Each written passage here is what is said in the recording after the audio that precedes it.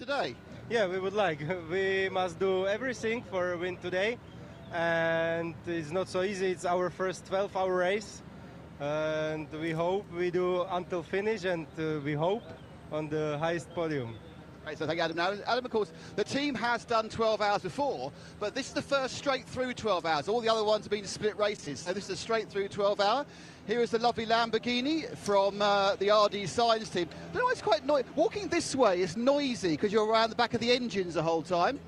They have on the 720, I think it's Mr. Nusha. What's his first name? It's Nicola Michelin. Nicola, how is it going with the Lamborghinis this morning? Yeah, good. We had some issues with the setup during the quali. Then we completely changed the setup, and I think we have now, during the quali in the morning. So prior to the 6-hour race, we changed the setup. Setup of the car now is pretty good, stable. Maybe not super fast, but super safe to drive. So is it the same this morning as it finished yesterday evening? Yeah, we just made a few adjustments, but yes, more or less it is. Oh, it's starting to rain. And it's starting to rain. Yes, this is the big news, everyone, especially for us Europeans. Look. It's raining. We have genuine precipitation on the front of a Lamborghini. How posh. Marvellous. I will brave the inclement weather. I will sit there being rained on for you, watching public. This is the Gossler family. Manuela Gossler over there. Let's have a quick word with Manuela, see how she's feeling. So, rain. Happy? I can't believe it. What's going on? We're in Estroril, not in Spa. I don't know. Well, you see, we're being from the UK, we can go, oh, racetrack, it's going to rain. I mean, it needs to rain a lot more before you have to bother about changing tyres, doesn't it? Yeah, it's true. This is actually not affecting at all. But it's strange. We have so much sun here in Estroril, and feeling a few drops, it's strange. So how did you feel yesterday's qualifying race went for you? It went quite well, yes. We felt very good on the car. We could improve the setup. The team did a great job, and I think in qualifying we are not too far away. You had a couple of off-track moments as a team, didn't you? Yeah, unfortunately we had quite a few moments off the track, but when nobody hit the wall, so the car is in one piece, and fingers crossed for today. That's the right answer. Don't hit the wall. Doesn't matter if you fall off. It's fine. The car's fine. So that's the Gossler family MP racing machine. Let's meander across to the Red Camels. They, of course, were the winners. And we need to go to Strategy Corner. OK, so, Paul, it's raining. Did you know it was going to rain? No, it's not raining, Nick. This is a sea fret. What, sorry? A sea fret. Oh, OK. So it's not raining. It's not making the tarmac wet, so no worries. Stay calm. That's not my job. So 6 hours, went perfect. Did you just do it twice today and that's it? Yeah, easy as that. No, I mean, obviously everything went to plan yesterday. Hopefully everything will go to plan again today. All you can do is you make a plan, and as I say, then you get a code 60, you have to react. As something unexpected happens, and you have to react to that. But no, we're not confident, but we're comfortable. Was the lack of code 60s what made it so easy? Just like one code 60 at the start and then 5 hours of running? Yeah, I mean, it meant that we had to push everything. I don't know if you saw our driver times yesterday, but we were getting quite close to a 2-hour limit. We finished the race yesterday with no fuel on board, but that's what you have to do. Remember, when you're refueling, it's taking more than a second to get every litre in the car. So if you don't put so much fuel in, you're saving a second at every pit stop. So, again, you just got to push the limits. And, yeah, yesterday was a big qualification. We're on pole position now. We've got a 12-hour race ahead. And obviously, pole position, thank you, Paul. So there, every litre is an extra second. Right, over to the... just the other side here, it's EV Motors by Village Sports. This is the car that came second. Oh, the helmet. He's grabbing the helmet already. Gosh, come on, Simone. You can't grab the helmet already. So, you didn't win yesterday. Can you win today? Very difficult because Red Camel have a lot of speed for all track. Drive very well. We fight and we hope to enjoy and wait the final 12 hours. Good luck, thank you indeed. That's Simone from the I always get this one wrong. It's EV Motors by Vinny Sport by EV Motors. I always get that around the wrong way. Meandering towards the front, but before we, oh, hang on, let's go and have a look and see. We need an update. A very important update is going to come now. It's the absolute key update of the day. It's the Shane Lewis sideboards up. Have they? Takže zapínám, jo? Ano. 3, 2, 1, zapínám.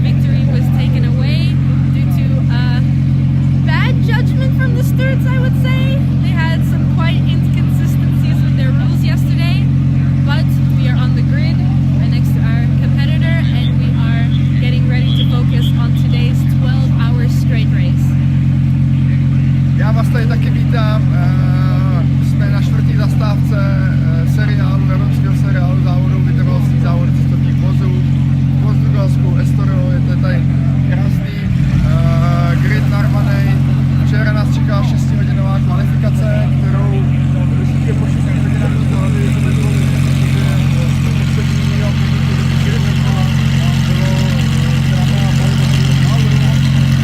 tady se nám teda podařilo v euforickém závěru vyhrát. David fantasticky udržel vítězství.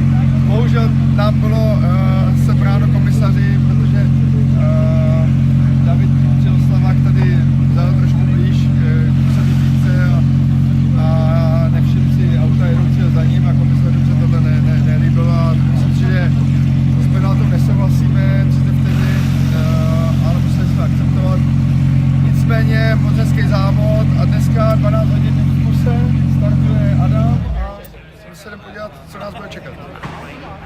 As he said, Adam will be starting the race. We have the same drivers like always, Adam Latsko, David Vershetsky, and my sister Alia Koloc. It is a very interesting weather we have. It is very cloudy, a little bit drizzling. It was, but hopefully it's going to clear up because we have dry tires and we do not want to have a pit stop drama. And yeah, Adam is here. And jak? So... And jak? And yeah. Ni hao. Adam, jak se dneska těšíš? Na co? Na ten tvůj start. Jo, my jedeme závodit. Aha, já myslel, že jsme se sem přišli jen podívat. Ne. Těším se, teďkom startuju, čeká mě krásná 2hodinovka. Začíná 12, jen tak na zahřátí. Začíná lehce pokapávat, ale nevypadá to. Se to honí, ale nevypadá to, že by se mohlo rozpršet. Takže bude to určitě zajímavý start, pokud se rozprší, tak ještě zajímavější. Ale před náma je 12 hodin, nejde předpokládat, co bude, jak bude. Je to naše první 12hodinovka v kuse, příprava na tu 24 a těším se moc. Pojďme se ještě vrátit k včerejší kvalifikaci, netradičně 6hodinový. Dlouho to vypadalo na takový poklidný závod, ale v závěru to bylo docela drama. Tak byl to klasický závod, ale poslední 3 kola moc klasické nebyly, protože opravdu to, co jsme spočítali na papíře, se stalo, že by to mělo být ve vteřinách a měli bychom být první o pár vteřin. Nakonec to vyšlo, byli jsme 1,2.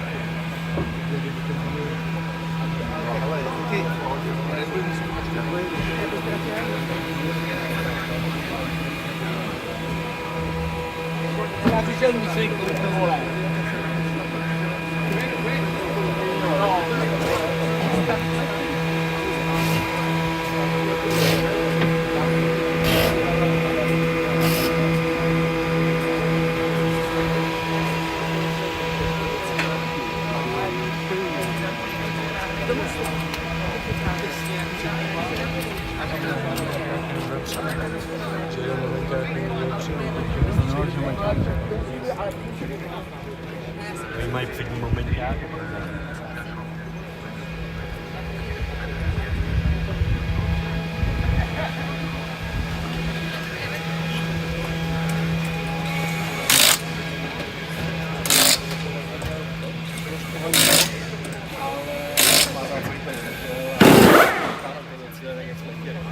jeden moment jako si se dostal i před něj.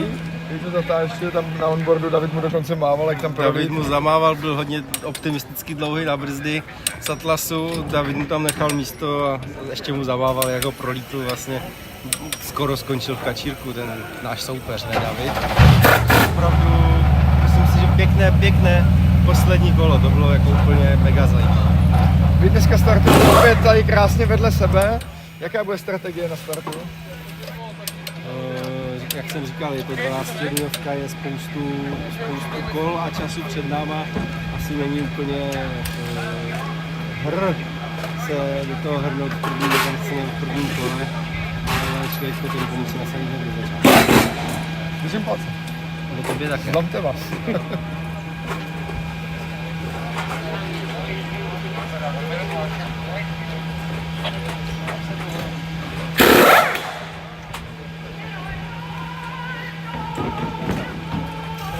Primary school sports day. Everyone gets one of those. Now, we are of course in Portugal, and we are very lucky to have Yolanda Soares here to sing the Portuguese national anthem. Boxeneingang ist dann Sonne, kommt dann aus vorne Schatten und hinten Sonne. Von hinten oder jetzt von mir? Ja, gerade auch runterschießen, genau. Von unserer Box gerade rausschießen. Boxeneingang. Ach so. Und dann ist der im hinteren Bereich, hast du die Sonne, dann wird er so angestrahlt. Heróis do mar, nobre povo, nação valente e imortal, levantai hoje de novo o esplendor de Portugal. Entre as brumas da memória, ó pátria, sente-se a voz dos teus egrégios avós, que há de guiar-te à vitória. As armas sobre a terra, sobre o mar. As armas pela pátria lutar, contra os canhões marchar.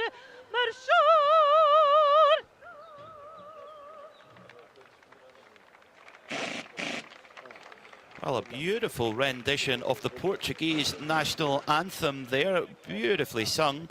And now, is Nick Damon going to give it a go now, I wonder? Well, we've saved you from that, ladies and gentlemen. Nick, you fancy a go at that?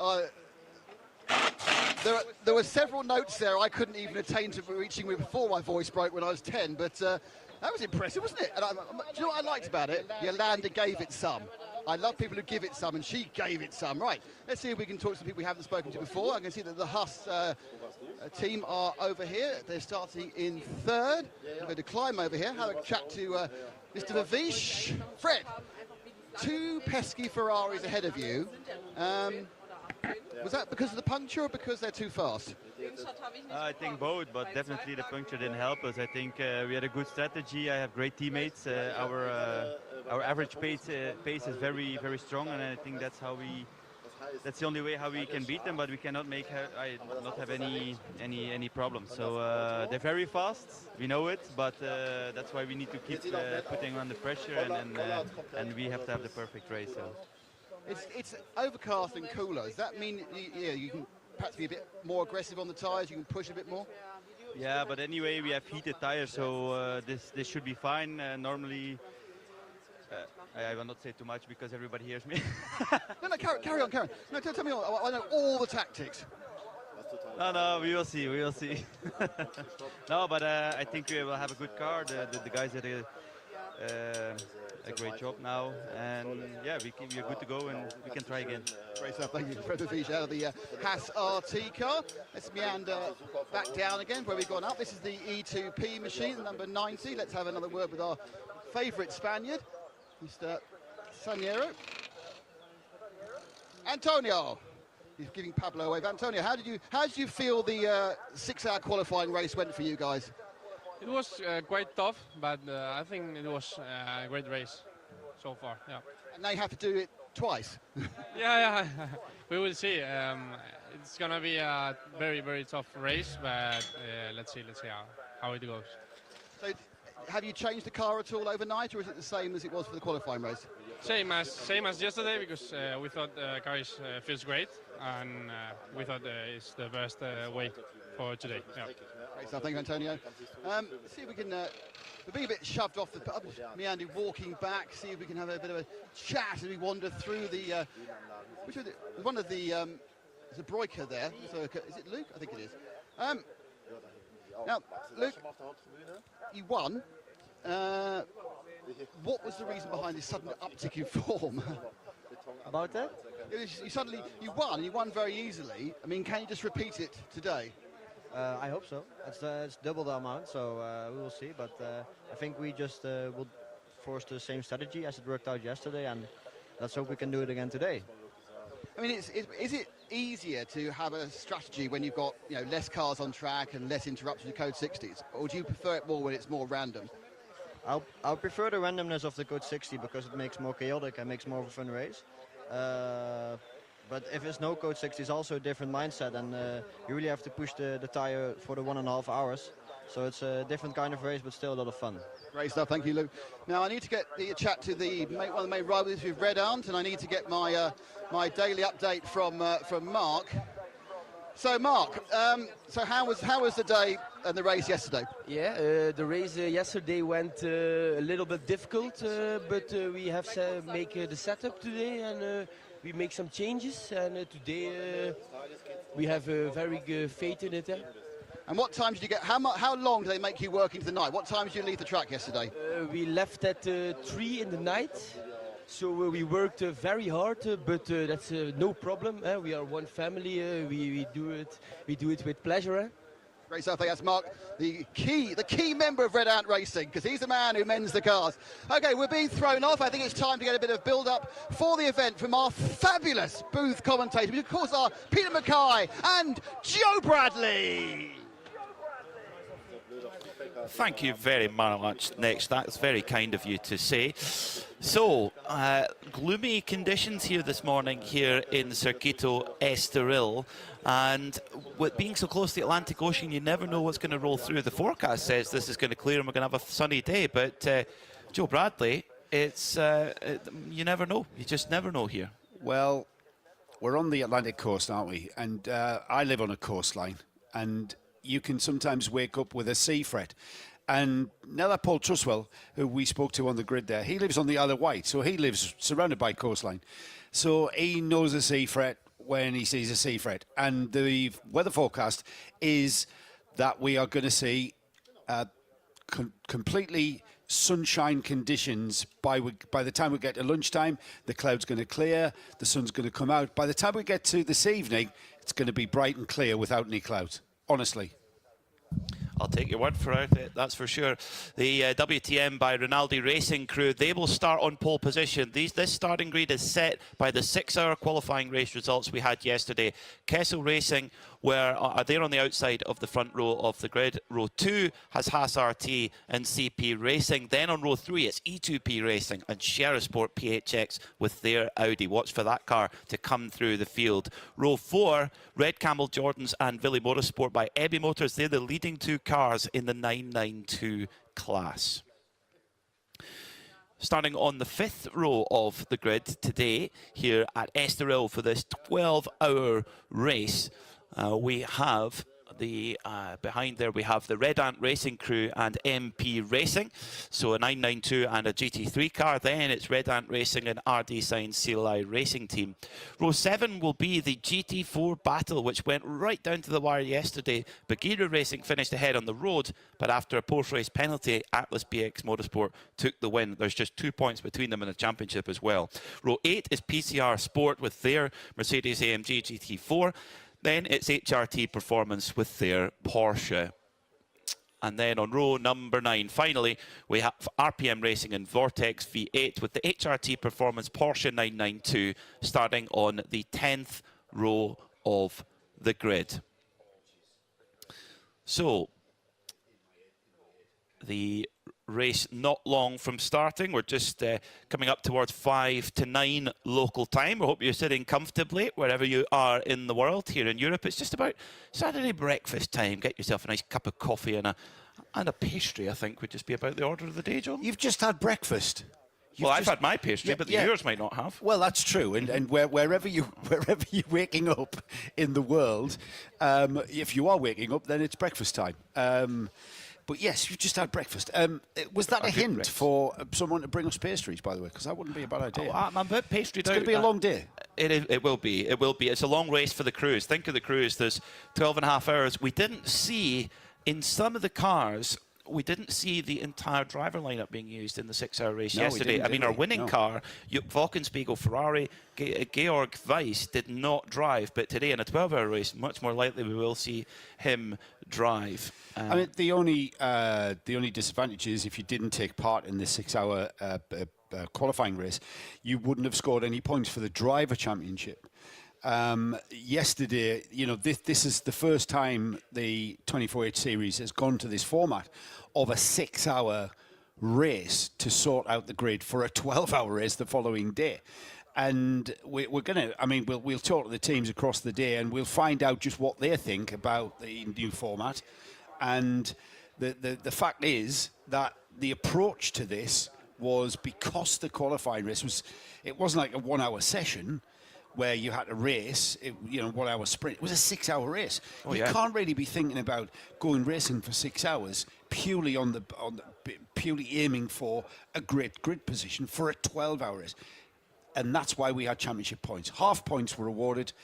That has certainly brought the championship together. It's certainly assisted some people in leapfrogging other teams. We'll have a look at the championship table in a moment before we start or as we get into the 12 hours.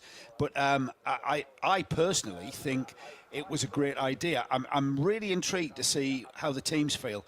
Talking to the Red Camels team, they were done by about 10 o'clock last night. They got back to their house, their Airbnb, and the mechanics had a dip in the pool before they went to bed. And everyone was up again early at the track here to start this race here. I mean, kicking off at 9 a.m. local time. We'll finish at 9 p.m. tonight.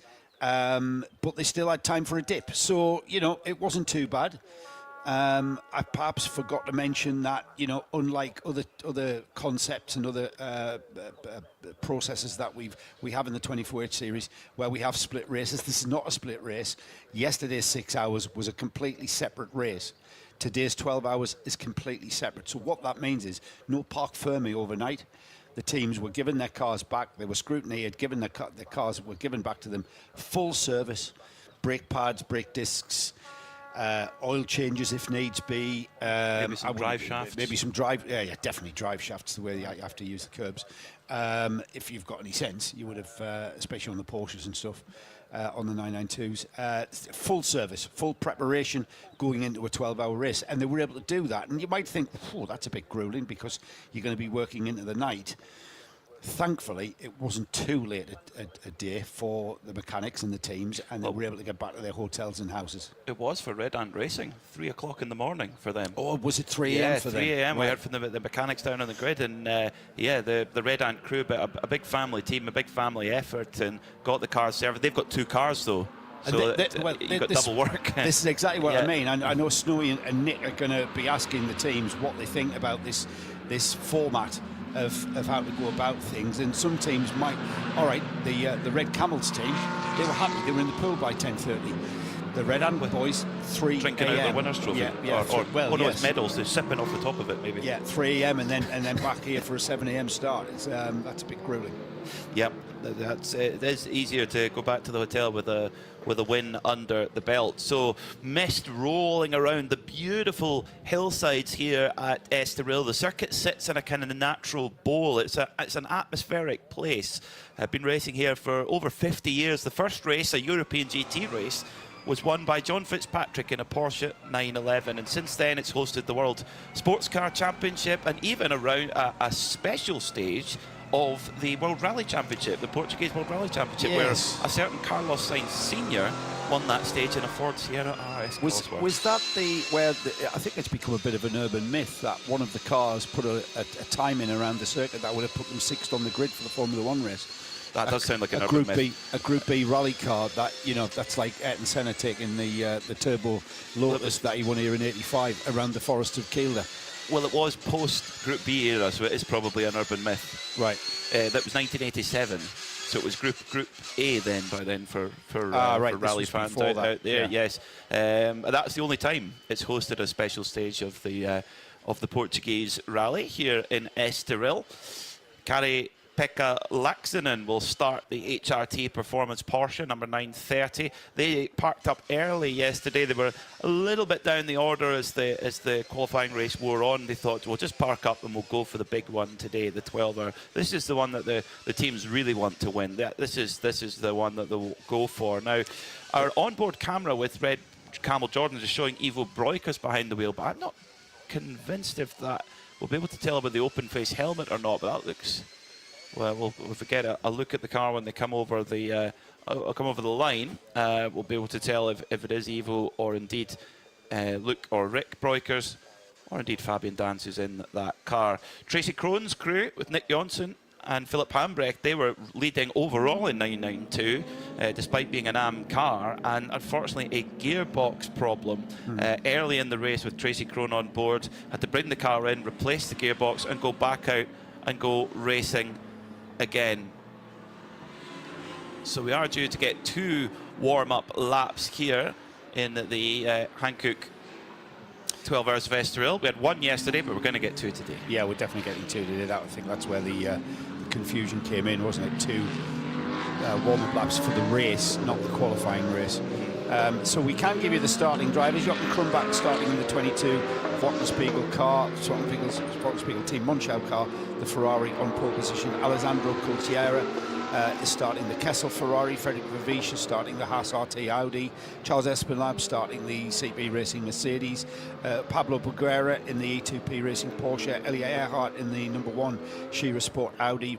It's Rick Broikers at the wheel of the Red Camel Jordan's Porsche. Sabina De Castro in the Vili Motorsport Porsche. Manuela Gosner, who we spoke to on the grid in the MP Racing Mercedes. It's Yannick Redon in the Red Ant Racing, the 903. Nicolas Michelin in the RD Sainz Lamborghini. The Red Ant, the sister car, the 904 has got Brent Verheyen. Then we've got Rolaf Bruins in the Atlas BX. Adam Lacos in the BUGGYRA.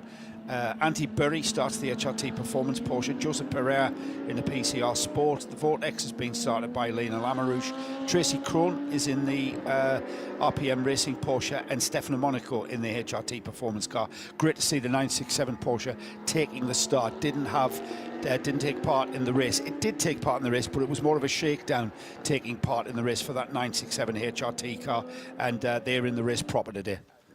That's brilliant news. Brilliant news to see that car out there. Hopefully they've got to the bottom of whatever technical issue that appears to have, well, it took them out yesterday, and it did at Monza a few weeks ago as well. The leading drivers making their way around the Gancio chicane, the very, very tight left then right, and we'll be going racing in just a very short moment. 12 hours right the way through the day, round the clock race here at Estoril in the Hankook 24H series. It will be the dominant Wochenspiegel Team Monschau Ferrari that leads away from pole position. Jochen Krumbach and all of his driving colleagues were just sublime yesterday. However, they will have a determined Kessel Racing Ferrari alongside them on the front row, and a, well, equally determined Frederick Vervisch in the Haas RT Audi right behind, wanting to make the start quick. So grid forming nicely, Peter. Absolutely. The safety car pulls away then, and the Hankook 12 Hours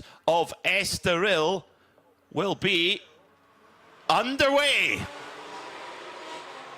Green flag in the air here then in Portugal as they race down towards turn 1, and immediately the Wochenspiegel Team Monschau Ferrari covers an inside line to try and keep the Haas RT Audi at bay, who's made a great start. It's a terrible start for the number 8 Kessel Ferrari that's dropped from 2nd to 4th as the CP Racing Mercedes has moved up into third position. Charles Espenlaub, he's always the man at the race starts, and he's made his way forward as if he's at the In-N-Out Burger drive-through, which he loves so much.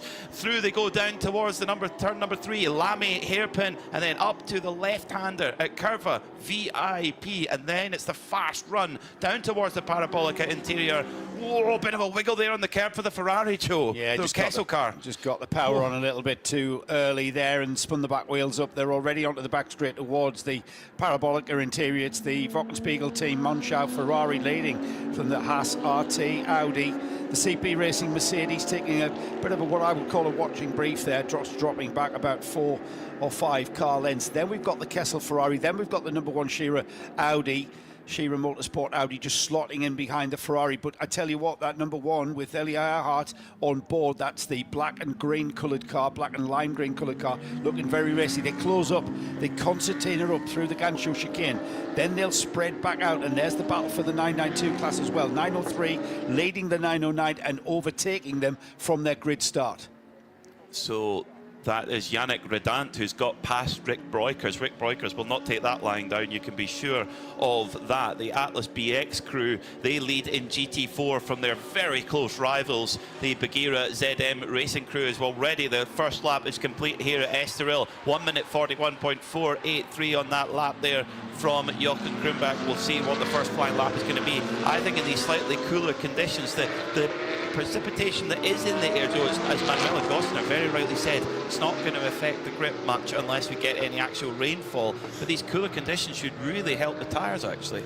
Yes, it should. It's not scorching hot yet, quite yet. That's coming this afternoon and into this evening, where the track will actually heat up from what it is today at this time. So nice, perfect, well, nice and perfect conditions is what I was about to say. As the we had a pretty much incident-free first lap there. Everybody being sensible there at the start, considering start to a 12-hour race. The 992 class, as ever, is where the action is, with flashing lights being the order of the day from 4th place car in the 992 class. That's the 955 Sabino de Castro. He's wanting to get by. He's wanting to get by that car ahead of him, and the reason, Pablo Burguera. And it's Pablo Burguera in the GT3 class Porsche, the E2P Racing, holding up the 992 class 955.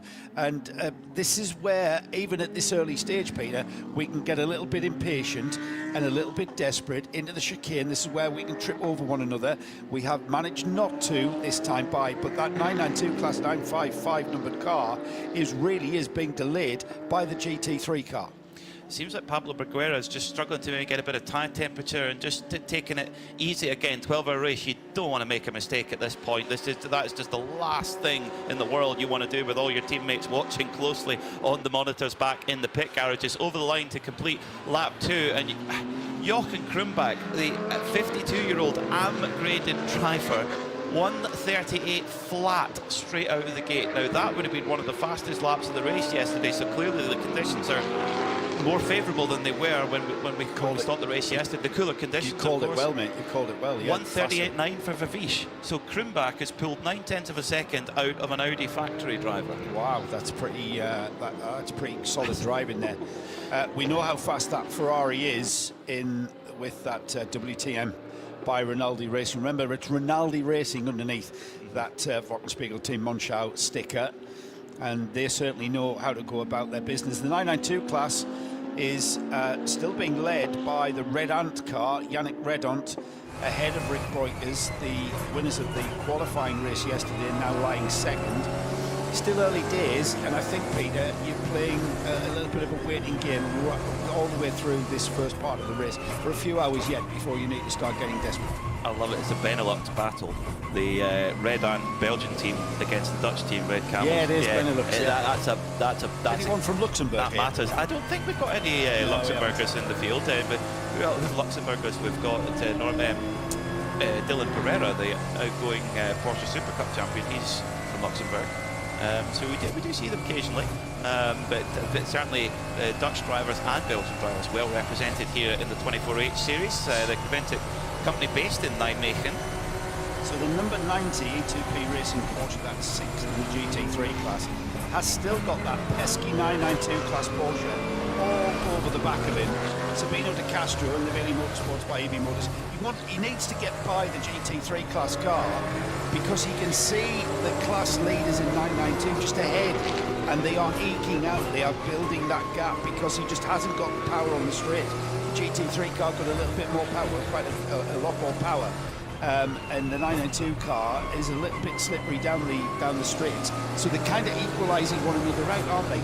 And as I say that, we're about to go to war in the 992 class for the lead. This is the Benelux battle, the Red Ant, the Belgian car versus the Red Camels Dutch car, and because they're battling, actually the fastest 992 last time by of these leaders was the EV Motors car, which is a tenth quicker than the class leaders, but can't get the move done on Pablo BUGGYRA in the GT3 Porsche, the full GT3 class Porsche, the 991.2 spec, as Red Ant goes a little bit wide there on the exit of the Parabolica interior, but covering more of an inside defensive line for for turn number 7, Arroyo. Then it's rushing towards the Gancho chicane. Oh, big slide there for the Red Ant car driven by Yannick Redant. And Rick Breukers, he's in the mood to get a move on here. You feel that if Rick Breukers can get by, he could pull away here. Well, Yannick is actually playing a defensive driving game. He's not using the width of the track. He's actually positioning the car in the middle of the track, and it's a bit. So we've got 11 hours and 47 minutes of defensive driving here, which is like, you know what? The more you can delay your opponents. The more you can delay your opponents, the better it is, because you know you can reap the benefits later on. Rick Breukers all over the back, weaving backwards and forwards, and Yannick Redant absolutely down the middle of the track there, going into turn 1, and it's clear that Rick Breukers' tyres have now come on, and he wants to get past. And Yannick Redant putting I would say, a very stern defence up there, goes wide at Lamy hairpin. This is Rick Breukers' opportunity, but because Redant went wide at the Lamy hairpin, when you come back and switch back to the left-hander, well, it gave the inside line to the Redant car. So down the straightaway they go then towards Parabolica interior, and Redant throws a big old block there going through the kink, and Breukers can get on the brakes here.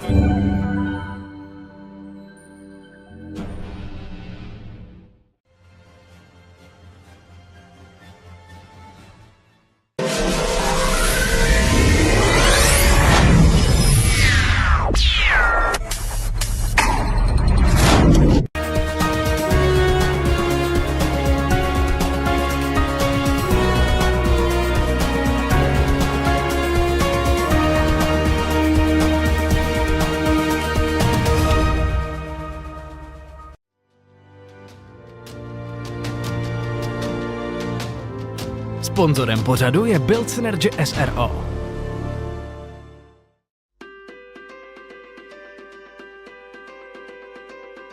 Sponzorem pořadu je AZ Energies SRO, český dodavatel energie.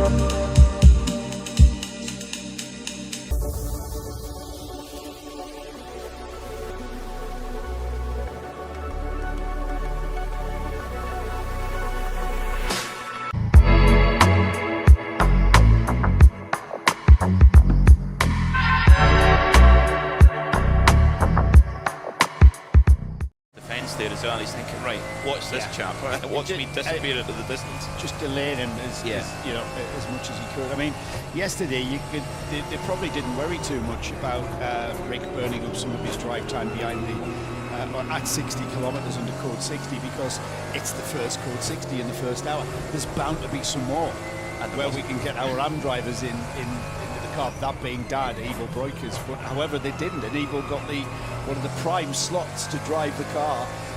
No pressure, they had the lead of the class. Everyone had done their job, and a fabulous job to get the 909 to the front of that field in yesterday's qualifying race. And then Ivo got the last, 55 minutes to bring the car home. Okay, Ivo, there you go, mate, no pressure, bring it home, no mistakes. And he did a cracking job, but he got all of his stint under green flag conditions where he was able to drive and enjoy that run to the flag. And the great thing about Ivo's stint was that his pace was very consistent over the stint. He was being chased by Sergio Nicolai in the Billy Motorsport by Ebi Motors car, and at the beginning of the stint he was losing 2 seconds a lap. You're thinking, oh dear, are we going to see a late change here?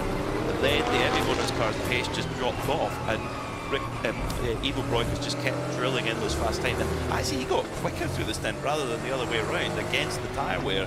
And my favourite moment of the race yesterday, luckily we got an onboard shot of Ivo Breukers going over the start-finish line to start another lap, and he just on the dash just seen he'd done a personal best, and he was patting the steering wheel like a prime racehorse and saying, come on, let's go, come on, come on. It was a great one. Whoa, it was Kesselwhite. We've got action out on the track as the number 1 Audi gets by the number 8 Kessel Ferrari. It was a little bit messy with the Audi having to go down the inside and putting a wheel on the grass into the corner. Got alongside the Ferrari, that forced the Ferrari on the outside to then go on the grass on the outside of the corner. It's all settled down by the time they've got to the Gantra chicane. And we've got Elie Earhart now in that black and lime green, the fluorescent green trim on that Audi, now ahead of the number 8 Kessel Ferrari, and Elie Earhart will want to break free. In true Freddie Mercury style, he will now eke that gap to that Ferrari and settle in towards chasing down the Charles Espenlaub driven CP Racing Mercedes, no doubt. Elie Earhart is on it. He's just set that his personal best in the race, the 1:39.0, which I think that's close to what the car's got to give it at this weekend. Sometimes you have a package that can, that is the dominant package, and sometimes you don't, but all you can do is maximise what you've got, and that's exactly what Elie Earhart is doing yesterday. I would say he's the top semi-pro driver in the Crementic 24H series, and that's a heck of a weapon to have in your armoury. Certainly the top semi-pro driver in GT3, you'd put him along there with Rick Breukers, for example, who's also, you can't believe he's created as a semi-pro. So well, he kind of is these days. He's that kind of professional driving has kind of petered out a little bit after winning Daytona and Sebring in the GTD class in the IMSA series, the WeatherTech IMSA series. He had some great drives there a few years ago. That was pre-COVID, wasn't it? Yes. Pre-COVID years, yeah.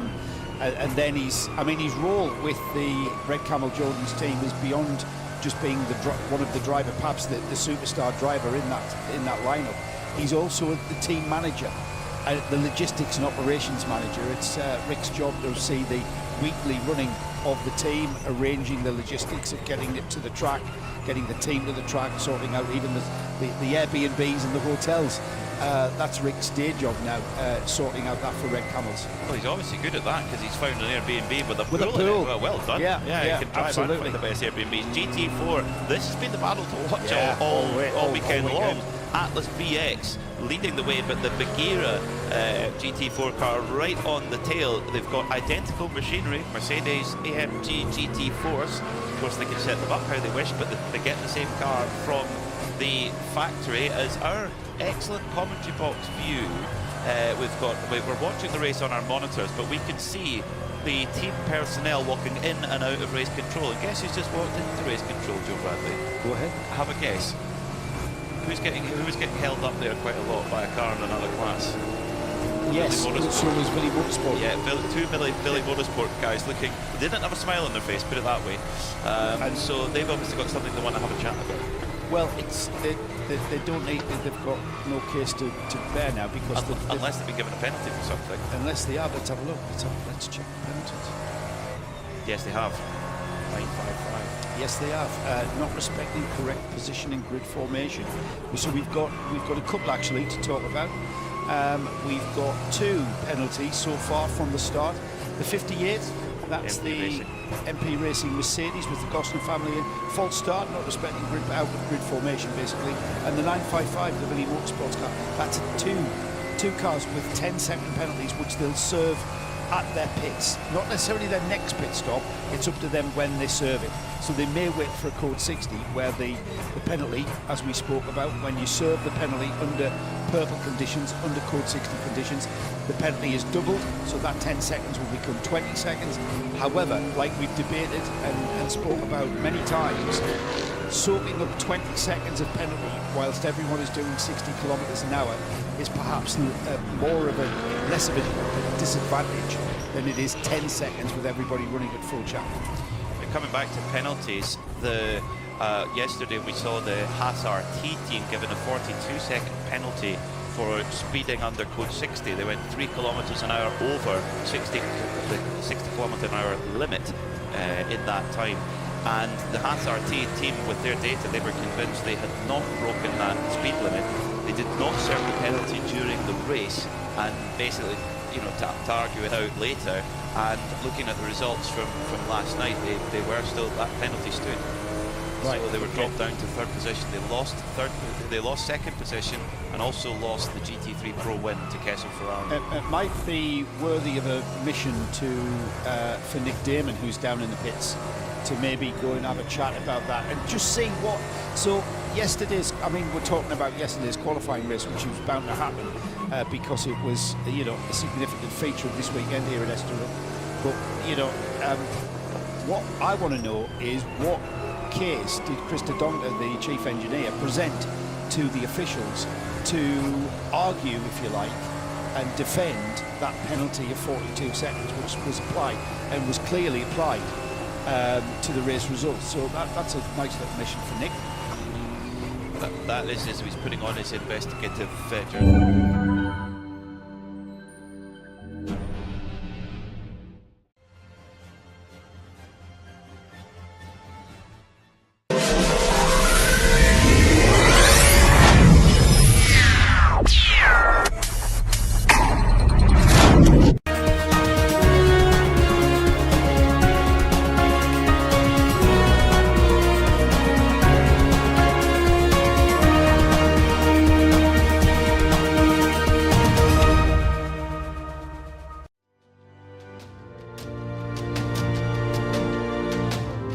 Sponzorem pořadu je Build Synergy SRO.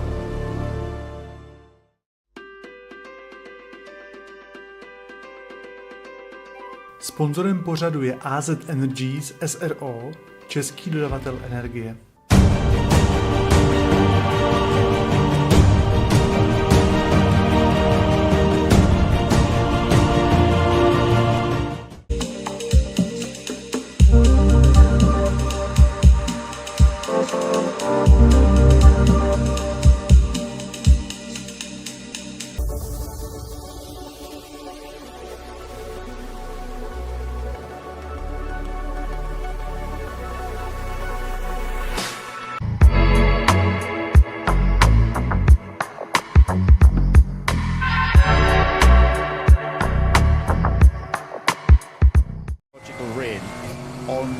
Screen, perhaps, whether or not that has an effect on where you go with your braking areas and stuff, the feel that you've got coming through the car with the grip level through the corner.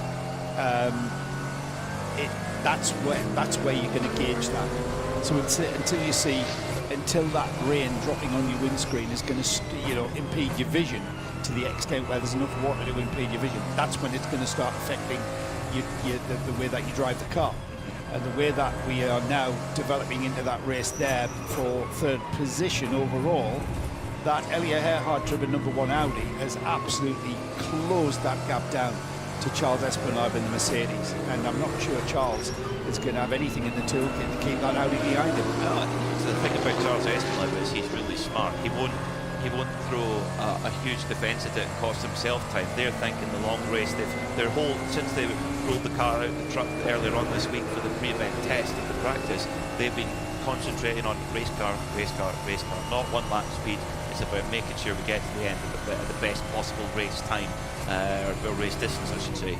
So that's they're a smart crew. So Espinard last time he dropped 0.2 of a second to Earhart, so there isn't an enormous delta in time. So Earhart will have to work hard to get that move done, but we'll see. Well, it was the late great Murray Walker that said there's one thing catching a car, it's another thing overtaking the car. So you've got the pace to catch it, and that's what we're seeing from #1 Audi. However, we've got no sort of push-to-pass buttons or DRS, no falsification of the racing in this kind of racing. It's going to be pure pace that you have to try and outwit your opponent and get by. And Anti-Burry has done that very, very succinctly there in that Porsche to get by and into 14th overall, just overtaking the Brentford High and Red Ant car. Right, Anti-Burry, a really quick driver. He's won all over the world in touring cars, and yeah, applying that skill to the Porsche Cup car. And now he's right under the rear wing of the next car on the list to tick off, and that's Stefano Monaco in the HRT Performance in the 967, which is great to see that car out. Let's head down to the pits. You've just said there, Nick, in my ears, CSI prevented pit lane has produced some results, I hear. Well, you know, you sent me off on a job, and all I can do is obey. I am your automaton. So with Chris from Hazarty, the guys were talking about the penalty you received yesterday for speeding. Can you give us kind of the timeline and the story of that and your attempts to get it overturned? Yes, in fact we received a penalty, and on the let's say on the average side, we were quite okay, even if we were a little bit faster on the average side, but like we were cutting corners, there was nothing wrong with it. But we need to take the penalty because on the straight line our driver was 2 times not braking enough, and there we took 2 times a little speed trap, and so the organization did a good job. It was quite okay. So when it comes to Code 60, it's not that you have to be under 60 for a sector. You have to be under 60 the whole time. Every single corner, every single braking point. You can't say you go a little bit over, you can't slow down a bit more on the next straight to make the overall lap time. No, you cannot. You cannot. In fact, the speed is the most important. It's not the timing loop completely in the sector or in the lap, it's the speed. If you go like even 1 minute too slow, but you do once 70, no good. Very bad luck. I mean, I think the problem you have here, let's be frank about this, the Ferraris are a bit quick, aren't they? That's the issue. Yeah, there is no doubt about it. If you see it now, let's say the first 10 laps, Ferrari is really quicker. But we're coming in traffic, and the point of the Ferrari is gone, and we are catching up, so quite happy with it. Great, thanks for doing. Good luck rest of the race. Thank you. Thanks for that, Nick. That's given us a bit of insight as to the team's response to that and attitude to that. By demoting them to 3rd place with that penalty, that still netted them 16 points, Peter, and that has taken them to the front of the GT3 Championship for the 24 Series European Championship. So they come into this round only 4 points in it to Sonderlock, who aren't even here.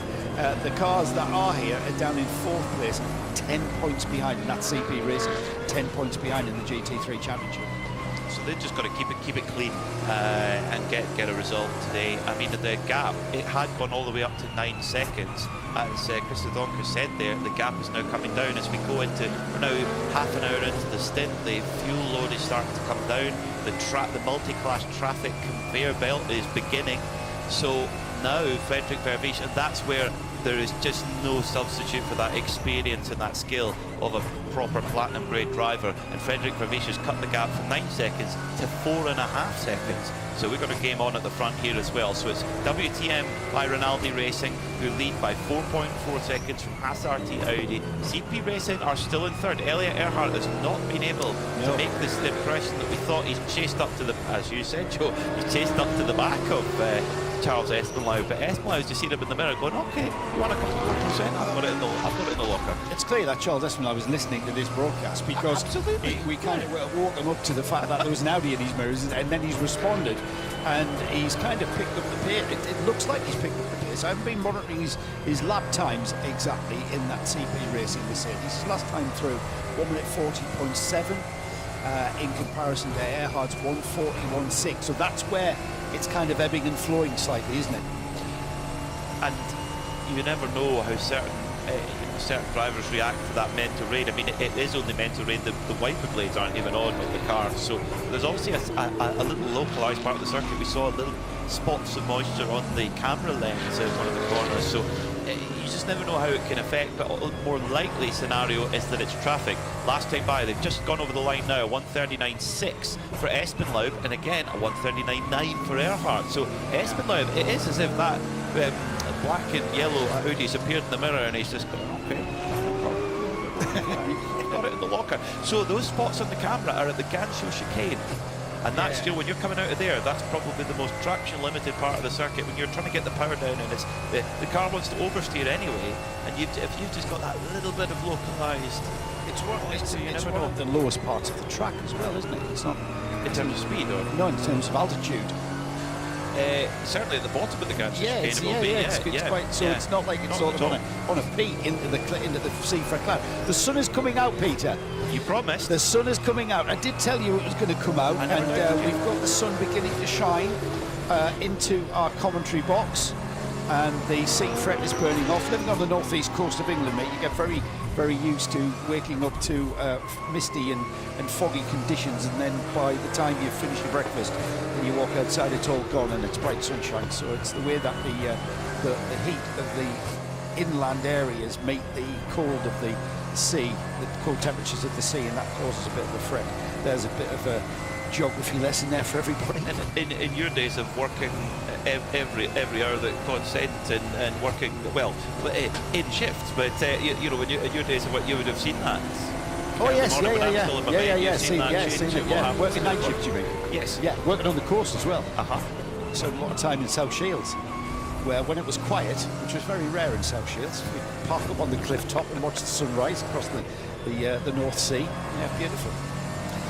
So the Pablo BUGGYRA driven number 90 E2P Porsche in the GT3 AMP class is still got the number 955 Porsche Cup 992 class car behind, and you've got to think that Sabino De Castro will be getting pretty frustrated with this, not able.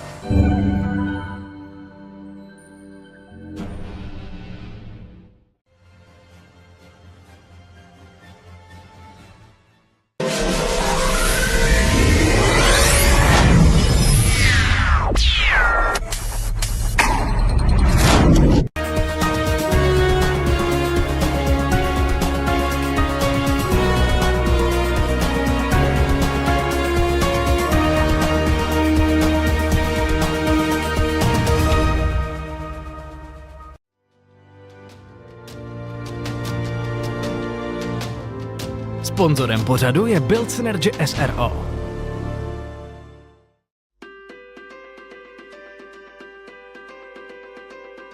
Sponzorem pořadu je AZ Energies SRO, český dodavatel energie.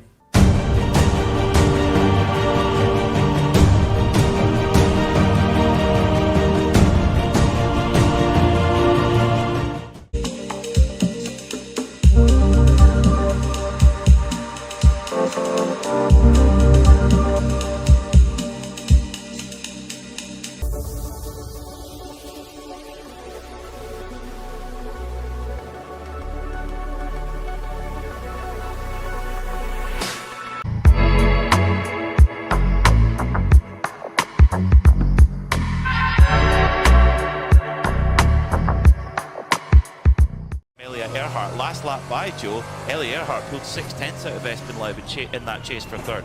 Yeah, it's like we were saying, ebbing and flowing now. Charles needs a little bit of traffic in front of him where he can perhaps use it intelligently and just sort of keep that gap consistent. We've got the 992 battle beginning to split up as the Gosner MP Racing Mercedes splits the two class leaders. Rick Boyker's currently leading 992 with Yannick Redon in second now, and the Gosner Mercedes right in the middle there.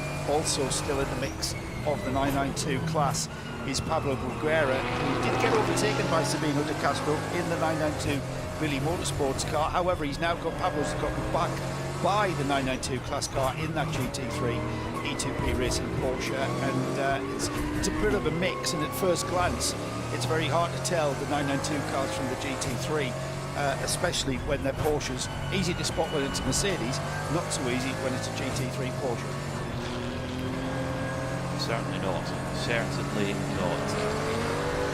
So Verstappen last by was 1:38.6, 0.2 of a second quicker than the leading Glockenspiegel team Monschau car. So the gap still stays fairly steady there at this stage. Espenlaub responds. So he lost 0.7 of a second on the previous lap and then got it straight back again on the next one. So as the drivers pass through traffic, the lap times can fluctuate quite a bit. So brilliant battle on for third place at the moment. The white, red and blue CP Racing Mercedes, the thumping 6.2 litre V8 from Alta back in the front of that car. And then it's the mid-engine 5.2 litre V10 Audi R8 in giving chase with Elliot Earhart at the wheel. They've got a great driver lineup of Sierra Sport PHX in that Audi. We mentioned Pierre Kaffer, who will be in that car a little bit later on. One of very few drivers who won in the R8 prototype and the R8 GT3, which we found out yesterday was a class of 3. Pierre Kaffer, Stefan Ortelli and Dindo Capello.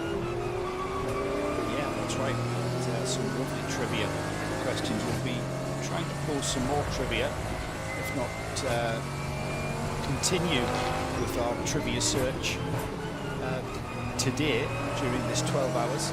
Last time across the line we had Earhart in that black and yellow luminous green Audi just outside of DRS range by 34,000 of a second. I'm not sure. Oh yeah, wrong series. I'm not sure if that's still the case. I think that looks like less than a second as they go through the final turn. The parabolic area centre, and then they'll be coming back towards us on the start-finish line. And it's still, that gap looks like it's about the same sort of gap. No, it's not. It's only 0.6 of a second. I thought it had narrowed, and it has. It's narrowed by 0.4. And we're getting into slipstream range. Forget the DRS aspect. We're getting into slipstream race, especially on the main straight. So what you're saying is you don't need it to make overtakes. Effectively. Well, anyway, that's not really an overtake, is it? No, it's false, no, it's not an overtake. No, absolutely. But Charles Espenlaub, he's a canny competitor, so experienced, and raced for well over 25 years. And he was an instructor at the Bob Bondurant Race School for many years. And at the Bob Bondurant Race School, they had Mustang cars for their school for teaching their pupils, and at the year of the first Petit Le Mans in 1998, they also had a Mustang pace car, and Charles was a pace car driver, and he told us a hilarious story yesterday about how it came over the radio saying, "Light up the pace car," and what they meant was turn the lights on the roof, and Charles took it as, "Oh, you wanted me to light up the pace car?" He took that as laying a massive rubber 11 on the coming out of the pit lane. He wasn't asked back. He was never asked back. No, he wasn't asked back. That's brilliant. Yeah, absolutely. Actually, you know what? If he had been asked back, he might be driving instead of race car driving. So, thank goodness he didn't get asked back. Yes, yeah. Thanks. We'll get more insight onto that story. I think when Nick Snow is down there, we'll get that from the horse's mouth, because that really is a funny story to tell. And of course, John Eindhoff and I were at that inaugural Petit Le Mans. It was our first. Yeah. We did the radio web. Yeah. We were at that first ever American Le Mans series. It was before it was a series, actually. It was Petit Le Mans in the October of 1998. I did the pit lane, John did the commentary, and it was broadcast live on the internet, which at the time was extremely innovative, very innovative. And usually you would just get you would only be able to listen to a race like that if you were actually there on the PA or a local radio station. So to be across the world in a series like that, the American Sports Car Series, without it being televised across the world, you could be anywhere in the world. And remember, broadband was science fiction. We were on dial-up. Yeah, dial-up. So if you wanted to listen to Radio Le Mans' broadcast of Petit Le Mans in 1998, you couldn't make a phone call at the same time. You'd be using your phone line. I think it wasn't even Radio Le Mans in those days. It was the American Le Mans Series radio right. web. Yes, of course. It was before it all came under the same umbrella. Before Hindhoff took over Radio Le Mans, and it all became like IMSA Radio is part of the RSL network. The American Le Mans Series would have been part of the RSL network. So it was before there was a series. Yeah, it was in the off season that there was obviously a series sort of on a shelf. Let's see how this inaugural race goes. Oh, right, that worked. That was great. Everybody loved it. Right, let's have this series of, I think it was 6 races. And it was, you know, a period from then till I was involved until 2006. Going to America every month to some iconic racetracks. Hindhoff is still doing it. Yes. You know, through the transition where the amalgamation of IMSA and the Grand Am series, it became the IMSA and WeatherTech Sports Car series. Hindhoff's been there since 1998. Yeah, his air miles is massive, huge. And that first Petit Le Mans won by what brand? Ferrari. Yeah, 333 SP Ferrari. The race at the moment with remember the drivers? Taylor, Eric van der Poel, and Emmanuel Collard. Was it Emmanuel Collard? Yes. Right. Okay. Yeah, I remember Ferrari 333 SP. What a car! Yes. What a car. Yeah. 12 V12 engine in the back of it. Yeah. Brilliant. And that was the year. Was that the fact Porsche flipped on the back straight? No, that was later on. Yeah. After. Was it? Can't remember now. I tell you what, it was a period. The American, you know, I've made friends that's still my friends. You know, in that country in America and from all over the world, and you know, I bump into people like Olivia Beretta and the likes, and you know, it's like, hello, you know, how have you been? How's the family? Because you just sort of bond, make friendships from being this circus that travels around the United States. And quite a privilege, really, from my position to be able to go to some iconic racetracks that I never ever imagined I would go to. It's much like what we have here in the 24H series. It's very much so. Yeah, you've got a real kind of family and friendly environment in the paddock. The racing's brilliant. You've got great drivers, great teams. Everybody eats together, breakfast, lunch, and dinner, just like they do in the States at now IMSA events. It's brilliant. I've always said that, Peter. I've always said that. When you are involved in a race series, where as a competitor or as a broadcaster, it's just one big family and it's one big circus that travels around the world. And you know, the next race we'll be making, that will be Barcelona. After that, we'll be Kuwait, and then you know, and you see people, and in those torrid COVID years, when you know, I thought Preventic did an absolutely outstanding job to even hold those events, but travelling was restricted, so we did them remotely, and we were beginning to lose that connection by not eating together, by not bumping into people in the paddock, and that connection, that chat, those chats that you have add depth to what we can bring the listeners and the viewers when we talk about drivers, when we talk about teams, when we talk about the soap operas behind the garage doors.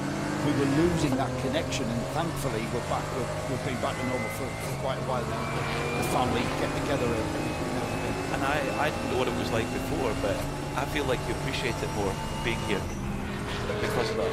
Yeah. What it's like not to be. It was a life lesson. Yes, it was. It was don't take it for granted. So many levels. Yeah. So the gap is fluctuating. It had gone down to 3.5 seconds for Wies going through, while Jochen Krumbach got hampered in traffic. But last time by, Krumbach pulled back 1.7 seconds. So it's ebbing and flowing through the traffic. I'd say that on balance, Frederik Vervies appears to have the edge in the heavy traffic situations. But Krumbach, this stint has been spellbinding. It's 45 minutes in, and given the fuel numbers that we saw yesterday, it's got about half an hour left in that car. And look at the battle for third and fourth behind it. So we've got a battle for first and second, battle for third and fourth. Charles Espenlaub, who is driving in a very, very controlled way, as is Elia Earhart, who's following him. I've always found it easier to follow than be followed. And Charles has got the tricky job. Elia Earhart can gauge how much he needs to push to gain on the Mercedes. The Mercedes is the voyage of discovery into each corner, but I can pretty much tell you now, Charles Espenlaub will be in full focus, fully in the zone, and concentrated on every single turn, in every single braking point. We haven't got quite to the point where Elia Earhart has been able to perhaps position the car to challenge. They close right up in the Gansu chicane, and then as they come out of the Gansu chicane towards the S's. They go through the S's, through the left-hander, and then onto that never-ending final turn here. Turn 13, the parabolic right and centre. And this is the corner that really beats that left rear and that that left front and the left rear. Tyres on all of these cars take an absolute beating through that never-ending right-hander. Interestingly, the CP Racing guys were telling us at Monza, where the last corner, I mean, it used to be called the parabolic, it's a very similar profile of corner onto a big long straight. They were talking about, because they've got, it's the front engine car, but it's not just front engine, it's a space shuttle engine in the front of that car, 6.2 litre, big burly V8. They were saying left front was their worry, and the only function they had at Monza was a front left. Yeah. Right, well, it's going to be front left on the Mercedes, it's going to be rear left on the Audi, maybe, you know, the one that's, because of the mid-engine car, it gives it a different sort of balance, I suppose. I mean, the Mercedes is well balanced, it'll be a 50-50 split almost, if not, definitively on the Mercedes, because that engine, albeit front engine, it's right, very low down and pushed well into the bulkhead, right at the driver's feet. And these two circulating pretty much nose to tail. But as I said, Peter, still no real signs of Earhart getting into a position where he's got the pace, got the momentum to even challenge or push alongside that CP Racing Mercedes. So it's a bit of a stalemate at the moment. Well, let's talk about stalemate. There was 8 thousandths of a second between them last lap by. Earhart has an opportunity there, Hope, because I think he will have calculated going, okay, I've caught Espinlau, but now I'm running a pace that I'm happy with. I'm running a pace which is comfortable. I wonder if perhaps Ellie Earhart's thinking, okay, I've made a good start to the race. I can just sit behind that Mercedes and do a little bit of left and coast thing, a little bit of fuel saving and go a little bit longer on the stint, which gives you more strategical options. If you can run the same pace while using less fuel, the strategy has to be your best friend. And plus it's all about tyre management. We've been talking about this since yesterday morning, and you know, you don't want to push too hard.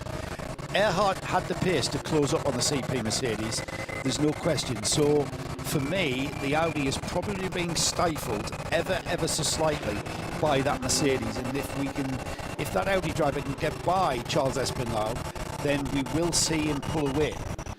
And he's got to be mindful of that. Earhart's got to be mindful for that. If he's really ragging that car to get to where he is, up to that Mercedes, he's got to be mindful that he doesn't want to take the life out of the tyres, where he then begins to drop back off the Mercedes, having taken the life out of them, to get on the rear wing of that Mercedes. And certainly where we are right now, it's a stalemate. The Mercedes is circulating. They're circulating pretty much together lap times wise. We're not seeing Earhart challenge, and without being a mind reader, we've no real idea of just what the mindset is of Earhart. Is he wanting to push and get by the Mercedes, or is he managing those tyres and just sitting back and just following the Mercedes round? The way that the body language of the cars and the way that the drivers are using every single inch of the track, Peter, tells me that they are pushing on without overdriving. They are driving right on the edge of the limit.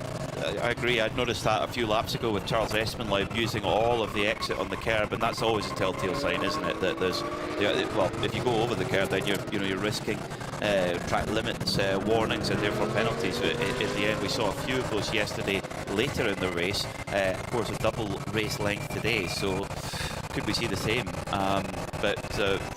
Interestingly, yes, they're two different brands of car. The Mercedes front engine 6.2 litre, the 5.2 litre V10 mounted in the middle of the Audi. Mercedes has got it at the front, but they are actually in two slightly different classes. They want the best position overall, of course, but the CP Racing Mercedes is an AM class car, and the Sheriff Sport car is a Pro-Am class car. Now, what difference does that make? Well, it's to do with the drivers in the CP Racing car. They're all AMs actually in that lineup, whereas the Sheriff Sport car, they've got Elliot Earhart, who's a semi-pro, Pierre Kaffer, who's a pro, Christer Jons, who's semi-pro, and Michael Doppenmeier, who's an AM. But what does it mean in terms of the rules? Well, the GT3 AM cars are actually given 15 litres more fuel, which is significant, I would say, and they're given more engine power than the equivalent Pro-Am car via either a bigger restrictor or turbo boost if applicable. Of course, it's a restrictor on the Mercedes because it doesn't have any turbochargers. So that extra bit of, I think CP Racing will be delighted if they're keeping Scherer Sport, a Pro-Am car, at bay for a spot on the overall podium, on pace, on merit. They'll be delighted because if we get Code 60s, they can also fill up 100% of their tank, whereas the Pro-Am cars cannot.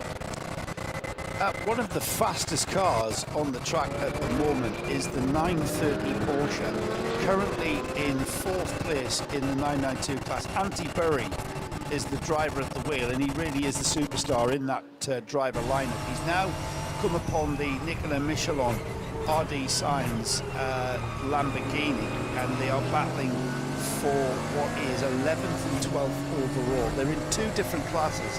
The Lamborghini is the leader in the GTX class. The 930, as I said, 4th in the 992 class. But Andy Berry has overtaken Stefano Monaco, Brent Verheyen, Tracy Krohn, Philippe Bonnell, and he's gotten that car just making steady progress.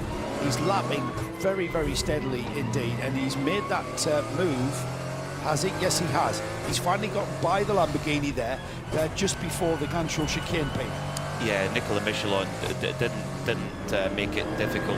They're in a GTX class, then Lamborghini's in a different class. Just said, you know, on you go. That's very smart, actually, from the Lithuanian RD Sainz team. But tell you what, there's nothing wrong with the straight line speed of that Super Trofeo Lamborghini. It just pulls away on the straightaways. Very slippery in there. Oh, on yeah, straights, and it's got a lot more power than the equivalent GT3 Lamborghini. That's the crazy part. I mean, in a place like Monza, you're really pushing on at the end of the straightaways. So the Antti Berry, yeah, you're right, Joe. That's a great spot. That 930 Porsche. He's come from near the back of the grid and just pushing on, and he's won the Italian Touring Car Championship. He's won the German Touring Car Championship. He's won the Nürburgring 24-hour in a touring car. He's a multiple champion in this series, but he's also a Formula 4 Festival winner. Oh yes. Yeah. I know that speaks your language. Yeah, Andy Berry, I remember from British Formula Ford, where he was, you know, he was a superstar on a career path really to the very top of single-seater racing, and then, you know, for the age-old problem of running out of funds, he diversified and became a bit, and certainly in this series, we've seen him sometimes dominate the TCR class. No TCR runners here this weekend. I think TCR is back with a little bit of strength for the Barcelona 24 hours. But Andy Berry, no question, a very, very quick young man, very, very quick driver.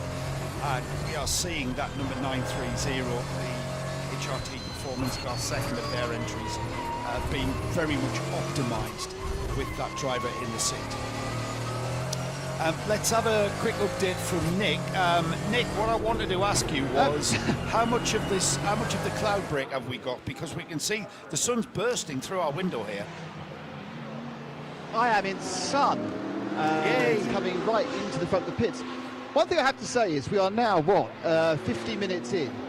Well done to all the drivers and the teams. I've never had an empty pit lane for almost an hour. No one's broken down, no code 60s. It's not like I'm annoyed or anything that nothing's going on. However, I found a car again. Remember yesterday I found 10 Ferraris? Today I found a brand new, still covered in wrappers, R8 GT2, the gentleman's super sports car. Never seen one in the flesh. It's got a massive great air intake. It's got an emergency exit. Look, it's still got the plastic on the steering wheel. It's like being in your grandmother's house. All the plastic's on the seats still. So I've never seen one of these, a GT2. And now here's one that's actually brand spanking new. Apparently, if you are based in Estroril, you just leave very, very expensive sports cars lying around the pits. GT2. That's the best thing that's happened so far. I am hoping that someone is going to bother coming to see me in the pit lane in the next few minutes, but they're all driving too sensibly. Whose pit is that GT2 Audi in then, Nick? Is that in the Phoenix garage? Basically, it's next door to the spare Phoenix car. So you've got Michael Doppelmayr and Pierre Capra is actually labelled up. So my guess is this is another one of Mr. Doppelmayr's possessions. Because don't forget, GT2 is very much more a gentleman series within the SRO environment. you know what? That looked absolutely gorgeous, that car in that GT2 spec. Here's a mission for you, Nick. I need you to find somebody from the series organisers and show them that GT2 Audi and say, okay then, where is that going to fit? I mean, I know we'd slot it into the GTX class straight away, but, can you imagine, Peter, a grid of GT2 spec cars? Where does GT2 lie? It's just underneath GT3, isn't it, at the moment? It actually gets to the pace in a very different way. It has, so for example, at the Nürburgring 24 Hour, we saw two SPX cars, class cars, GT2 Mercedes. Elliot Earhart was in one of them, and he won his class. He won the, Elliot Earhart, who's driving the #1 Share Sport Audi at the moment. Yes, he won in a Mercedes AMG GT2. He won the SPX class this year at the Nürburgring. The difference is you've got a lot more power than the GT3 car. Ah, really, right. But you have a lot less aero.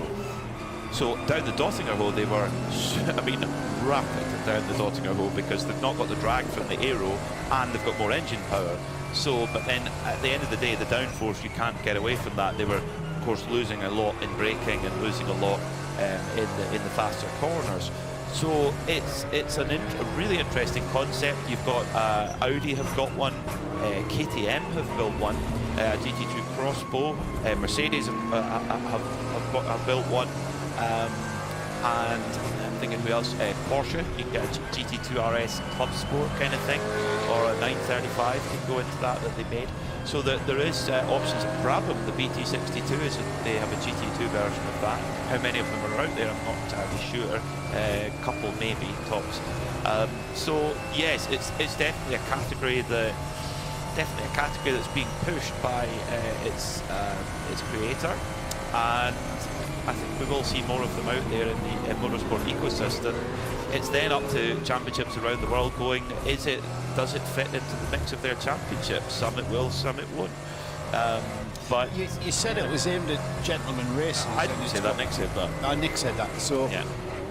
I mean, Hans Stuck's been driving. Having more power than grip has never really been a formula that I would suggest would be ideal for gentleman races. I would have thought that less power, more grip is a safer option. Depends what you want out of your race car, I think.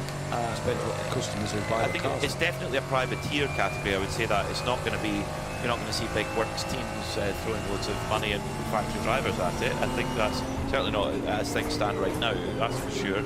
But for privateer, it depends what they want out of their racing. And yeah, certainly if you want to go really, really fast in the straight, it's the car to have. So it's an interesting one, the GT2. I mean, also with less aero, it's not going to put the same stress in the corners through your neck. So yeah, true. Yes, so yeah, that's true. one thing. Is that the GT3 is going to be more physical over a stint. Speaking of physical, they've been perfectly clean. There's been no contact or what, but the close proximity that CP Racing and Share Sport PHX have been for much of this second part of the stint.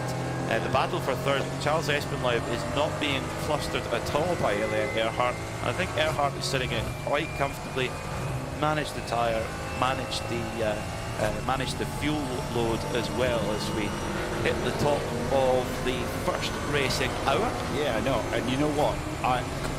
Amazingly, we've got 1 hour ticked off. I can't wait to talk to, vicariously through Nick or Snowy. I can't wait to talk to Charles Espenlaub and Elliot Earhart, because that's what you go racing for. You go because that's a race. Right there, the CP Racing Mercedes about to trip over I think that's Anti-Bury in the 930 Porsche we were speaking about earlier, and he'll make short work of that and getting through slower traffic. Earhart flashing his lights there to warn Anti-Bury that he wants to come through as well, because he's racing with that red, white and blue Mercedes. And as the CP Racing Mercedes clears the Porsche, the Audi still waiting to make its move, dives out and down the inside into Orea, which is the right-hand corner just before the Ganshore chicane. The Audi has cleared the slower car, the slower class car, and is now got clean air towards the back end of that CP Racing Mercedes as we've indeed clicked by the first Alpine. I think the drivers, Charles Espinel and Ellie Earhart, battling for third place here. I think they're going to have a big smile on their face, like you say, that they're in a race. And what I want to know is, and they might not tell us, of course, but we can certainly ask, is who was pushing absolutely maximum, who was comfortable. You know, is Charles Espinel running a comfortable pace? Is he in control? Is Elliot Earhart quite comfortable to sit there? We could guess, we could ponder, but only they will be able to tell us for sure what the story is there. But it's great. It's what this one of the great things that's provided by this series. Well-prepared cars with good drivers in them, battling away for the podium positions. Well, at the front of the field, the gap stays stubbornly similar, with Frederik Verwijs, despite his best efforts, just not able to run the gap down to anything lower than 4 seconds. He did about 20 or 30 minutes ago get the gap down to 3.5, but it quickly jumped back up again. It's now 4.3 seconds from Jochen Krumbach in the Wochenspiegel Team Lonsau car and Frederik Verwijs. Now, coming back to the balance of performance on class, we're not going to get into it on car, but the balance of performance on class, the Wochenspiegel Team Monschau car, the Ferrari, is an AM-class car. So that means that it has, so it runs 30 kilograms lighter than the GT3 Pro cars, and carries more fuel as well. Mainly though, the GT3, so the GT3 AM carries a little bit more fuel, so we'll be able to run deeper into the stint. So we should see the Haas RT Audi, which is a GT3 Pro car, coming into the pits earlier than the Wochenspiegel Team Longtown Ferrari. We saw around an hour and a quarter stint length at the most. I think the biggest I saw was CP Racing. They ran an hour and 18 minutes on a stint. Penalties, Joe, any more coming through? Yeah, we've got a couple that has been applied, issued, non-served yet, because we've yet to get into our first set of pit stops. We mentioned the 58 and the 955 for false starts. We've got another false start for the number 8, which is the Kessel Ferrari, not respecting grid formation, so they've been issued with a 10-second time penalty. And we've got our first track limit infringement, the third offence warning for car 403, which is of course the Atlas BX Motorsport Mercedes, which is battling for GT4 class honours. So they're going to have to watch themselves, or else they'll be getting a 10 or 20 second penalty if they continue to infringe on the track limits. Well, they lead by 9 seconds from BUGGYRA ZM Racing with Adam Lacko on board, which we saw yesterday. His wonderful gold flake helmet. We talked about Goldfinger yesterday, and the James Bond connection here in Estroril. Ian Fleming, who wrote the James Bond novels, when he was a naval intelligence officer, he stayed in the Palacio Hotel in Estroril and got a bit of influence for some of the stories. And the Palacio Hotel in Estroril starred in On Her Majesty's Secret Service. There's a bit of a Bond connection here. It's a shame we've not got any Aston Martins or Bentleys, though. That would be a nice that would be a nice nod to the Bond heritage. Maybe we could have sat in the commentary booth in tuxedos, I don't know. The CP Racing Mercedes there, Charles Putnam, who is the CP in CP Racing, who's also one of the drivers, has another theory of other James Bond influences, which we'll have plenty of time to go into. I want to say good morning to Gary Dodds, who joins us from work. It's okay, it's his business. He can listen and watch whatever he wants while he's at work. But Gary Dodds, talking about the American Le Mans Series, was the official American Le Mans Series photographer at that inaugural Petit Le Mans, and for 2 or 3 years of the series. And what was innovative about broadcasting live on the internet, what was also very innovative in 1998, 99, was the use of a digital digital camera, so Gary Dodds would be able to go out, take pictures of the race start, come back 20 minutes later, upload them onto the internet, and over the course of a 10-hour or 12-hour Sebring, you would get live photographs immediately whilst the race was still ongoing. You wouldn't have to wait until Thursday for them to be produced. They would be going in, and Gary would go out on track, take some photographs, and he'll tell me if I'm wrong here. whether or not those photographs are available somewhere on the internet. So Doddsy, I need you to tell me whether those photographs are available. It's great when I'm sometimes, you know, at his, and he'd bring out some hard copies that he'd created, and we've made framed shots for our skill room and stuff. And it really is sort of down memory lane now because it's so long ago.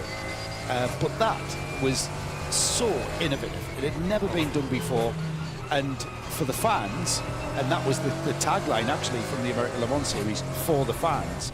It was all about giving the fans, taking the fans to the track. Doesn't matter where you were in the world, we'll bring you to the track with live commentary, and also these, you know, immediate photographs that were actually being taken just moments before you actually had them available to you on your computer at home. It was quite something back in the day. Now we would say that that's the norm. It's everything's so instant now, isn't it? Yeah, exactly. So everything's on Facebook, all Instagram, Insta being the you know, Insta of Instagram. Yeah, very much so, but very, very different back then. Oh, Nick's down there, and he's got a car in the pits, he's telling me. Nick. I just don't believe it. There's a car, it's going very, very slowly. Oh. It's the 8 Kessel Ferrari. I mean, they appear to think the speed limit's 9 miles an hour. I'm not sure whether it's that short of fuel, or they had this problem yesterday. They came in incredibly slowly into the pits. The car's rolling in. They were waiting for it. There's a driver change about to happen. Tyres going on as well. Driver out, bright blue helmet. He hops away.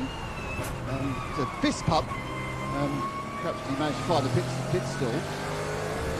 Tyres going back on again. Bit of a limp from the driver. He was not quite as comfortable as he could be in the cockpit. More tyres on.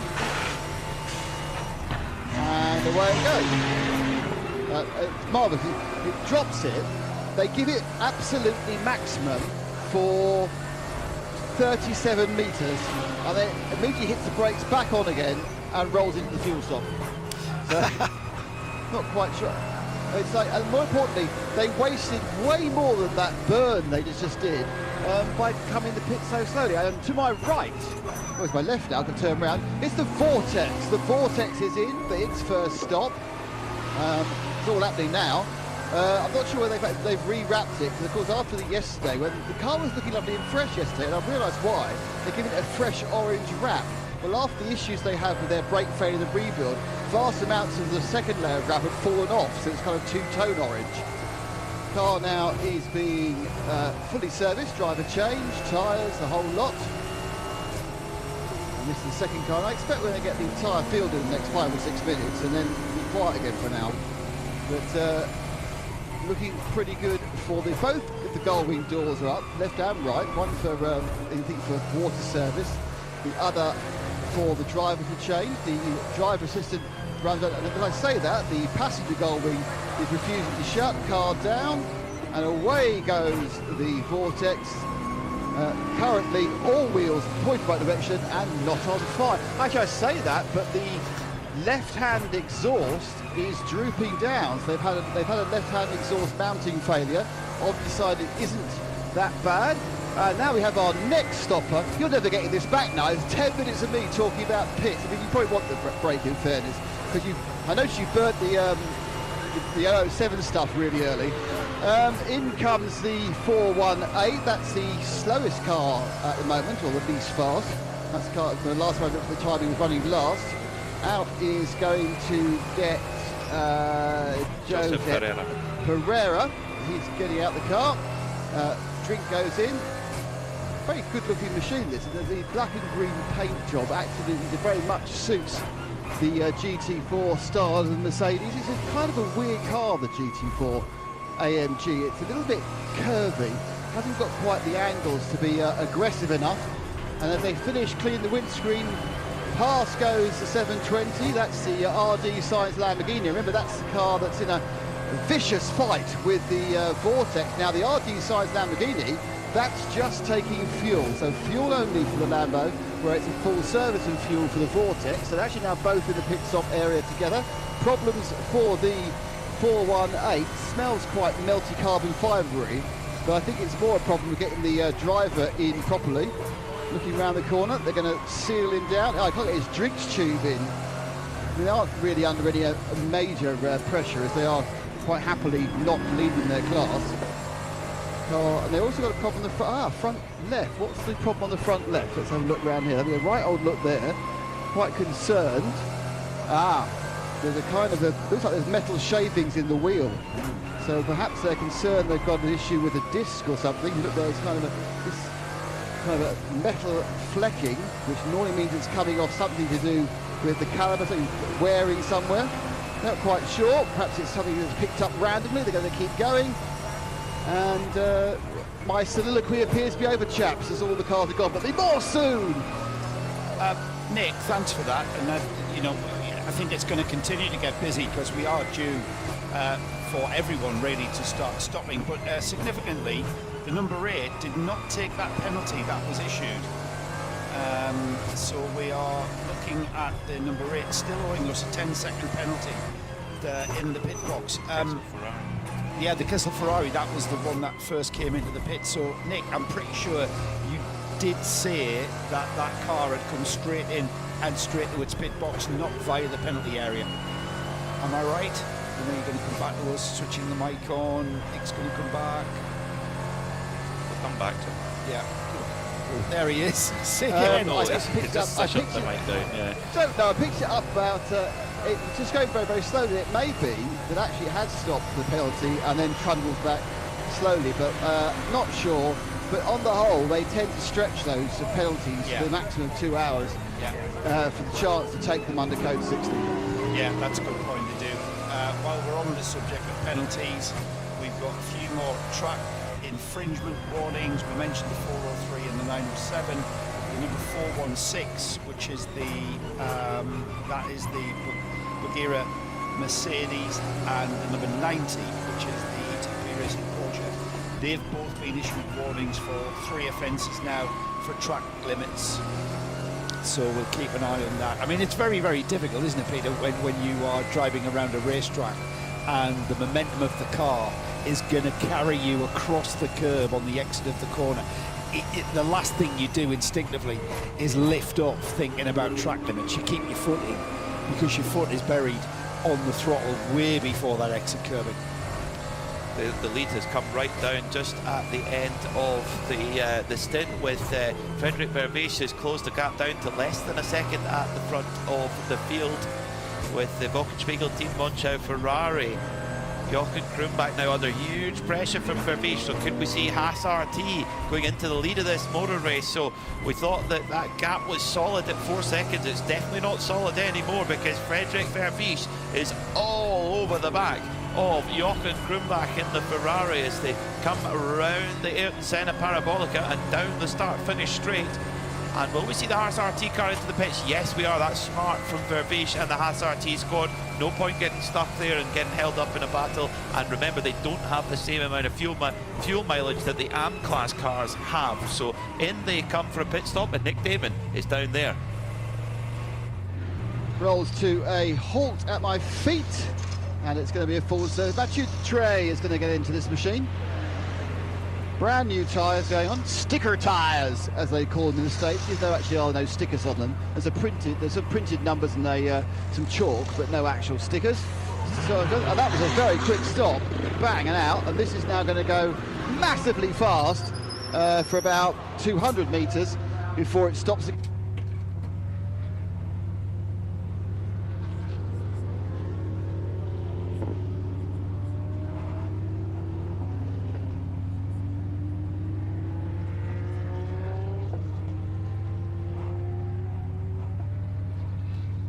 Yeah, we seem to have lost Nick there. We might need him to have a little bit of a pit stop for perhaps a battery change. Yeah, we got the gist of that pit stop, didn't we? Did we see? Yeah, tyres and well, they'll be going to the fueling area at the moment. Will Haas RT? I didn't see if Frederick Vervisch got out of the car. He can do a maximum of 2 hours in one go, and then he will need to take a 1 hour break. So whatever the stint time is, you have to take half of that as a break. Back down to Nick Damon in the pits. Nick. Yes, stifled there by the microphone stopping working rather than going flat. What can you do? the BUGGYRA car came in, something happened. I was staring at a microphone, don't know. But we're about to get a number of other teams coming in as well. There's people out, I can see that the Atlas BX machine that's the silver GT4, Mercedes GT4, that's out in the pit lane. They're probably going to get the number 1 car, which is the Phoenix car, very soon. And as you say there, here comes the MP Racing, that's the Gosner car. That is serving a penalty. The Atlas BX car, so we get a GT3 and a GT4 AMG Mercedes coming in at the same time. The bright silver Atlas car comes to a halt, rolls in, tyres being changed. This, of course, remember, on the Atlas car they are 5 nut studs because they are GT4, can't have centre lock wheels or unless it's a standard part of your car. So for example, McLaren can have centre lock wheels because they are supplied to the market with centre lock wheels. The MP Racing car now comes in and stops, and that's a full service as well. So everyone's trundling down. I expect we're going to see the CP Racing car very soon, amongst many others. But I think there might be a bit of a wait for Jürgen Krombrach in the leading Wochenspiegel Ferrari. Thanks, Nick, for that report. And that was the Manuela Gosner-driven MP racing car serving a penalty for misposition on the start. But that penalty now served. Again, the penalties, there's a penalty box at pit in. You drive in there, park for how long your penalty is, and go back out again. Speaking of going back out again, the Haas RT Audi ready to rejoin the race with the That's Life sponsorship on the front, which I believe is a local eatery and bar in Antigua, the Antiguan team. And on the back they've got Charlie's Cafe, so it's good. All the local sponsor places where you can go and eat and drink with the team. Excellent. Brilliant stuff for Haas RT. Yeah, and it's very, very... they've got the right... Work hard, play hard. Certainly that's the attitude. And did you manage to take up Sandrine Haas's invitation in trying some Antiguan rum last night? Didn't get the chance, but I think we have to tonight before we go. She says there's white or brown rum, whichever you prefer. Well, it'd be a way. I wasn't really a rum drinker until last year. We were on holiday in Mauritius, and rum is the key drink in that part of the world as well. Probably sort of.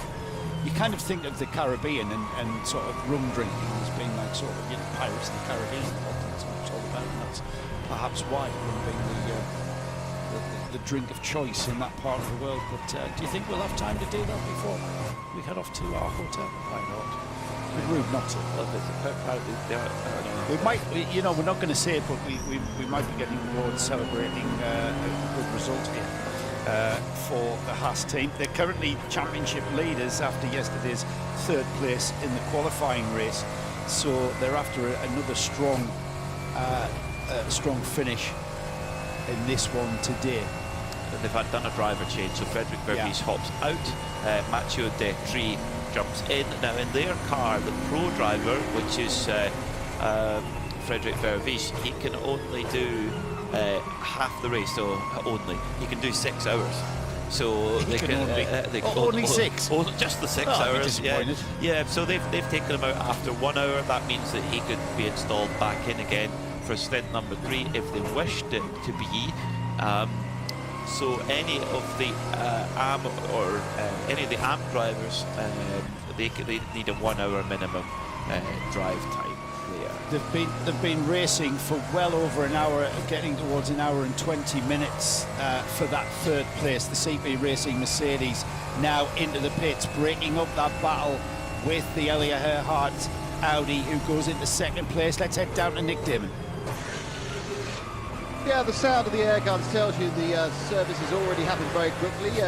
Charles Espinal getting out, Charles Putnam getting in. Slightly long reinstallation of driver procedure, so they haven't been able to do the thing they want to do, which is change the driver in the same time it takes to change the tyres. Engine off, starts absolutely fine, it's gone. Seb does a interesting camera roll with his shoulders. That would take my shoulder out if I did that sort of movement, Seb, I can tell you. We also had, a second ago, the Tracy Cron run Porsche with Tracy on board. That had a full service as well. Who's it actually run by, though? It's a... RPM. What is Porsche? It's the RPM racing machine. So Still no sign of that pesky leading Ferrari. They are using that extra fuel well. Thank you, Nick. Yeah, they are indeed. And the thing is, though, Joe, the first, when we rolled off onto the formation laps, the clock started. So we actually went green after about 6 minutes. And they're never going to use as much fuel on the formation laps as they are at full racing speed. So yes, we saw the stint length be 1 hour and 15 to 1 hour and 18 yesterday, but actually from the very start of the race we're 1 hour and 21 minutes into this race, and still Jochen Krumbach forges on at the front of the field. And you're going to be that's going to be deliberate. That's deliberate, not deliberately not using excess fuel on those warming up laps. Yeah. Well, Charles Espenlaub just got out of the car after a super stint, and he is with Nick Damon. Charles, you actually look like you do some sponsor stuff. You actually look like you've done some work. Yeah, it was pretty busy out there. You know, in the one car is obviously an incredible driver, great car. So it was a good battle there that whole time. You know, we're still trying to do what CP Racing does, stay consistent, stay out of trouble, and see what happens after another 10 hours or whatever. And obviously you're a racing driver and that's about staying ahead, but is there a point where you think actually it'd be safer, more prudent to let Aliyah go, or if you enjoy being ahead of him too much? Well, there's always a little bit you want to be ahead, but you can ask a lot of the other drivers. I'm usually the one, I'll put my turn signal on and pull over if somebody comes out on better tires or a little quicker than me. To me, the race is towards the end of the race.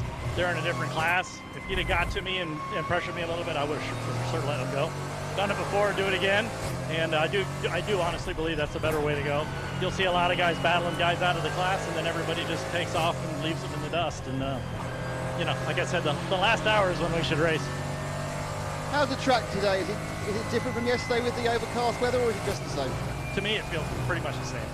The Hankook tires stayed more consistent through the whole run, so I'm sure that helped with the cloud cover and stuff. But other than that, for us, the general balance of the car and the track feels pretty much the same. Well done. Thanks so much. I knew he'd have a big smile on his face. Always. I knew he'd enjoy that. And yeah, interesting how he described how to run tactically as well, and be aware of what the other cars are on, and being aware that, you know, other cars are on different tyre strategies with newer tyres, etc. But he knew exactly where he was with that number 1 Audi. He knew that they both started the race, so he could stay where he was, and he did that comfortably, didn't he? Well, speaking of that number 1 Audi, the driver Elliot Earhart is down with Nick Damon, who's teleported his way down to Sherwood. Is he omnipresent? That's quite amazing. No, I haven't got the driver, I've got the car. Oh. I have the car, not the driver yet, but more importantly, we're about to get WTM racing as well. Honestly, no one's that quick, Peter. Honestly, Linford Christie couldn't get down between those pits in that time. I'll never doubt you. But yeah, Earhart's out the car, the full service. We've also had both the two of the leading 992 class, Red Ant and Rick Broikers have come in and done a full service as well. Drivers got out, but we are waiting now. Now, Seb's wandered off, which he shouldn't have done. I'm going to go try and find Seb, because the leader's about to come in the pits any second now. They are sitting on the apron. Let's have a quick... waving. There we are, and here comes the Foxfield Team Munchow Ferrari, the 296, and this is going to be a full service again. Jochen Kronbach will get out. So Jochen Kronbach will get out. Is it... Bikes is getting. Let's have a look. Who is the oh, blimey! 937. He took the ankles off there. You don't want that. So it's getting into the number 22 is Torsten Krantz, who's decided to get into that one. Everyone's trying to murder me now. I'm trying to be killed by air pipes as well. Very exciting.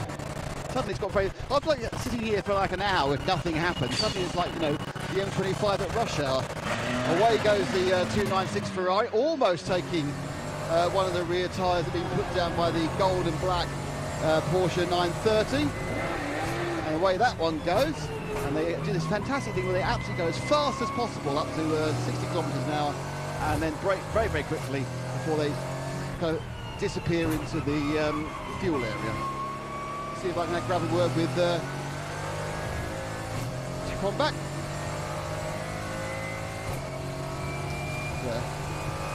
Redoing his stuff. There he is. We like to get them hot and sweaty, is where we do it.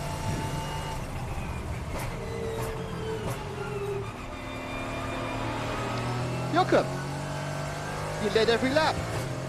Sorry? You led every lap. Yes. Yeah, so we're happy so far. Our car is really good as yesterday. So, but yeah, we gave everything, huh? I mean, it's interesting. You managed to pull a gap quite easily on the Audi, but during traffic, it got a bit closer. Yes, yes. So we have the order to go absolutely no risk. And at the beginning, I was pushing because we know we had a clear track. I was pushing really hard to get a gap because I was expecting that the others were getting more risk in the traffic. So and this year, you saw the Audi was coming a little bit closer. Then I tried to push again, but then the Audi went to the fuel station, and yeah, so we could manage it. And so, is the car exactly the same as yesterday, or have you changed it at all in between the two races? No, we didn't change at all. So never change a winning team or car. Praise that. Thank you. Yeah, thank you. Thank you, Nick. That's brilliant stuff. Jochen Krumbach, just a big smile on his face, and can you blame him? Now, that Ferrari 296, the front and rear sections, there's this is a Rinaldi racing thing they did at the Nürburgring. They've got a whole front and a whole rear in the garage ready to go if they need to do a quick change. At the Nürburgring, where they're sharing a garage with 3 or 4 other teams, they actually had them suspended on a rack above the car, and they just grabbed it off. And of course, Rinaldi were running the Wochenspiegel car, but they were also running the Fricadelli car, which ended up winning the race. And that clip-on rear section, it's a proper serviceable car. It's such an advantage. Well, it's been designed and built for endurance racing in mind, hasn't it? Production-based car, remember, for it to, for the homologation process for GT3, but very much designed with that kind of racing environment in mind. Well, thick and fast, Nick Damon is running up and down the pit lane, and he is with Frederik Vervies from the Haas RT crew. I don't know how to put this one, Frederik. That Ferrari's a bit quick. I think the same. But yeah, I mean, the guy is driving very well as well, so not making any mistakes. And it's our job to hunt them, and I felt at the end I had some chance and I could put some pressure. So that was nice, because it was not very motivating to see him going that quick. We're very strong in pit stops, thanks to a great team, great driver change. So again, we need to have the perfect race, and then I think we can beat them. What do you put the fact that you were coming towards him towards the end? Do you think it means the Audi's looking after its tyres better? I mean, or why was you able to make up those few seconds right at the end? Yeah, I don't know. I didn't drive this car, but maybe they have a little bit more tire degradation, or I don't know. It was bad traffic, and then I am behind, and you start to defend a bit, and then you're offline, and that's difficult to say. But it's positive for us that at the end of the stint we seem to match their times, or maybe a bit faster. So we will keep pressure as much as we can, and look after our tires, because it's still an issue. But yeah, let's say it's still a long race. Obviously, very different conditions this morning from yesterday. Did that affect the car at all? Yeah, the balance is very different. I felt a lot less grip than yesterday. There was a little bit of not rain, but some I think some fog rain. So probably it affected a bit the track. So normally for the Audi, when there is more grip, it gets better. And so I hope for that. Great stuff, thanks, Fred. Thank you. Thank you, Nick, who's down there with Frederik Vervies from the Haas Racing team, car number 21 Audi, and they're going to keep fighting, Joe. Frederik Vervies is, on one hand, he looked deflated there, and then when he just almost talked through with Nick, Nick's like a therapist, talking through what the story is, going, actually, we do have a strategy that can get us to win this race overall. It's going to be tough. They're going to have to be perfect, but there is a route to victory lane if they can do it. Well, they learned a lot yesterday in the 6 hours, didn't they? They learned a lot in that 6-hour qualifying race. That what they did learn was just how quick that Ferrari 296 is, and we've talked about the design element of the car. It's fundamentally a very, very powerful and quick race car. It's pointless getting too wrapped up in that. All you can do, and all that Christa Donker and that Haas RT team will be doing, is going about their race in the best way they can.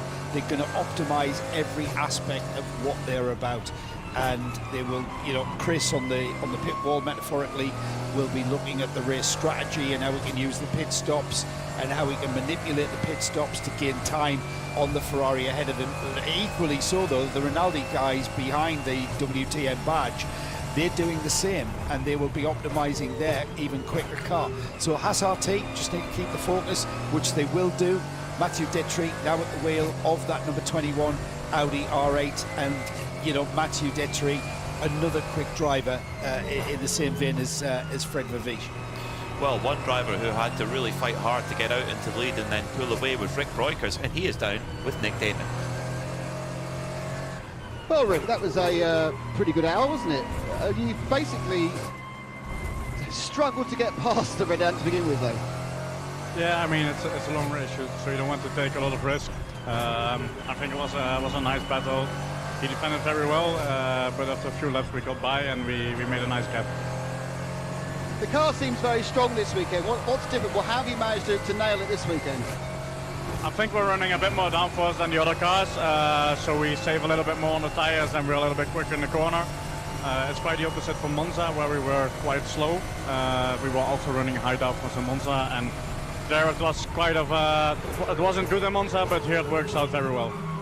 So moving forward, is it going to be just a case of just rotating all four of you through and through and through, and you'll do a third of the race, or are you looking to do like more hours than the others? No, we try to share it equally. Great stuff, thank you. Sorry? Great stuff, thank you. Yeah, thank you. Thank you, Nick. Down there with Rick Breukers, the Rolex 24-hour winner. I wonder if he's wearing his winner's Rolex. Shane Lewis wears his winner's Rolex. Well, he's got a choice, hasn't he? Because he's got he won a Rolex watch for winning the Sebring 12. I don't think he won a Rolex watch for Sebring, no. Do you not? No. Unless he treated himself to one in the airport on the way home. I'm sure he's won Daytona twice. Check his Old collar. Yes, yeah, I'll talk amongst myself whilst you do that. We've now sort of cycled through our pit stop phase, our initial pit stop phase, with just under 10 and a half hours remaining in this Hankook 12 hours of Estroril. We're about half an hour away from our first official rundown, but just to sort of bring you up to date, what we've had happen, and I'm pretty sure that things have settled down, all cars out on track, and within that pit stop phase, we've had the 21 Haas-RT go to the front of the field. The number 1 Audi, the Shearer Sport Audi, has come through 56 seconds behind, and then a further 3 seconds, well, just under 5 seconds, is the Torsten Kratz, now at the wheel of the WTM Rinaldi Racing Ferrari. So we've had a change within that pit stop, the way that the pit stop times took. We've now got an Audi 1-2 with the Haas-RT car 21 in the lead, the number 1 Shearer Sport Audi in second. We've got the Rinaldi Racing Wochenspiegel team Monschau Ferrari in third. David Fuminelli now at the wheel of the number 8 Kessel Ferrari, and CP Racing down to what is so they're down to 5th. So the CP Mercedes down to 5th. Fabian Danz now at the wheel of the leading 992 class car, the Red Camels Jordan. Fabian Danz now at the wheel of 909. We just spoke with Rick Breukers and got some inside information on how that stint. It was a pretty solid stint from the Dutch driver, and that car maintains its lead. It's got a bit of a break between itself and the second place car, still the 903 Red Ant car, Kobe de Bruyke now at the wheel, but he's got a GT3 Mercedes in between himself and that Kobe de Bruyke car in the form of the MP Racing Mercedes. Fabrizio Crestani now at the wheel of that car, and then also the number 720 Nicolas Michelin in the RD Sainz Lamborghini, first in GTX. So they're splitting those two 992 leaders. Joe Bradley, I owe you an apology. You're right. 2018 and 2019. Yeah, thank you very much. Right? Yeah, you really put me off yesterday. Sorry. No, please doubt me every time. No, please doubt me and double check it every time. Daytona double with Sebring in 2019. Yeah. So he did, but 2 Daytonas in a row, 18 and 19, and then Daytona and Sebring in 19. Pretty impressive in GTD. Rick Roykers. I've just had to look up on the internet. Yeah. No, you're right. You're right. So he has got a choice. So he does have a choice. Yeah. Oh, do you think he? So if you had 2 Rolexes, which you'd won by winning the Rolex 24 in your class, would you have a sort of one you would wear every day and another one you would keep?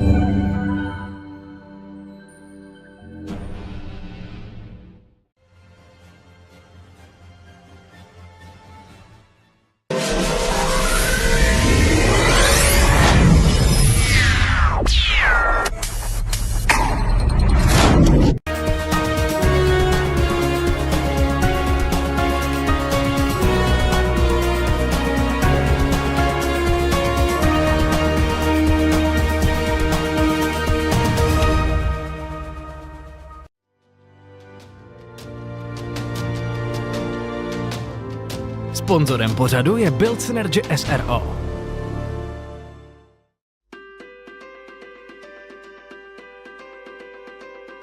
Sponzorem pořadu je AZ Energies SRO, český dodavatel energie.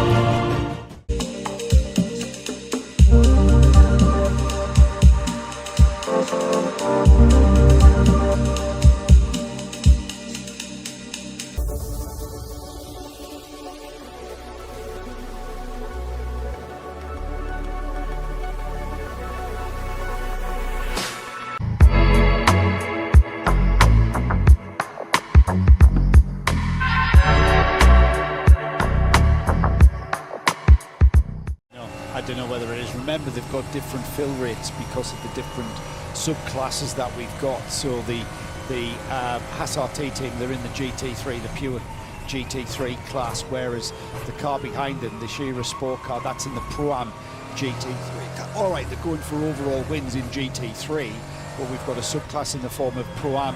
We've got the AM cars that are currently third, so Thorsten Krast in the GT3 AM class leading that. There are 3 cars in that AM category. The other AM cars being the Charles Putnam driven C3 Racing Mercedes and the MP Racing Mercedes, number 50 Fabrizio Crestani now at the wheel of that, and gotten ahead of the Red Camels Porsche 992 class leading car. So there is variations on pit stop times depending on how much fuel you can take. You mentioned there that I forget which one of the cars it was is allowed more fuel. Any of the AM cars it's 15 litres more capacity. So it takes the AM cars longer to put all that fuel in. Yeah, 50, as Paul Truswell told us, it's about a second a litre roughly. So 15 seconds, not quite a minute, but yeah. Then pass, they might well have. They might well have just got their driver change done in time. That's right. Yeah. There's lots of things that can be.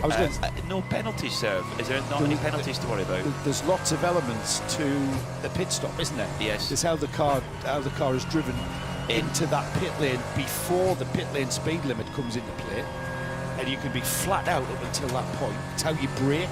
You're gaining fractions of seconds, yes, but it all mounts up to that overall pit stop time. And we talk about it's like let's say a Formula 1 pit stop takes 2.3 seconds, but it doesn't really. It takes 20 seconds. Yeah, from in lap. Yes. Yeah. Up, hit the mark. I totally agree. Totally agree. Penalties. We haven't. We've got the leading car in the pits, Matthew Detry there. Nick Damon.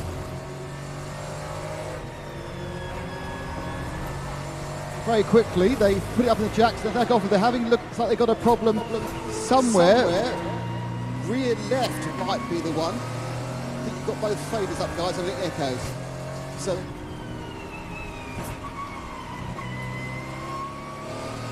no, they tighten the rear left tyre up. Oh, I think it's going into the garage.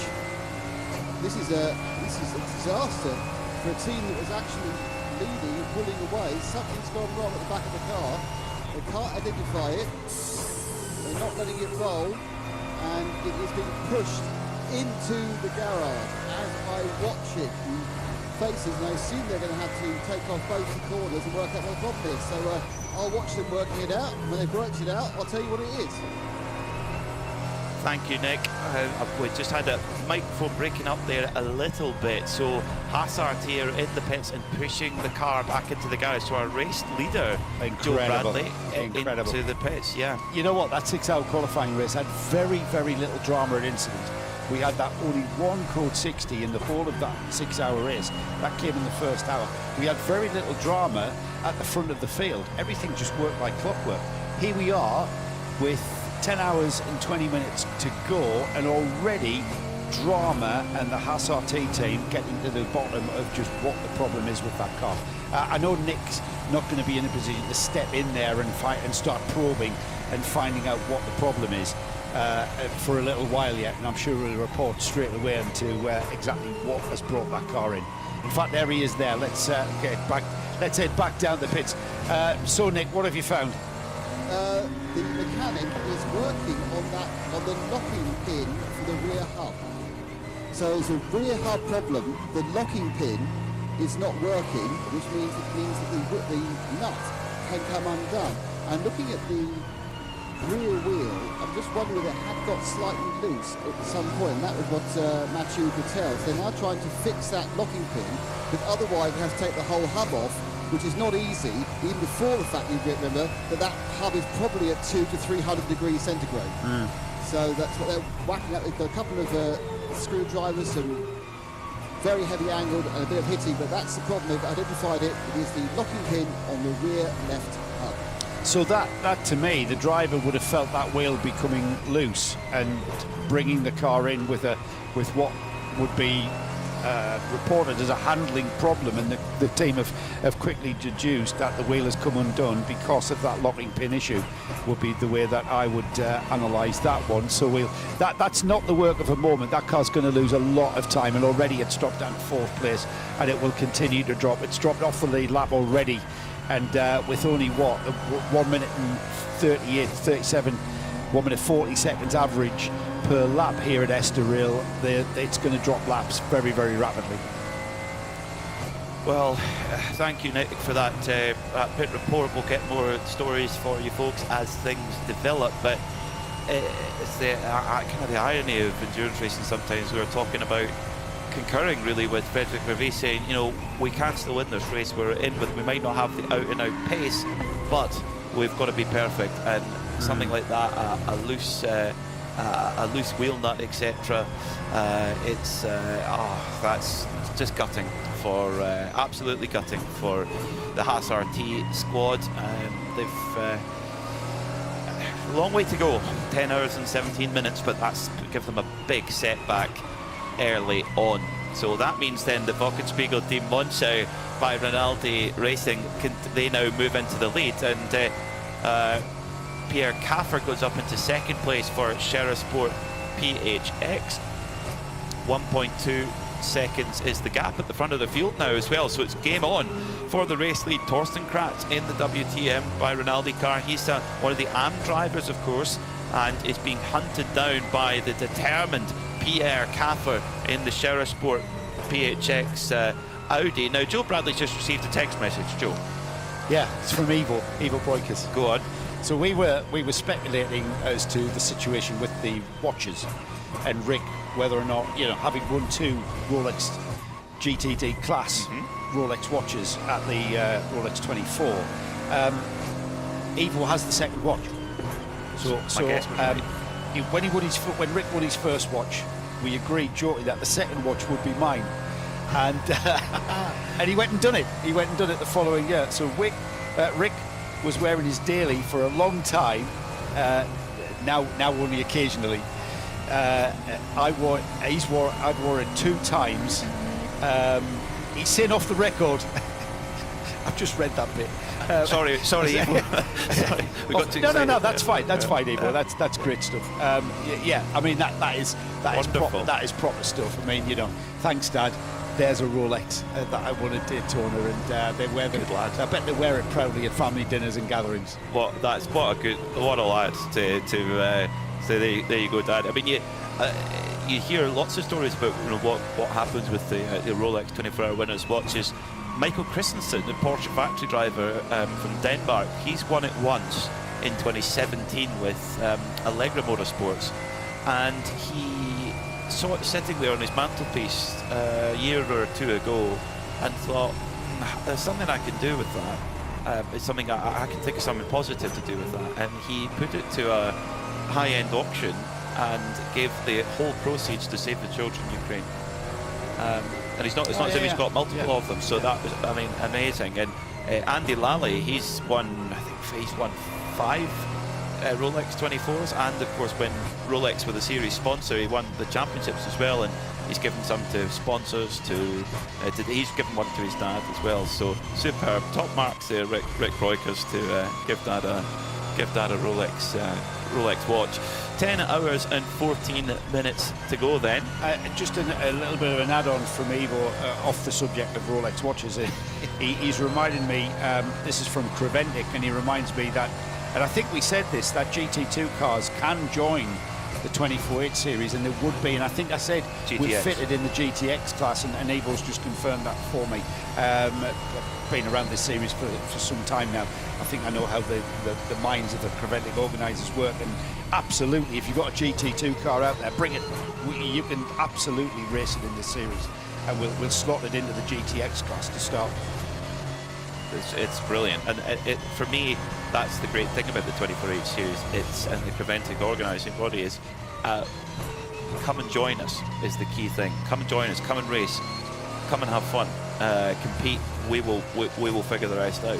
You know? It wasn't that long ago. We had a BMW E46 in the field, and I mean that's getting an old car. I mean, all right, it's not a historic race car series, but you know you've got BMWs, that saloon car, that touring car. That you know there are cars out there. The early TCR cars are sitting there. They've been mothballed already. There will be a category in one of our touring car classes, which we would, you know, manipulate into a class structure somewhere in this series. And you know, if there is a car somewhere sitting there in the garage and you want them to race internationally in a proper FIA endurance series, then you know this is the place to come, and we'll certainly find somewhere for you to race and find a class and create a class for you to race if that indeed needs to be done. At the front of the field, Thorsten Kratz is pulling away from Pierre Kaffer. This is fantastic from Thorsten Kratz in the Wochenspiegel Team Monschau Ferrari. They won yesterday in the 6-hour qualifying race, and he's pulled out 3 seconds from Pierre Kaffer. I mean, Audi endurance racing legend. He's pulled the gap up to 3 seconds. David Fomanelli for Kessel Racing Ferrari is in 3rd. Despite that, their last pit stop was a bit bizarre. Came in very slowly. I wonder if it maybe underfueled the car, because it didn't seem any particular reason to come in so slowly underneath the pit limit. But David Fomanelli, the pro driver in there, he's putting in some strong pace. Last lap wasn't so great. It must have looked like a bit of traffic, but the gap is starting to come down a bit. In fact, pulled 0.7 of a second out of Kaffer last time by, who in turn, Pierre Kaffer lost 0.9 of a second to Thorsten Kratz on that last lap. So the gap is growing at the front of the field. Charles Putman in the CP Racing Mercedes in 4th.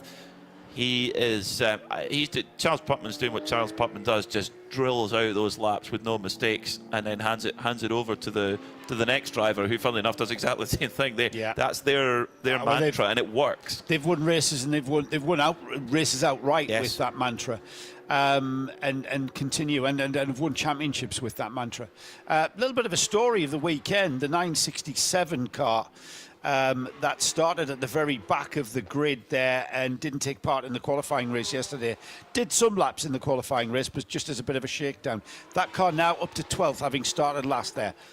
Nick Damon is down in the pits. Nick? Yeah, just an update on the Haas RT. They tried as hard as they could to fix the actual locking pin mechanism. Managed to tap it off. The whole thing exploded into pieces. So they're now having to replace the entire rear left hub, which is not the work at the moment.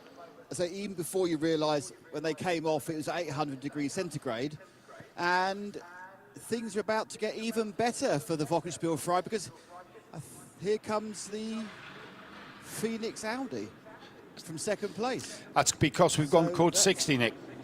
I didn't know we had that. So that's well. I'll tell you right now. The Fiat Audi is stopping. It's taking fuel and putting Michael Doppermeyer in it. They're starting to think about using the amateur driver time. So Doppermeyer's coming in to pick up the code 60. You guys tell us about the code 60. Yeah, we've got a car in the gravel that's brought out the code 60 flag for the first time today in the Hankook 12 Hours of Estroril. It's the 418, the Vincenzi Daci Racing PCR Mercedes. It was a car running at the back of the field, third in GT4, and at the back of the field it's gone way off into that gravel and will have to be dragged a considerable distance to get back to the track.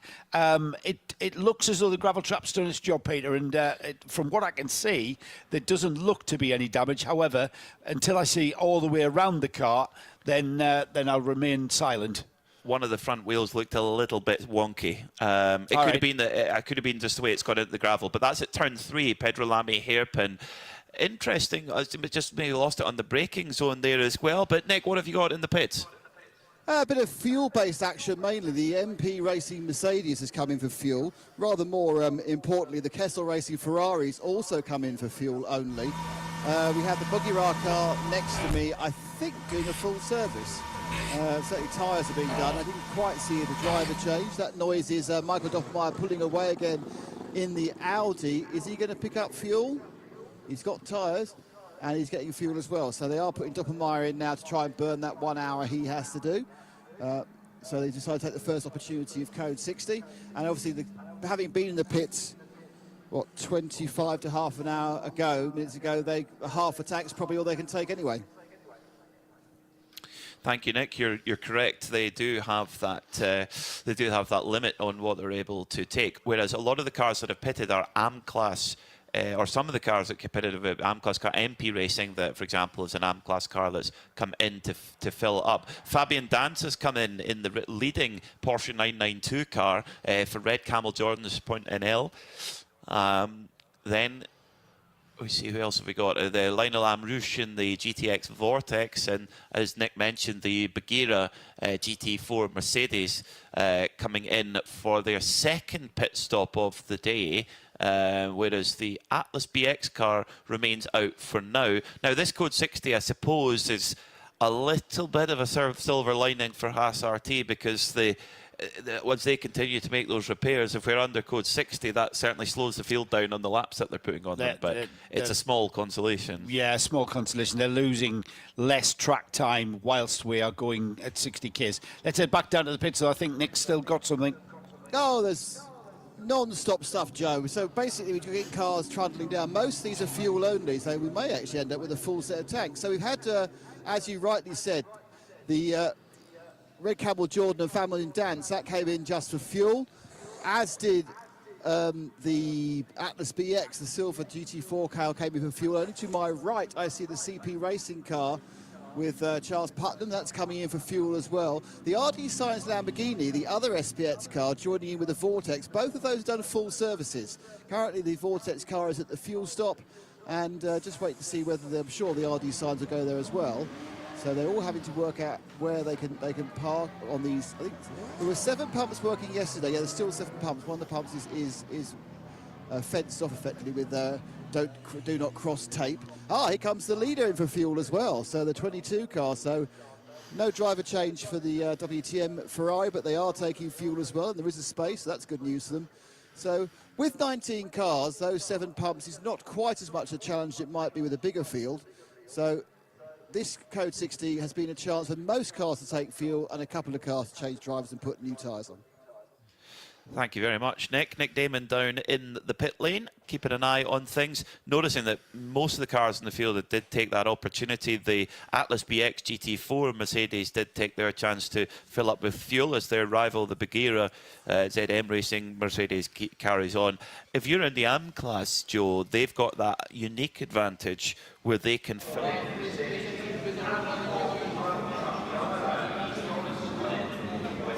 Přes telefon. A děkuji. Čau. Jaký to bylo? To si zase ty. Dobrý, odjel jsem si maximum, co šlo, vlastně kromě 10 minut, hodina 50, teď padl code 60, tak jsme udělali na rychlo rozhodnutí, naštěstí Alia byla nachystaná, že jsem to měl v poslední zadačce, že jsem přilítl do boxu, výměna, dotankovat a pokračujeme dál. Takže pořád dobrá strategie, zatím se držíme plánu. Držíme se plánu, když jsem přijížděl, jak jsme byli ve vedení, takže uvidíme, jak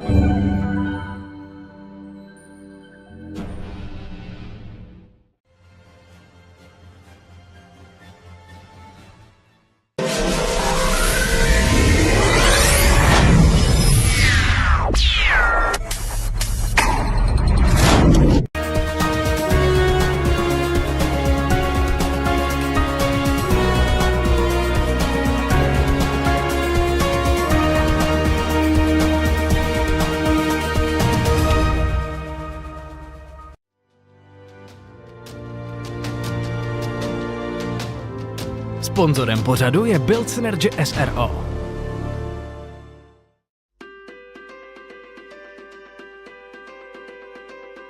Sponzorem pořadu je AZ Energies SRO, český dodavatel energie.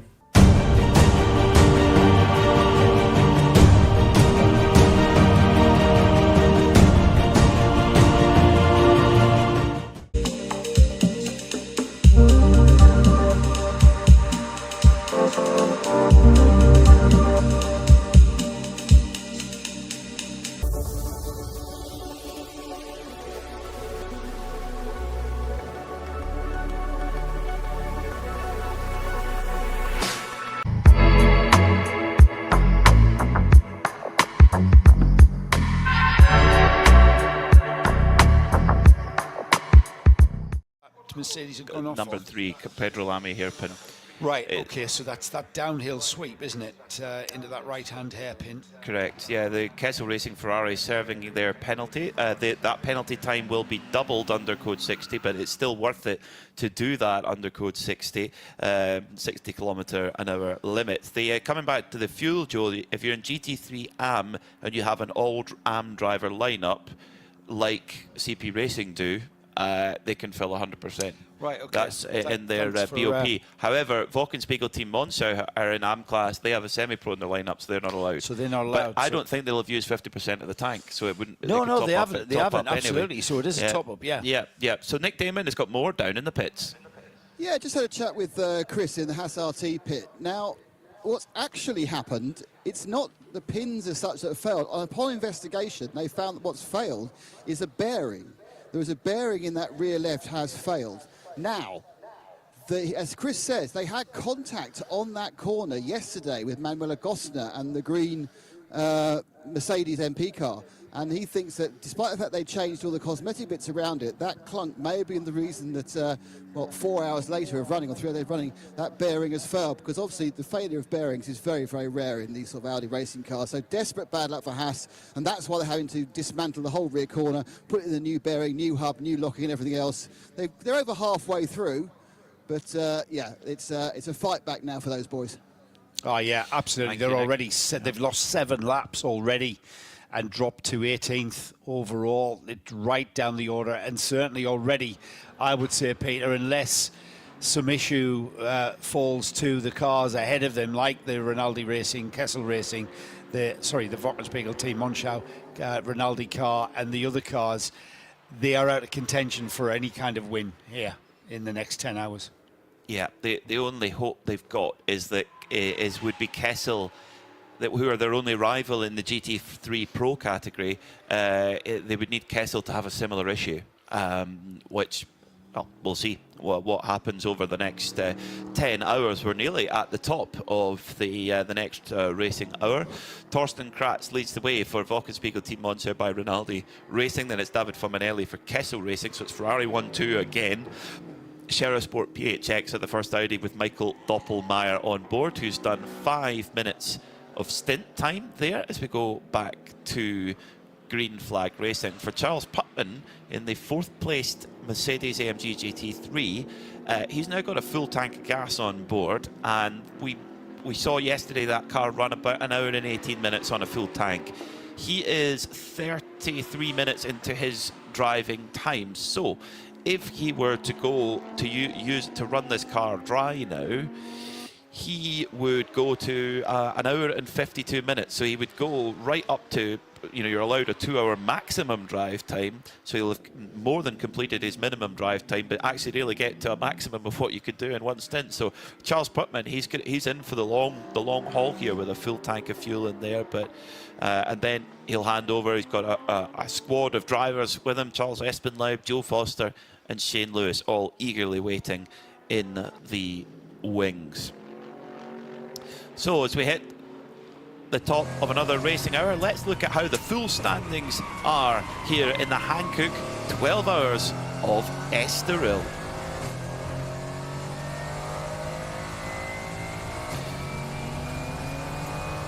So, leading the way at the moment is the Wochenspiegel Team Monschau Ferrari, but run by Rinaldi Racing. Torsten Kratz is at the wheel at the moment, and they hold a lead of 59 seconds over the Sherasport PHX Audi, driven by Michael Doppmeyer. Then in third, it's Kessel Racing with their Ferrari, David Faminelli in third. Then it's CP Racing in fourth, with Charles Putman, team owner, behind the wheel.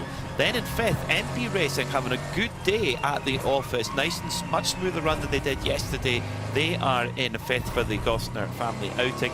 E2P Racing, they're in sixth in their Porsche, plugging away Javier Borchio, dragging that car back up the order. In 992, it's all changed. Red Ant Racing have moved back into the lead of that race, taking over from Red Camel Jordan's NL. So Kobe de Bruyker in the Red Ant car leading Fabian Dance by 5.3 seconds. In ninth place, it's Philly Motorsport by Evi Motors with their brightly coloured Porsche, and young Papi Casimo is on board right now, 6.6 seconds ahead of the 10th placed RD Sainz Sulai Racing Team Lamborghini, the Huracan Super Trofeo, with Polias Paskevicius at the wheel right now. Then it's HRT Performance, car number 930, that surged through the field with Antti Burri driving in the opening stint. The smiling German Axel Sartingen is at the wheel right now in 11th place. Then in 12th, it's the second Red Ant Racing car of, that one's driven by Mikael Haverens at the moment, car 904. Then it's the HRT Performance car, number 967, having a stronger day now after technical problems yesterday. So they're moving through. Amedeo Pampanini driving at this time. Then in 14th, it's Nick Jonsson for RPM Racing, leading in chasing down HRT Performance in 992 amps, about 15 seconds between them at the moment. Then it's the Vortex V8 car 701, Lionel Amrouche driving at the moment. Then your leader in GT4 is BUGGYRA ZM Racing with their Mercedes Alea Koloc in 16th place overall, and just 8 seconds behind them is Dongyi No for Atlas BX Motorsport. Haas Racing Team still in the pits, unfortunately, trying to fix the damage from that damaged wheel bearing. And PCR Sport, Vicente Dassi in their Mercedes, recovering after a trip to the gravel trap, which brought out our first Code 60 of the day. Apart from that Code 60, it's been fairly smooth running. Let's take a look at the highlights of what's happened so far here at Estroril.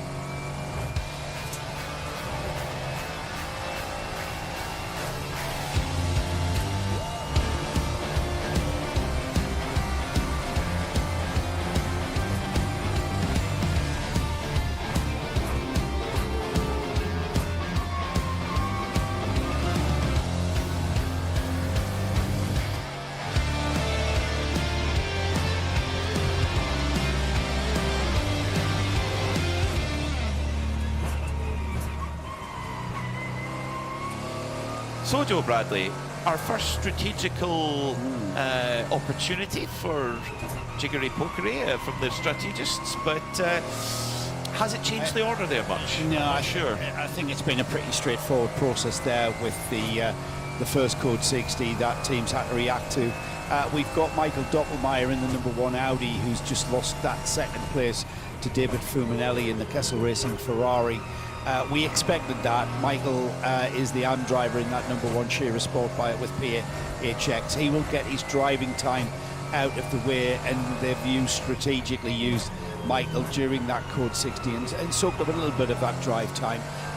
We have got a 10-second gap between second and third developing now, and then a little bit less of a gap between the CP Racing Mercedes. Charles Putman at the wheel of the 85. He is slowly catching Michael Doppelmayr ahead of him, so we will shortly see a change for third.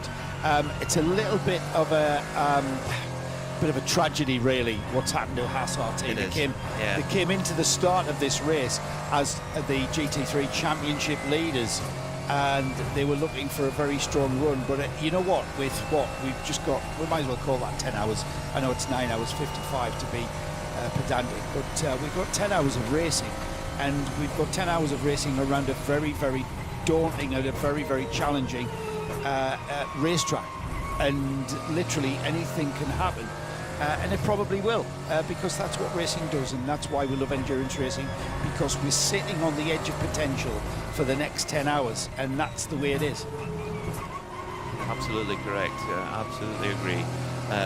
So Mathieu Detry was in the car, unfortunately for Haas RT, when that happened, and it'd be interesting whether when they do get it fixed, whether he goes out or whether they deploy Frederick Vervies again. Now, notice come up on our timing screen of car number 403, Atlas BX Motorsport, who's challenging for the lead in GT4, and the number 701, which is the Vortex V8. An incident between them has been noted.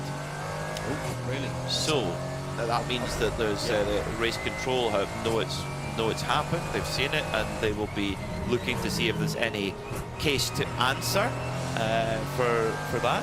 Let's, before I tell you about a penalty that's been issued, I think we've got Snowy in the pit lane now, with Nick coming into the pits for his first stop. Snowy, is that you? No, thought it was. The 403, that's the Atlas BX. That car has had an infringement of the refueling regulations. Not exactly sure of the details of what that infringement is, but it's been issued with a 10-second penalty. So the 403, that was very much in contention for GT4 honours, lying second, just 8.5 seconds behind the BUGGYRA ZM Racing Mercedes. Very, very similar cars that have been running pretty much nose to tail since the very start. That's going to have a 10-second penalty that they're going to have to use tactically, maybe wait for the next Code 60 before they do that, but that's going to lose 10 seconds there because of that infringement. All Dongi No can do now in the Atlas BX car is just try and close the gap down as best as he can. He's a little bit quicker than Elia Koloc on a couple of laps ago, but he's actually started to, the last 2 laps, has lost a couple of tenths again from Elia Koloc. So again, BUGGYRA ZM Racing and Atlas BX back, landing punches back and forth in that GT4 battle. We often say, you only need 2 cars to make a motor race, and that GT4 battle has been the absolute proof of that, truism. Yeah, absolutely. What a great battle that was. And that is, and if you look at the overall standings for the GT Trophy for the series, BUGGYRA ZM Racing came into this round as the championship leaders. Red Ant Racing, the 903 entrant from Red Ant Racing, is second. Only 2 points in it between BUGGYRA on 126, Red Ant Racing on 124, but also on 124 is that Atlas BX Motorsport team. They're on 124, and the RD Science Lamborghini team, they're on 124. So the overall team honours for the GT Trophy, very, very tight indeed. And we've got a GT4 class car at the front of the championship, and then a 992, a GT4 and a GTX car sharing that second place on the same amount of points. And in the GT4 category, there's just 2 points between them in the favour of BUGGYRA as well over Atlas BX just for GT4 cars. So really interesting. Michael Doppelmayr, one of the stalwart drivers in the Sherisport PHX crew, the cable car tycoon, one of the biggest cable car companies in the world, the Austrian driver, and winner of the 2021 24 Hours of Sebring in the Audi, and winner at Monza last time out. So he's in the middle of his stint at the moment. He's been at the wheel for 16 minutes. He's got to do 1 hour to be classified. So 34 minutes of his stint time remaining there. So Thorsten Kratz has grown the gap ever so slightly in the WTM Ferrari to David Firminelli in the Kessel Racing Ferrari. So brilliant stuff from Thorsten Kratz, because Firminelli is one of the full pros in that Kessel car. Charles Putman ploughing away in fourth, going lapping about 2 seconds quicker than his opposite number in the Scherer Sport car. The gap's at 33 seconds between Scherer Sport in third and CP Racing in fourth, so that's got to be what Charles Putman's focusing on, Joe, in this stint. Just run that gap down and keep drilling out those really consistent lap times. Yeah, both AM drivers and having a little sort of insane battle between themselves, and that's a great one. They'll be enjoying that, both Michael and Charles enjoying that challenge of racing each other, the Mercedes and the Audi coming together with different drivers on board this time, but still it's going to be a proper motor race, isn't it, for that third place overall. You mentioned the James Bond connection to Estroril. Oh God, this will be good. We've got another bit of a James Bond connection being presented to us by our good friend Janos Wimfren, who is up very, very early indeed, considering where he lives. But he tells me, so there is a Toronto connection, which Janos is in Canada. There's a Toronto connection with Ian Fleming as part of his work with British intelligence. He was stationed at a camp called Camp X, a secret camp outside Toronto, very close to Mosport, which is this weekend. Canadian Tire Motorsport Park, which is formerly known as Mosport, is where the this weekend's WeatherTech IMSA sports car round is taking place. The secrecy was because of the American involvement. The USA was still officially neutral, and this is the interesting bit. They were developing things like radar. Fleming's apartment, whilst working there, was on Bond Street. He believes that the name of the street has since changed, but there remains a church there called the Bond Street Methodist, or whatever the denomination it is. But maybe it's that connection where he got the name Bond. So there's influences all over the world. So Charles Putman saying it was a bar in London. Well, we've yet to speak to Charles Putman. Yes. And get that exact reference and connection. So but if you're just joining us, why on earth are we talking about James Bond? Here in Estoril, Ian Fleming, who wrote the James Bond novels, got a bit of inspiration when he was here as a naval intelligence officer at the Hotel Palacio in Estoril, which was a very grand hotel in its day, and that's where he used to stay, and that of course had a cameo in on Her Majesty's Secret Service, and where James Bond, unfortunately it wasn't a Connery film, because he's like, I can see the Palacio was up to stand. If it was a Connery film, that's what he would have said. But Nick Leonson in the RPM Racing Porsche Cup car is trying to chase down Amedeo Pampanini and drop 0.2 of a second to Pampanini, who's the next car up the road, and the car that they're battling with for the 992 AM category. So HRT Performance number 967 lead in 992 AM, being chased by RPM Racing. Yeah, and that's again a great two-car battle. I mean, the car that is just behind there is the actual 992 class leader, I believe. Is that 909 that I can see just ahead of Nick Johnson's car? Yes. So that's car he's put a lap on him. That Nick Johnson car currently 7th in the 992 class, but 2nd in the subclass 992 AM, and that's certainly a battle to keep our eyes on. But the 992 class being led now by the Red Ant car. The 903 has taken over the lead of 992, and the gap between those cars, 12 seconds now, the gap between Kobe de Broeker and Nick Damon has brought coffee. He could tell. Could you tell in our voices, Nick, that we needed a bit of caffeine and a bit of Fanta Orange for my colleague? Sugar. Getting back to the 992. That's a teammate right there. It is. He's not usually a team player, isn't he? Oh, I think that's unfair, Joe Bradley. I think that's Joe Bradley. I hope that didn't come across. So seriously, he's not. Well, what he's just done is a very team player thing. So let's focus on the here and now. He's probably been prompted by Snowy saying, take the lads a coffee, but there you go. I do work with Nick a lot. And I do love him. I do love you. I do love you, Nick. I appreciate that. I'm going to say... Never let the truth go in the way of a good story. Oh, that's the first rule of Scotch whisky marketing. Is that right? Yeah. So, we've got... the gap for the run to the podium. Michael Doppelmayr holds the last spot on the podium right now for Sierra Sport PHX. But Charles Putman, he's really getting into the groove now in the CP Racing Mercedes. He's lapping on average. It comes and goes with traffic, but he's about 2 seconds a lap quicker than his opposite number at Sierra Sport PHX. So that gap is coming down. So we could see CP Racing cycle back onto the overall podium.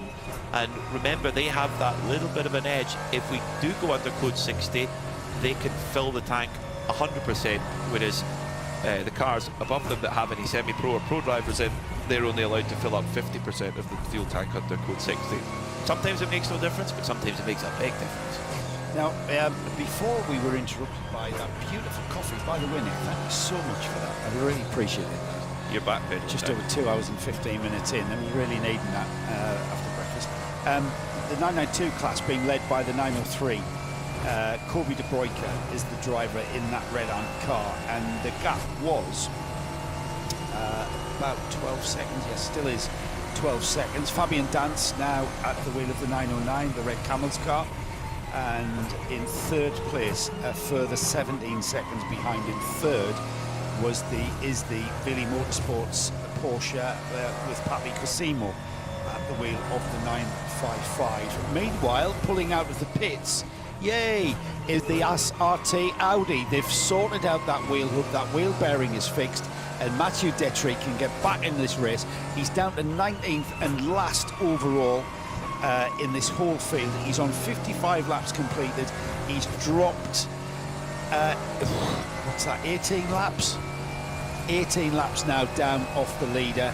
He's going to need attrition to be a factor to get back on terms, certainly to the overall lead. But if he can get back and get up there and take some class points, then they'll be happy with that.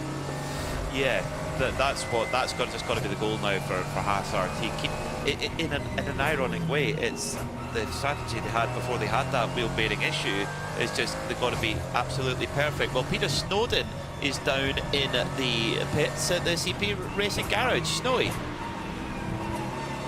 Yeah, I'm down here with Shane Lewis, who's just getting himself ready to his next stint. Some very interesting warm-up exercises. I think they're going to do press to run or something, but I'm not sure what they're doing there. Also, a little pre-race procedure. Yeah, it's my pre-race procedure. I got to warm up his body, his whole body, all I can before I get in that race car. It takes a lot of forces out there, you know. I mean, the G-loads even under braking, everything we're doing there. The AMG makes a lot of grip, and so these Hankook cars are really good. We push them hard, and so I got to stay in the best shape I can. Anyway, thanks for all that. It's a long race, and we've got plenty of time to talk about cars and track accidents. More importantly, we're going to talk about facial hair. Sideburns, you shoot all on sideburns,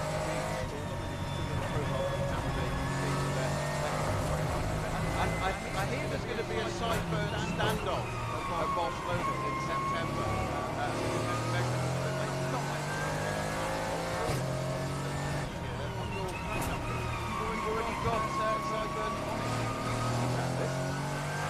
I did not realize it until this moment, but you guys were talking about the Sideburn Challenge coming to Barcelona, and I looked at my helmet and I went, well, wait a minute, they're kind of already there.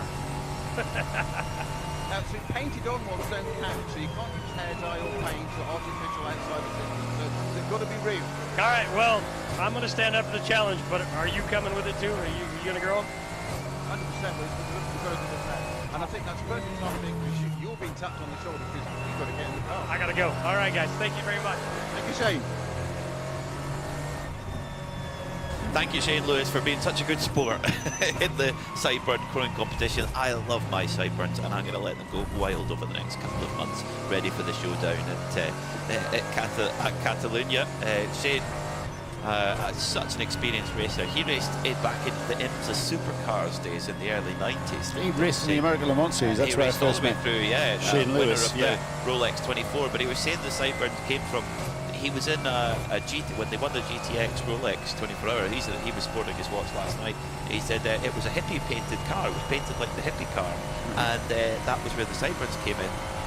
they went to Sebring after winning it, a month or two later, and he shaded them off. And the team, firstly, he was disowned almost there and then. They're like, where's the Sidebirds?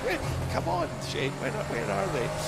So that's interesting because Charles Putman is 54 minutes into his stint, so his minimum time is 1 hour. So, but there is a lot more fuel than that on board. I think there's actually at least 55 minutes worth of fuel left in the tank of that big AMG Mercedes. But CP Racing sticking to the programme, saying Charles Putman will run his minimum hour. Depends if they'll put him back in or not. They have a big driver roster. They've got 4 drivers. They've got Charles Espenlau, Shane Lewis, who we just spoke with, Charles Putman, team owner, and Joe Foster joining the team. He joins the team for the longer races, which this 12-hour definitely qualifies for. And 12 hours in a run as well. Sometimes we have, at Monza we had the 12 hours of Monza where we did 6.5 hours on the Saturday, 5.5 on the Sunday. Today it's a 12-hour run, flag to flag, 9 o'clock in the morning until 9 o'clock at night. So Wochenspiegel Team Launcher lead the way by 55 seconds at this stage, with Scherer Sport PHX sitting in third in their Audi. And they've not been chased down by MP Racing Fabrizio Cristani, who has joined Thomas Gostner, Karina Gostner, and Manuela Gostner. So Fabrizio Cristani, a late change there to the entry list. It was going to be Giorgio Sernagiotto. So great pace at the moment from Fabrizio Cristani, a 1:38.5 last time by. That's really fast. The best lap of that car, a 1:38 flat. It's definitely the best of the Mercedes lap times. So Cristani really chasing up the order in that AM class MP Racing Mercedes. So we're going to see a battle of the we're going to see a battle of the Mercedes AMGs. Joe Bradley, we've seen CP Racing kind of have the place to themselves in terms of the Mercedes AMGs, but the Gostner's car, MP Racing, Fabrizio Cristani is driving some great pace, a 1:38 flat in the Mercedes. Yeah, we're certainly seeing that Mercedes going very well in his hands, and coming into contention there, isn't he, ahead of the CP car, and pulling what's that, 20. It's about 9 seconds, isn't it, that he's pulled that gap there to the CP car of Charles Putman. He's actually catching Doppelmayr ahead of him as well. He's lapping in the 38s, Doppelmayr in the 44s. So we are going to see that gap come down between those two cars as well. So it's a one to keep our eye on. There's all sorts of battles raging as well, and two-car battles raging down the order, certainly in GT4.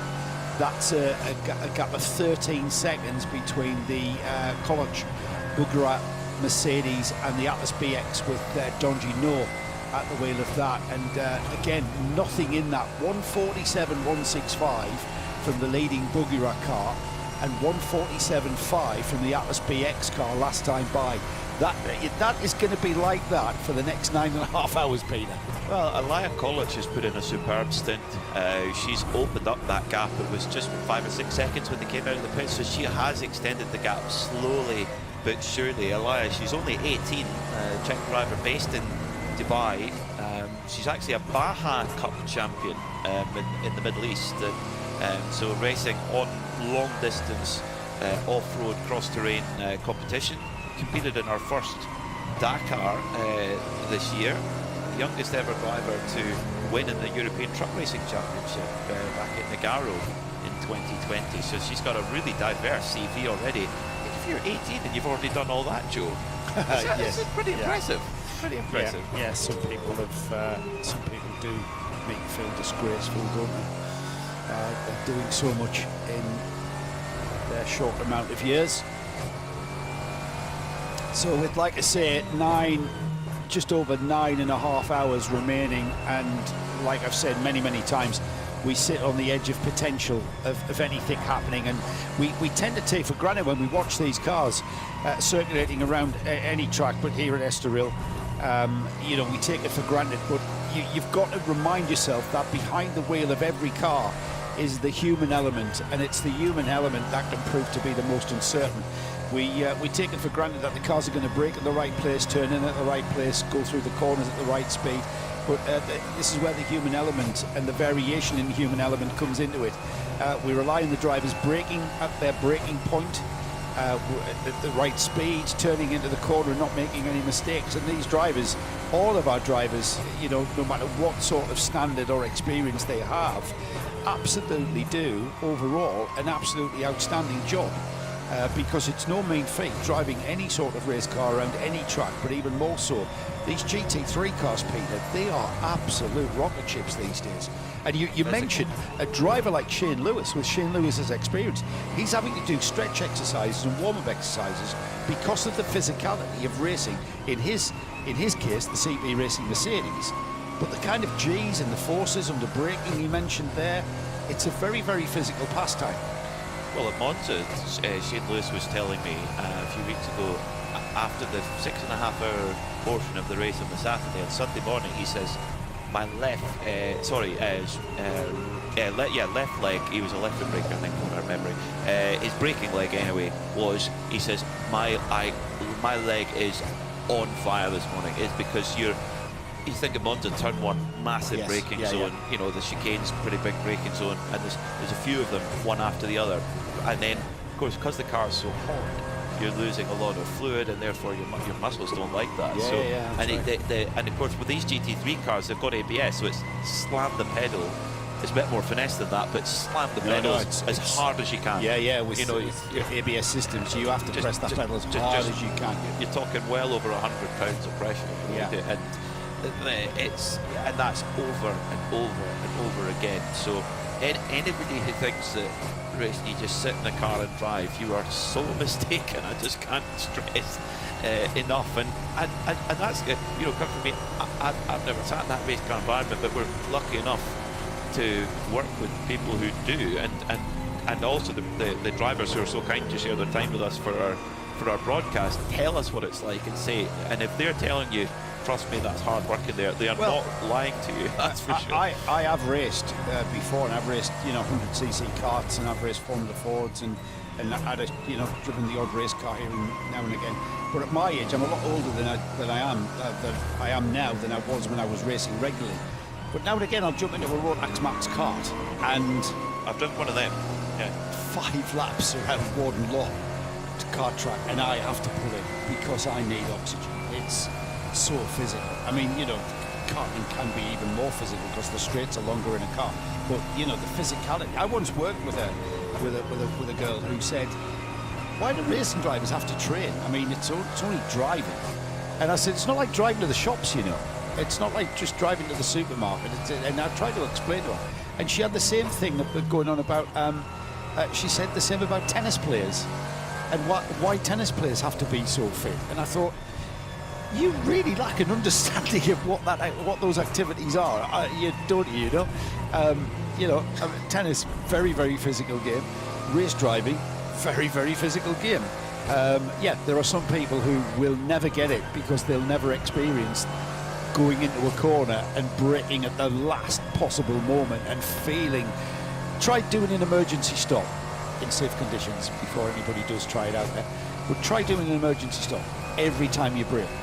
Every time you brake, it's the same sensation as an emergency stop. You are braking and making that brake zone as small as possible. Getting all that brake done as close to the corner as you can, because the moment you come off the throttle, you're losing time. The moment you come off the throttle, that car's slowing down, and the object of the exercise is to go as fast as possible.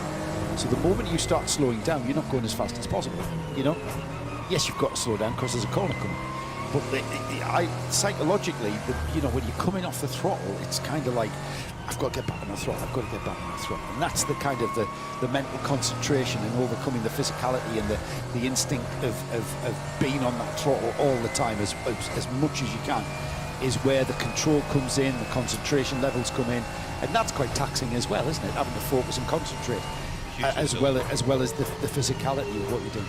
And looking at, so I mean, for that it's when you talk about braking with cars that are fitted with anti-lock braking systems, like you would get on any road car nowadays. The GT3 cars have it in this race, the GT4 cars have it, but the Porsche 992 Cup cars do not. There is no anti-lock braking system, so if you're too aggressive or you're stabby with it or a little bit too abrupt, you will lock the brakes and you will lock the tyre, and that's, you know, you can flat spot the tyre, you can spin, you can do all sorts of nasty things. And so the drivers in those 992s, they're still having to put a lot of brake pressure in. They're having to finesse, and the mental strain to time and time again going into, particularly here at Estroril, turn 1, it's not as bumpy as it used to be going into the braking zone. The circuit was resurfaced in 2018, but you think you just have to modulate that brake all the time with your thighs probably on fire with that tense feeling. I just annoy these drivers.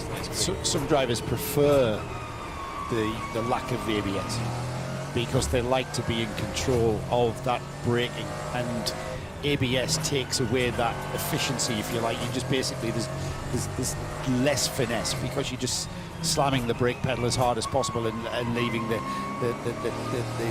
computer software and the technicals of the car to do the braking for you. And yeah, I mean, you're still braking hard, you're still pushing that brake pedal with a bit of effort, but that kind of measured way that you have to apply the brakes is what a lot of drivers prefer.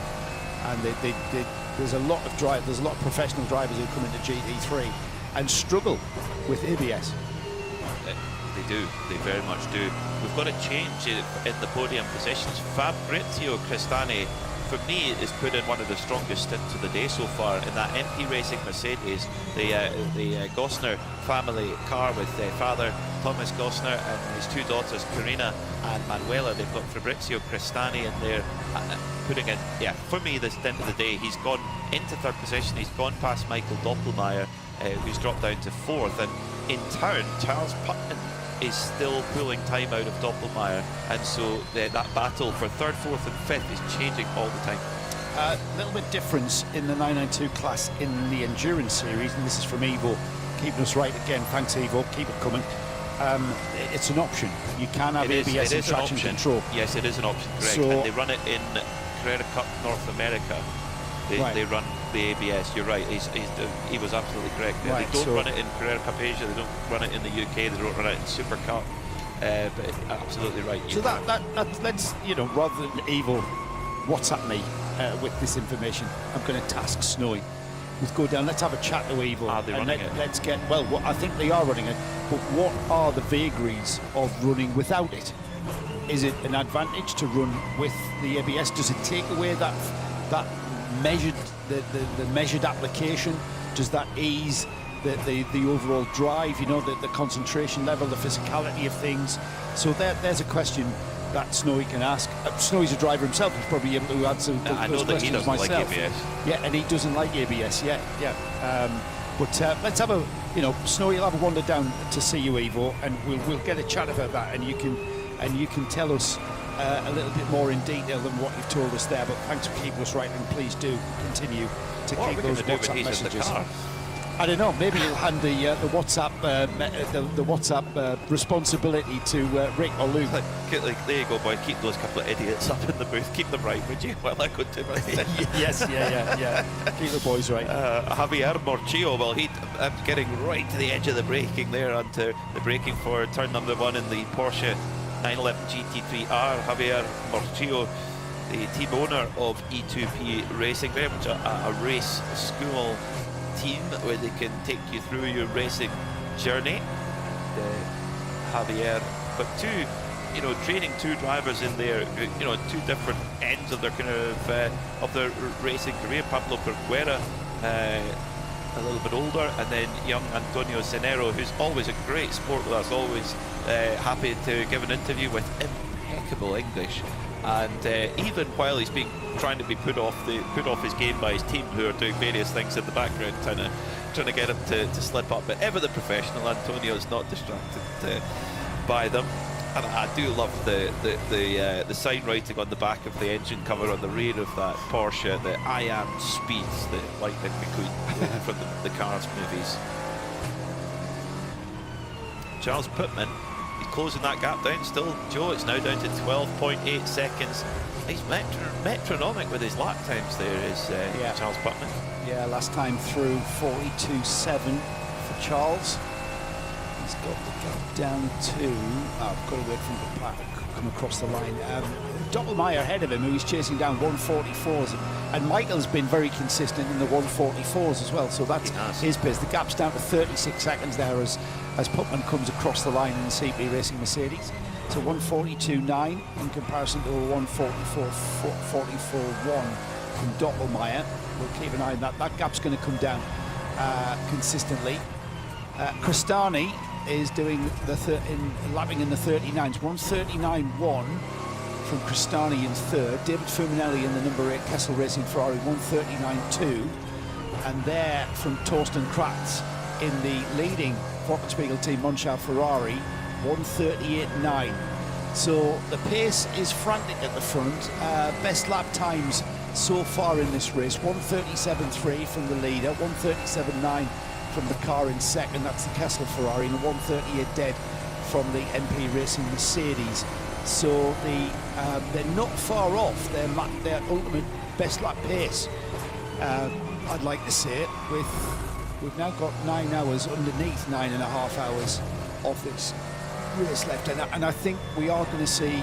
This is how this is going to pan out. We are going to, you know, I'm not detracting anything from the task in hand here, but we are going to just plough round and round and try and keep to that pace, and we'll see a variation in car performance depending on who's behind the wheel. And I think what's going on there underneath the covers, so to speak, is a lot of consideration to tyre management through the stint. This is a track that can easily take the life out of your tyres prematurely and leave you floundering with a lack of lap time if you are too perhaps determined in the early stages of your stint. You can easily find those tyres going away from you. So Peter Snowden is down in the pit lane. Snowy, what have you got? I've got a very big GT3 AMG Mercedes right in front of me. CP Racing, the number 85 entry, just doing its routine pit stop. Charles Putnam has just got out of that. So slick, so organised, these guys. Completely cool. Something the windscreen. Warband, that's it done. Tyres changed. Charles Espinal, who started that car, went to put his baseball cap on. It's quite hot in the pit lane. Joe put it on backwards, by the way. And he just said, it's not an American thing. He said, I've got the peak at the front. When I pull Charlie out of the car, it hits on the roof of the car, so I always put it on backwards. It's in the details. Thanks, Snowy. That's great stuff. Yeah, that's important detail. So that's Shane Lewis getting on board, who we spoke with a few moments ago before he was tapped on the shoulder to say, Shane, it's time to get ready. Helmet and hands device on. Helmet and hands device. Helmet and hands device. Hands device. Yeah, so Charles Putman has completed his driver time, 1 hour and 10 minutes at the wheel there. Shane Lewis won't be in the fueling station very long because they topped the car up at the last stop. Michael Doppelmayr, he's 44 minutes into his stint, so about 16 minutes left. Javier Morchillo has been charging up the order in the E2P Racing Porsche, which of course our CP Racing Mercedes' big rival in the AM Clash Championship. And Morchillo was actually running down Putman there just before he came in for the pit stop. So perhaps CP Racing thought, right, instead of getting in a tussle and losing time, come in, we'll put Shane in and go from there. So that podium battle between Shera Sport, E2P, CP Racing, throw MP Racing in there as well. Brilliant. Actually, it seems today, Joe, we've got, yes, the Ferraris out the front they're dominating, but the battle for the podium is a lot deeper than we saw yesterday. But we'll come back to that in just a moment, because Snowy has got the man of the hour, Charles Putman. Charles, just a big a mega spin from you there. Well, we got that code 60 and got to come in, get some fuel, so that pushed it a bit more than I thought it would be. But you know, really the conditions are pretty ideal for racing today. The track's warm but not too hot. The air's A little warm. It's just this track is so physical. There's no place to rest. You're working your arms and shoulders the whole time. So yeah, it's a little tiring. So temperature's starting to come up. Obviously got 9 odd hours to go still, so it's only going to get warmer, Charles. Oh, get warmer? I haven't asked the engineers what the forecast is, but my gut instinct is it's going to get warmer, it's going to get slicker, and that just makes it harder for everybody. But, you know, it's the same for everyone. That's all part of motor racing, and it makes it fun. That's a very valid point. It's the same for everybody, but you're right. True instinct, it's going to get warmer. Yeah, I think it's pretty safe to say that it will. And of course, you know, as good as our cars and our tires and all that are, you know, we're engineered, everybody here is engineered to really high performance. But when you start increasing those temperatures, it makes everything a little harder, particularly for us guys that aren't engineering. You're just right, yeah, internal engineering. We were admiring a few minutes ago the slickness of your team, and you're very much an integral part of this 24H series. But even got your overalls down with a Velcro on them and your different labels to go on there. And just watching Charles Espen out there, as you were taking your lid and hands device off and getting water, he was putting the right series and tyre sponsors onto your overalls ready to do this fit for TV. Well, we take them off when we're in the car because the seatbelt buckles sort of rip them up and pull them loose and make them look nasty. So we try to look good on camera, doesn't it? So we come back, we put them on. We're looking good for when people are here. In the car, nobody sees it. They're under the seatbelt. So that's kind of why we do that. And yeah, we used to jump series quite a bit. We still do a little bit. And so we like to be able to have the right patches. We want to thank our sponsors and the people that are here. The old phrase, the devil's in the detail, and you guys do to absolute extreme. Thank you very much, Charles, and we'll see you later. I would not expect anything less than getting the sponsors' names right from an American team.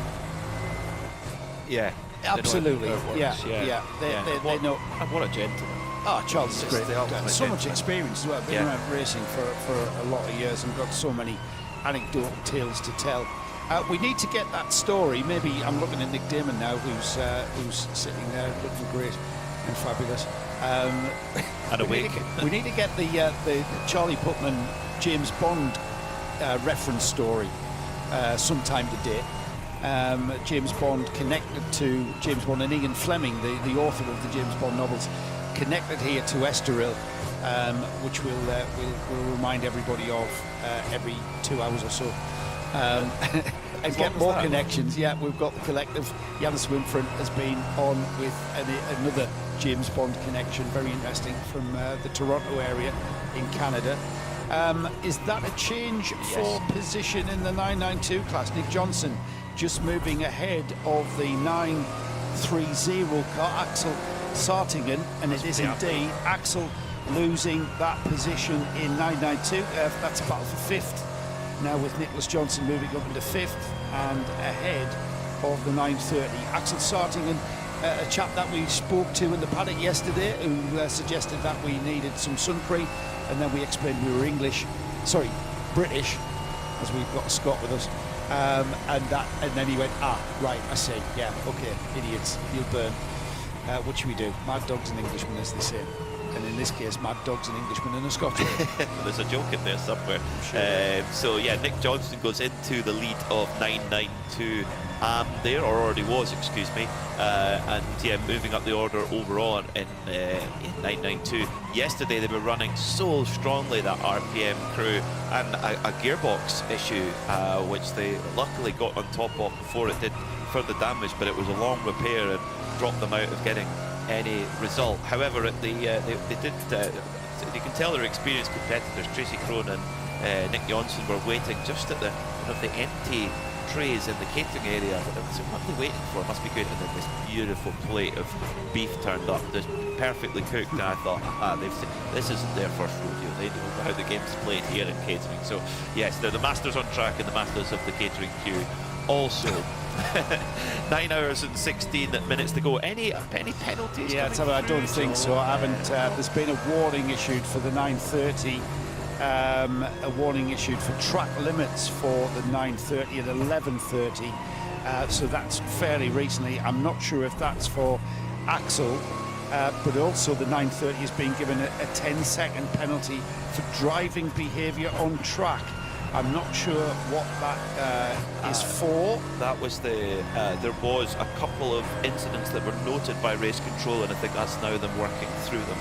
I can't remember who the other car involved was, to be honest, but, but there was a couple that were being analysed by race control over the last little while. Well, so that's 2 penalties. Sorry, that's a 10-second penalty that's been issued, and a warning for a 3rd track limit infringement on that 930 car. I did mention the 403, which is the that's the Mercedes, isn't it? The Atlas BX Mercedes that had been given a track.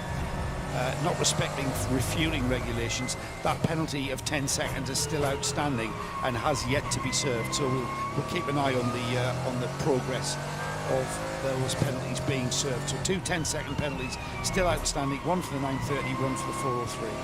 MP Racing Mercedes into the pits for Fabrizio Crestani. For me, the stint of the day so far into the pits now is 4 minutes into this pit stop. That's quite a long pit. Did the 58 have a penalty to serve though from their race start? Had they already served it? The 58 did, false start. It's already served. But it's been served a while. Yeah. That's quite a long pit stop then for MP Racing. What's going on there down at the garage of the number 58? Joe Bradley, after a triple stint behind the microphone here in the Global Broadcast Centre, is dipping out and going to get himself refreshed. And joining me now, Peter Mackay up here in the Global Broadcast Centre, is Nick Damon, who's he's just here, there, and everywhere. You're like Huey Lewis. And the news, or just Huey Lewis? Am I news free? Just, it's really interesting. I have just, it is not really. I've oversold this first sentence straight away. It's not really interesting, but Joe seems to prefer his microphone on the other side of his face to me. So I've had to flip it all round. And you're a left hooker like me. I am. Yeah. And obviously, because this is new for this year, I have some glasses with me because I can no longer see anything. Everybody, I'd like to point out that any of you who are watching this who are young, don't get old. So this race is pretty much the image of yesterday, isn't it? In that we've had the Ferraris away and the Haas RT at the back due to bad luck. They had more bad luck today. Those are the consistent factors. I agree with you. The Ferraris have been dominant. I think there's no other word for it. The prancing horse has galloped away here on the coast of Portugal. However, I think that the fight for the remaining podium positions is far deeper and more competitive than we saw yesterday. E2P Racing are in with a shout of an overall podium. Shera Sport PHX, that's less of a surprise, of course. CP Racing are in there as well. They've just taken a pit stop, so they'll cycle forward. So yeah, there's an MP Racing after that stint from Fabrizio Crestani was great, but still, Nick, they've been in the pits for 6 minutes. That's too long. Yeah, so there's a problem. We'll see if Peter Snowden down in the pits can get some information on what's going on with car number 58. The Mercedes for the Gosler family. 6 minutes, it was way too long. I mean, the other thing, which we are only what 2 hours 15 minutes in, and there's been wildly different allocations of your AM drivers, and some of the AM drivers are very much people paying the bills and have the speed of people paying the bills. So by burning them off, if you haven't used them, you've got a penalty, inverted commas, to come in your lap times. If you have had them in the car for the amount of time, or most of the time already, you are looking a bit better. Well, Axel Sartingen is he's done his stint, quite a long stint for Axel there, and he's collapsed on the not completely collapsed, but he's plonked himself down on the floor of the garage. He's been handed a bottle of cool water to cool off. So Axel, always fun for a chat. So I'm sure we'll get a word from him in a moment. That number 938 RT performance. 992 Porsche does has had a couple of penalties for various transgressions, so they've had a great charge through the pack and up the order, but it has been a little bit fraught at times as well. In the GT4s, the BUGGYRA ZM racing crew, Alaya Koloc, has been a great stint from her, pulling away from their big rival, the Atlas BX Motorsport car, Donkey No. Now, the question is, have Atlas BX served their penalty that they had hanging over them? Car number 403. Did they? No, it's a 10-second time penalty issued. No, they have not. So there's a 10-second time penalty for not respecting refueling regulations. That would have been at code 60. Now, Peter Snowden is down in the pit lane with Axel Sartingen. just done a very, very long stint at the wheel of that 930 Porsche, and it's showing, isn't it? It's very hot inside. My drinking system fall apart, right? No drinking.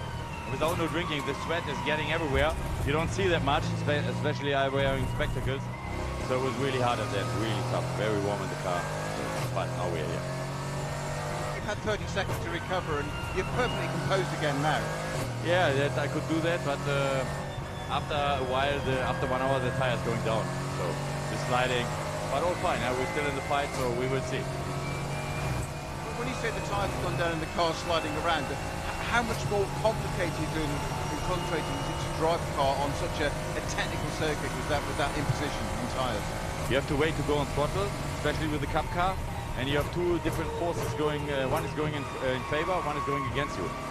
During the fuel consumption, the car is getting lighter, but the tire degradation more compensates that. So the car is sliding, so you have to counter-steer it. So at some point there's got to be a kind of crossover there where the fuel load gets lower and the tyres go, so you've got less weight but no grip. Yes, there's a point where you can do the quickest lap, but normally it is after 20-30 minutes, and then the time slows down. It's not ideal to be kind of semi-drifting a car like that, is it? No, drifting is not quick, that's the problem. So fun though. It's fun with the Cup car, you can drift a lot. The guy's drifting, but it's not quick. To be quick, you have to stay in your line. Axel, thank you very much. I'll let you get some more water. We'll speak to you later. Thank you. So, thank you, Snowy. So we've got our pit reporter Peter Snowden going hot-footing down towards the Mercedes number 58 garage, MP Racing. They've been in the pits for 10 minutes. That's not right. So we'll get the story from Snowy in just a moment. That's such a shame, Nick, because Fabrizio Cristani, he was charging, one of the fastest cars in the pack. Really the only driver who could get anywhere near those Ferrari lap times. Yeah, obviously as the non-family member and the expert in the team. I mean, he was the man who's got the speed. The Gosner family, they're all excellent, gentle person drivers. There's got to be two of them ladies. They themselves admitted on the grid they had a little problem keeping on the island yesterday, but they didn't hit a barrier, so that was fine. I think they were probably concentrating on just staying on the track and then letting the pace of Fabrizio take them forward. But they have hit, we assume, for their 10-minute stops, a mechanical issue. Whereas staying out of the pits, especially with a smaller field, is ever more important. I'd suspect we'd see the Shera Sport PHX car in a moment. Michael Doffmeyer is 58 minutes. That's impressive. I mean, he's a fit man. 58 minutes and 45 seconds through his stint. He needs to do 1 hour minimum for that car to be classified in its class, and is just gone over just behind us in our commentary position, gone over the line. So I suspect we'll see the Shera Sport PHX car in a lap or two. Yeah, E2P Racing, now that because of the Code 60s and how that's worked out, 9 hours and 7 minutes to go, nearly 3 hours into the race. E2P Racing have only done 1 pit stop. Pablo BUGGYRA did a proper marathon stint on before we even got Code 60, so he did about an hour and 20 minutes on 1 tank of fuel, which is a great run from the Spanish driver. So an all-Spanish lineup in that E2P Racing car. Although you interviewed Antonio Cenero on the grid, Nick, his team weren't putting him off like they normally do, like running behind them and making silly faces and all sorts. Possibly, I don't know. You didn't notice anyway. The interesting thing is, running as they have done now, 2 hours and 54 minutes on 1 stop. That seemed a little bit unlikely, but there's a couple of them who've done it. I mean, the thing to remember is that the tanks are fuller at the start than they'll be at any other time of the race, because if you have a 120-litre tank, you can brim it even if you're only allowed to refuel 95 litres.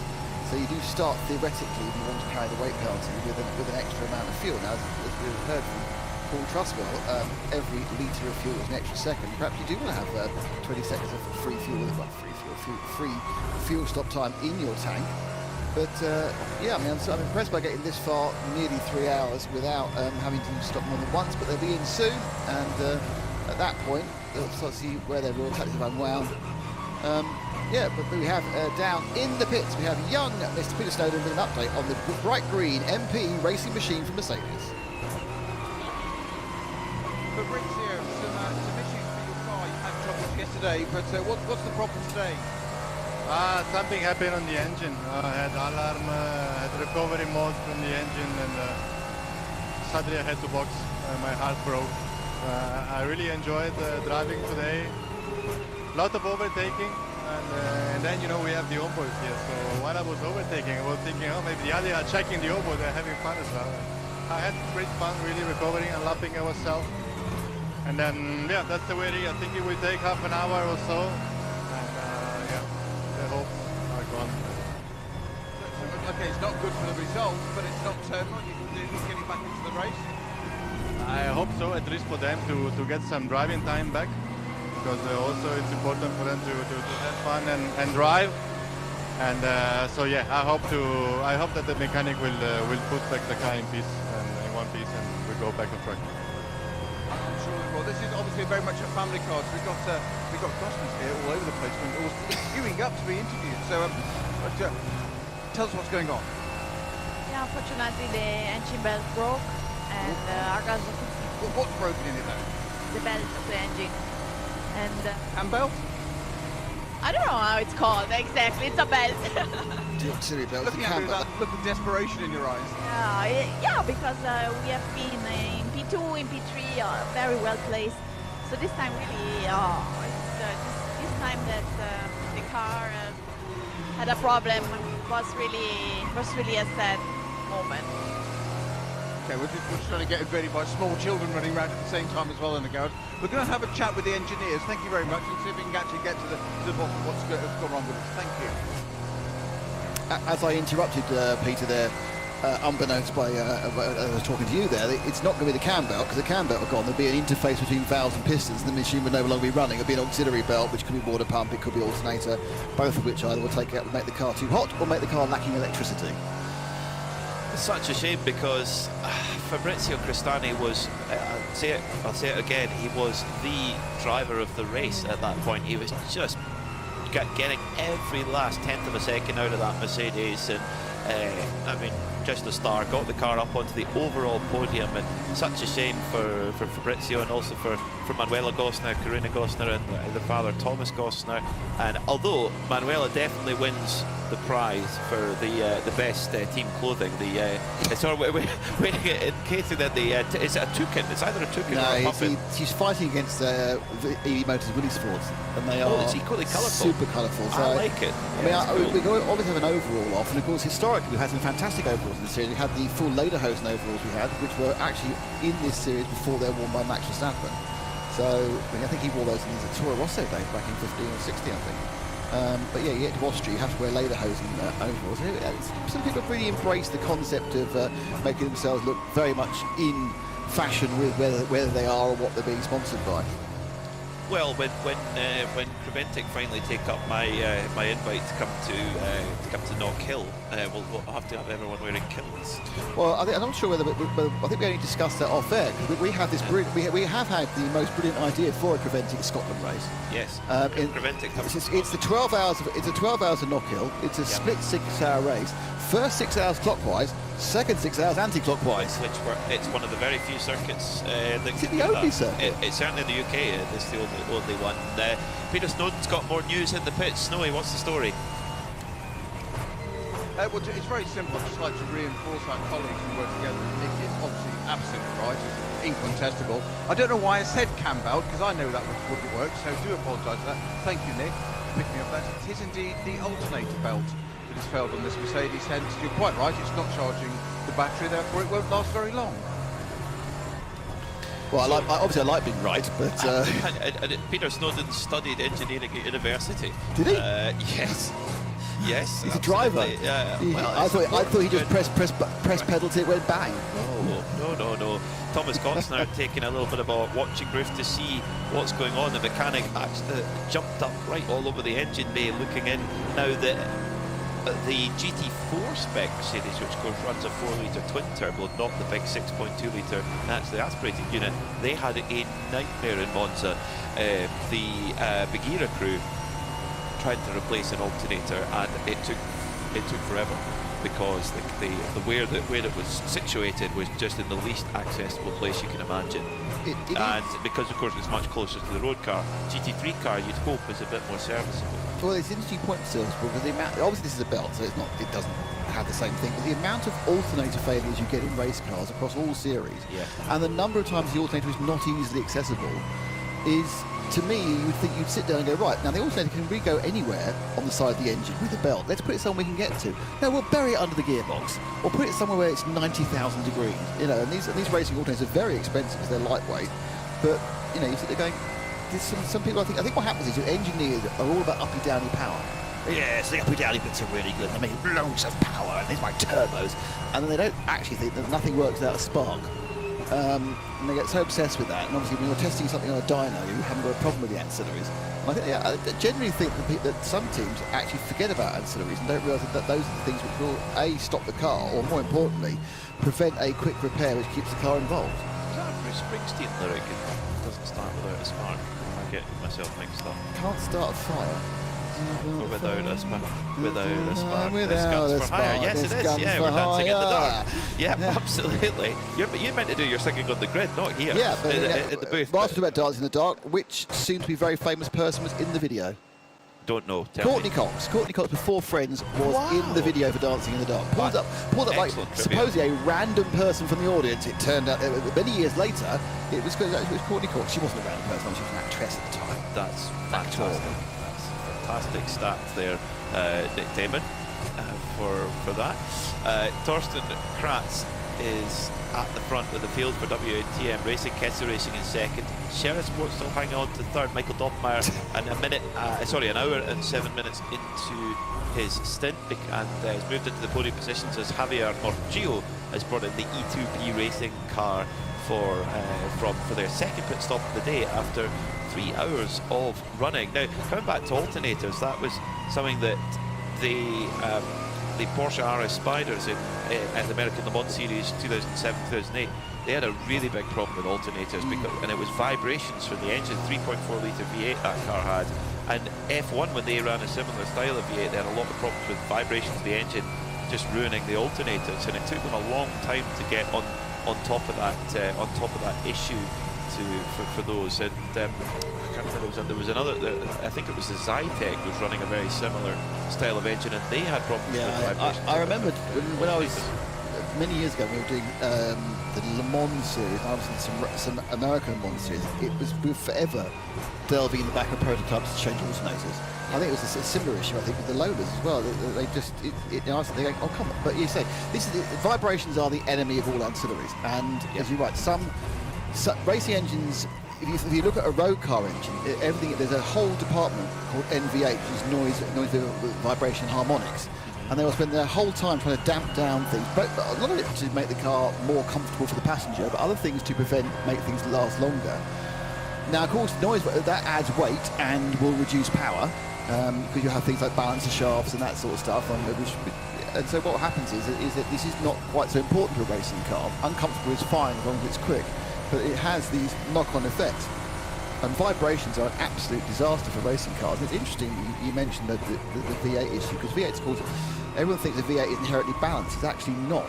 The only inherently balanced are a V6 or V12 and inline-6. They're inherently balanced. Everything else has some sort of compromise in its harmonic balance. And those vibrations can sometimes help, but if you get a harmonic balance which is actually opposed to something else, and you get kind of a crashing situation. It's like two big waves coming together making a bigger wave, and that's when problems happen. So, and it's interesting that we see as cars develop, and you think, you look at the GT3 cars. A GT3 car, from 10, 12 years ago, theoretically has the same lap time as one now, because they have balanced them the whole time at the same lap time. So you say, well, why would I buy a new GT3? Why would I buy this new Ferrari? Why would I buy this new Audi? Well, the reason is that they have every single time, they make them easy to drive, they make them better on the tyres, they make their serviceability better, they cut out all the issues. And whilst the lap time is the same, more people can access that lap time for a wider period of time, and when there's a problem, it's more serviceable. And that's why these generation GTs get no faster. Everyone loves them more because they just get better and better and easier and easier and easier and more reliable. Well, the latest BMW, apparently the air conditioning system in that, the latest BMW GT3 car is fantastic for that very reason you just described. The last one on the alternator was when Audi were putting together the R10. Dr. Ferdinand Piech, who of course had a foot in both the Porsche and the Audi camp, and he told Dr. Ulrich when they were building the R10, he says, now remember, put 2 alternators in it. He says, because we had terrible problems with the 917 Porsche. So you're talking 30 odd years before, they say, and the funny thing was that when Porsche built the RS Spider, Dr. Piech didn't pass on that advice to them. So that probably tells you a bit of where his actual allegiance lay at that exact moment in history. So it's funny how these things happen. But hopefully the MP Racing Mercedes team will be able to get the car back out and get running. And Fabrizio made the point, he says, you know, he wants his teammates, Thomas Manuel and Cornelia Gosner, to get out there and enjoy the car on a great circuit. The last thing on the alternators, I just feel it's a missed opportunity for a punk band. They could have called themselves the Alternators. It would have been a great name back in the late 70s. A good name. I know. It would have been a very good name. Tim Gray tells us that Knock Hill is restricted to 34 entries, though. But, you know, 34... Well, that's immediate. That's what we have quite a lot of races in Coventry which have got less than 34 entries. So I still say the 12 hours of Knock Hill is go. Peter, give us an update. Oh, it's not so much of an update, it's more of a question. There's the old joke, isn't it, of how many people does it take to change a light bulb? Well, Seb's filming this for us now, for those of you that are viewing this. How many people does it take to change an alternator belt on a Mercedes-AMG GT3? We're answers on a postcard to the studio, please. Seems to be 6. Gentlemen and ladies. 6, 7. There's 6. Thank you, Snowy. We've got 2 underneath the car that we can't see. 4 are climbing all over the engine bay, and 2 underneath. So that must be similar then to the GT4 car, even though it's a different engine. Nick, is that the GT4 car, they've got to get right underneath it to change all the under trays. But don't forget, this is the belt. Yeah. Unless, of course, the alternator is they thought it was a belt and actually it was an alternator failure. Just changed the whole thing. Yeah. Gutting. More pit stops and fuel stops. BUGGYRA are in the Red Out 904, the BUGGYRA GT4 car. I think that's how you pronounce it. You're laughing at me. And then you also have the Vortex as well, and its fellow SPX, the RD Sign. So both the SPX classes in there, and now stopping, it's the Kessel car from second. Yeah, the Kessel Ferrari number 8 in, and full service there for the tyres going on. They'll get their fuel at the end of the pit lane. It was, who brought that car in? David Faminelli, the pro driver, in that machine. And yeah, driver change going on. The belt's getting tightened up. And little adjustment there on the... it was the air jack, wasn't it? Is that where the air jack is? It looked like the air jack. It looked like the air jack sort of nozzle. Odd. Yeah. Or whether it's an issue with the with something else, but we have Peter on the spot at the Kessel pit stop. Yeah, you're well spotted, guys. It was exactly that. So they took the air lance away, and it wouldn't release and drop the car off its jacks. So a mechanic had to literally barge his way through into the garage, get to the toolbox, grab a spanner, and rotate the nozzle just on the bulkhead there in the front right-hand side of the windscreen to get the air to come out and let the car down onto its wheels, because the wheels work better, or the tyres work better when they're in contact with the tarmac, I've always found, and been advised. That's an excellent point. As it said, I remember John was doing a commentary for me of an RC race. We did post-produced RC race commentary, and as he pointed out, even with four-wheel drive, you don't go very far if all the wheels are off the ground. Very true. Very true. It took us for an engineering scholar to tell us that. Driver change going on at Sherry Sport. That stint finished for Michael Doppelmayr. Driver change going on with the seat insert removed. Of course, you've got 3 or 4 drivers in a crew. Some can be much taller, some can be different shapes. So you've got to that's where that seat insert really helps. I mean, one of the greatest endurance racing duos of all time was Jörg Bergmeister and Patrick Long, who were just so dominant in the various Porsches that they raced together. And actually, they raced the Daytona prototype at one point as well. And they are incredibly different sizes. Patrick is like a jockey. He's very small, and Jörg is one of the tallest professional racing drivers I can think of. But they drove the same car, and they could move the wheel, they could move the pedals, and the sliding seat, and then of course a big booster insert as well. Did they shared a car? You're Burmeister Patrick Long? Yeah. Oh, yeah, yes. I mean, you look at me like, you have to remember, right? You were there. No, you look at me, hey, right. Two things. First of all, as we discussed only earlier about races I've been at, and we were talking about the Sebring 24 hours in the car on the way in. The Sebring 24 was a Creventic race at the back end of the first year of COVID. And you were talking about people who'd won the Sebring 24, and I was sitting there thinking, well, there isn't a Sebring 24, it's only a Sebring 12 hour.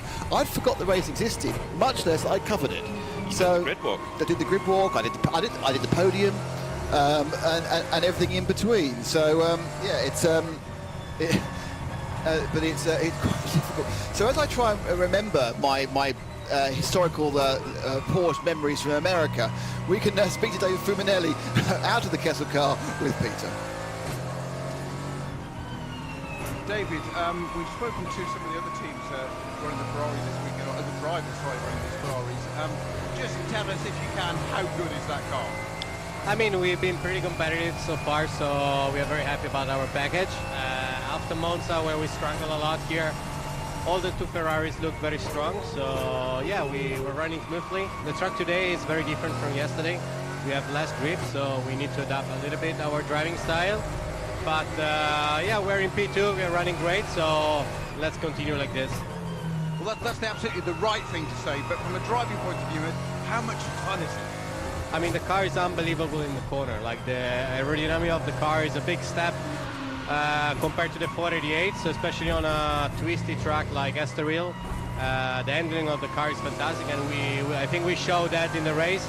Our race pace is amazing together with Rinaldi, so yeah, we look strong. You look like you're enjoying it, David. Thank you very much for your time. Thanks, Noe. David Fuminelli in great form there after a solid stint at the wheel of the gorgeous number 8 Kessel Racing Ferrari. That car has been taken over by Marco Tallarico, the Swiss-run Italian machine. Marco Tallarico, one of the drivers who's come up with Kessel through Ferrari Challenge. It's a great feeder for both for driver and dealers alike, because the Ferrari dealers can then put their clients through, you know, they might have bought a few road cars and think, I want to start racing. They go, well, we can go through Ferrari Challenge and then up into the GT3 realms from there. It's a very good pyramid, much similar to what Porsche do with cup cars, Absolutely. I mean, the Ferrari pyramid is remarkable. I mean, obviously the Ferrari brand is what many people around the world aspire to drive, and you get a chance to drive in Challenge, and you can move up through all the various classes. I mean, there's about 10 Challenge cars in the pits down below. So, you know, amongst the various abandoned supercars in the Estroril pit. Yeah, I mean, I think it is obviously very much a kind of a rich man's environment, the Ferrari Challenge, and as was being alluded to by a teammate, the car, if you're lucky enough to have pictures, you can see on picture now, which is the Kessel Ferrari number 8. The base price for those is €700,000, which is quite high even in GT3 world. I thought that would have been higher, because I think the new Porsche is more than that. What's options, of course, the options. What colour do you like want a steering wheel? Okay. What colour would you want it, Yeah, okay. Because the new Corvette, the Corvette GT3 car, which will hit the track in anger for the first time next year, €1.2 million. Yeah, I mean, the thing about it is there is a balance of performance, not a balance of cost. So, you know, it's the fact is you build your GT3 car, you base it on some form of road car. Everyone goes, that's fair enough. You know, the 296 realistically has no resemblance to anything. You put it out, and they balance the price. It used to be Heinz Halfrent, and somebody else now will balance performance. But no one says it has to cost €500,000 or €300,000 or €100,000. You can just charge what you like for it, what you can get away with. So it's an interesting situation, really. Everything is balanced. Everything in motorsport is balanced apart from the cost. There's a surprise. Very true. And it's like when you talk about the F1 cost cap. When you talk about the F1 cost cap, what is it, 150 million share limit? It's 135 million plus extras is 145 million this year. Okay. So, and I bet you there's teams that go, well, if that's the limit, we're going to go up to that limit and to be as creative as we possibly can. Yeah. But then you'll also get teams that go, if we don't have to spend that, we will save 10, 20 or no, there's no team Are they doing all that. going right up to the limit, Every you team reckon? is spending Okay. as much as they can. Some of the teams don't have enough money to spend all the money. So like Williams don't have that much money. That's what I was they'll thinking. spend. They're not saving money. They haven't got the money. They spend as much as they can, and when they get more money, they will spend the cost cap. The top teams, of course, as we know, are all trying to get within $1 of the cost cap and not go over, with obviously being incredibly fair and not anyway cheating any system whatsoever. Because obviously after the draconian penalties that going over apparently give you, I mean, don't get me wrong, because we're having a lovely sports car event, it's not really with F1 politics, but basically, apparently if you go, the penalty for going over the cost cap is so ridiculously light at the moment that personally, if I was an F1 team, I'd be spending money who's going out of fashion and not worrying about it. But I'm sure they will come down hard on someone who exceeds the cost cap in year 2, 3 and 4. And we have that fun to come, because I think just around the summer break, which is about, what, 4 weeks ago away, that's when the first vestiges of who's spent what comes out. But anyway, yeah, but that's, you know, budgets in motorsport is always the same. You spend what you, if you're allowed to, you spend what you've got. So at the moment in this race, we've got our most populated class, which is 992s. Fabian Dance in the red Camel Jordan's car is up into 3rd overall. He is due a pit stop, of course, but it shows you that how efficient that 992 car is, both from a cost and frugality point of view. Peter Snowden is down in the pits and the paddock. Snowy. As you can hear from the noise in the background, that it's the number 22 race leader, the Wochenspiel WTM Ronaldo run. Ferrari 296, this just popped into the pits, and Leonard Weiss is on board that. Now let's see, let's clear the air ducts out at the front, airlocks coming off, and the release. Does it work on this Ferrari? Just wait for it to go down. You've got to put the belts in the driver's net, etc. I need to keep out of the way, and that one works perfectly. So I think you could call that interactive. We got that one, and I'm just trying to see who came out of that, and we can. It's obviously not come back because he's Thorsten Kratz there already.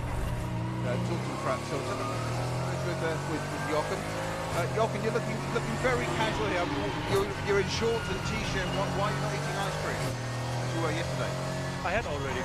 You had your quota for the weekend? No, just Leo's in the car, so I have to prepare, because I will go next to the car, but yeah.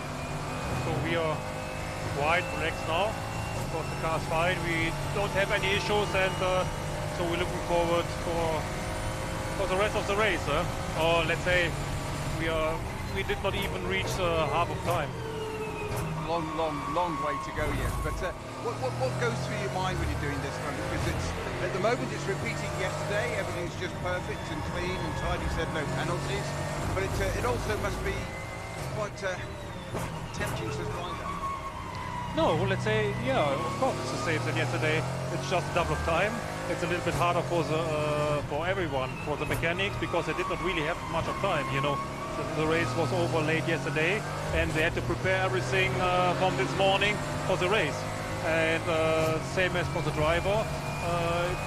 Of course, for the driver, it's also double time of driving. So we had to be smooth, not to give too much power at the beginning, to, let's say, to have all of our power within the 12 hours. And when are you next back in the car? I go next. So Leo's just in the car. I will go at next. Thank you very much, Jochen. Enjoy the ice cream, but not before you get in the car. There's a large amount of obsession in the pit lane about ice cream and sun cream, isn't there? It's the cream races, apparently. The ice cream in catering is very good. Yeah, absolutely. And the trick is, though, you see the ice cream pots are just little ones, but if you get a coffee cup, you can fit much more ice cream in it. Well, there we go. You see. There you go. Looks like a flake, that, sir. Yes, always. So Leo Weiss on board the Wochenspiegel team Monschau Ferrari, and just down in the fueling area at the moment. Leader in GT4 in for Atlas BX. The BUGGYRA were leading. They took their pit stop a couple of laps ago. Alaya College is leading.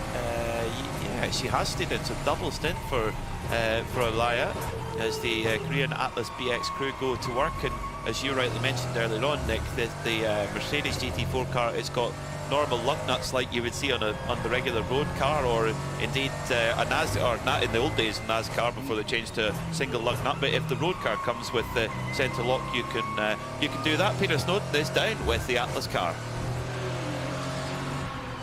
Yeah, and indeed the driver's just gone to the back of the garage, but they also just hit a very quick penalty. They are the next box on, as that 403 Atlas Mercedes pulls away.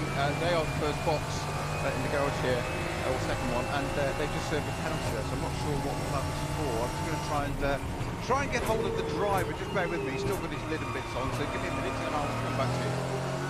Thank you, Snowy. That was a penalty for not respecting refuelling regulations, which they incurred at the last Code 60, and so yeah, that's now served, 10 seconds served, and that will give BUGGYRA, Nick, a reasonable advantage, because Ilya Koloc had been drilling away at that gap, really building it up, and that penalty, that's because it's not just 10 seconds, it's going into the penalty box, stopping, take your 10 seconds and then drive back out again. Yeah, added to that, they've done a driver change, which is slower than just a standard change, so that's going to be on this sequence, where there's still bits we have to wait for them to fuel and come out before we can give you the direct comparison of the last overall pit stop into the pit lane. So they'll end up being, I would expect, 35 to 40 seconds longer in the pits for those two elements, the penalty and driver change. Now obviously Aliyah has to come out as well, but of course it's a three driver team. Go on, tell me how I should be saying it. Aliyah? No, BUGGYRA. What should I be saying? BUGGYRA. It's like the jungle cat. It should be an H. BUGGYRA. 2 G's and a Y. But at Monza, I asked the team, how do I pronounce it? And they said it's BUGGYRA, like the animal. Right, not like BUGGYRA, the head of the Cubs, who's in the Jungle Book. Yes, like that, yeah, like from the Jungle Book. Yeah. Yes, that's where it comes from. Now, obviously, I call it BUGGYRA because I'm used to RC buggy racing. So if I see the combination.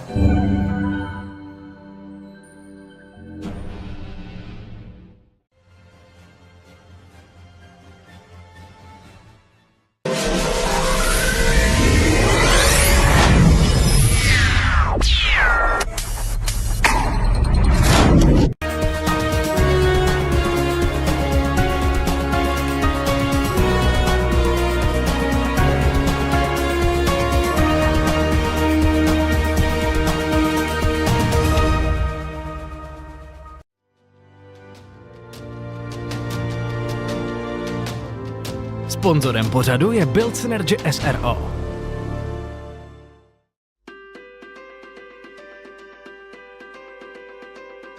Sponzorem pořadu je AZ Energies SRO, český dodavatel energie.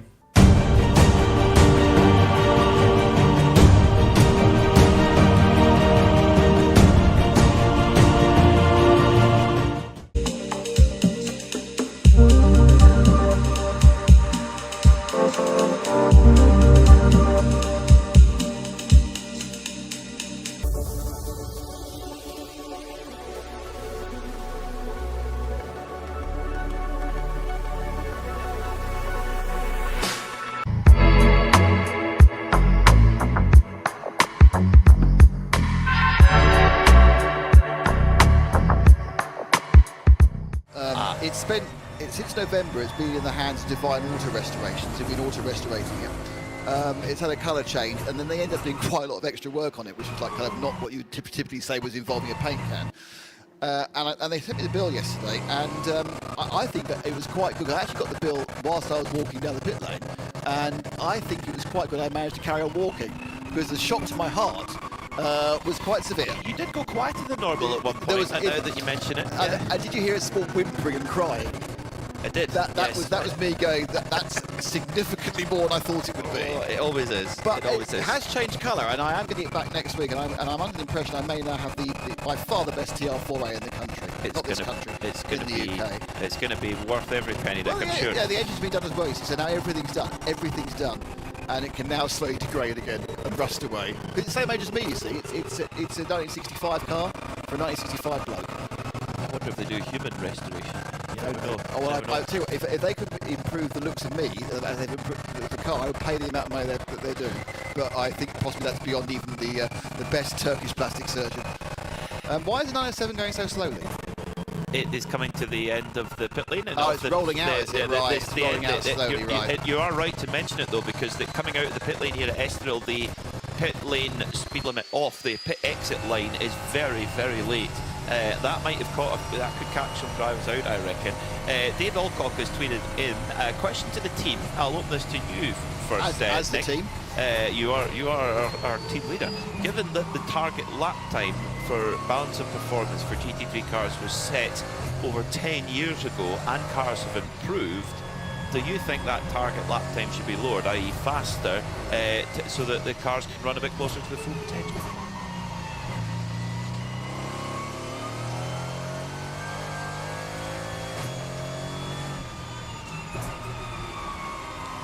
GT2, as we know now, we have right at the top end, Hypercar and MD8 are balanced down to way below where they should be.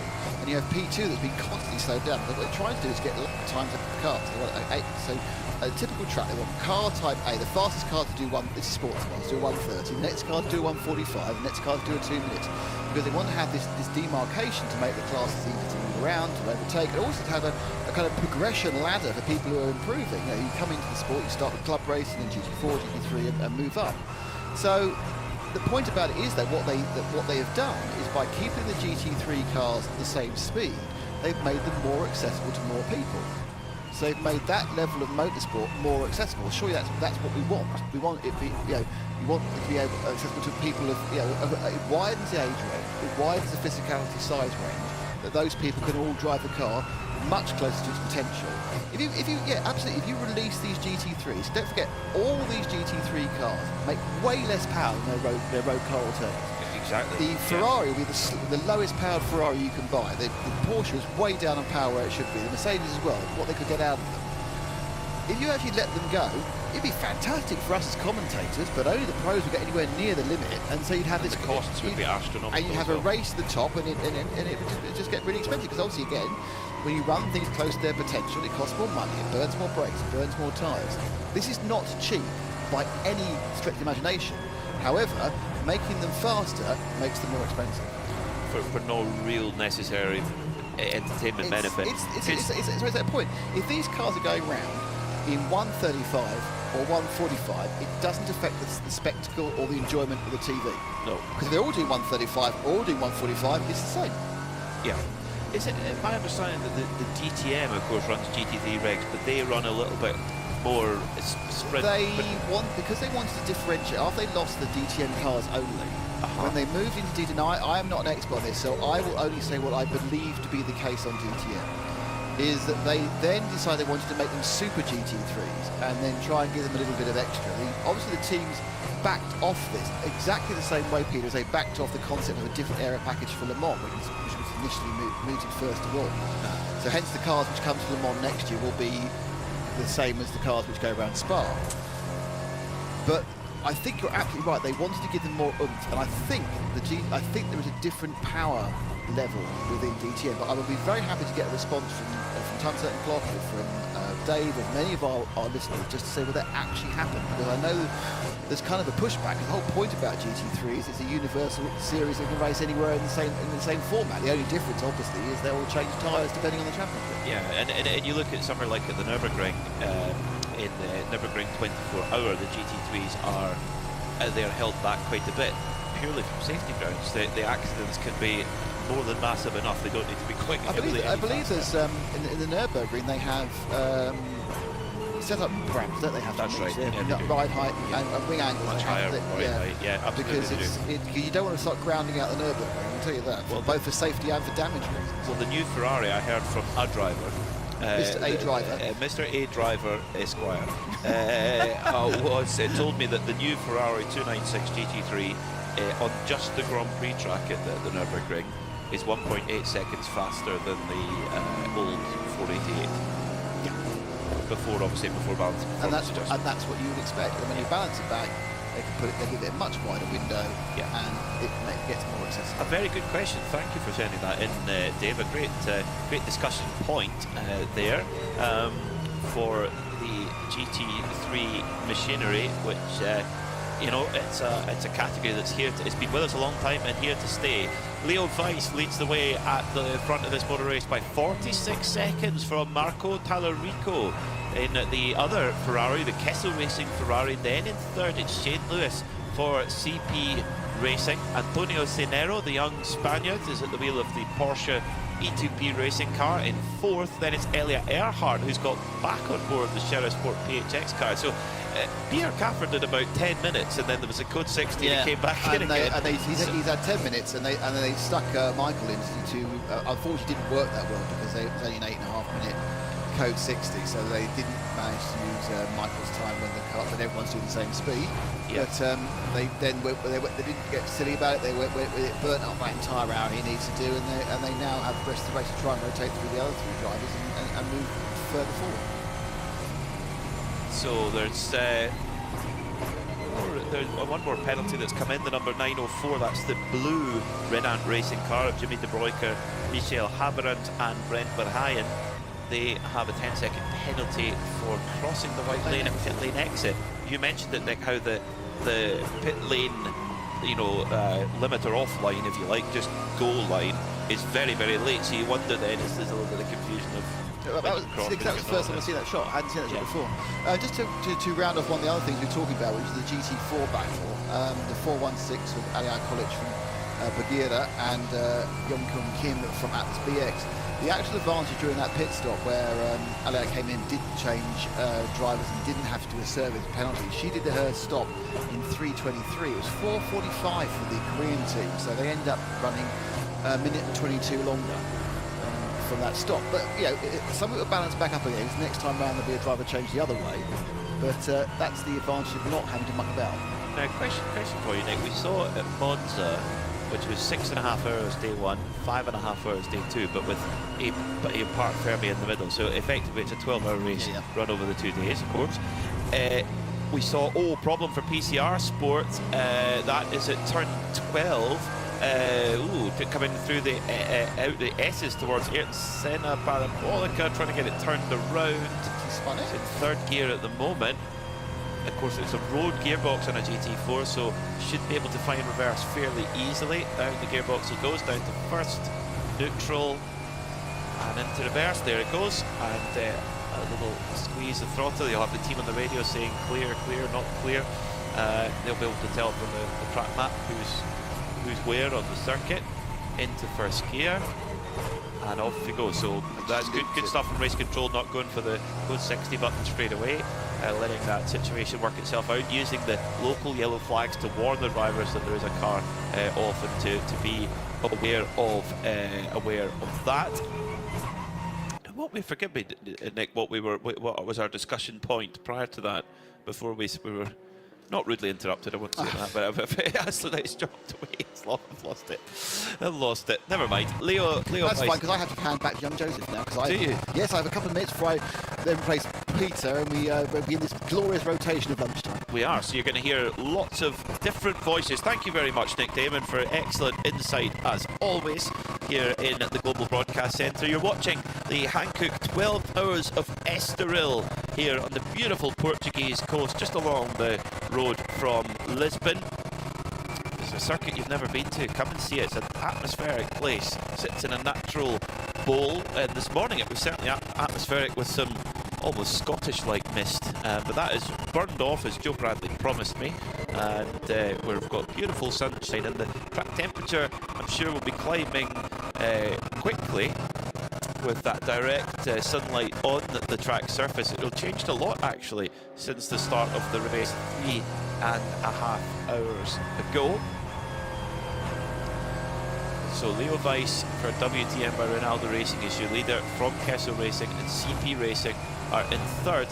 And CP Racing right now, Shane Lewis has been at the wheel for 53 minutes.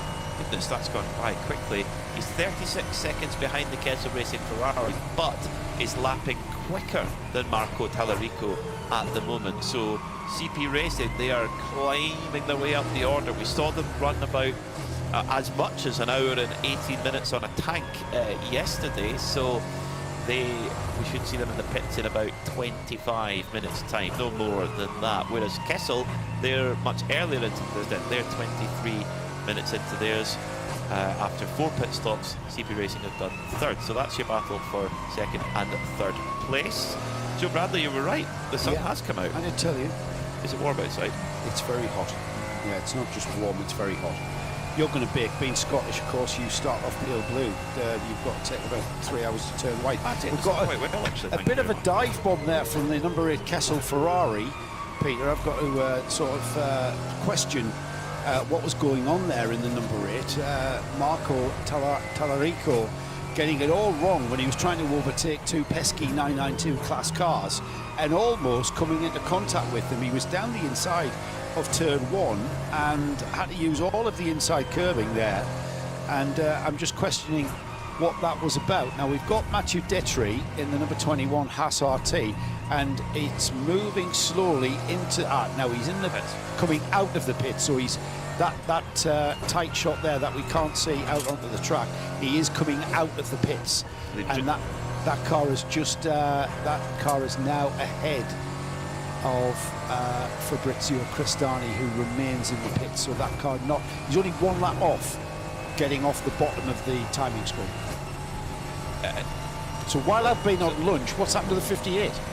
It's had an alternator problem. The belt of the alternator, we believe. And it's been in the pit. And do you know what, Joe? Fabrizio Cristani, stint of the day, and it's such a shame for that MP Racing crew. They were on the overall podium when that issue hit.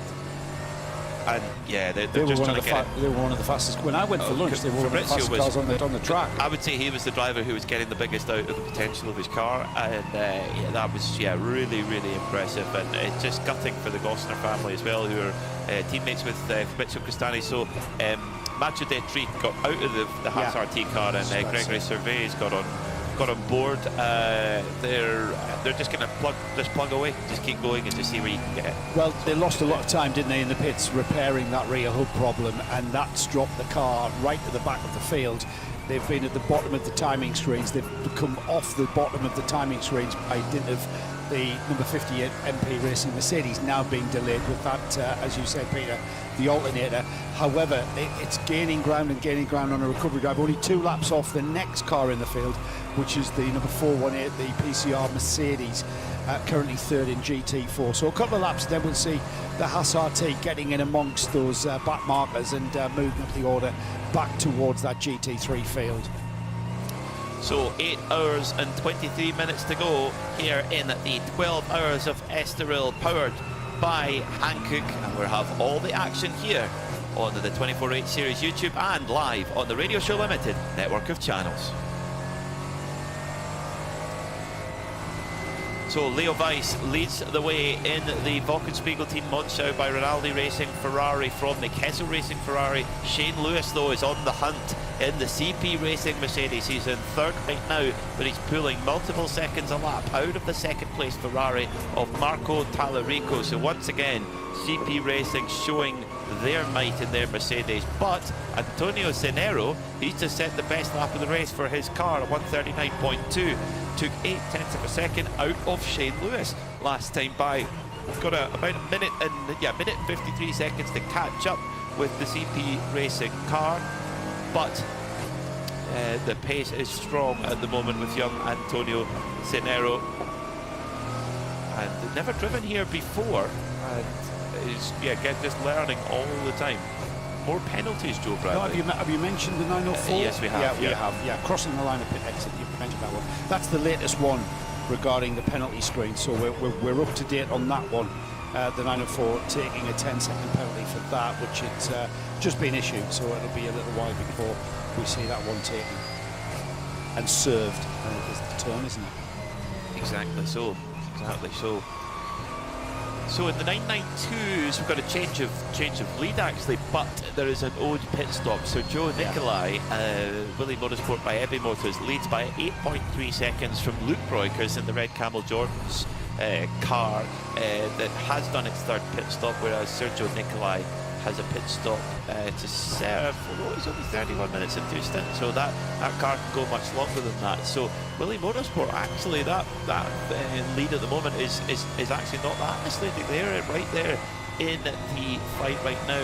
Ayrton Redant in 3rd in that class, being chased by the 6th car, 904 Redant Racing Jimmy de Broeker. Leader in 992 AM is Nicholas Sterzinger for HRT Performance. Now they've had a rotten weekend in Monza with a technical issue. They rotten day yesterday with a technical issue, but this is much more like it. They started in the back of the pack and they charged through the field and up in the lead of their class right now. But they'll have to see off the challenge from the RPM racing crew of Philip Hambrecht. We've talked about tire management a lot this weekend, Joe.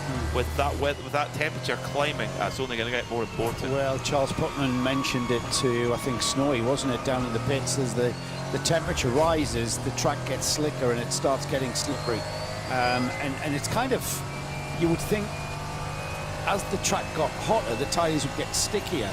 But what the heat does is it brings out all the oil and the residue that is sort of deep within the cracks and the rivets of the tarmac, and you end up with a slippery track, and plus the tyres tend to overheat and kind of go off very, very quickly, and tyre management will become an even bigger factor on how you're going to get them to last.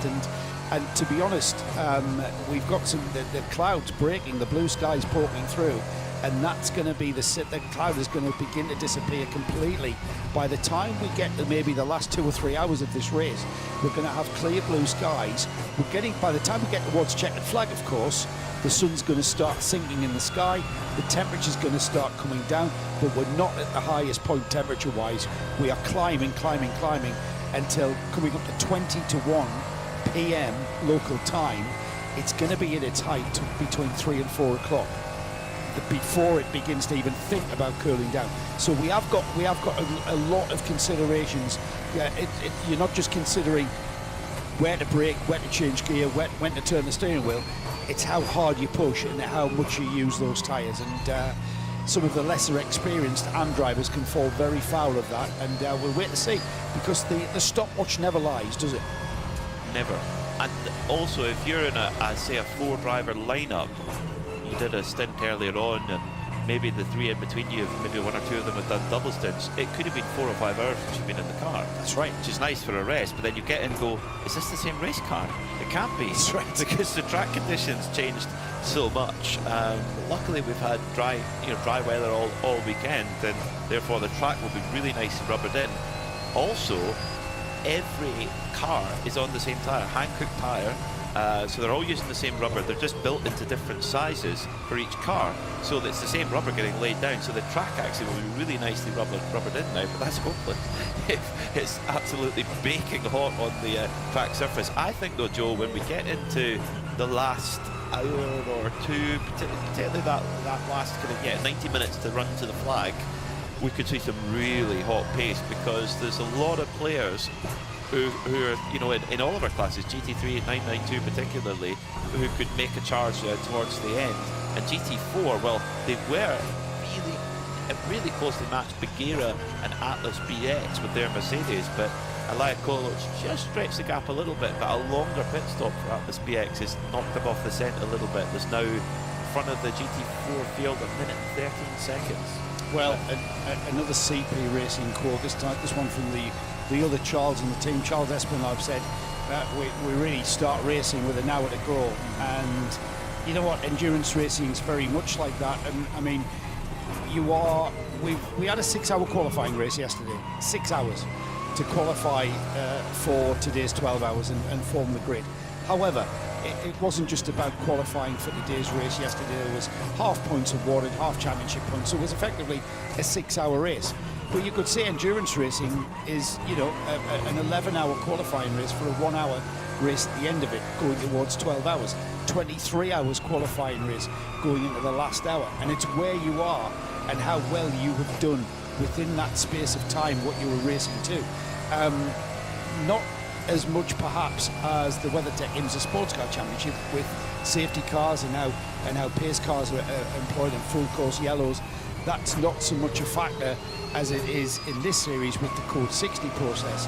But for instance, the 2022 Watkins Glen 6 hours, I remember making that joke on air I really like these 5.5-hour qualifying races for the 30-minute sprint, because it was a phenomenal finish.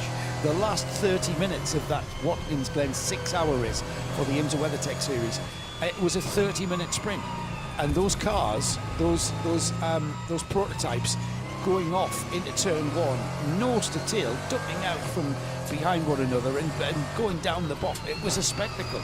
Now, we're not going to see that manipulation here. I'm not saying that it was manipulated, but it's just the way the safety car manipulates the race. The drivers are ready for it. The teams are ready for it. Well, yes, they know that's going to happen. They know, but potentially that can happen. And if you do get that happening in that series of racing, you know that it could come down to that. It's a little bit different here. You've got to manipulate your car through the race with regards to how you manage the car, how you manage the gearbox, how you manage the brakes, how you manage, more importantly here, in these weather conditions and the configuration of the track, how you manage the tyres. And it's all about managing those tyres through each and every stint and putting yourself in that position to actually, you know, sprint race that final hour if that's what it needs. And the Code 60s are quite actually a pure way of doing things, in my opinion, because they freeze the field exactly at the gaps they were. Well, you don't lose out so much, do you? No, not at all. It's much fairer. You can, yes, they can still fall at times when you could really use one, and times when you could really do without one. Yes, of course. So there is still an element of fortune, but you know, fortune favours the brave and all that, and all those cliches. You can. That's why a lot of the teams have, you know, top level strategists. Red Camel Jordans, they've got our very own Paul Truswell, so his job is to keep on top of those things. Now, in the last couple of hours, Joe, the traffic back and forth to race control, which we get a grandstand view of from our commentary box, has been relatively. And I can almost guess who's going to be on the penalty list, because we've seen their team manager make their way to the race control, and number 8 Kessel Racing Ferrari, they've got a penalty. Well, I think that's probably happened at turn 1. It has, yeah, turn 1. It's just popped up. 10-second penalty issued to the number 8. That's the Kessel Racing Ferrari, and whose team manager was it last Tallarico? Time, that time, yes, Marco Tallarico's at the wheel at the moment. No, was it Tallarico who incurred the penalty? Yes. Yes. I did catch it, and I did mention it, that it was a very, very messy way of overtaking some 992 class cars going into turn 1. And, you know, is that born out of frustration? We've mentioned how quick those 992 cars are, and we've mentioned how slippery they are on the straights, and now, if they're well driven, can be in the corners as well. And the number 8 Ferrari knew how quick those two 992 class cars were in front of him, and didn't want to be delayed. So it was a kind of a bit of I'm not going to say desperate, but it was certainly absolutely on the edge, and he had to put the car right across the inside curving there to get past those cars. And the officials didn't like it, Peter. The officials didn't like it, and a 10-second penalty for that car next time in the pits. That's going to hurt, because they're now only 25 seconds ahead of Shane Lewis and CP Racing, who's Shane Lewis lap by lap is pulling multiple seconds a lap out of Marco Tallarico. He's an hour and 7 minutes into the stint, is Shane Lewis. So he's got about 10 minutes left on the tank of fuel he's got, thereabouts. It's depending on what the burn rate has been. In 992, Joe, Luke Broikers is charging towards the front of the field as Sergio Nicolai is leading the class at the moment by 6.4 seconds, but Broikers has been pulling him in the last few laps, excuse me. The gap is, last time by, stayed fairly steady, but at the last few laps before that, Luke Broikers has been closing the gap down in that Red Camel Jordan's car. And we've seen it a few times already. We saw it particularly at the start of the race. A very well driven 992 Porsche Cup car is a menace for a GT3 car to get by. Yeah, absolutely is. And you know, we've just mentioned there the number 8 Ferrari, you know, struggling to get by, and then that desperate move, and that's what sometimes it's going to take. We'll keep an eye on that gap. 6.4 seconds last time by is the first and second class battle in 992, and Sergio Nicolai and Luke Broikers going at it hammer and tongs. Last time through, didn't know if you mentioned their lap times, 1:42.313 for Nicolai, 1:42.543 for Broikers. It's ebbing and flowing as we expect it will be, but overall it's coming down. Correct, yeah, and it can all depend on just one little slide. Especially the car's going to be sliding more in these hotter conditions, the tyres wear away. And in terms of stint length, Sergio Nicolai is 42 minutes into the stint. Luke Royker's only 23. Now, from what we understand from the Red Camel Jordan's team, they are really happy with their overall stint average lap time.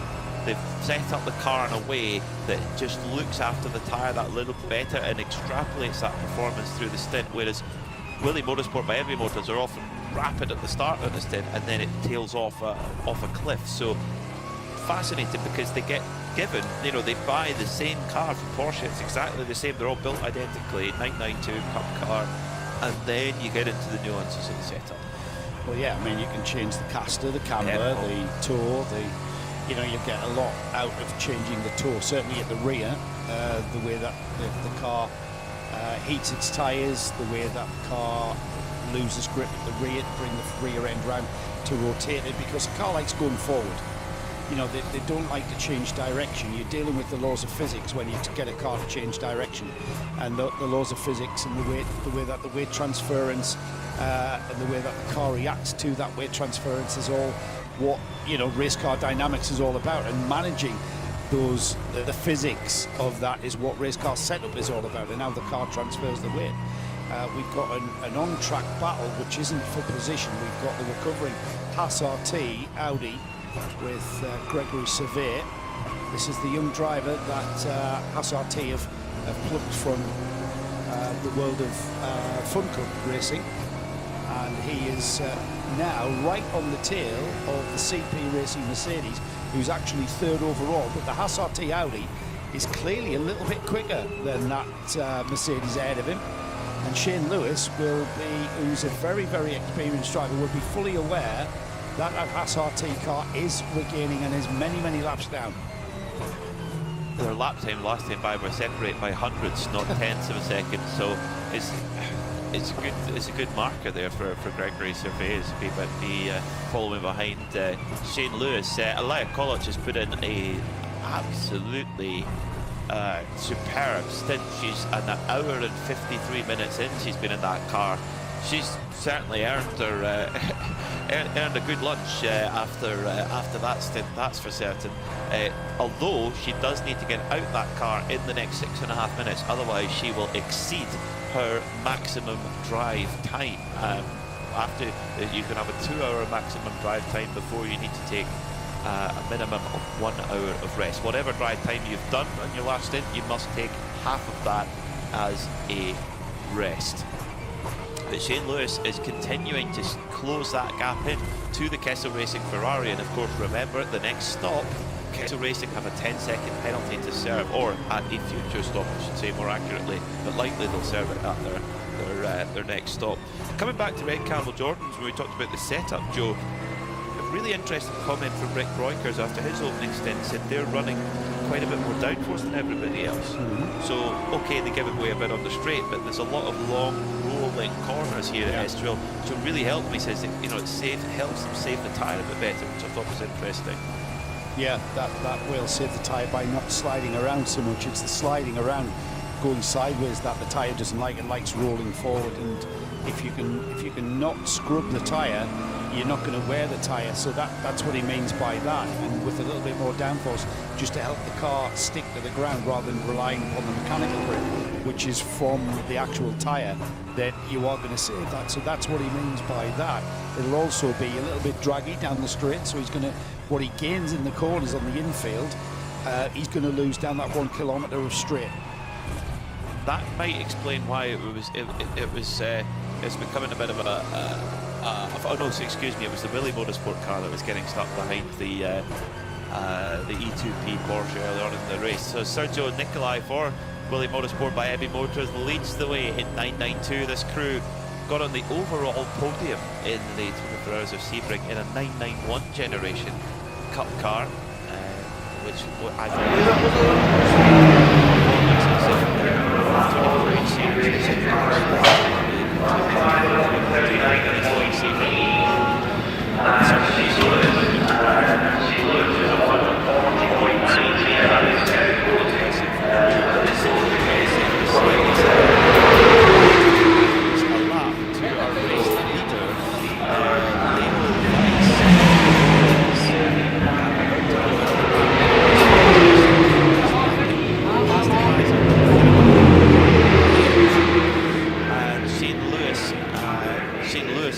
1:40.9. So yeah, that is closing in quite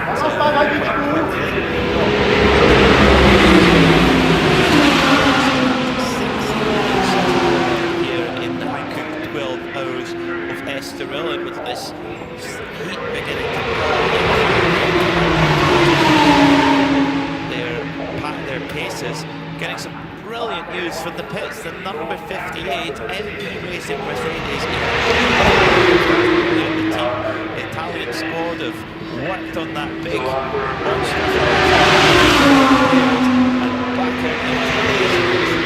spirit of endurance. They were in the overall podium positions when they got hit with suspected alternator problems.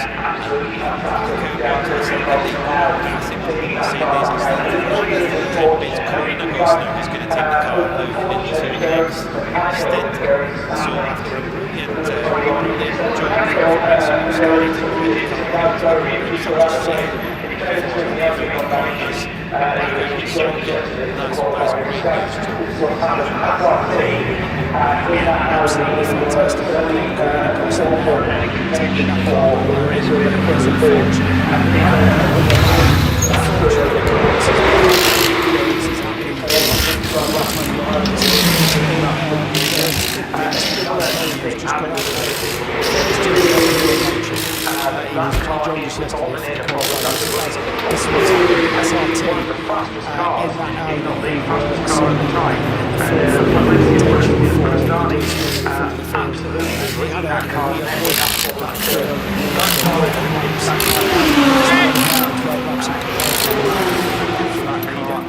a similar thing happened with the 58 racing in the series. That car ended with only and being one of the fastest cars, the fastest car at the time, and Cristani absolutely was ripping that car. That car in 7 laps completed for that car, and it's back out as we was described in this race. And both of those cars now in the back of the 18th and 19th, many laps down. A recovery drive, we'll see if they can get back on terms with the GT3 field and get back on it. There's no place down in the pits and it's getting busy down there. Yeah, as ever, it's just like buses, isn't it? When you're waiting for one, nothing happens, and then 3 turn up at once. We've got the BUGGYRA Mercedes here, the CP Racing Mercedes behind the GT4 and GT3 versions of the Mercedes there. The CP1 parked at a very slightly jaunty angle in his pit stop there, which didn't have any major effects on there. Shane Lewis is just leapt out of that one. Charles Espinal, of course, with his tabard on, doing his bit. He just said to me, they'd like to get me involved in the driver changes. And I said, why are you in particular? He said, I don't know, I just do as I'm told. There you go. You can tell that that's an alien. You can tell that's an alien concept to Snow.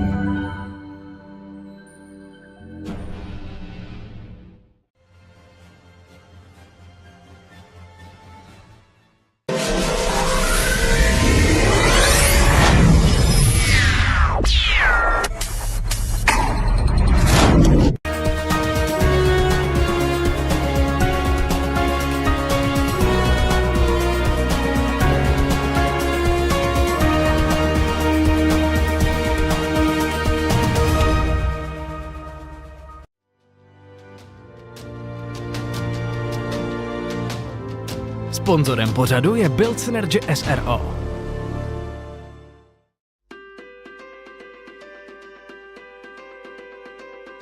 Sponzorem pořadu je AZ Energies SRO, český dodavatel energie.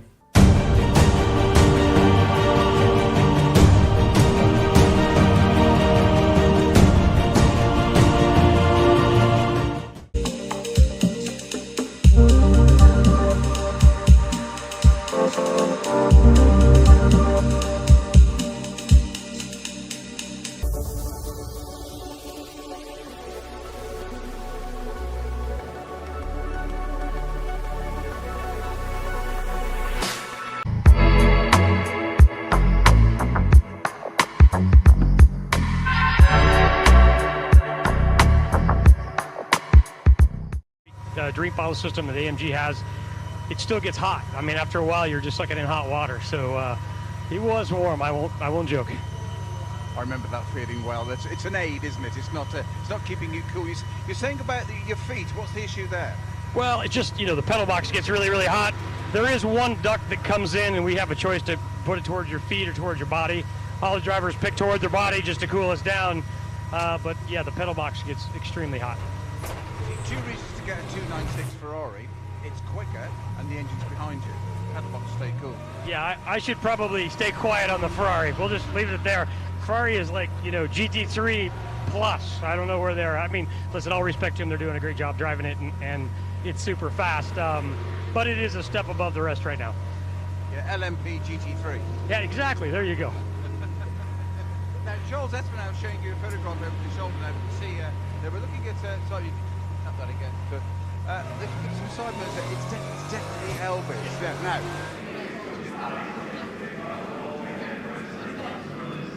Wacht.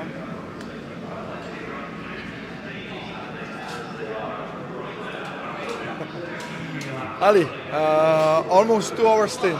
How was it today? You look sweaty. Was it difficult? So, long stint, double stint. Me and Adam did a double stint. Now David's going. A little bit tired, not gonna lie. My knees is feeling a little bit not the best, but it was good. I was being consistent, so I think I did pretty good. And we still have 8 hours to go, so I'm gonna have a small break and then gonna go again after Adam. What you gonna do now? How you gonna relax? Probably drink a bit, sit. I don't know. No, sleep probably not. I'm gonna watch David. Relax. Yeah, that's about it. It's a very nice competition with Atlas. We are always swapping position, but very, very, very close always. Yeah, it's nice to have a good competition with Atlas. It's been very close the whole weekend.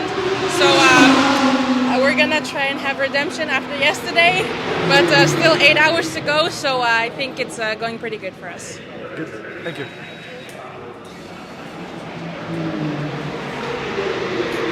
On circuit for CP Racing. Then you're leader in 992, but only by 5 seconds now. The gap is coming down. Willie Motorsport by Evi Motors lead the way, with Sergio Nicolai driving, and then Luke Breukers is in the red Campbell Jordan's car trying to catch the Italian-Romanian squad as fast as possible. Then in third in the very tight 992 battle is the number 903, the championship leader, Redant Racing, with Ayrton Redant at the wheel right now. In ninth, it's the sister Redant car, number 904, that's the blue one, Jimmy de Bruyker, right at the stage. Then in 10th, rounding out the overall top 10, is the 967 HRT performance car, driven by Nicholas Sturzinger. Remember, they started right in the back of the field. Brilliant stuff for that crew.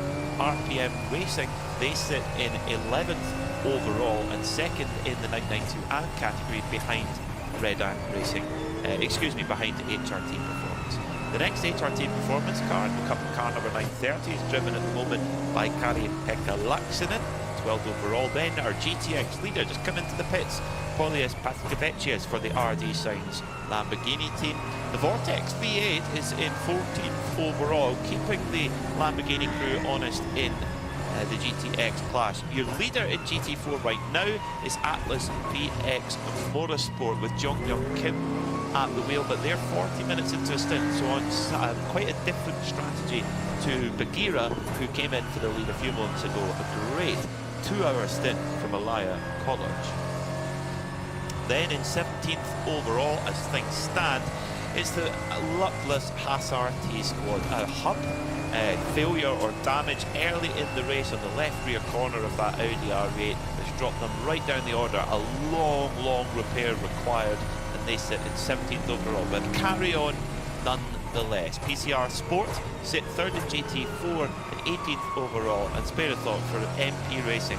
In the true spirit of endurance, they're back out on track. Corin Agostner at the wheel. MP Racing, that were up in the podium positions after a super stint from Fabrizio Cristani, but sadly an alternator problem knocked them down the order, but they're still going. That's what we like to see, the true spirit of endurance. 7 hours and 56 minutes to go. It's just gone by 1 o'clock local time. And Luke Breukers for Red Camel Jordans.nl is ploughing away, trying to run down that gap to Sergio Nicolai in the Willie Motorsport by Hemi Motors car. It's now come down to 4.6 seconds, and at certain points of the circuit, Joe Bradley, you'll now be able to see that brightly coloured Willie Motorsport car, and he's thinking, right, I can see you now, I'm catching you. It's that carrot.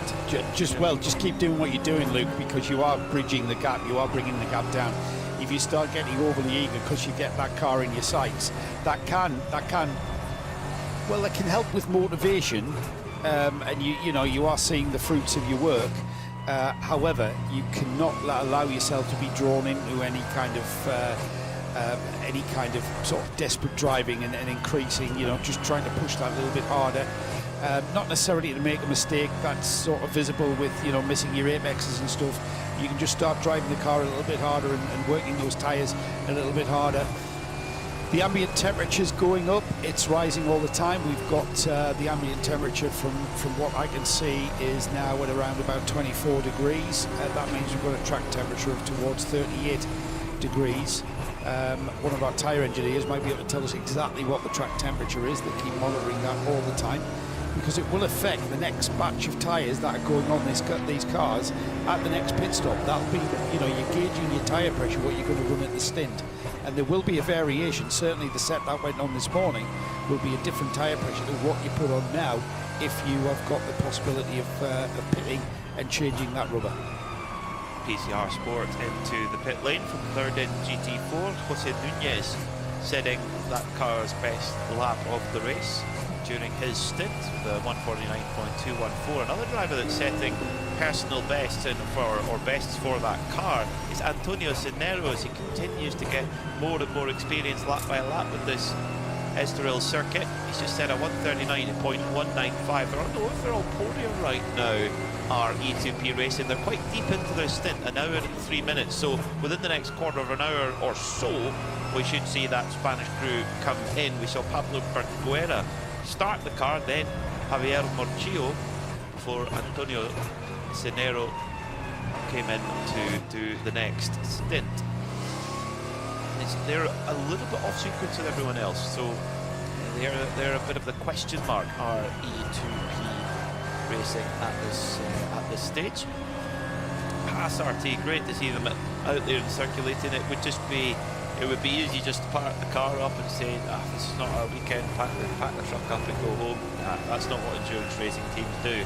Haas RT are forging on, just trying to salvage anything out of this 12-hour race. PCR Sport pit stop almost complete. The laptop was there, quickly plugged into the car. What are they looking for there, Joe? Just getting some data, really. Yeah. They might even be getting driver data that they can pass on to their drivers. Throttle applications, brake applications and the like, that will be able to sort of analyse to these drivers. Some of them are just starting out on there. In fact, Nick has got Mr. Jose Nunez, just out of the car, so he might be able to ask that question and clarify. We're just speculating. Nick, downloading of data there, what's they're after? What are they after? Jose, I mean, I know you told me your English isn't great, so just tell me in your own words how that last stint went. Ok, thank you, gracias. Bueno, mira, iba a decir bien, al final me he sentido más cómodo, pero al principio lo he pasado bastante mal, no lo voy a negar. Me he hecho un trompo incluso porque esto no es nada de lo que uno tiene asimilado. Entonces, bueno, yo creo que es experiencia, mi primera vez, but very good 24-hour series, and enjoy it, that is for fun. And what were your team doing at the pit stop? Were they downloading the chip, the data? Was that what they were doing in the cockpit? Were they looking for the computers, the memory chip? Oh yes, because there was problem with the inside camera on board, and but sometimes go and sometimes come again, and the same. Today isn't the day of the problems. Problems with the radio, problems with the camera. problems with me. But the team is amazing. You can't believe me. This is a family. This is the family, complete family, and I love it. Thank you for talking to us. Thank you very much. Muchos gracias, Senor Nunez, who gave us some great insight there, and you picked up on some of his Spanish there, and he was great. His English was great to understand. His English was superb. I didn't think we were ever going to get the Nick to be able to get across, but Jose, muchas gracias, muy bien, on that interview there, and some insight as to what that car has encountered. What did you pick up on that Spanish? Yeah, I mean, fairly saying that, you know, the experience and the track time is the first thing. That's the first priority for them. He felt very comfortable in the car, although the grip's not good. Muy mal, very bad, actually. So I picked up on the muy mal. Muy mal, yeah. So forgive me for a full translation, but we got the kind of general gist of it. Between our conversational Spanish, we did pick up on a couple of things there. And, oh no, a spin for the MP Racing crew, the number 58. Now the Corin Gosner's got the car in reverse, and I think that was our race leader, Volkenspiegel Team Monster car that sped past at quite high speed, it must be said, with the yellow flags out, and nearly clipped the back of that Mercedes, but that's at the Parabolica interior, by the way. It is. Yeah, good spot, Joe. But the car's got back going again. Corner's got the Mercedes going. Meanwhile, Nick Damon is down in the BUGGYRA pits. Yes, it's not BUGGYRA, it's BUGGYRA. I finally got that right. With call it. Well, I would call it an Iron Man 2 hour, but obviously it has to be an Iron Woman 2 hour stint. I mean, how was that? It was just finished a double stint. It was pretty good. Felt a little bit long, so I'm a little bit tired at the moment, but I think I was just trying to bring consistent times, so I'm pretty happy with where we are. Why did your team decide for you to do a double? Your main rivals are all doing singles. You've got 3 drivers. Why did you decide to do that double?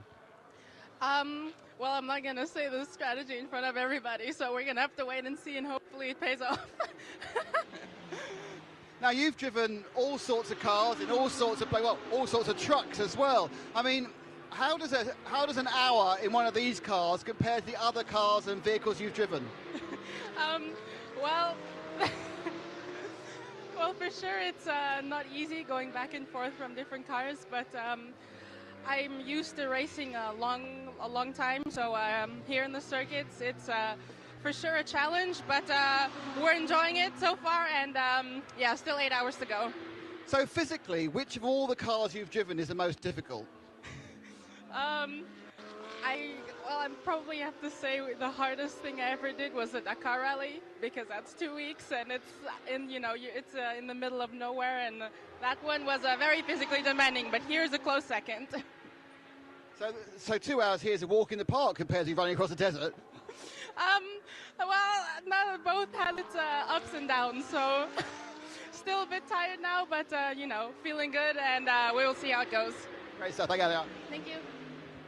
Brilliant stuff there from Elia Clutch. Yeah, she loves our racing. Always smiling, and I love she could be on the World Poker Tour. I mean, if she doesn't feel like racing anymore, every time we ask her any kind of way we ask her about the strategy, she either just says, "No, I'm not telling you," or has a perfect way of deflecting to someone else. She's a master. Just consider that. Elia wasn't being awkward. She is in a massive battle with the other GT4 protagonists. Atlas BX, that pit stop from the 416, the BUGGYRA car, has allowed the Atlas BX into the lead of that class. Now that Atlas car is due in. It's got quite a while. He's going to be in the lead of that GT4 class for another 20 minutes, 30 minutes even, because they've only been out there 50 minutes, would be my estimation. But they keep swapping the lead of GT4, don't they, between their respective pit stop phases. Yeah. So that's why they can't allow any kind of insight as to what their strategy is. And the strategy will be, they will already be thinking right to the end of the race, because it's, like as you rightly said, Joe, the pace is so close. Right now, last lap by Jong Young Kim in the Atlas car took a second out of David Versecki, so if you can get any kind of prolonged advantage on track, that can give you more options strategy-wise, but it really does depend on how the cards fall with the Code 60s, etc. So, yeah, brilliant stuff in the GT4 category. And this is not just a battle in this race. This is something that's gone on all season between BUGGYRA and Atlas BX. They've got the same car. They pick it up from the same factory. The Alfs are back in Germany, and then it's up to them to how they run it. And two teams with just such different background. I mean, particularly BUGGYRA they're a legendary truck racing team. They're a legendary off-road team. They've got centres all around the world and endurance circuit.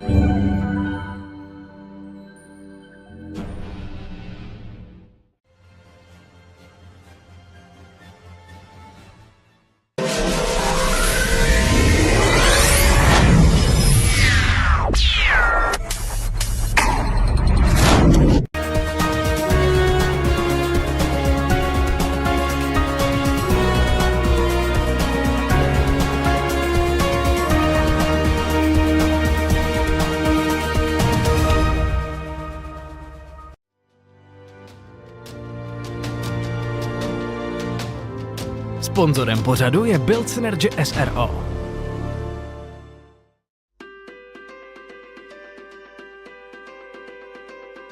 Sponzorem pořadu je AZ Energies SRO, český dodavatel energie.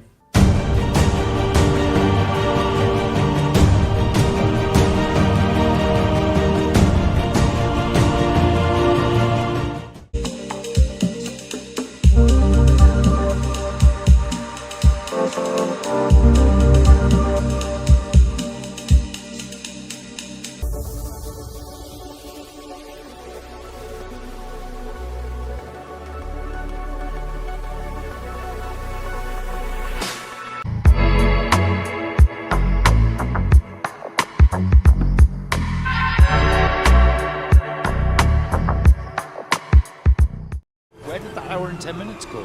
I know Nick's down there, and Nick will be able to clarify whether or not I'm just imagining things, or whether indeed that Marco Fretzer-driven Kessel car, in fact, they've had a change of driver. So Marco Fretzer now at the wheel of the number 8. As it's gone out of the pits, it's updated. So Marco Fretzer, having taken over that car from Marco Tallarico, the two Marcos sharing the car at the moment, and back in the race, in 4th place, just ahead of the CP Racing entry with Joe Foster at the wheel of that. And Marco Fretzer, one of the faster drivers in the car, he's the semi-pro driver in the car. He's driven here at Estroril before, all the way back in 2008 in GT Open. Raced in Formula Renault Single Seaters before making the transition to GT racing. He's won races in class in this championship in the past in a Porsche Cup car, so we could well see the pace begin to climb again for Kessel Racing Ferrari. We know the machine is a proper weapon this weekend. The package is right there, so we could well see the Kessel car come to the fore. Elliot Earhart he's front loading a lot of his driving time. We've been racing for 4 hours and 18 minutes. Michael Doppelmayr did about an hour and 10 minutes of that, and Elliot Earhart's done pretty much all the rest. Pierre Caffer was in for about tops a quarter of an hour. When the Code 60 came out, he jumped in jumped out, and Michael Doppelmayr got in. They got Doppelmayr's drive time out of the way, the majority of which was under Code 60. He's done his bit, he's done his contribution, and now he hands it over to the pros. 992 still being led. Gap has been at just over 4 seconds now for a few laps, as Sergio Nicolai in the Villi Motorsports car continues to lead 992. Luke Breukers is in 2nd place, just about to come across the line now, just coming out the final turn, and Sergio Nicolai crosses the line. Let's see what the gap is to Luke Breukers, and it is, that's gone out considerably. I'm not sure what's gone on there. Gone out from 4 seconds to 1 minute and 4 seconds. So not sure what. Which car? The 992 battle. It was 4 seconds. I know that's 5 seconds difference.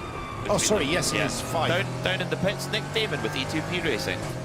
Yeah, the number 90 car has come in. Getting out is Antonio Saniero. I'm not quite sure who got in. I missed that moment. We've also got the 930 in the pits as well, the XRT Performance car. That's just done a full service as well. This is the car quarters Porsche. The 90 car came in second. He just dropped it off the air jacks. The door swung open, which was slightly confusing. Tyres being done. There he goes. That's the car away. And they are back out, and I assume they'll rotate down to fourth, guys, or will they just go over third? For a pit stop. A well-deserved two. Was that for you, Nick? Was that for the pit stop report? I like to think so, because as we know, I know it's you. all about me. Yeah, I know you. You thought immediately. Did you do a little bow? Well, a little encore. I am currently signing autographs. Yeah, doesn't surprise me. Thank you, Nick. And I think there was just overall applause all round. Now, incident involving car number 58, that's the MP Racing car, and number 418, PCR Sport Mercedes, two green and black Mercedes, one in GT3 trim, one in GT4. An incident in turn 1 has been noted by race control. Turn 1's not where we saw Karina Gosner no. spinning that car, is it? Nope. So that's a separate incident there, unfortunately. So we'll keep a close eye on the steward screen and see if there's any update there. So Antonio Saniero brought the E2P Racing Porsche into the pits after setting a good few personal best times in that crew. To answer Nick's question on will they cycle through their drivers, so the car was started by Pablo BUGGYRA, and then was taken on by team owner Javier Morchillo. Then Antonio Saniero got on board after that. So with the driver change, it will either be Pablo BUGGYRA or Javier Morchillo. Nick has more down though at that very garage. Yeah, down with E2P. Now the interesting thing is there was a kind of a good old staring match going at the tyres with all the engineers, and the rear left has not only the similar blister that we saw at Haas yesterday. If you remember, there was kind of a big hole out the inner shoulder, indicating either it's had a bit of damage on the curb or it's about to fail. It had a really unpleasant kind of gouge right out of the middle of the tyre. See if I can grab a quick word with Antonio, see if he's can say that anything is happening. He's having a quick chat with his engineer at the moment. Antonio, very quickly, how was the car towards the end of that session? Because we've just looked at the rear tyres, they look quite bad. Yeah, they were not that bad. The car was a little bit smooth backwards, and that's it. It was a very tough stint, but here we are.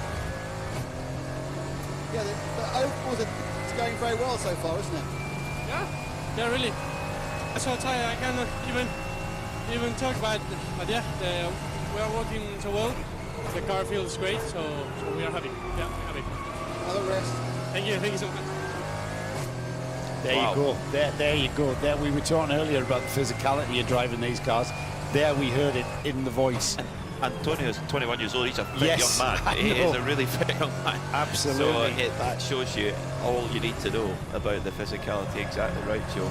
Yeah, exactly right, Joe. You could hear it. And you could hear the exhaustion, can't you? Yep. Pablo BUGGYRA. So incredible. The rotation continues then. So back to the beginning for E2P Racing. Pablo BUGGYRA getting his second go in the car, having started off. Joe Foster is at the wheel now at the CP Racing, lapping sort of within a second of Shane Lewis's pace, but now CP Racing is starting to drop a bit to Kessel Racing in third, because Kessel Racing have put in their hot shoe Marco Fretza, or one of their hot shoes Marco Fretza, and now there's multiple seconds going back in the favour of Kessel Racing. We need Nick to clarify with the Kessel team whether that number 8 pit stopped early to hand over to Marco Fretza. In so doing, it served the penalty that it took. It was overtaking another car on the outside of the track. Took a 10-second time penalty. That's now been served at that last pit stop, and I'm just wondering whether or not I've been distracted there and missed something in the number 8 Ferrari. I want to know if how long it had done. It could have been driver fatigue. because the I can't remember which of the Ferrari drivers said it's very hot in the car. Yes, it's one of the modern GT3 cars. It might well have AC, it might not. So it could have been heating the car, and you think, right, okay, come in and before you lose more time, put one of the fresh, fast drivers in, and then come back up the order. So it's part of that balance. There's plenty, even if you haven't got your full hour done, we've still got 7.5 hours left on the clock, so there's plenty of time to get the rest of the minimum drive time complete. And Kessel Racing have 5 drivers, LMDV, Alessandro Contreras, Marco Tallarico, Marco Freza and David Faminelli, so they do have options.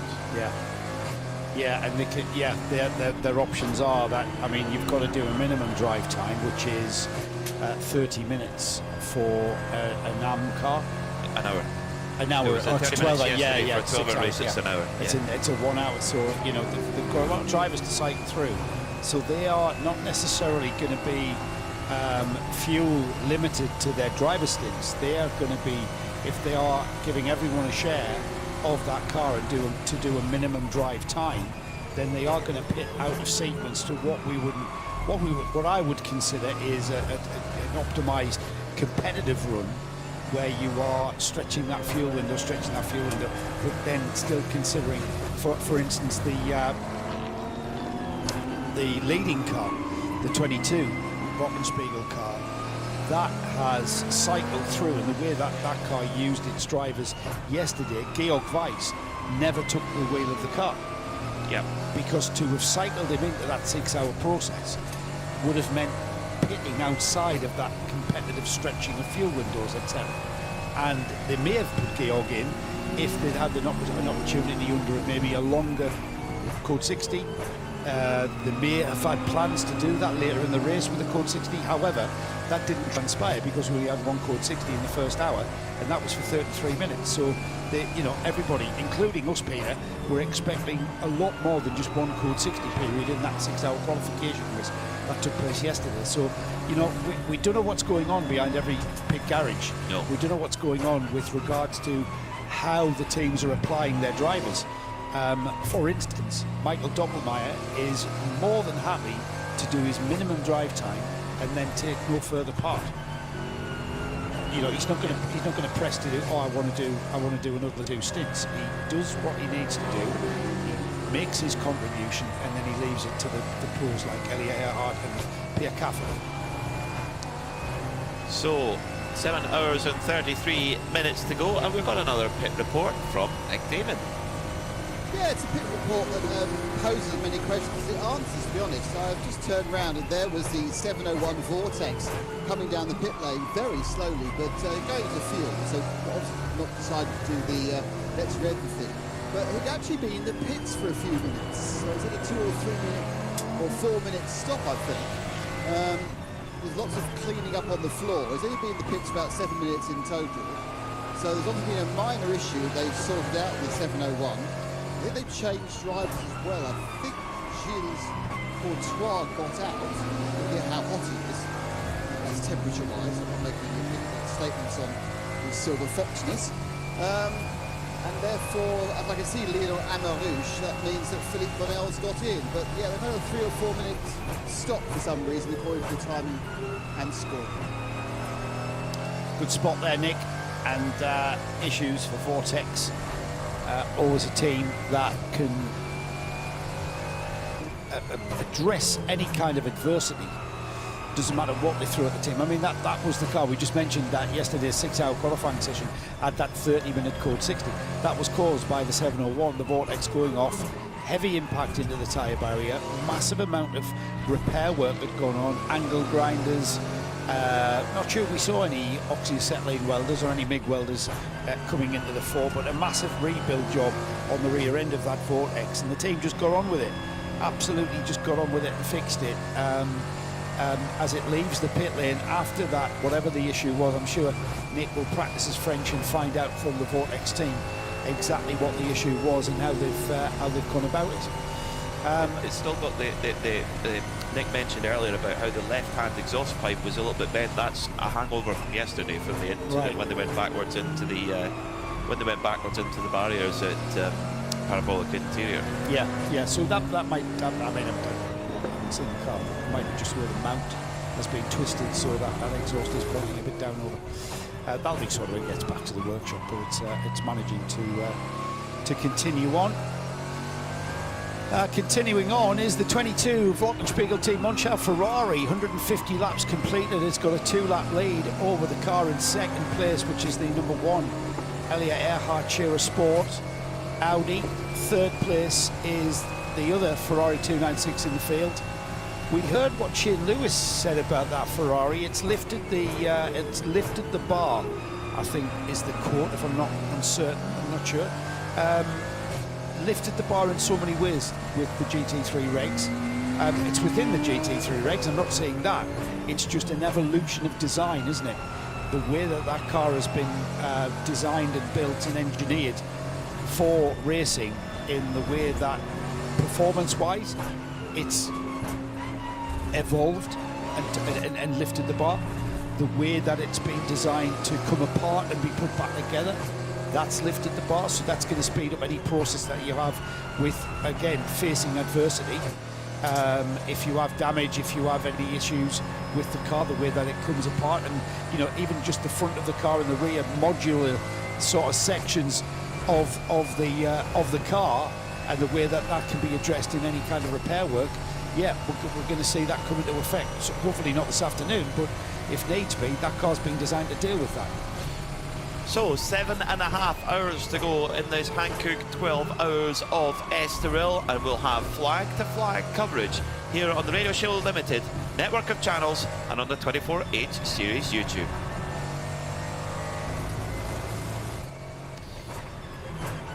So, down in the pits, Elia Earhart has just brought in the Scherer Sport PHX Audi after another marathon stint, and Nick is down there. Been gone. Swapped for Krista Johns. Literally, as you were summing up where we are and where we can be seen, they come in, jacked it up, changed the drivers, put tyres on and disappeared down to fuel. Way too fast, basically. But there's a very good... Well, again, they're also having a forensic look at the rear left as well. I'll have a forensic look at it with them. All of the teams are very concerned about that inner shoulder. Just looking to see any issues. Pierre Caffer comes to join the let's have a look at the inner shoulder, the rear left competition. Certainly a bit of wear there. See if I can grab work with Alaire, who's also looking at the rear left. There's a kind of a rear left conversation going on. It does look a bit weird. It's got kind of stratification. Everyone's having a big old look at the rear left. Was there a problem? I think they have tire problems since Monza, with the haircut tires. And yeah, we have to control the left rear tire, but at the moment everything is fine, and yeah, that's it. I would assume that this is the hardest part of the day for the tyres. It's sunny, it's hot. From now on, we should begin to see a gentle reduction in temperature. Yeah. It's also the last corner. The tire, I think you don't like long corners, fast corners, and that's the reason we take care of it. That we do not have a tire puncture, and yeah, I think still 7 or 6 hours to go. No more. Okay. Yeah, it's a long race. It certainly is. So another stint in the bag. Was that one a good one for you? Did you enjoy your time in the car then? Yeah, I like it a lot. The Audi's amazing. The team is cool. My teammates are, I like it a lot here. Thank you, Nick, and thank you to Elia Earhart for a lovely bit of insight there. Peter Mackay has gone up for his lunch break. I'm joined in the box, in the booth, with Peter Snowden now. So Snowy and I will take us through the next half hour or so. What's your thoughts on this race, Snowy? You've raced here at Estroril, haven't you? Was it FIA GT1s that you were raced here with? A very long time. First of all, I'm actually enjoying this commentary hot desking. I think it's great. What do you mean? We'll go from the pits to the booth. It's like being... Oh, you like that? I like this. It's like racing two different classes of cars in the same race, which I have done, and you and Hindy commentated on it. Did we? 10 years ago, yes. Aston Martin Centenary race at Brands Hatch on the Grand Prix circuit. Oh, you've done that loads of times at Amok races, yeah. No, as in the Centenary event, as in 100 years of Aston Martin. You and Heidi commentated on that for us, and I started the race in a DB4 lightweight, and went into a GT4 car. Aston, there you go, both. Oh, they're very different. Yeah, yeah, you could say. A bit like one was left-hand drive, one was right-hand drive. A bit like your role here, down in the pits or in the That's booth, exactly my point. Sitting in the air-conditioned splendour of the box above the pits. Yes, yes. Yeah, but thoughts so far. I mean, it reminds me of a few years ago when ProDrive first built the 550 Ferraris. Then became the 575s very quickly, and they became ultra dominant in what I was racing in at the time, to FIA GT, as you mentioned, the GT1 cars, and we realised at the first round it was only a short 3-hour race there, just a sprint one, when Ferrari 550 crossed the line by some margin. History seems to be repeating itself. There was a phrase used by our team principal at the time when it was just described it as Ferrari o'clock. And it kind of fits now, doesn't it? If you look at what you mean, Ferrari o'clock in the sort of the concept of the they're just dominating everything. Yeah, across the year, not Ferrari o'clock in the race, but here comes the new iteration, the new development, the evolution. I mean, we see that all the time in sports car racing, because FIA GT1s were that ball game, that bar was raised massively by Porsche. Well, it was at one point, yes, but just before that, of course, you had the dominance of the Lister Storms, a British-built car. That's right. Then you had the Orica-built Vipers. Oh, is there a thread there? Orica? 296. Yes. Who built that? Oh, Orica. Yes. It's how it happens. It's cyclical, as you say, and then suddenly it got to the really, really big stuff. But it's in terms of Ferraris at the moment, they're just looking fantastic in this, and that's why I've tried to get when I've been down the pit lane. I'm sure Nick's done exactly the same. We've tried to chat to some of the drivers from both Rinaldi and Kessel about this car. Obviously, they're not going to say too much because they're obviously going to keep a little bit in reserve. They're not going to say, yeah, it's easy, are they? But they're not far off. Well, I don't pretty much said that. What did he? He said it's a joy to drive. Absolute joy to drive. But then, leader in the pit. What's a joy to drive is not necessarily a comfortable race car. It's, the fast race cars are loose race car. Let's head back down to the pit lane where Nick's got something. Somebody in refueling, did you say, Nick? Yeah, the leaders come into the pits, the WGM Ferrari. Now, I was looking at something else, as often I do, and I turned around and there it was. I don't remember hearing wheel guns, so I think this is just fuel-only stop for the Wochenspiegel car.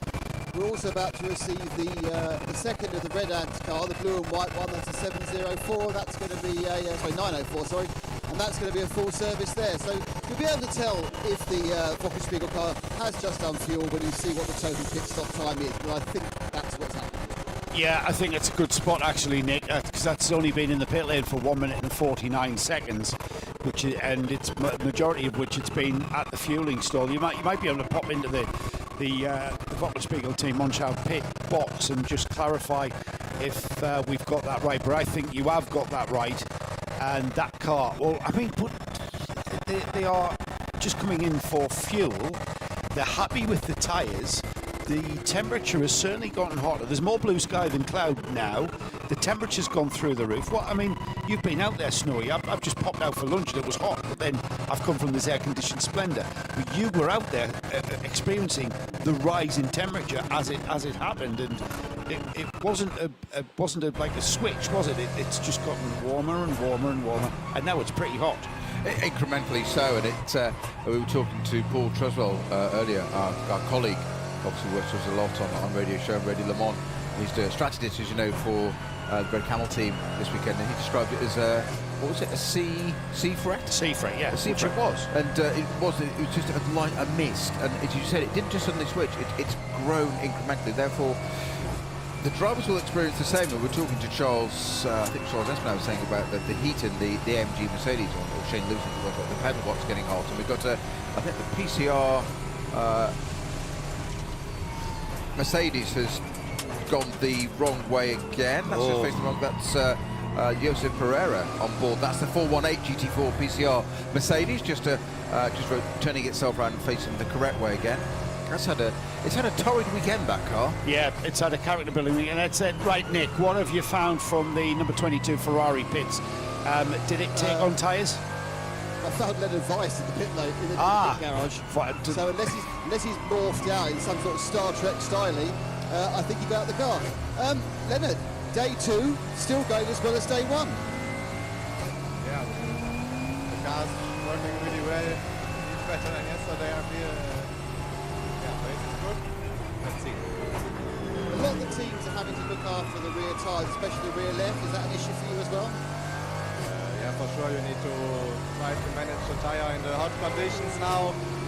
But so far, I think our setup is really good for the car, and we are really gentle to the tires. We've seen a lot of changes in the track and the temperature during today. Has the car been the same the whole way through, or is the balance moving around? It was my first stint now, so I don't know how the track was during the start. Yeah, but for now I think it was really consistent. So in the last hour I think it didn't really change a lot. Great stuff, thank you, Lynn Weiss. Out of the WTM by Rinaldi Racing Ferrari, who did manage to sneak in, do a stop and a driver change and change tyres just when I was looking at a timing screen in a completely different garage. Joe, just a little comment there from Leo Weiss. Don't want to overread into things and speculate or specutate, as we called it, but things can get a little bit lost in translation, English not being his mother tongue, but he just said, yes, the car is working better today than tomorrow, better today than yesterday, I fear.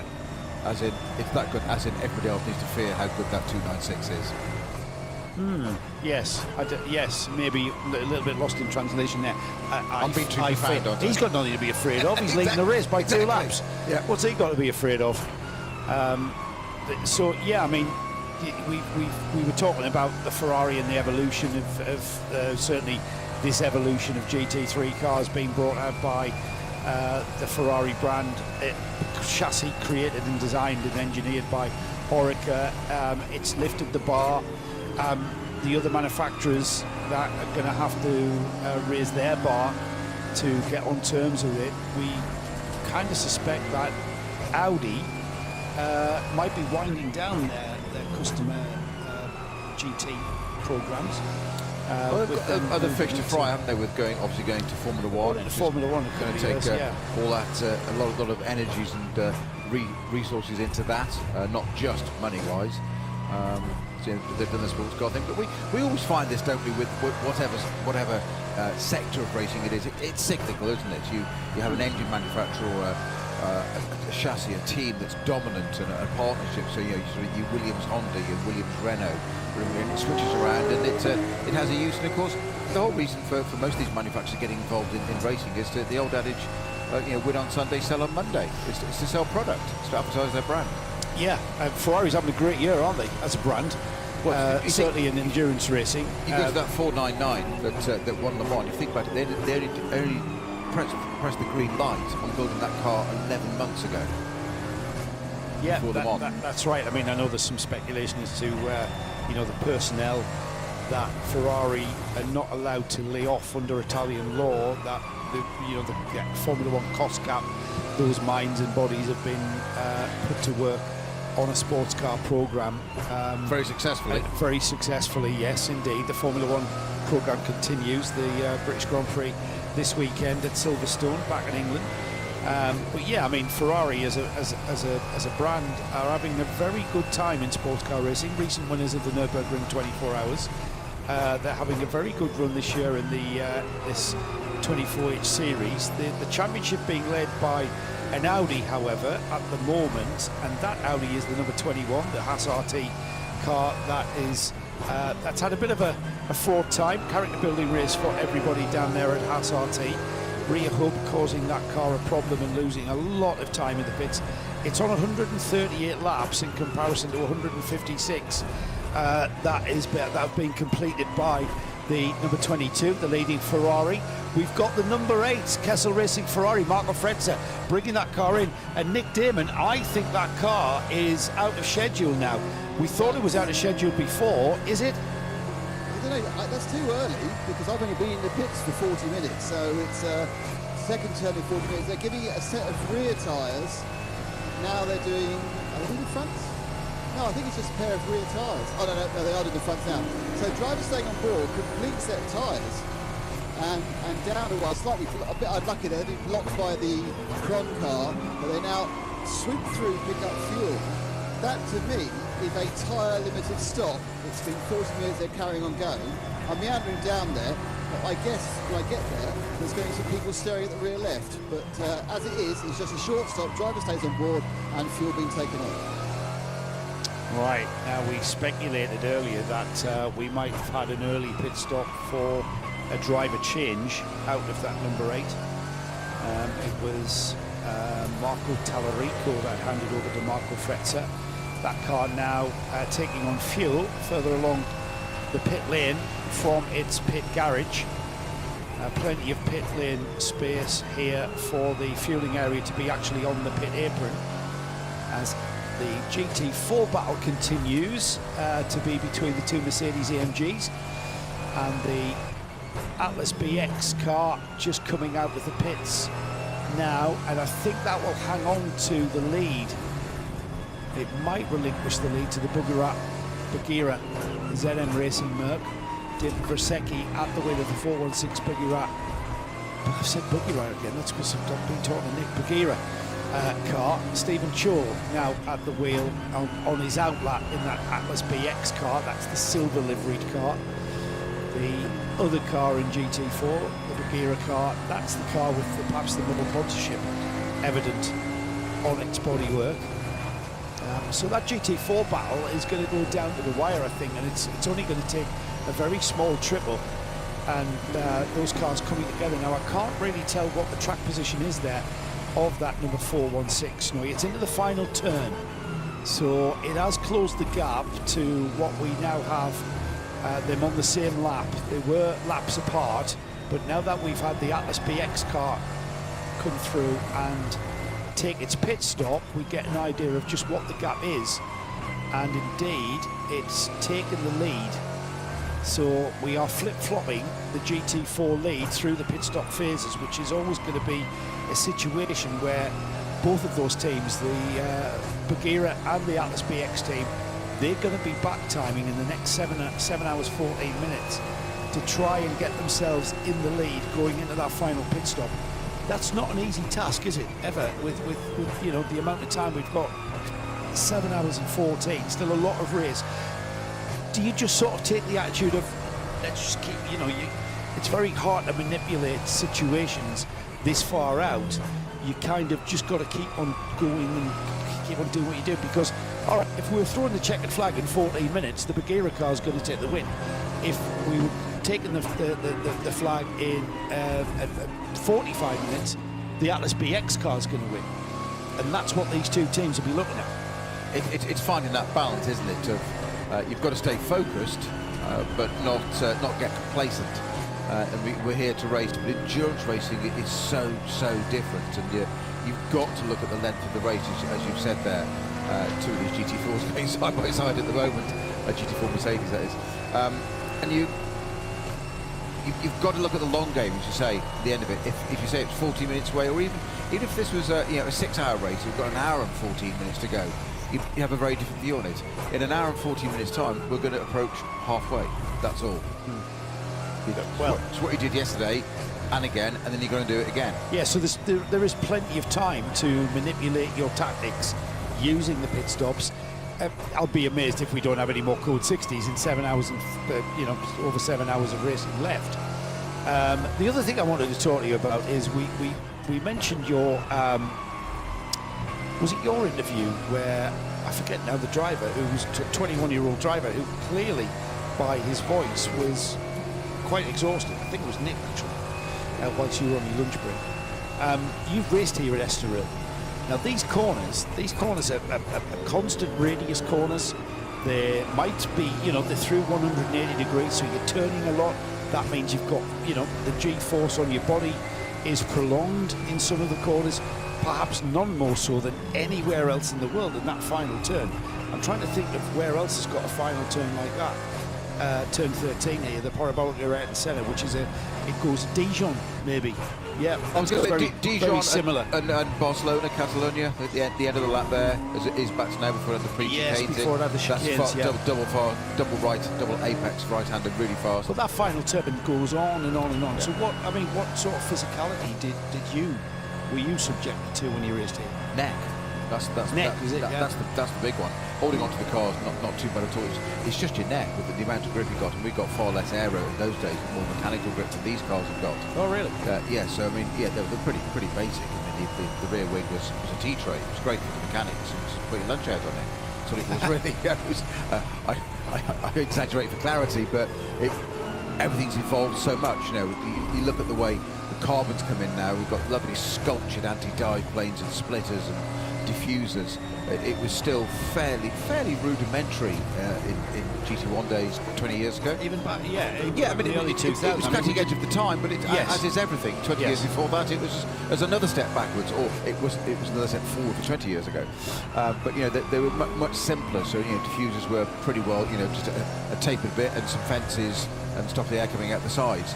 We hadn't really got into the sculpture stuff, and it wasn't really until you saw that until about, I think really the GT3 car platform changed that a lot. You look at some of those, certainly the Aston Martin DBR9, you've got the DBR-S9, the GT3 car, and then you've got DBR9s, the GT1s.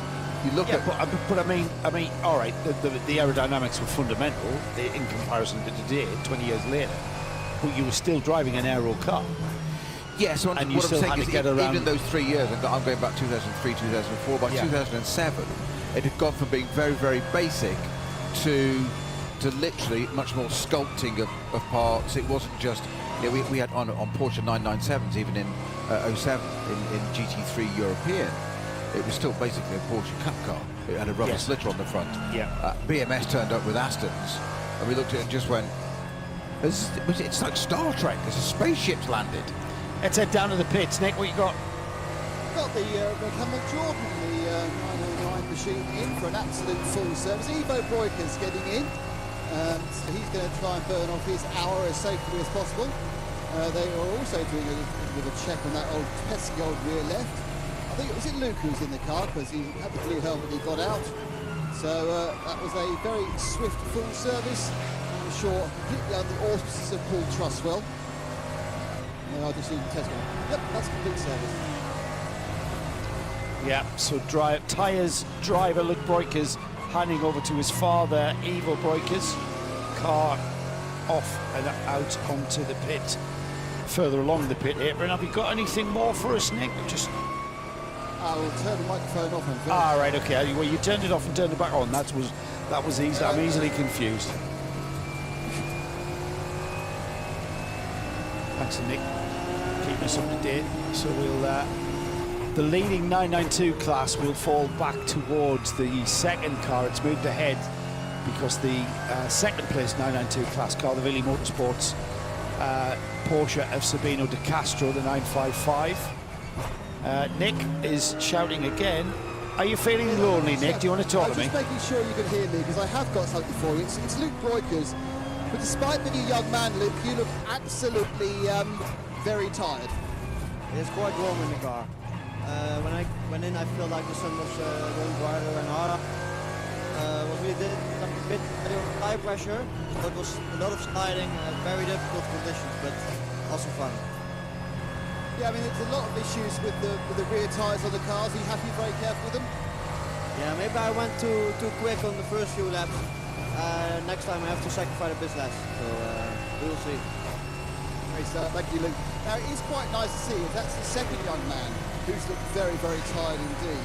Luke, in fact, his suit has got all those sort of white lines from where the salt has come through and been dried as he's been sweating. So it's nice to see young men working for a living. And you say nice to see because that gives older guys like us hope, Nick. Us older guys gives us hope to be able to hang on to the physicalities of driving a race car. Never lose your dreams, Noy. Never lose your dream. Defy the laws of aging. Oh, well, yes, it's all a mental state, mate, I tell you, until the body disagrees. Dave Alcock has just tweeted in. I remember GT1, the cars evolved from the dominance of the Ferrari 575 to the Mercedes CLK GTR, the Porsche GT1. A similar evolution occurred in Can-Am when Porsche brought in the 91710, which went on to be the 91730. So, taken from what Dave is saying there, it's cyclical, isn't it? Totally cyclical, yeah. You're always I mean, the objective of the exercise is to win. It's to win from an engineering sense. It's to engineer, create, design the fastest car within a set of regulations. And that's what we've seen Ferrari do. They've gone to Oreca and they've gone, right, we want to win GT3 races. We want to sell GT3 cars. So we need to make the car able to win, be competitive to win, so that people will buy them to win GT3 races.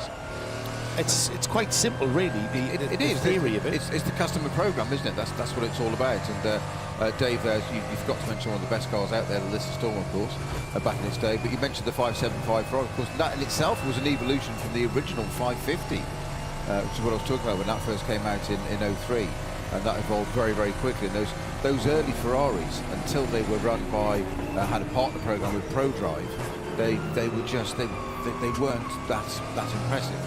Yeah, it was a racing car, but it wasn't doing what the 296 is now. ProDrive got hold of it and basically re-engineered it, and it took a racing team to take a product and to say, right, okay, it pays homage to it being a Ferrari. It's got that shape to it and a badge on the front and back, and all the branding and everything goes with it, because it will sell the customer cars for the VIP program, the VVIP program, but it needs to be a racing car, and that's what Orica have done with this. Again, 20 years on, the 296. It's Orica, a race team. That's their business. That's what they do. And a company's come to, in this case Ferrari, and just said, right, as you've just said, Joe, we want to go and win GT3 racing because we want to sell GT3 cars. Yeah, it's quite simple. So what is it about Estroril as a track, Snowy, that makes it physical? We've just heard now two very young drivers are, you know, I'm not going to say completely exhausted, but certainly fatigued from the physicalities of both the heat here in Portugal. But I think it's got more to do with the layout of the track. What is it, having driven it? Most definitely, you've got that 1 kilometre straight down the front. The rest of it, then it's an incredibly technical circuit. So you've got that long straight where you do have a slight lapse and a bit of time there, but then you've got the infield section, and it reminds me a little bit, when you look at the circuit map, a bit not dissimilar to Dijon. You've also got, the same as Dijon, you've got a lot of gradient and altitude changes. So you've got that reverse corkscrew. I think Peter McKay described it as like driving up the corkscrew backwards at Laguna Seca. So you've got altitude change there and back and forth, and it's just, it's unrelenting. You never stop doing something apart from that little respite on the 1K straight past the pits. Because even when you come out onto the straights, yes, we've got the long, we've got the long main straight past the pits, which is a kilometre long, but then the infield coming out of turn 4, the curve of VIP, you've got turn 5, which is a flat-out kink. So, you know, I would imagine it gets your attention in the wet, but you've got that flat-out kink. So even on the straights, your concentration level, all right, the physical G-force, the physicality, and not maybe the laws of physics is what I'm trying to say, and not maybe being applied to your body, but certainly from a concentration level, on the straight is even more intense because you're focusing on that braking point that's looming towards you. It is, and it's the lateral G-forces. The braking's one thing, that's quite easy because that's fore and aft. It's the lateral G-forces sustained that take the effect on the body, because it moves all your internal organs. You're moving in the seat. It's core strength. That's where you need it. Accelerating and braking's not so bad. If you look at the actual circuit map and imagine if you took it from curve 2, turn 2, straight across back to turn 8 and across to turn 10 as it used to be at that point there, you'd have a nice big, effectively a bit of an oval. But you have, because at turn 2, curve 2, you then go into Lamy and through the curve of VIP. So you've got a long right, a long left, short straight with a curve on the right. There's going to be traffic in the way, not so much today because there's 19 cars out, but it matters a few more cars out there. Turn 6, then you start to climb back up again through turn 7. But where it is between turns 8 and 10, you've now got Gancho in between. So you've now suddenly, you drop again, and it's another hard brake, left and right and back over again. And that Gancho chicane is a hairpin left. Climbing with gradient and contour changes as well. And then as you say, you've got the S's, you get into Parabolica, Ayrton Senna, and that is a killer on the muscles and the neck on that last corner. So that we talk about that 1 kilometre straight where you get a respite. Well, you don't. So what happens is you come through Parabolica, Ayrton Senna, and you're shattered. You get through it and focus. Obviously, you don't want to run too much over the curb on the left-hand side, because that's where if you just run too far over, we found the chest dates with the ProDrive run a little bit too far over, and it's the edge of the curbing is a little bit sharp. So you just drop that sidewall over. You can do sidewall damage and get yourself a puncture, which is obviously suboptimal. But you get out of that Ayrton Senna corner and onto the straight, basically go phew, get your breath, and all of a sudden you're at the braking point for turn 1. Yes, it's unrelenting. It's absolutely unrelenting. So that we perceive that 1K straight is a break. It's not. You just recover from Parabolica, Ayrton Senna, and just go and reset. And that's just when you want your team engineers or whatever to come on to you and just say, in the days when we raced, we had to report things back more, and less data in the car. It was more data driven in the car rather than the systems they've got now.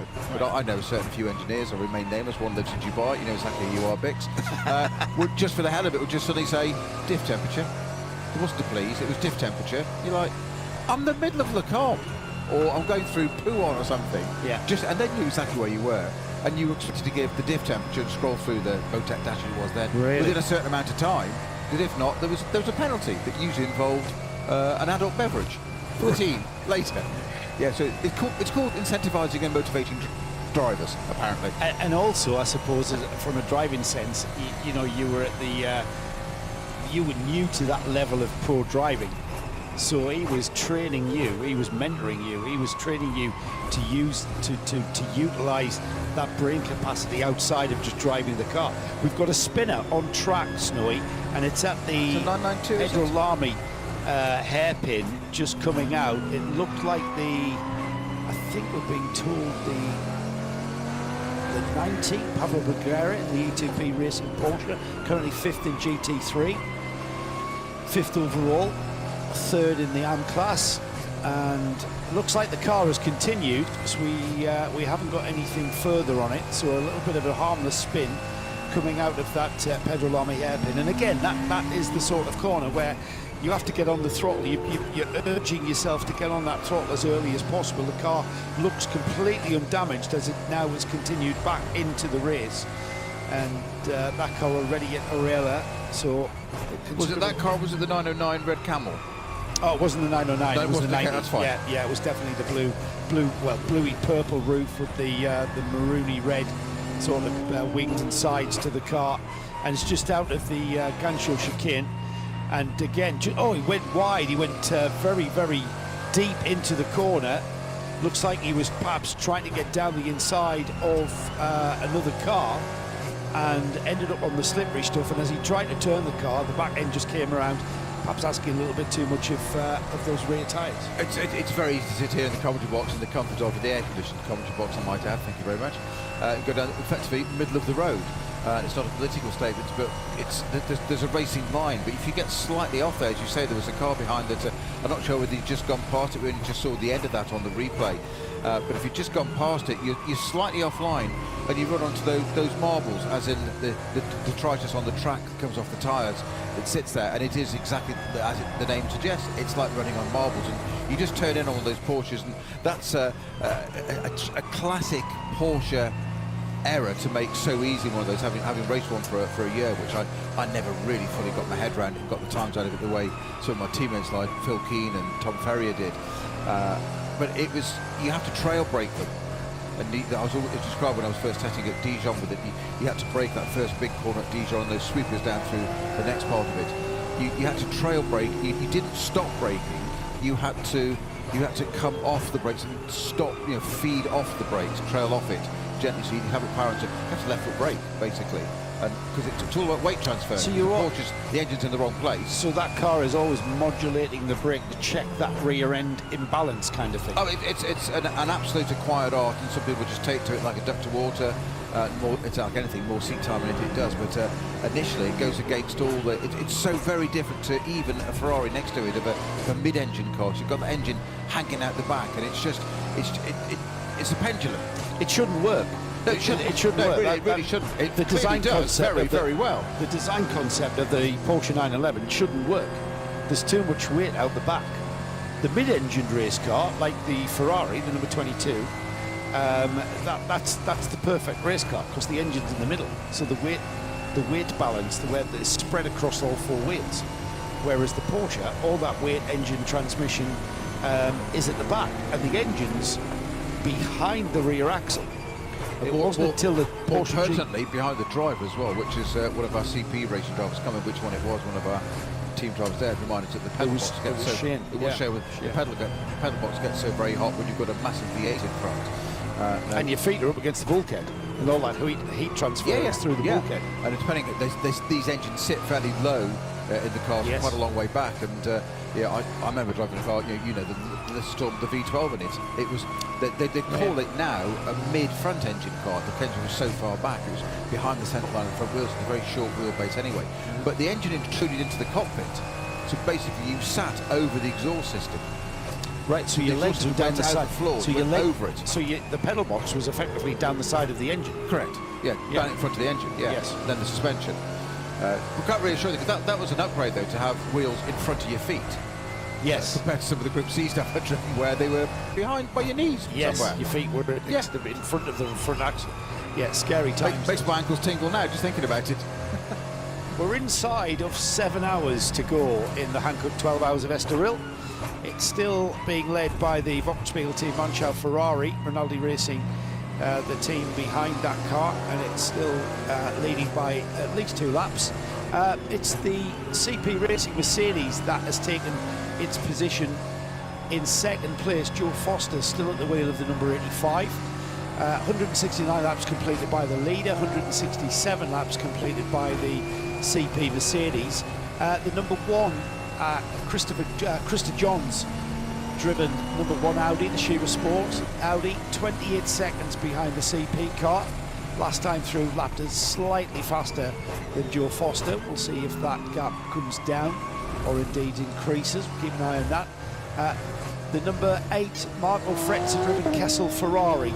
That's on 167 laps, 66 laps, as that car is in 4th place. 5th place is the Pablo BUGGYRA, and Pablo just having a little issue there with a harmless spin at the Pedro Lamy hairpin there a couple of laps ago. Car 90 in 5th place, and 165 laps completed.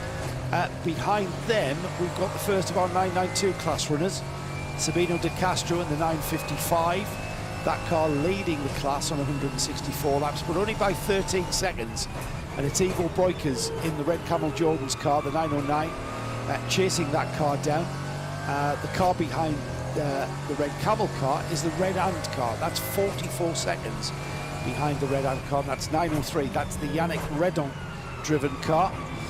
And that car has got Nicholas Johnson behind it in the RPM Racing Porsche. A lap down at the moment. I'm not sure if that will update as I continue down the order. Then we've got the first of the GTX cars. That's in 10th place, and it's the 720, the RD Sainz Lamborghini. It's leading GTX on 162 laps. Behind it, that car is about 46 seconds behind that car. We've got the rest of the 992 class. And in 5th place in 992 is the Brent Verheyen driven Red Ant Racing car, the sister car 904. Then we've got the 930, Daniel Diamato, the HRT Performance Porsche, and then Roberto Pampanini in the 967 car. This car, remember, did not take part in the qualifying race yesterday. It did take part, but only a few shakedown laps to prepare it for the 12 hours today. We've got the GT4 race. That has been the race of the race so far. 14th, 15th place for the number 416, the BUGGYRA ZM Racing Mercedes, currently leading the GT4 class by about 28 seconds from Stephen Shaw in the number 403 in the Atlas BX car. GTX, second in GTX, is the Vortex. The Vortex had a little bit of an issue. It's had a clear run so far. Philippe Bonnell at the wheel of the 701 in 16th place overall. 17th, we've got Frederick Verviche at the wheel of the Haas RT Audi. This is a car that was very much in contention, the number 21 Audi, certainly going into this race. It's completed 153 laps and it's lost a lot of time with that hub repair. That car's 17th. 18th is Joseph Pereira in the PCR Sport Mercedes, currently 3rd in GT4, 18th overall, and then 19th overall. Another car that had problems, Karina Gosner at the wheel of the MP Racing Mercedes, and there was an alternator change on that car, we believe. Car 58 rounding off this 19 car field. The question is, as the gap comes down between Krista Johns in the Shearer Sport Audi and the CP Racing Mercedes down to 23 seconds in a couple of laps there, Snowy, it is still all to play for. Certainly we're 50 minutes away from just half distance. So what's the mentality at this point of any kind of team, drivers? Are you kind of find yourself being sucked into a race, you know? I mean, the GT4 battle there, it's hard not to be sucked into a race because that's what it is.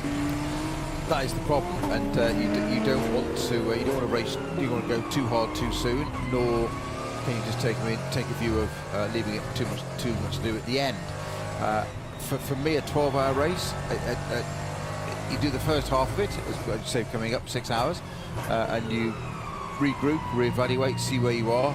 If all things are being equal, and in this kind of position we are, then I would then break it down to either 3 2-hour races or 2 3-hour races from that point on. Probably the former, a couple of 2-hour races, and see how we go. And you probably ramp that up actually. You probably do another couple of hours in your head, see where you're going, maybe another, and then you start to work out, right, what, all things being equal, who's gained whatever. You look at your graphs, look at your strategy. This is the kind of thing that Paul Truss will be doing. Paul does this in his sleep, obviously. He sleeps upside down like a bat, by the way. And exactly. But what is possible? So that's where your strategy is. Like Paul will be absolutely on point, because they'll be right. What is mathematically possible? Not what's emotional. What can be done? Of course, I want to win races. That's what it's all about. But what's mathematically possible? And I can use the phrase again. All things being equal. So no code 60s, no punctures, not being run into, an alternator belt breaking, any of the other possibilities that can happen. What can we do? Right, and then work back from there. So you start to look at your end game, being the checkered flag, and you might do 12 hours racing, but there's only points on that last lap when the checkered flag comes out. And you mentioned there emotion. You've got to take the emotion out of it and not be dragged into anything that's not really happening. Key element of racing drivers doing it properly, in between, pros and AMs and so club racers. Let's take Joe Foster, for instance, who's been, I would imagine, being kept well informed by the CP Racing team. That gap between himself and Krista Johns in the Shearer Sport Audi is coming down. It's down to 18 seconds. And John's clearly lapping quicker than Joe, but Joe is experienced enough to not overstress himself, overstress the car. He's going to, I mean, how do you not react emotionally, let's say, to that information that you are losing ground with the cars behind you? Well, it's a great team to cite there, Joe, because they're a very close-knit team. We can see that they have their emotion and fun and all that side of it outside of the car, and they're brilliant, and they can switch it on and off. They're absolutely brilliant. When you said about the American branding earlier, getting it all correct and whatever. What I imagine there is Joe Foster is that he'll be informed of that, as you've said, so his response will be, what do you want me to do? He won't take the decision for them. He'll be waiting for the team to tell him, right, we need to maintain this, or not lose further ground, or, if better, improve the gap, eke it out again if it's possible. But again, it'll be evaluated proper, because these guys have had so much experience, all in that car. Joe Foster in the car right now. They'll know what's possible, and the team might say to him, right, if we continue with this gap closing, the following is going to happen. Present almost scenarios. They'll have run through all this in the garage already, yeah, or mission control as they call it. And it's all very well saying to Joe, right, what we need to do is stop the gap going, and he just go, tyres are done, can't do that. Yes. There is no point in overdriving, because that way you just negate the whole result. Yeah. So it's like, okay, so can't do it. So that's when they'll go back to him and say, right, in an ideal world, we want you to do this. The driver has the final answer, because he's got the car underneath him. He's the only person that's got he or she got the car underneath them, and they will just say, no Potter, I've got no margin, got this much left, it's this or this, right.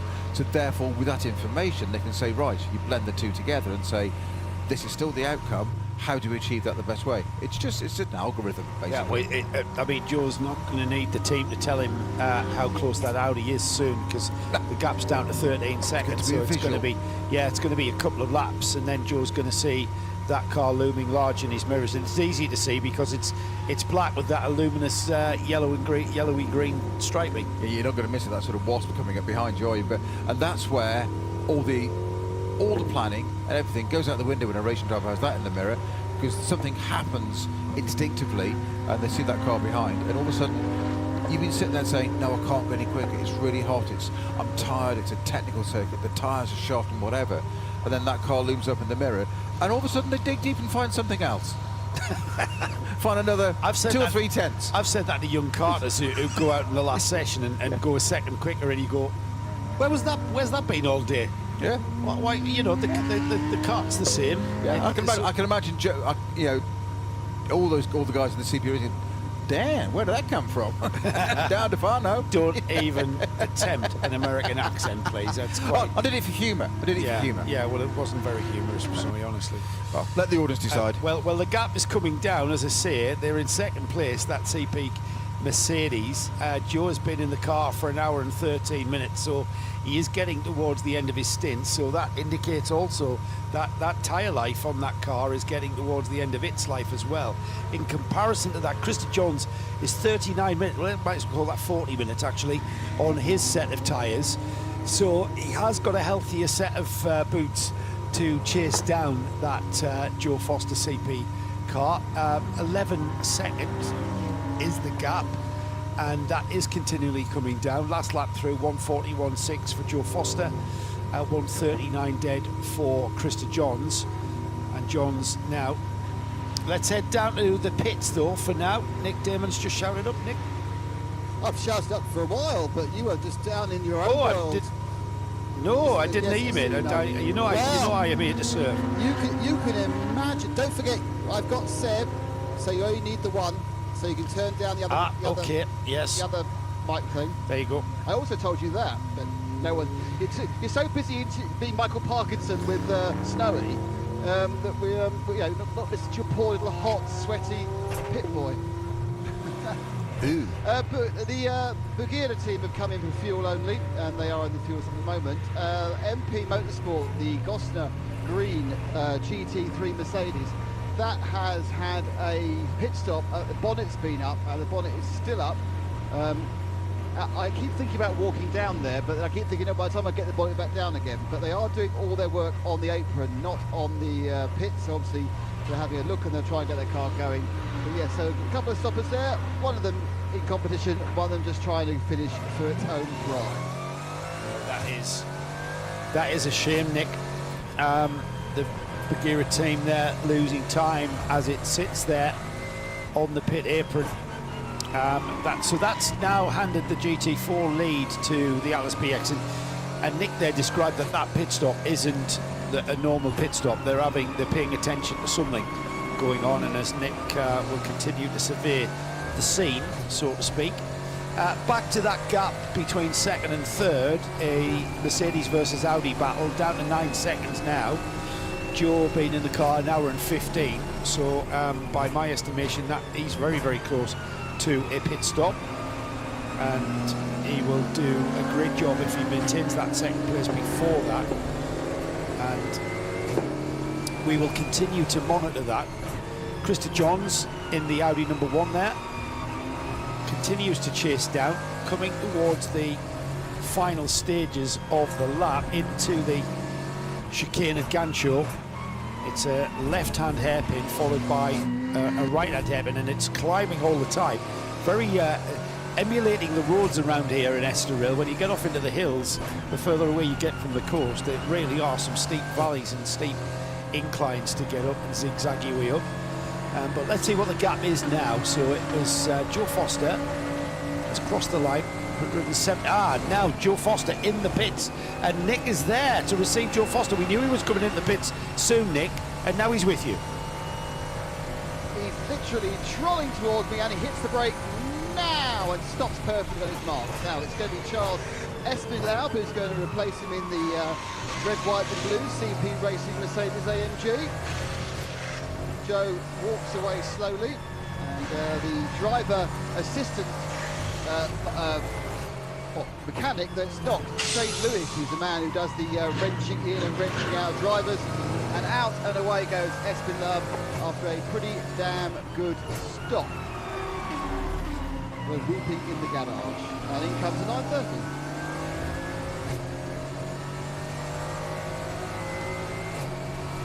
Thank you, Nick. So CP Racing did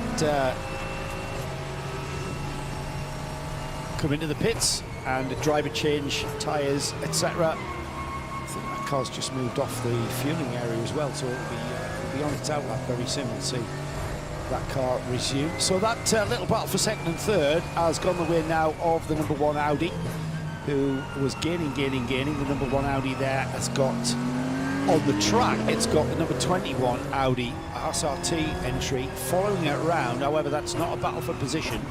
The black and yellow car is in second place overall. The SRT team, the 21, that's the blue and red team.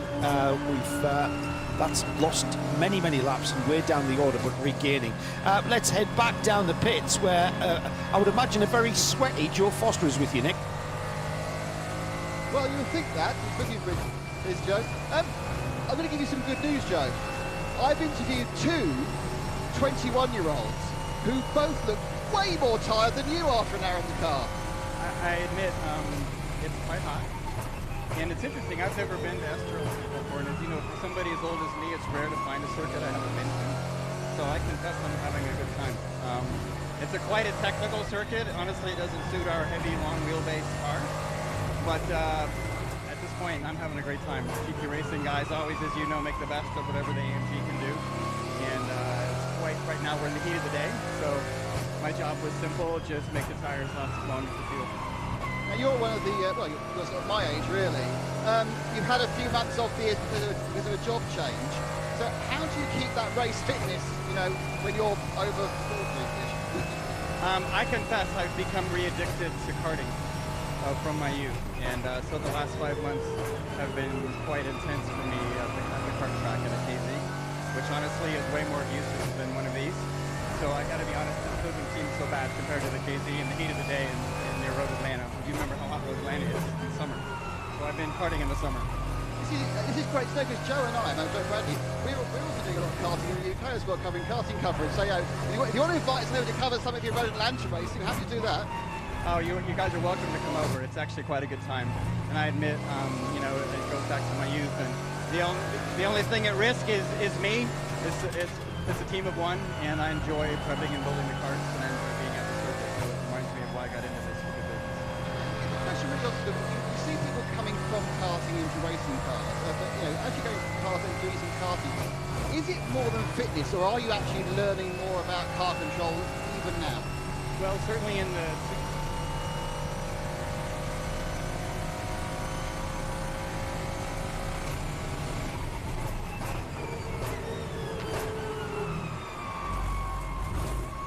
I think we may have lost Nick there, which is a shame, because that was a really poignant point to talk to Joe about the correlation between kart racing and car racing. We'll go back to that, I think. Nick can still hear us. We'll go back to that because I'm one interested. And Nick is indeed back. Let's finish that question, Nick, because it was quite an interesting point. Yep. With youngsters coming just from so karting. We get no warning. We have no warning about microphone going flat, no beats. So yes, we're saying that, you know, as a karter, you start karting and then normally go into cars. But what are you learning now as a car racer going back to cars? You know, it's interesting, obviously, the karts. And by the way, that was an amazing reload you just did on your mic. That was fantastic. It's not your first rodeo. You know, the handling is different. How you make speed in the kart is different than how you make speed in a car with a differential. But I will say that the commonalities of a GT3 car are that it still has more power than grip.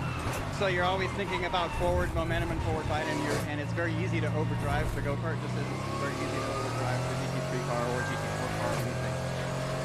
The key of course is that doing 90 miles an hour in a car, 3 inches of the ground, seems faster than anything ever. You know, it's for a guy with my budget, it's the closest thing I'll ever get to F1 for sure. Great stuff, thank you, Nick. Thank you. Great stuff, and it's certainly a subject that interests me. I'll leave Nick to put forward a proposal for Karting Live TV to Joe Foster's karting series in Atlanta, and hopefully he'll pull that gig off.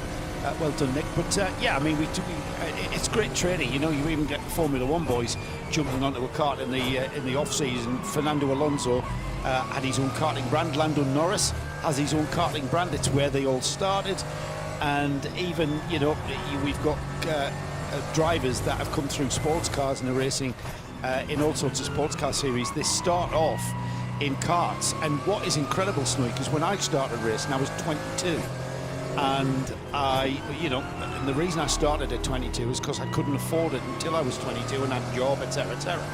But these days if you haven't got 10 years of karting, more than 10 years of karting under your belt, by the time you get to 22, you're a has-been. You haven't got a chance. You know, they're starting at 5 years old in Bambinos, moving through 8 years old in cadets, you know, and then into the Rotax and Miami classes, and have got, before they start in cars, they've got 10 years of experience in road racecraft and kart, you know, racing dynamics and how to set up cars and karts, I should say, and then transition into cars. That transition is less of a bridge than when you first sit your backside in a race car and go, wow, this is fast. Yeah, at 22 years old, you want minimum 15, probably 17, 18 years of karting experience behind you, which sounds ridiculous, but that's how it works out. It is ridiculous. We'll come back to that. Nick, what have you got? You got the 930 in, did you say? The 930 in the pits on the hijacks. Antti Berli, I think, just got out of it. Antti, what's the problem with the car? We're having a noise from the gearbox. Ah, is a noise followed by a failure normally? Yeah, seems to be. That's bad luck, because the car's been going well, hasn't it? Yeah, we've had a good race. It's a shame, but we will change it and continue after 1 hour. Now we did see the quad racing car, which is run by GP Racing, I think. They changed one in 50 minutes yesterday, so that's your target, 50 minutes. I don't know, you need to ask the guys. Tell them, it was more than 50 minutes they failed. Yeah, we do it 45. Excellent stuff, thanks Andy. See, competitive racing driver even for the mechanic, so very bad luck for the 930, and well, there's a couple of gearbox problems on these 990s. Is it a weakness, or are they just, running them too long and not lively? Because of course these cars' main purpose in life is to run the various Super Cup and Carrera Cups, which are half-hour races. Now, is it the same gearbox in these endurance specs? Don't know. Even so, why are they failing? I am not sure, because you know what, if someone was to say to me, I want to go endurance sports car racing at GT3 level, what car should I buy? I'd point them towards a Porsche, because, and the thing I would say is, great customer service backup, also engine. Yes, so the other one was it the Chrome car you mentioned? Yes, it was. Yeah, so RPM Racing were in that. Yes, but this goes back to what we said about the nature of the circuit as well. It's going to be a factor. That there's always something going on. There's a constant change of direction. So you're loading those drive shafts up all the time. It's gone to one, it's on to the other side. It's all the time, and running over little bitty curbs. And there's no respite for the driver. We've covered all that. Or equally, there's no respite for the car, so it's not really surprising. And you've got fairly heavily serrated curbs here at Estroril as well. So you run over that, and it just puts a tremor down that drive shaft all the time, and it's loaded. So that last corner we talked about the parabolic at Ayrton Senna. You're coming through a high load on the left-hand side of the car. You're pushing that drive shaft into the gearbox all the time. You then flick it over the curb, thinking you've got a great exit as a driver, and you think, yeah, great, God, that was really good. And you feel top of the world. The technicians are in the pits just going like, done it again, hasn't he? He's done it again. Get another drive shaft out the back of the truck. Here we go. I exaggerate, but you get my point. But don't you, as a racing driver, you've got to have an element of mechanical sympathy, but you can't have complete mechanical sympathy, or else you wouldn't be redlining it in every gear. You wouldn't be hammering it over the curbs. You've got to manage that abuse, really. Especially over longer distances. That old phrase, teamwork makes the dream work, and that's where, as you work together better as a team, you have an understanding, you work with your engineers of what that car, what that product does, which is why we say that it is a product, and it's a Porsche are selling a product, Ferrari are selling a product. So when these teams have this knowledge base and get used to a particular product and its evolutions, developments, its iterations, and its idiosyncrasies, and then they change the product. We mentioned it with the 296 going to Fricadelli when they won the 24-hour back in May. They've been Porsche for years, and that's what they drive with the Ferraris. So, it's a whole different learning curve again. That's where the best drivers will work with their engineers and understand. Don't.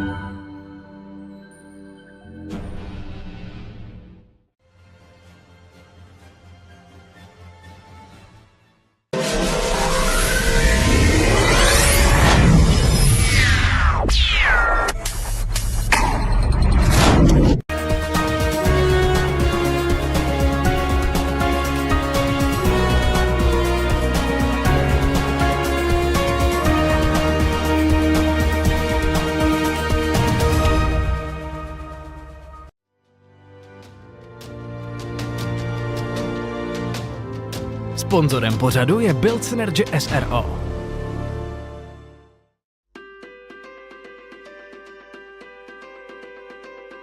Sponzorem pořadu je AZ Energies SRO, český dodavatel energie.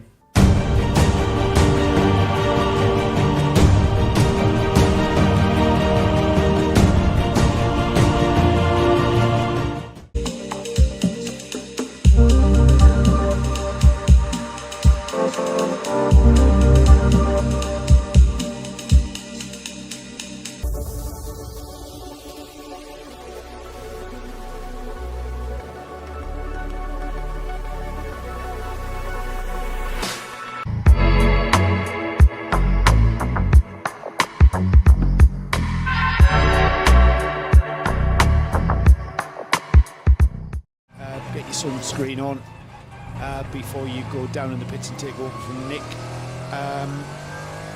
While Peter Mackay takes his position back after his pit stop for lunch, the 967, that car is into the pits and is in from 11th place overall, 6th in the 992 class, and that's the car that had the problems yesterday, didn't take part completely in our qualifying race. So started at the back this morning. It's made his way up to 11th overall, 6th in class, like I say. But that car yesterday used the 6-hour qualifying race as a bit of a shakedown, really, and rectified the problems they had, and brought that car out this morning completely fresh. New drive shafts, etc., and everything else that the team felt needed. Pampanini is the driver that's just handed the car over. I'll be able to confirm which of the drivers in that 967 HRT performance team has now taken over the car. They've completed 175 laps. They're off, and they're a lap down from the car in front of them in the class, which is the Brent Verheyen Red Ant car number 904, 10th overall. They are 35 seconds behind the 907 RPM Racing Porsche, Nick Johnson at the wheel of that car on 177 laps, and they are then 2 laps off the first 3 in the 992 class. The class being led by Sabrino De Castro in the Villi Motorsports car, 31 seconds up on Ivo Boykes in the red Camel car, who's got a further 20 plus seconds on Yannick Redon in the Red Ant Racing Porsche. 992, as ever, all to play for on the run to the half distance mark, which is less than half an hour away. Peter Mackay, I mean, this point yesterday, we'd be coming to the conclusion of our 6-hour qualifying race. As we speculated yesterday, here we are, just heading towards half distance with still everything to play for, and anything, again, sitting on the edge of potential of what can happen. I personally think that the first 6 or 5.5 hours, we're not far away from 6 hours here, has followed a very similar pattern to the 6-hour qualifying race or sprint race that we saw yesterday. The next phase is an unknown now for the teams. The 24H series has never come here to Estroril, and many of the drivers in this field have never driven here before. So that goes down to, you know, mechanics, to the cars, the way they're set up, etc. Hankook tyre, how does it behave? 6.5 hours to go. We're now on the cusp of that unknown quantity. One thing that some of the drivers have commented to me during the break is the heat in the cars. And a lot of teams who normally would do doubles through the middle of the race, double stints through the middle of the race, they're going back to a policy of single stints because, excuse me, because there's such a heat in the car. I mean, some drivers are actually having skin burnt off their toes because the pedal box is getting too hot. We heard. I mean, what's the ambient out there?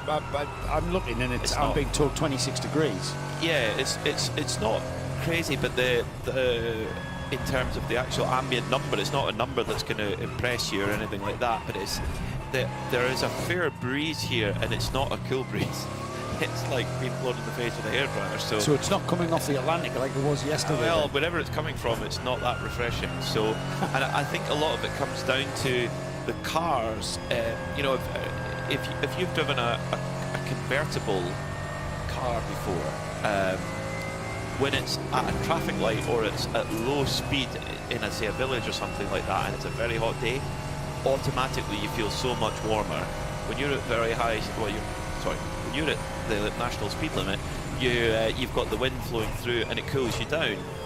Race cars no different. There are a lot of kind of hidden little bits of the circuit around the back part of the circuit where you're going actually quite slowly for a race car, and there's not any kind of wind getting through. So actually, for those little bits where you're actually doing the most work, it's stifling. And Charles Putman said, he says, there is no rest here. You're forever working the wheel. You're up and down the gearbox. You brake, on power, off power.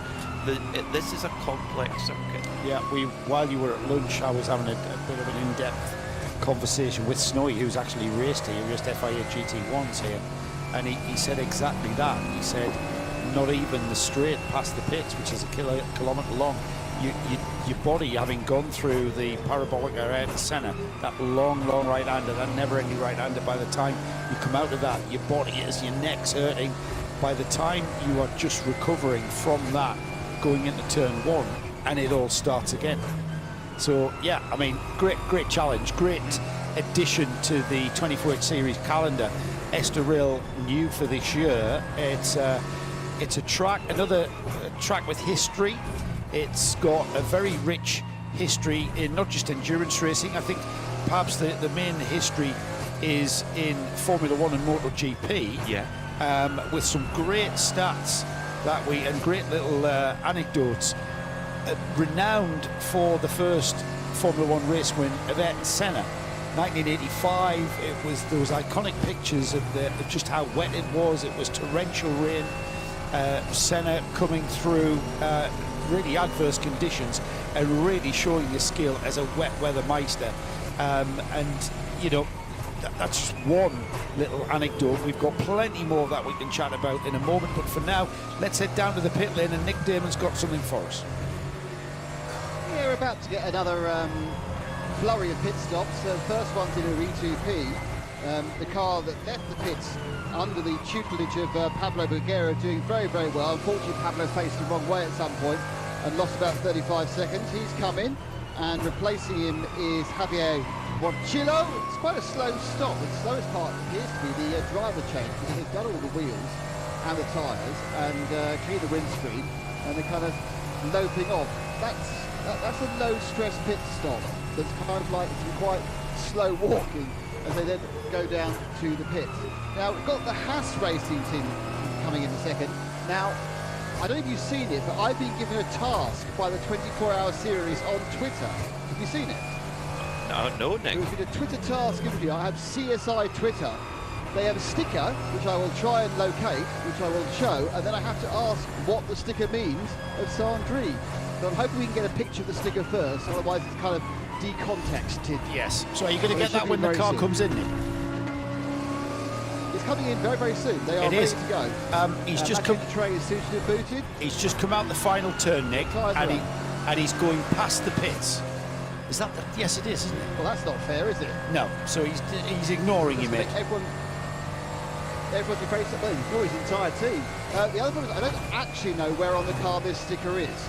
So it's going to be a location, a point to Seb, and I hope it works all right. So Seb's up for it, aren't you, Seb? Can you thumbs up, Seb? Yes. He's not sure. I don't think he's listening to me, actually. I don't think he's hearing us. I think he's only hearing a different feed entirely from the Cologne. Right, well, people in charge there.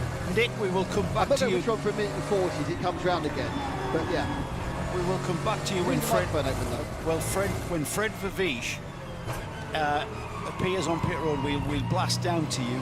We're just talking about some anecdotal facts of from the history here at the Estroril circuit. We've got that first win for Ayrton Senna in Formula One. With his hands out the cockpit, double fist pump in the air. Yeah. Guess who else won his first Grand Prix here? Gary McCoy in MotoGP. No, I mean Formula One. Oh, right, sorry. Well, actually, Oh, we're going to fall out. It's got a Scottish connection as well. Okay. So you really should know this. I should do. Oh, David Coulthard. Yes. Yeah, well done, Nick. Well, let's keep Nick faded up, because we want to. I know there's a bit of a delay. Oh, that was a draw, Nick. Yeah, Coulthard back in what year? What year, Nick? 97. 95. 95. Ah. Were you there, Nicholas?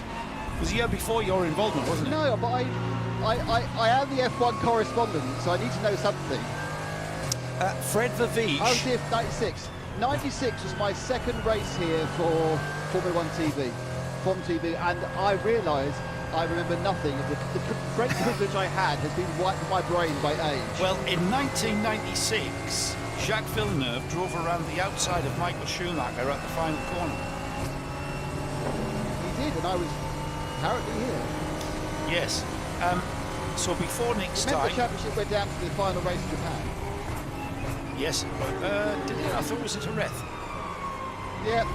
No, there's 97. 97 was Jerez. 96.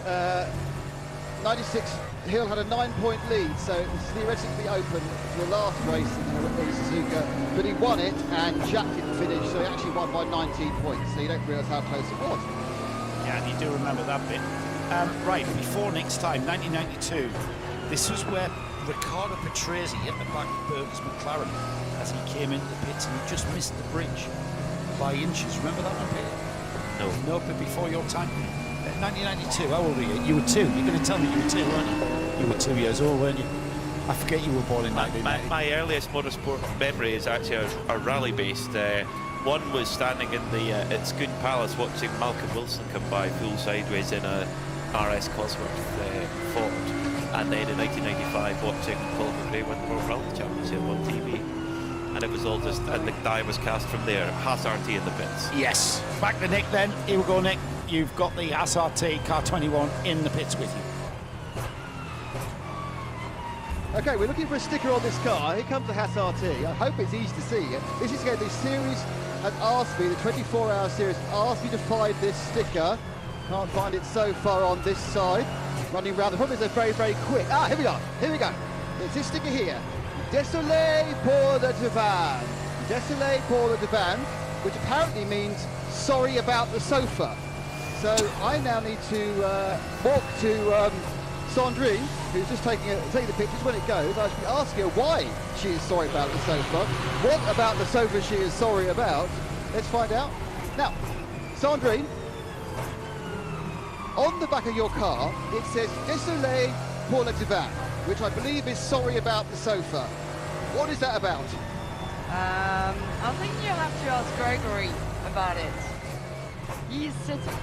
Gregory, okay, let's go and ask Gregory. Gregory, here he comes, he's in his civvies, he's been dropped in it by Sandrine. Gregory, on the back of the car, it says Désolé pour le divan, or sorry about the sofa. What is the story about that? Yeah, you know, when the team told me, I think it was on Wednesday morning, and they asked me, well, what are you doing this weekend? I said, well, going to watch the race on television. And they told me, yeah, no, you're coming to drive the car. So I said, okay, now I have, I think, 10 hours to find some money. And I said I was planning to buy a new sofa, so I said to my girlfriend, okay, we're not buying the sofa, I'm going to drive a car. So that's why I made this kind of message. That seems fair enough, but I take a drive rather than a sofa. So are you sitting on the floor? Is it a new sofa or just the only sofa? Yeah, I guess we're gonna go to IKEA in place to buy a new sofa, but I'm very happy. It's my first race in GT3 cars, so the team has been very, very nice with me. Still have to get used to the car. I'm very happy of the race of yesterday, and still have to adapt a bit to the car, but the race is very fun for me. Can they not sort of give you a whip round and raise you enough at least for 2 bean bags? Yes, we'll see. I mean, I'm still a bit disappointed on how the race is happening today with the problems we had, so still a mix of a feeling. Happy to be in my first GT3 race, but a bit disappointed with the final result, but it will be okay. It's my first race. This is endurance racing. The highs, the lows, the complete lack of furniture. Yes, I guess so. I'll have to give a good explanation to my wife when I come back, but okay, I hope she will be okay. dat weet ik natuurlijk. Yeah, whether or not he's still got a wife when he gets up. I take it his wife's not here, Nick, with him. If she is, we need an interview with her, don't we? We need to see what her. No, she's not. No, she's not. He is doing this race stag, as they say. Right. Yeah. He's got Sandrine helping. I tell you what, she is a keeper. If she was like fully behind him using the sofa money to pay for a drive. Can he be on the naughty step if they don't have a sofa? Well, yes, there's still a naughty step, man. I live in a bungalow, but I haven't got a naughty step, but there's a kind of a metaphorical naughty step. Yeah, the naughty step isn't the naughty sofa, Peter. That's another thing entirely. Yes. Well, although Gregory Cervais said there, he did say girlfriend and wife, and he did I say think he meant the same person. I hope so. Has he promised 2 women a sofa? Well, he might have been buying his girlfriend a sofa, and he hopes that his wife is still there. Move on. Yeah, moving quickly on. He's French, after all. Oh, he's Belgian, is he? Yeah. All right. Okay. Sheriff Porter in the pits. Car number 1, the Audi. Christopher Jons brought that car in and been in there for a couple of minutes now. They're in 2nd position, so they may well drop this position to the number 8 Kessel Racing Ferrari, driven by Marco Frezza at this point. CP Racing, they put Charles Espinlau back on board, so they've done their full cycle of drivers. Apparently, Charles Putman, team owner, he's like, let me at it, and I want to do more. But they've decided in the CP Racing crew go for single stints only. With the through the heat of the day, I think that's a smart call. Charles Espinlau was unflappable in that opening stint. You know, he had Eli Earhart right behind him the whole way, but just didn't panic. And it's interesting how he says, if someone's really on me in the early stages, I'll just wave them through. It's a waste of time fighting with them after. It's so smart. Well, it takes a lot of discipline to do that, though. It's everybody knows that. That's probably quite a good strategy, but in the heat of battle, if you see someone in your mirror going, no, I'm not letting him by, no. Again, it's something that I had a conversation about with Snowy, and we used the term emotion. And, you know, to be dragged into the emotion of a race is exactly what was explained to us by Charles Espinlau very, very early, wasn't it? About knowing what tyres the other car's on. And Joe Foster found himself in that situation, getting towards the very end of his stint, with a very tired set of hand-cut tyres. He had the number 1, the number 1 Audi, burning lap time to get on terms with him, and he knew that he didn't need to push to reduce that gap, or to reduce the rate of reduction in that gap. He knew he just had to get round and do his job, and I think we've still got 13 minutes to go, just under 14 minutes actually to be exact, before we get to just the half distance mark, and then another 6 hours of motor racing. So I think at this stage, and you also, what Charles Espinlau said, Peter, was it's the final hour. That's when you go to war. That's when you go to, if you are in a position to challenge, if you're on the same lap, then that's when you begin to then absolutely give it your all. But right now we're managing everything. We're managing expectations, we're managing tyre wear, we're managing the mechanicals of each and every one of the cars out there. So the number 930 HRT performance car of Daniel D'Amato just completing a pit stop, filling up with fuel. As is the number. It's the 21 Mathieu Detry back out and going again after that pit stop, which we saw there. Sorry for the sofa written on the back. So we've got I am speed on the back of the E2P Racing Porsche, which is of course a quote from the Cars movies, Lightning McQueen, and on the back of the SRT, sorry for the sofa. Gregory is seeing, or Gregory's wife, every time that SRT car goes past on the screen of the live stream, she is probably seeing her sofa. It's a very expensive sofa. Who's going to use all the money for that drive for a sofa? I don't know what sort of deal he got. When you feel a car is comfortable to drive, a road car, you're like, oh, it's like driving a sofa. Well, my car's like driving a that. sofa. My Mercedes CLS is very much like driving a sofa, which is ideal for someone my age. Gone are the days of the Ford ST or the RS, bouncing around on the bumps with its stiff suspension. I've grown out of that one.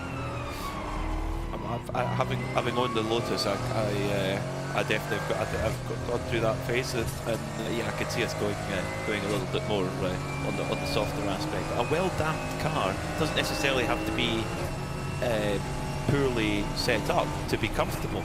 A lot of times, you hear McLarens apparently for supercars are incredibly comfortable because the suspension's so good. So yeah, it depends. Doesn't Nick's got an RS4 that is very, very stiffly sprung. And when you're trying, well, it's fairly comfortable, and he has these magnificent massage seats that you can set at different settings. And when you've been sat on a stool all day at a karting event or wherever, and then you're driving, long distance, like we drove to Devon a couple of weeks ago, and then from Devon up to Milton Keynes, and my back was aching from sitting on that stool, and the massage seats. However, what really came to the fore, the stiffness of the suspension on the Audi RS4, was when I was trying to send a text, and my finger was bouncing around the phone, and couldn't quite. Took us ages to send like a 2-line text because the finger was bouncing around the phone. And we were on Devon roads, which are quite medieval in design. But yes, that's a very stiffly sprung sports saloon. So RS4, brilliant performance on a racetrack. You can carry your Labrador in the back, but not so good if a passenger wants to send a text message. Okay, so 6 hours, 10 minutes to go here. We're almost at the halfway point of the race here in this 12 hours of Estroril, powered by Hankook. Falkenspiegel Team Monza by Rinaldi Racing. They have, there might have been ever so slight change in a pit cycle, but from pole position on both days, 6-hour race yesterday, 12-hour race today, they've led every lap from pole position. That's the sign of a job well done. Kessel Racing, they're keeping the pressure on. They're in second. It appears like the Ferrari 296 has got the field licked at this circuit, in this setup, and therefore Kessel Racing, they're the only people, it would appear, who can stop Falkenspiegel. And all they can do right now, Joe, there's a couple of laps, 3 laps as it is right now. All they can do is keep the pressure on and try and force Falkenspiegel into a mistake. That's all they can do, really. Yeah, they really have. I mean, the pace of that car that's currently in the lead, we are approaching half distance, and if we've already had 12 hours of racing, Peter, if you think about it, we had a 6-hour qualifying race yesterday where that car was pretty dominant. We've had 6 hours of this 12-hour race. The Hankook 12 hours of Estroril is only at half distance. This car is so dominant. If they continue to have this run where they encounter nothing other than clean runs between their stints, then they've got this, dare I say it, at 6 hours in the bag. The only thing that's going to beat the Falkenspiegel team, Munchau team, is adversity, an incident. And you know what, with that amount of time, like I say, endurance racing, the long distance races are always, we're sat on the edge of potential. And talking of the edge of potential, great battle developing for that second place in 992. We've got the Billy Motorsports by EB Motors car leading 992, but look at that, nose to tail on the timing screens. Ivo Breuk is now coming under immense amount of pressure from Yannick Redon, and I think Redon's actually made the move. Redon are now ahead of Ivo Breukers, so a change for second place in the 992 class, and that battle just coming to our attention there right when it happened. Yannick Redon caught and catches and passes Ivo Breukers. Red Ant Racing, they're an hour and 20 minutes into their stint. They owe us a pit stop. So Ivo Breukers, mind you, Ivo Breukers is 59 minutes into his stint, so he can't be far away either. So we could see Red Ant Racing coming into the pits soon, with Yannick Redon at the wheel right now. But Ivo Breukers had a good weekend. He did that stint he did at the final stint of the race last night was really, really strong under a lot of pressure. Leader is down at the pits and alongside Nick Damon. Yeah, and then out is getting Jürgen Kronbach, in is getting Torsten Kratz. They've already got the driver out. The driver's putting his insert in. They are just doing the third of the 4 tyres. Tyres are done. Now the windscreen's being cleared. The lance is being pulled out. Will the car drop down? We've seen the issue in the 296 earlier. Still just putting the final touches of Torsten Kratz's belt, and the safety net car drops. Off it goes. Not the best stop we've ever seen. A few seconds too long, but they've got many seconds in hand as they trundle down to the fuel stop. So another thing ticked off, coming up to halfway in the race that has so far been like clockwork and basically perfect. Clockwork is the word I would use as well. Nick, flawless also for the Wochenspiegel Team Monza by Rinaldi Racing. What I want to know is how many column inches is this performance over the weekend going to take in the Wochenspiegel on Monday morning? I think it should have a back page spread, to be honest. Wochenspiegel win in Estroril, that's a headline. Wochenspiegel, you've got to think of it. Also, coming up with headlines, alliteration is very important. So, Wochenspiegel victory. So, Red Ant Racing are in the pit lane. Nick, what do you think of that bit of alliteration, eh? I think it's fantastic. I think you've missed your vocation as a tabloid sub-editor. You could be in there, right? You know, as long as you get as many pictures of large-breasted women as possible, we'll be fine. In comes Red Ant Racing. In fact, even that little kind of conversation, show how quick it was. That small conversation was enough for their driver change and tyres. Out got Yannick Redon, in got Kobe de Bruyke, and they have trundled down to fuel already. So this is a very quick stop, and they, with the Red Campbell's team due in soon, this is a real battle of the ages, this one. Thank you, Nick. Yes, it is. The Red Ant team, we thought they were near the end of the stint and came into the very next lap. So Yannick Redant, after getting that move done on Ivo Breukers, he's had to give the position right back again. Although Breukers shouldn't be long till he's in either. He's been in the car for an hour and 2 minutes, so maybe another 20 minutes at the wheel for Ivo, and that will be his drive time complete. Yes, it will. So they've got. In fact, actually, he doesn't have a minimum because the team did not have a pro driver in there. Yes, they're Rick and Luke are semi-pro, so they actually that's not an issue. But I tell you what, Ivo Breukers, he'll be glad of his open face helmet today. He's got a little bit more airflow. Yeah, I suppose. Yeah. It's just better all round. It'll help. It'll be minuscule amount of comfort that you get from that. 4 minutes to half distance. The Wochenspiegel team Manchau car is in the fueling area. It's completed right on 199 laps, right on the half distance. So we expect 400 laps maybe by the time we get to the checker flag. That's if the whole of the next 6 hours is under green, of course. We have had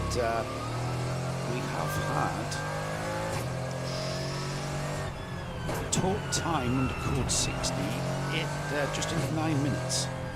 So we've had we've had one code 60, 9 minutes in 6 hours of racing. That is that a series record? I don't know. Maybe the collective can tell us whether that is the case. We've had certainly the Ferrari that leads has led from lap 57. So it took over the lead on lap 57. It shared the lead. Certainly it led from lap 1 to 48. It went in the pits, and then when the other teams sort of ahead of it after the pit stop cycled through their pit stops, it retook the lead on lap 57. It's never been headed since. So, I use the term dominant, and I think that is the very definition of dominant. There's no other word for it, really, and it's very rare to see a car and team dominate in such a fashion. I mean, they're going about this. We have seen cars dominate in a sense, in a similar fashion. The Herbert Motorsport Porsche is a car and team that comes to mind, and certainly knows how to go about its racing in the 24H series. That team not here with their cars. We don't really know the reason why they haven't entered, but I know they were a big part of the Spa 24 Hours that took place last weekend, part of the GT World Endurance Series.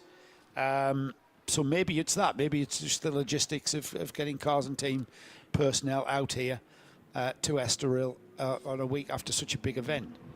I would think so. The car will need a complete rebuild, I would imagine, a total work through. Well, whether they've got several cars, I'm not sure whether. Yes, I'm not sure whether they would have used the same cars. I think they've only got one 992. Really? Because there's it's just come out this year. Yeah, and they've got a very. There's a long waiting list for those cars, as well as the Ferrari 296 GT3. You know, it was painted in exactly the same colours in Monza as it then was in Spa for the 24 hours, with in matte black but with the gold pinstriping. It looks like JPS colours. It's it looks very, very, very, very cool indeed. So as we come towards the top of the hour, we'll be coming towards the halfway point of the Hankook 12 Hours of Estoril, as PCR Sports, the Spanish crew. We heard from Jose Nunez a little while ago with Nick, and the PCR Sport Mercedes is in the car. So the number 403 Atlas BX Motorsport car, Stephen Cho has brought that car in to the pits. But as we come to the top of this racing hour, we hit the halfway point of this Hankook 12 Hours of Estoril. Wochenspiegel Team Monschau by Rinaldi Racing are your leaders, with Torsten Kratz at the wheel. They lead by just over 5 minutes from the Kessel Racing Ferrari, driven by Marco Fretza. Then it's Pierre Kaffer, the hot shoe, in the number 1 Shera Sport PHX Audi. In fourth, it's Charles Espenlaub in his second stint in the car for CP Racing Mercedes. Then in fifth overall, it's Philly Motorsport by Ebby Motors, leading in 992 by 51 seconds from Red Camel Jordans and Evo Breukers at the wheel at the moment, but he's due a pit stop shortly. E2P Racing, they're in 7th overall with Javier Morchillo at the wheel at this stage. Then it's RPM Racing. Great run from them from near the back of the grid. Nick Johnson is driving right now, and they're in 8th overall. 9th overall is Red Ant Racing with the 904 car, with their sister car 903, the championship leader, don't forget. They're in 10th. They've just taken a pit stop. GTX leader is the RD Sign CLI Racing team with their wonderful Lamborghini Huracan Super Trofeo. It's a real beast, that car. In 12th, it's the number 967 HRT Performance Porsche with the Swiss driver Stefano Monaco driving at this time.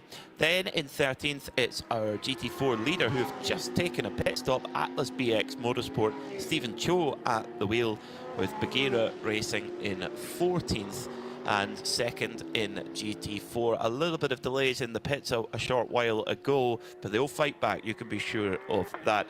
The Vortex, they've had a pretty clean run today, it must be said, in 15th overall, car number 701. Haas RT, they're plugging on early on a wheel bearing issue that meant the whole rear left-hand side of the car had to be rebuilt. It was in the garage for a fair old while. Drop them down the order, but still they fight on. Matteo Detri is driving at the moment. PCR Sport are third in GT4 with Vicente Dassi driving at the moment. Then in 18th, it's HRT Performance, car number 930, Daniele Diamato in the pits at the moment. Then car number 58, MP Racing, carry on also. In fact, they're...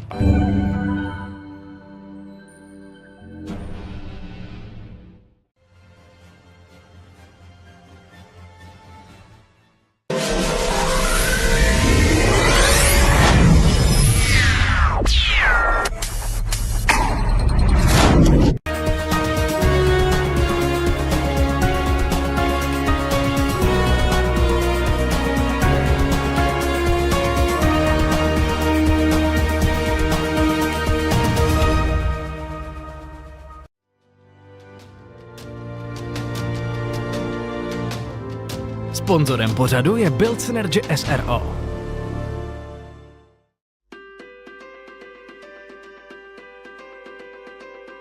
Sponzorem pořadu je AZ Energies SRO, český dodavatel energie.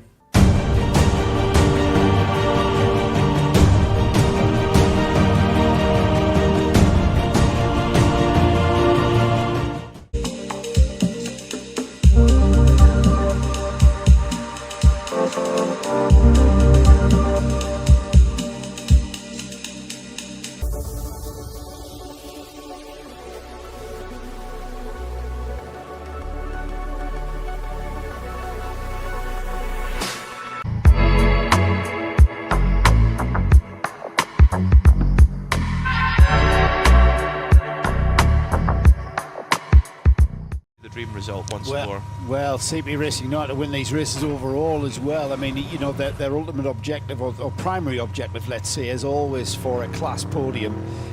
That's a big ask considering the other car in their class is the overall leader.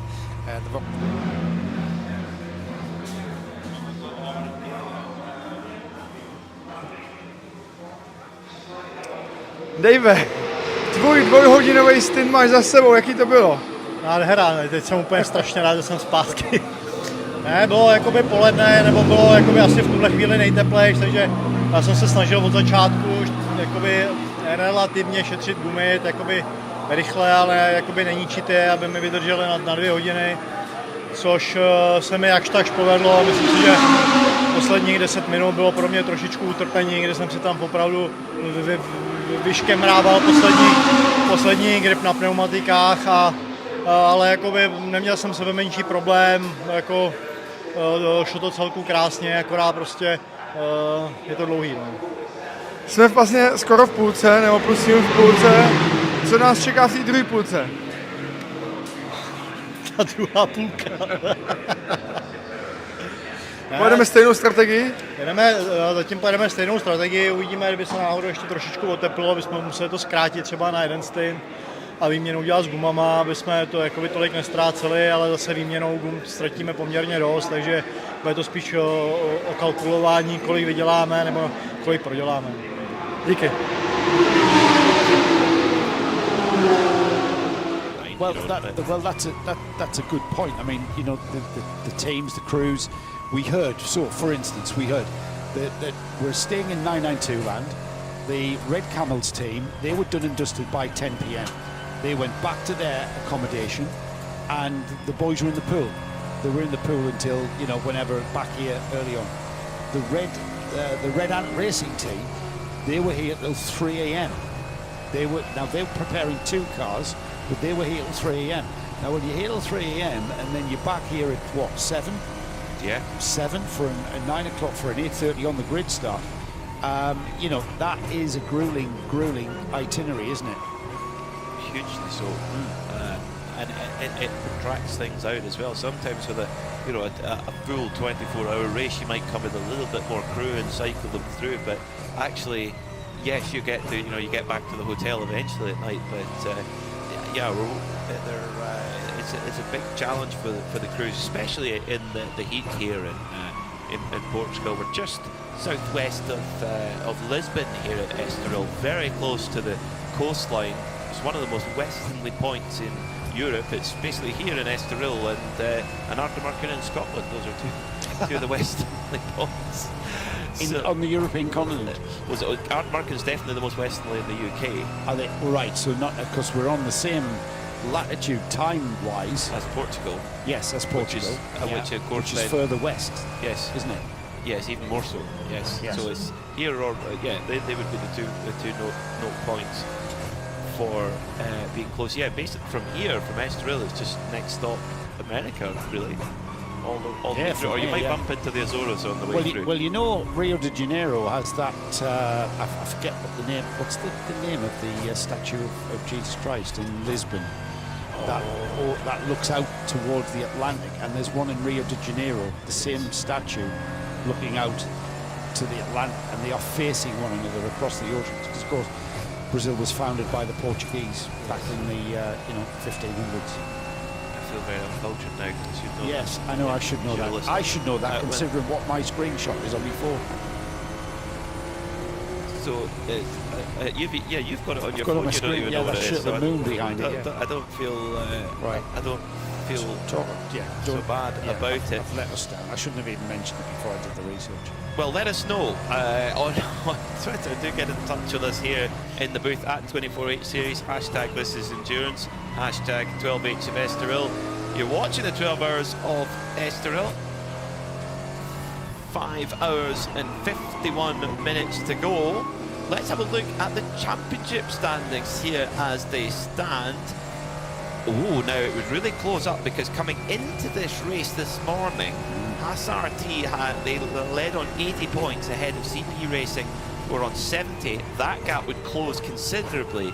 SRT would hold only a 2-point lead from CP Racing, and Kessel Racing would be just 6 points behind. So Kessel Racing, if they finish where they are, they would come right up into the reckoning as well in the GT3 class. And for CP Racing, well, for them to be up there in the overall rankings is brilliant. They lead the GT3 AM category right now as well. So CP Racing definitely doing a very good job. The GT3 Pro AM, that's led at the moment by Shera Sport PHX. They are, well, they came in with a significant advantage this morning. On 96 points, they would move up to 136. They're kind of home and dry. In fact, yeah, both those are the teams not here, of course. Yes, exactly. And now, I need to get our calculators out, Joe. Does that mean that Shera Sport PHX could be crowned a round early? Well, yes. This is 40 for a win regardless of the length of race. Yes. There's no double points in anything like that. So we'll come back to that one. The GT3 AM class, CP Racing came into this round 4 points ahead of E2P Racing. If they throw out the checkered flag now, CP Racing have just moved up into 3rd, and E2P Racing are in 7th overall. But in terms of class honours, CP Racing are 2nd in their class, and E2P Racing are 3rd. So CP Racing, if they finished as they are now, there'd be 8 points of a gap between CP Racing and E2P Racing. In essence, that sets up a showdown at the 24 hours of Barcelona. In the 992s, Red Ant Racing came into this race with a 14-point advantage over Ebby Motors. If the checkered flag was to be thrown now, all of a sudden, Red Ant Racing's gap at the front of the field looks a lot less comfortable. Red Ant Racing's gap would be trimmed down to just 10 points, with Willie Motorsport by Ebby Motors would be moving up. And Willie Motorsport by Ebby Motors are in 2nd right now. If they could take the win, well, they would get even closer to Red Ant Racing. Very close in 992. Yeah, it's brilliant, isn't it? Oh, so good, Joe. Yeah, so good. In 992 AM, well, in this race, it's HRT Performance and Krone Racing. They're in a proper slugging match. The Krone Racing team, run by RPM Racing, they've got a very, very strong advantage, and they would simply solidify their position at the front if they were to finish in the position that they are.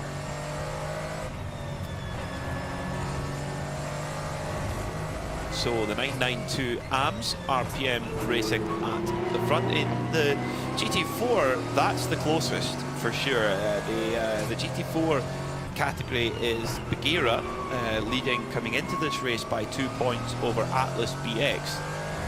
Now in the GT4s, as things stand right now, Atlas BX lead from the 2nd place BUGGYRA, so the gap would go back down to just 2 points between them. So tight between Atlas BX Motorsport and BUGGYRA.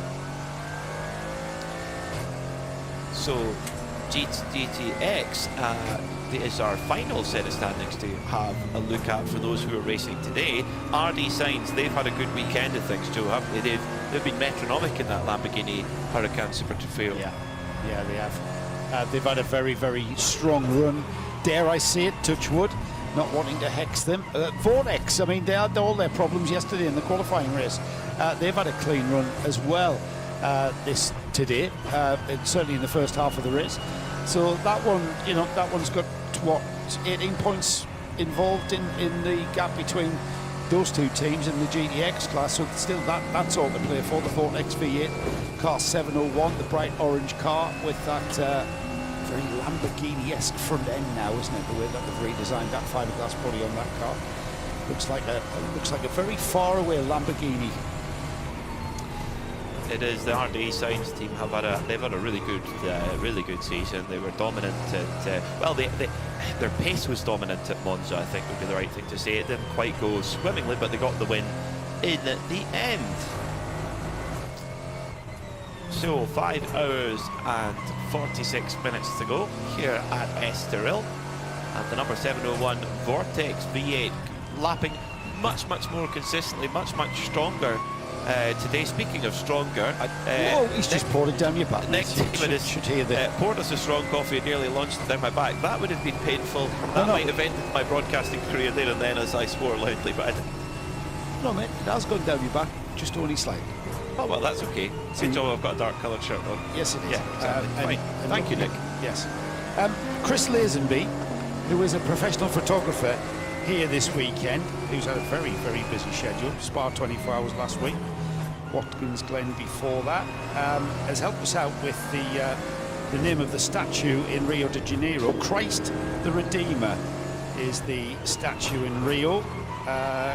Cristo Redentor in Portuguese. It's an Art Deco statue of Jesus Christ in Rio de Janeiro, Brazil, created by French sculptor Paul Landowski and built by Brazilian engineer Heitor da Silva Costa in collaboration with the French engineer Albert Carco.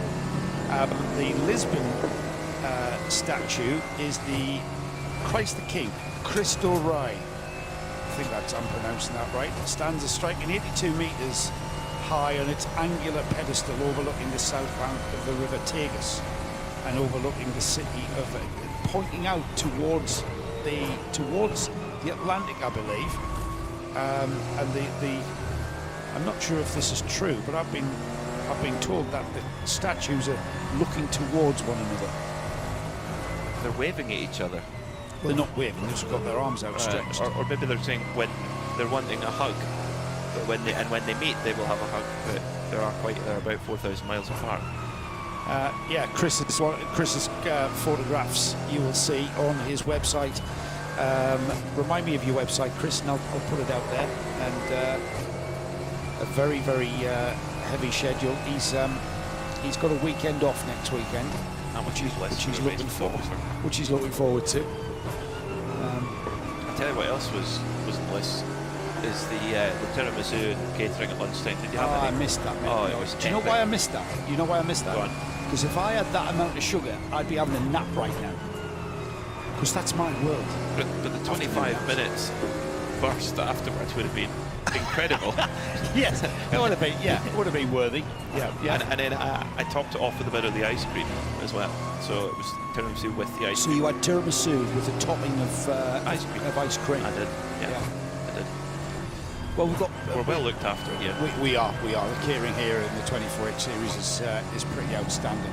It's the lovely folks at W Racing Project Hospitality, lovely Italian company. They're always greet us with a smile at any time of the day. W Racing Project on Facebook. If you're wanting some race hospitality, they are the people. Fabulous. I'm still a fan of beef cheeks. They are lazenbyvisuals.com, everybody, for Chris Lazenby's work. And he does all the major endurance series. He was at Watkins Glen for the 6 hours a couple of weeks ago. He was at the Spa 24 hours, and here he is at the Hancock 12 hours of Estroril, producing work. Yeah, it's W Racing Project. I'm talking about two things at once here, aren't I? It's amazing what a slurp of coffee does. I'm buzzing here off the cafe. Lifting you up like a phoenix. Yeah, it's a shame Nick didn't bring us any cake, isn't it? That would have been I nice. don't think I could have had any more on it. Full. RD Signs are in with their Lamborghini Huracan Super Trofeo, filling up with fuel. These are amazing machines, Joe, these Lamborghini Super Trofeos. And the kind of shark fin wing that you see on the back of these cars, it almost reminds you of what you would see on an LMP2 or a GTP prototype, but it's that sort of extended fin on the Super Trofeo. And the new version of the Lamborghini Huracan GT3 car, the Evo 2 I think it's called, they've implemented that into the aero design. Is it there for the same effect that it is there on the LMP2 prototypes as a stabilizer in when the car goes sideways? It stabilizes in yaw. Could be. That's Y-A-W, by the way, not Y-O-U-R. Yes. It could well be. That would be interesting to know from. Do you know what? I bet you he'll be able to tell us. It's Ivo Breukers, but he's at the car. He's in the car right now. Because he seems to know. He's been our guiding shepherd in the booth. Whenever we've got something wrong, usually a message pops up on your phone. Well, yes, yeah. If you can tell us if there are any Lamborghini design engineers out there who work at in Bologna. Just getting back to Chris Lazenby, who's here taking photographs. Lazenby visuals are on Instagram as well.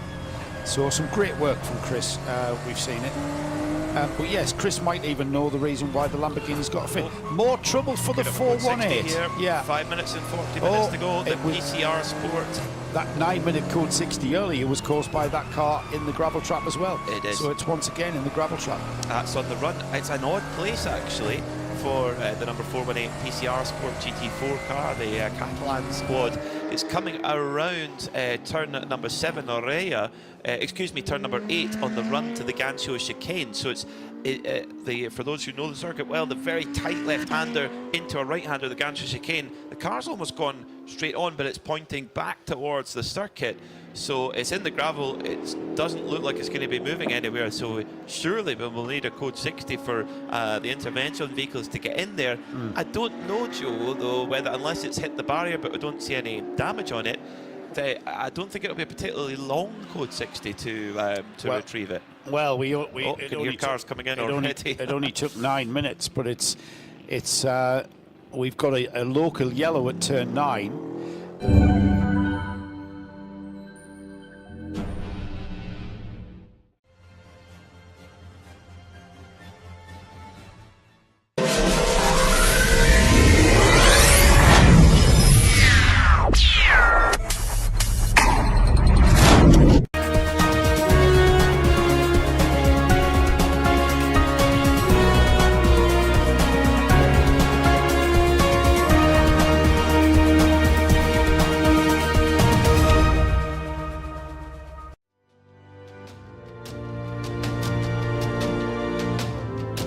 Sponzorem pořadu je Build Synergy SRO.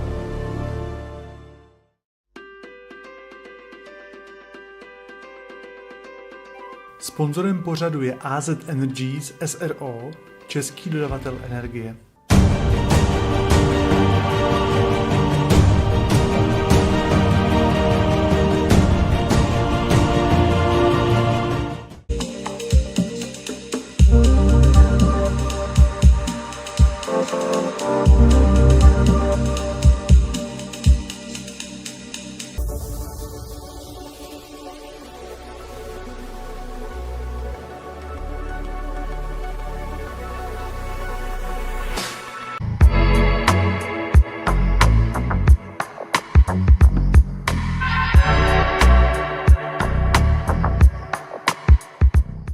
For Red Camel Jordans. Great just call. Called it.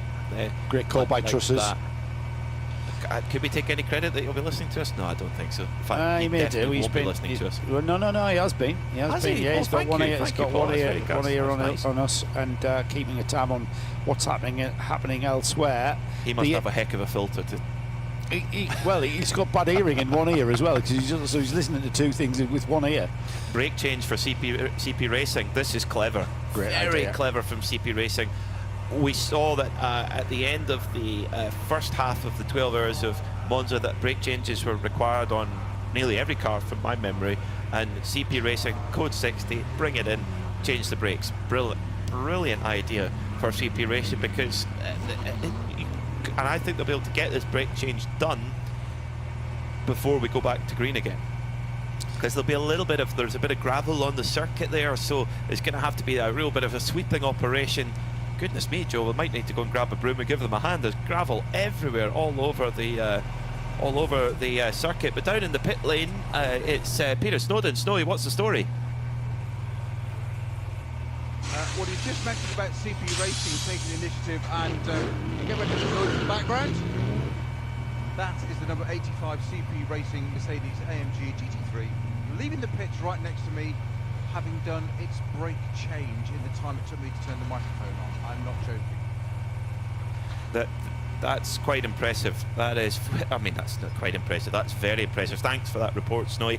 In the time that it took Peter Snowden to switch on a microphone, CP Racing can change the brakes on a Mercedes. Yeah, incredible that, isn't it? Yeah, yeah. Quick release, dry brake lines as well. So no need to look at bleeding the brakes or anything. So going into the final round, we've still got 5.5 hours of this Hankook 12 hours of Estroril. But the next round, the final round in the European Championship, we head to Barcelona, the Circuit of Catalunya, on the 15th, 16th and 17th of September. It's certainly one of my favourite races, and it's certainly one of the favourite races of the locals to the Circuit of Catalunya. We get huge crowds, families coming out late in the evening. Of course, the Spanish culture is to eat late and come out later when it's cooler. And the entry list beginning to load up, Peter. We've got the number 1 Shearer Sport coming out. Car Collection are back with one of their Audis. Kessel Racing are bringing their number 8. Hofer Racing are back with the Kroll family and Chantel and Alex Prince. We've got an entry of a Porsche 911 with Sontri Porsche Ticino. Now that's a Swiss entry, so I'm probably pronouncing Ticino differently than what it perhaps should be. Hassar T are coming back. We've got the Volkswagen team Monschau, Ferrari coming out. Car Collection are bringing a Porsche 911. I'm not sure we've seen Car Collection run a Porsche before. That might be a first. Land Motorsport, we mentioned them in the championship. They're coming. IMSA Performance bringing a Porsche. That's a name I haven't heard from for a while. That's right, yeah. IMSA Performance. Bullet Racing, a Spanish entry. Aston Martin GT3, Aston Martin Vantage, AMR. Juta Racing are bringing their Audi back. They're bringing 2 Audis, in fact. CP Racing, a series stalwart, and then E2P Racing will be there as well. And back will be the Herbeth Motorsport, the Renaults bringing their car with Ralph Bond and Daniel Alleman coming through. We've got a 4-car GTX class, 2 Vortex are in the entry, 701 and 702, and then we've got the RD Signs Lamborghini, and then VDS Racing Adventures bringing their Mark II V8. What a car. If only we could have 20 of them, that would be phenomenal. So great news to have VDS back. 992 packed, 2 Red Ant racing cars, 2 cars from HRT, in fact 3 cars from HRT Performance as well.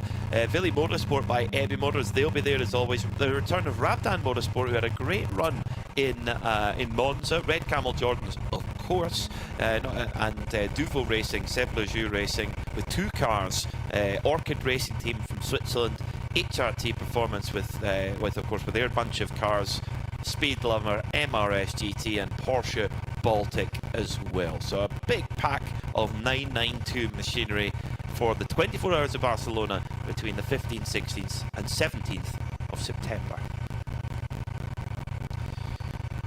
So down in the pits we have Peter Snowden. Snowy, thanks for your patience, but we'll be coming to you in just a second because we've got more entries for the 24 hours of Barcelona.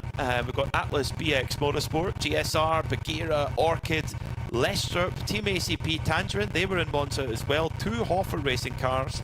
The return of ST Racing, Joe, as well. That's a name we haven't seen for a little while for this season. We have not. Samantha Tan Racing bringing their BMW M4. Another BMW M4 in the entry is from Simpson Motorsport. Senka Motorsport bringing a BMW.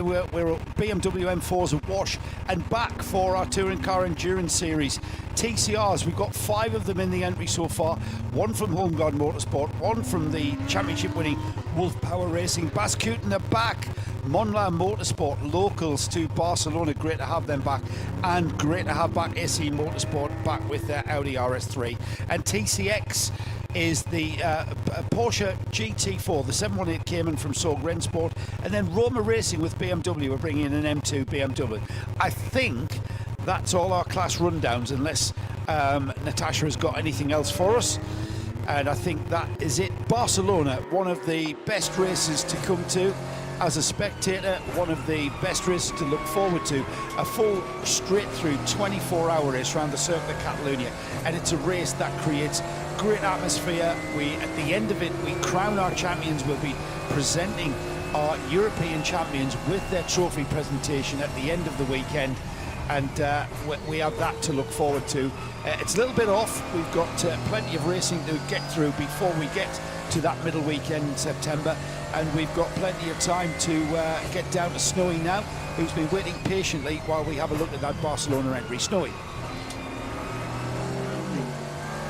Yeah, thanks very much. It's not me you're going to thank patiently, it's Charles Putman standing here. He's been very, very busy. Charles, the moment's kind of gone now, but that's, we've taken out this race.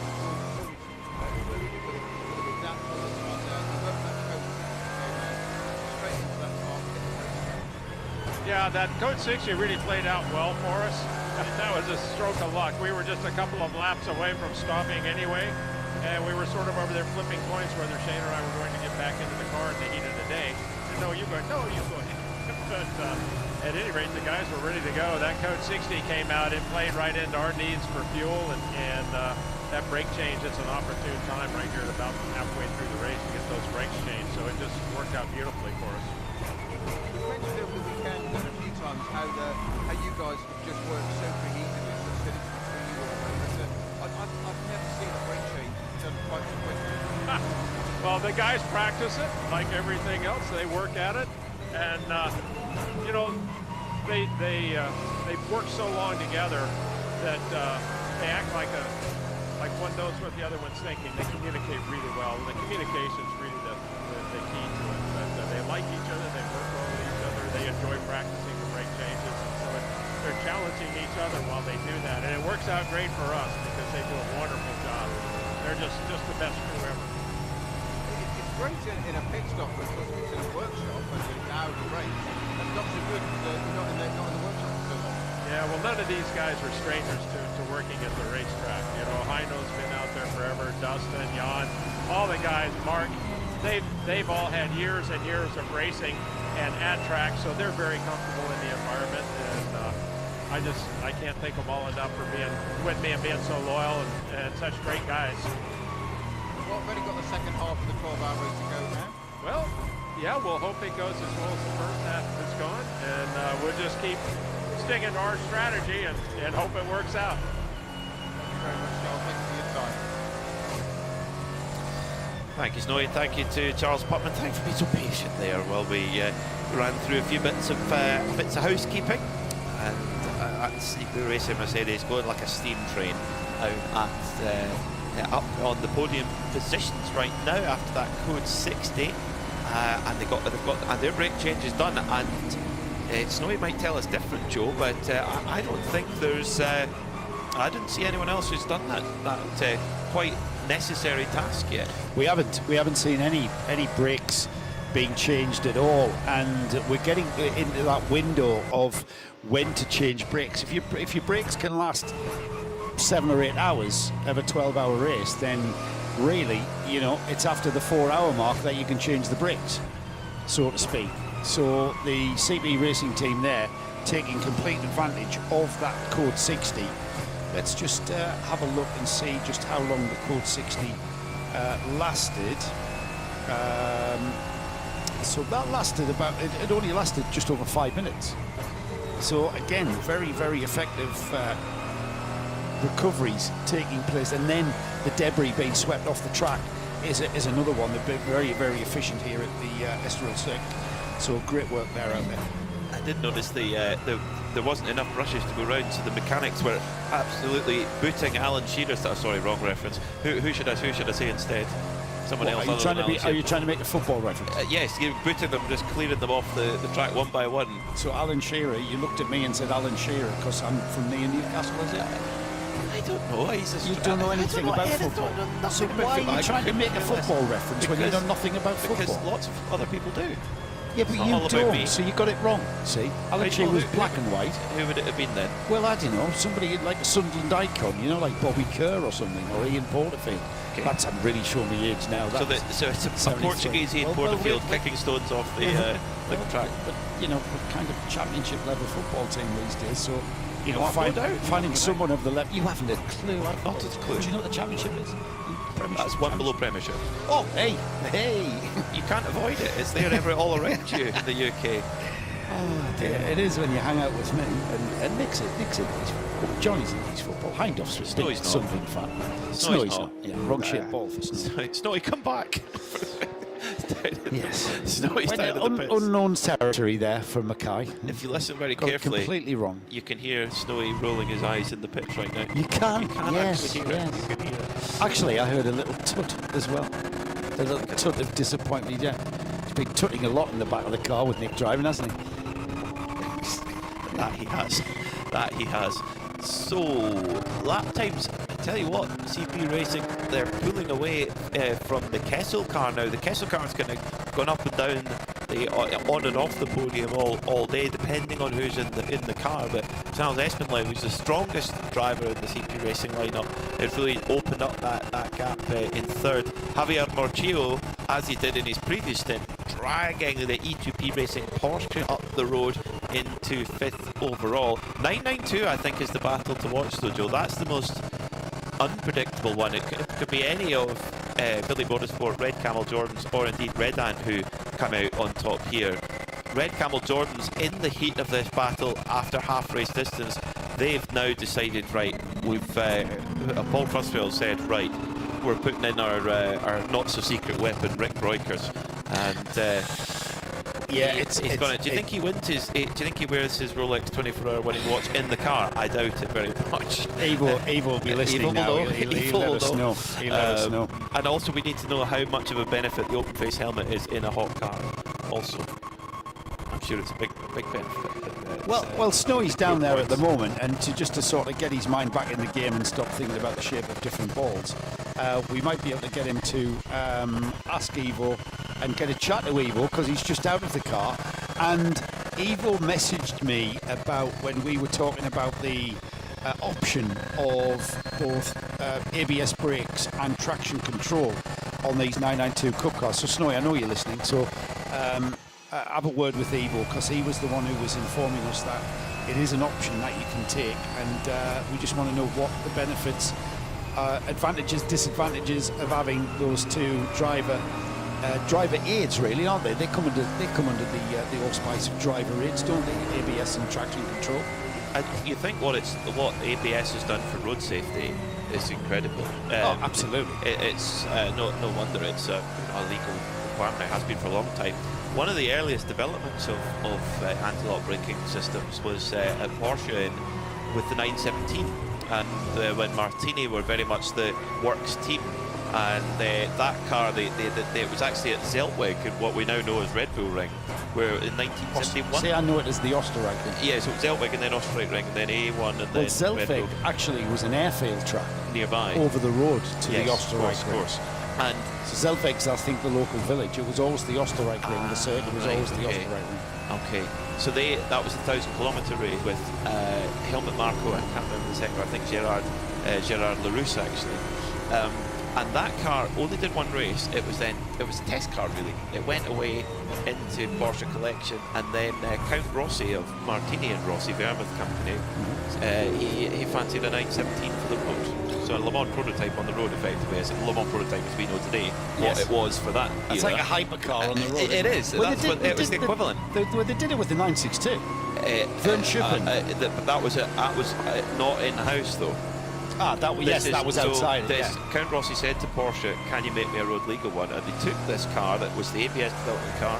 They painted it like a kind of flat silver colour, flat grey colour, It could put an interior in it, a little silencer on the exhaust, and that was about it. And Count Rossi had to get it registered in Alabama because no country in Europe would register it. And the governor of Alabama said, yes, Count Rossi, I will register your car, but on one condition, never ever bring this car to Alabama. He picked it up at the Porsche factory in 1974, I think it was, and drove it back to Paris that day. Really? Really? That was one of the earliest ABS cars. Let's bring Snowy in because he's got a question. He's asking a question that I think he knows the answer to. So I'll just give him a second to open his mic. It's on the subject of ABS. So Snowy, the question that you want to put to us that I think you already know the answer to. It's the only way I can make myself look good is to obviously ask questions I already know the answer to. You taught me well, Joe. There's a certain brand that's racing in this race right now. In fact, one's being named right now. Most of the staff is filming it. But which brand is associated with or credited for developing ABS brakes for passenger vehicles, road use? Now, the only reason Snowy knows the answer to this is because he works for Mercedes World, and it'll be in one of his talks. It'll be in one of his talks and the only reason he knows that fact is because he works for Mercedes. Is it Mercedes, Snowy? Yay! Top of the class for Joe Bradley. Well done. I didn't know that. But actually, it was in conjunction with Bosch. Actually, I bet they don't tell you that on the Mercedes Tour. I don't know. Do they tell you that on the Mercedes Tour, Snowy? The German company, of course they do. Okay, fair enough. Fair enough. And you called me cynical. Snowy, I'm just down to just finish on that one. Yeah. Yes, go on. No, go on. Okay. I'm just down at Red Camel. I'm going to try and find Igor Boykas, and as I've got him, I will put into that question to him about Porsche and ABS. Well, ask him about his stint as well, because there was a great drive from Ivo. He took the lead back during the pit stop flip-flop, as I call it. I like what he says to the car as well when he gives it like a yeehaw pat. Yes, he was like kind of patting the steering wheel. Like, come on, girl, you know, like you would a horse. Yeah, half an hour to go. Come on, we can do this together. Patting the horse's neck, so to speak. But Snowy will ask. He's got a list of questions to probe Ivo with. Ivo's running for the hospitality unit right now. Going, no, it's going to be the longest TV interview. No, you're joking, aren't you? Ivo Boyk is shying away from camera. Into the pits has come the Kessel Ferrari, the number 8. While we see that number 8 Ferrari pull off the pit apron and go to refuelling, just next door actually, let's head down to the Red Camel pit where Peter Snowden is with Ivo Boykas. Well, I will be in a second. I've got Paul Truswell first. They're going to sit down the bench here and look at the laptop like they're looking really busy. Paul, you're the master strategist. We're halfway through. Yes, we are, and we're on a slightly different strategy to everybody else. So that makes it slightly confusing. It's not a straight race that you can watch. You've got to kind of wait until the end of the race and see how the strategy pans out. So it's going to be interesting. How do you feel about it so far? You said to us earlier that it was just do the same thing again tomorrow, but just twice as long. Car's going very well. The car is, everybody's very happy with the way the car's going. The tyres seem to be lasting. It's very warm out there. I don't think it's a secret that our drivers are perhaps not as, they don't go to the gym quite as often as some other drivers do. And they're struggling in the heat, but you know, they're managing. We're putting in good, consistent lap times. As you know, I'm very keen, not in absolute lap times, but in average lap times, and that means you've got to be consistent, and the drivers so far are doing a great job being consistent. Now, Paul, we talk about the temperatures all the time from a driver's perspective and what it does to the car, but how does it reflect on you as a strategist? What do you have to take into consideration as the temperatures go up like they have today? Because you're the one that came out with the seat prep this morning, and now it's totally different conditions. I'm probably a little bit naughty because I try and take emotion out of it. I look at the lap times. As long as the lap times are good, and the drivers are making sense over the radio when we talk to them, then they can stay out there. I think the adrenaline that the driver himself has keeps them going. problem is when he comes in, he then realises quite how tired he is. And also being tired as well, because obviously tired drivers make mistakes and these conditions work against them. I guess that's why you've got to keep such an eye on the lap times. Exactly. And say Ivo and Luke have both done some great lap times in their stints. Rick's out in the car at the moment, and I'm trying to keep an eye on his lap times, and I'm talking to you as well, but he seems to be going okay. That was my cue for Paul to let me get back to the laptop. Thank you very much, Snowy.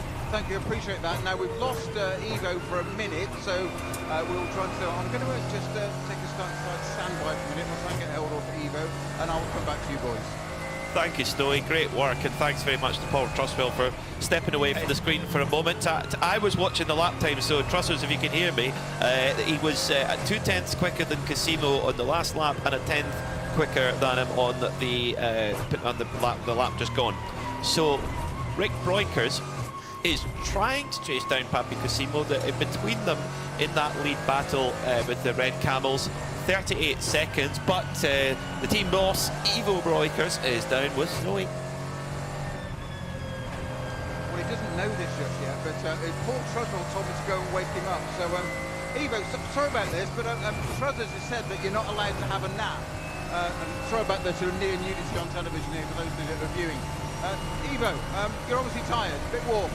Yeah, I'm really a bit warm. It's really tough out there. I had some difficulties with the car and concentration, so it was hard. And I think I need to work out a little bit more. So, Mr. Truswell just mentioned that, but he wasn't being that kind about it. But he said little difficulties with the car. In what respect? Yeah, much less grip than yesterday. So I don't know what's going on. Maybe tires are more hotter than yesterday, but I was struggling much more.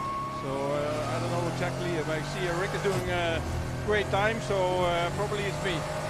Now, my colleague Joe Bradley, that you obviously send lots of messages to, some of them we can read out on air, some we can't, obviously.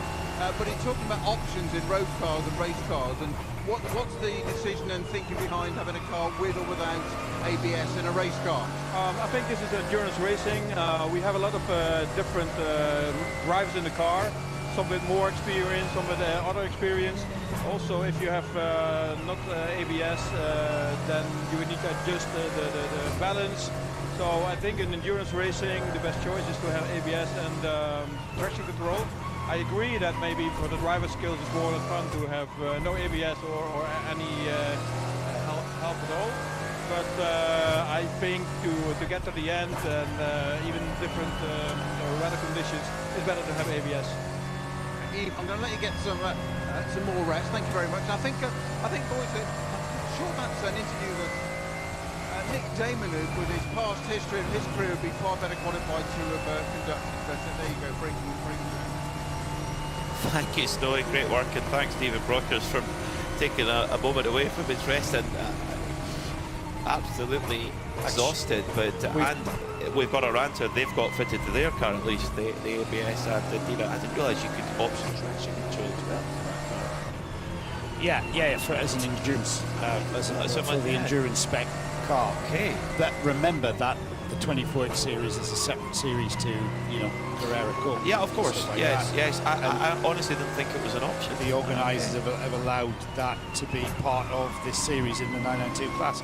I mean, we talked about the physicality. I talked about it in depth from the driver's perspective, with Snowy, who's driven here, and he was telling me why that the track is so demanding. It's because you're constantly turning, you're constantly thinking, and there is a clear indication. I mean, he's not exactly unfit, Ivo Breukers. No. He's a chap that keeps himself in reasonably good shape because he races a lot. Yeah, because he's racing a lot. Yeah, he's race fit. So he's at ease in the car. He's not like he's not like the startled deer in the headlights kind of thing, hanging onto the car. He's at home, he's experienced. So, that is the challenge, isn't it? That is the very essence of #This is endurance. It's not just about the mechanicals of the car, it's about the biology of the human element behind the wheel, which is, always been a factor, hasn't it? Especially, let's come to places like Portugal, which are, renowned for great weather here in July, and, that's going to add a factor I mean, I remember when the 24H Series visited Silverstone in March. Actually, it was April. It was the weekend of April the 1st. And it was blooming freezing. But the challenge then was to, you know, when you went out on track, the tyres were cold. And it took a different kind of style to get the heat into the tyres. The challenge to the crew was, you know, hanging around the pits in, you know, barely above freezing conditions, like 5 degrees or something, 3 when it, you know, into the night it was like 3 degrees, barely above freezing. And then the morning the freezing fog came. So, you know, the 24H Series concept has always been to offer people a varied challenge. Yeah. And here we are at Estroril for the first time. We're off to Barcelona next. They're not just ticky box circuits, which people want to drive at. You know, it's got the very rich in history, but also they're also very challenging places to come and race. Well, there's a good reason why the Circuit de Catalunya, just about half an hour outside the city centre, beside the village of Montmello, there's a very good reason why it's one of the most popular testing venues anywhere in the world. Yeah, of course. Why do you think that is? Because it puts the car through, that you can see how good it is in fast corners, slow corners, long straight speed. To get the ultimate base setup, you couldn't really ask for anywhere better than Circuit Catalunya, the way it's laid out. Yeah, it's FIA Grade 1, so you know it's you know, it's not necessarily a car breaker. The track is smooth, the facilities are great. You know, that is why, and you know, it's the whole aspect of, you know, the hashtag that we use for the series, hashtag this is endurance. There are so many layers to it. So many layers. There's the, you know, the human element, the mechanical element, the strategy, the planning, the logistics of just getting here at times, getting to the track at times. You know, the Red Camel boys were in the pool at 10 o'clock last night. And one of the new mechanics had arrived that morning. So he's left home, and by the evening he's in the pool in Portugal. Fantastic. Within 20 minutes of arriving yesterday, he had a wheel gun in his hand and the responsibility of taking the wheel off and putting the wheel on. That's a big ask for certain. Yeah, Catalunya is going to be a 24-hour race. It's going to be fantastic to go there and to do that. To compete there in that race. A race that's well known by a lot of these teams. The thing about the Barcelona 24 hours, it's become a bit of a calendar highlight for the 24H Series over the years, and the atmosphere that the place creates. And I mentioned there about the crowds coming out. You know, you'll start the race with very few people in the grandstands, and as you get towards 10 o'clock, as you get towards midnight, you then step out into the pit lane and you look across the grandstands. The grandstands are full, and then you walk around the paddock and it's crammed. It's like a Grand Prix weekend. The fans come out. There's families. There's little kids running around at midnight towards like 2 a.m. and 3 a.m. because the cooler temperatures at that time of night. The Spanish culture because of that, and you have a fabulous atmosphere into the small hours and across midnight. You come back on Sunday morning, there's not so much of a crowd, but as you get towards the finish, we'll come out and watch the finish. It's a fabulous event. An event is the word for it, because it's, you know, it's a motor race, but it's got much more. And it just, the atmosphere created in Spain is fabulous. I think what adds to that, of course, is that it's the final round of the European Championship. So we're not just talking about the race winner. As the race evolves, as the race develops, running alongside, in parallel with that, is the championship coming to an end and coming to fruition. So you've got, you know, the excitement of two elements of the 24H Series. First of the day, we've got a puncture on the rear left of car number 967, going slow through sector 3. The tyre is completely delaminated. It's Stefano Monaco for HRT Performance. This team have just had one of those seasons where nothing seems to go right. The tyre, actually the surface of the tyre, that has just completely separated itself from the wheel rim and has thankfully gone to a position of safety. But Stefano Monaco is far from a position of safety. He's having to work the wheel back and forward, and he's just about getting to limp that HRT Performance number 967 Porsche back into the pits. But they had electrical problems in Monza. They had electrical problems yesterday, or mechanical problems yesterday, excuse me, and then today, a rear left puncture for Stefano Monaco. HRT Performance brings the car in, and that's right down to the wheel rim there, Joe. Yeah, well, he's driven it. He's driven on it. So we'll see just how much damage that's created. He's lost the complete carcass of the tyre. It was down to the. I see what you mean by down to the wheel rim. There was only the wheel rim left.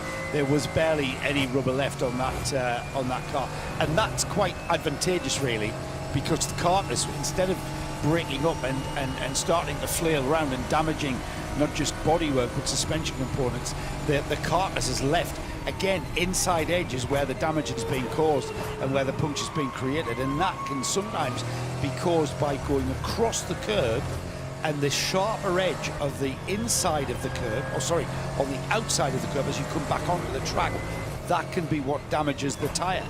And certainly that's what we've seen on the 967. Great job by Stefano Monaco to bring that car in with little or no damage caused under that wheel arch. I think a lot of the teams will be on the radio to the drivers saying, because you said it, the hottest point of the day is going to be between 3 and 4 o'clock. We're there now. We are there, and this is where the risk is at its highest. The higher the temperature, the more the tyre is being put under intense strain. So, yeah, I think if you're a team manager right now, you're on the radio going, no curbs, guys. Just be super careful, because we don't. You know, you could maybe have a puncture the first hour and a few code 60s. You can try and drag it back. If you have it now, you're stuff. Well, the clock's ticking down, isn't it? And you're running out of time to claw that time back with, as we get beyond the 5 hours to go mark. We're 6 minutes away from the 5 hour to go mark, and that can happen. We've had some penalties issued since we last spoke, about an hour ago. For this one, it was the car number 418, which is the PCR Sport GT4, third in GT4. That was given a penalty just before 3 p.m. for not respecting refueling regulations. That was a 10-second penalty. That's still not being served. And then we had the number 58. That's the MP Motorsport, Mercedes, which is the Gosner car. Yeah, where is that in the order? It's been in the pits for over an hour. There now. it is. I'm looking up the order. It is at the bottom. It's still in the pits and has been for over an hour. Have they parked that car for good? I'm not sure. Let's find out from Snowy in a moment. We've been 26 seconds time penalty that it's got to serve in the penalty box. So even though it's in the pits and has been for over an hour, it's still got that 26-second time penalty. We've had 2 6-second penalties being given to the number 720. That's the Lamborghini, isn't it? RD Sainz Lamborghini. That's been given 2 separate 6-second penalties for 2 exceeding speed limits during code 60s. So it's broken the speed limit twice, and it's been given 2 penalties of 6 seconds. So 12 seconds effectively is what it will serve. Have we got Snowy down in the pits with somebody? We'll have him in a few minutes. All He's right. going to hopefully get a chat with Stefano Monaco, who was at the wheel of that number 967 Porsche at that moment when the rear left tyre let go. That's the first time we've seen that today. We only had one tyre failure yesterday, or one complete tyre failure where it had to be dragged back slowly. That was the Haas RT team with their Audi. So that's just such a shame for HRT Performance. They've been so unlucky this weekend. Nicola Michelon at the wheel of that number 720 Lamborghini GTX car that you just mentioned, Joe, sliding around. I mean, going through Lamy, the car was full sideways, and if you do that, that's going to spike temperature through the tyre. And if you keep building that temperature, you're increasing the risk of having the same fate that the HRT Performance team they had there with their tyre. We mentioned the higher, the sun being at its highest point temperature-wise between 3 and 4. We're there now. I'm wondering if the track's getting very slick. We heard Ivo Breukers mention that the handling on that 909 Red Camels Porsche was a little bit different to what he had before. The car sliding around a lot, and that's got to be down to track temperature. We heard Charles Putnam mention, as the temperature of the track gets hotter, the track gets more slick, the cars slide around a lot.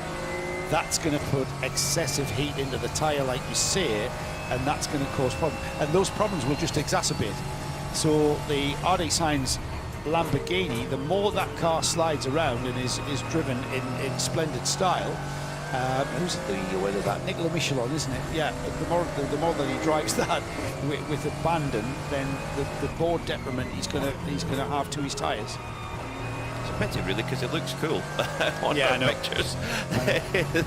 the big slide, and the thing is that that Lamborghini Super Trofeo car, it might look similar to a GT3 car, but it isn't. It actually has quite a bit more power. It's heavier, has less aerodynamic grip, so it's more easily going to overwhelm its tyres with on power, particularly coming out somewhere like Lamy Hairpin, where you're a downhill right-hander and then you're quickly going back uphill again, and you're struggling for traction from that big 5.2 litre V10. I'd love to know how many of those engines are out there around the world, because they power pretty much all of Lamborghini's road cars, their race cars. Audi powers every Audi R8 road car and race car in GT3, GT2, GT3 and GT4 trim. So the Audi have definitely got their R&D research money back with that 5.2 litre V10 motor. We'll miss the sound of those engines echoing around the circuit when they eventually go out of service. But both that Audi engine, the flat sixes that you get in a Porsche, or indeed the 6.2 litre lump in the front of the Mercedes, show that you don't necessarily have to go smaller capacity and turbo, which, you know.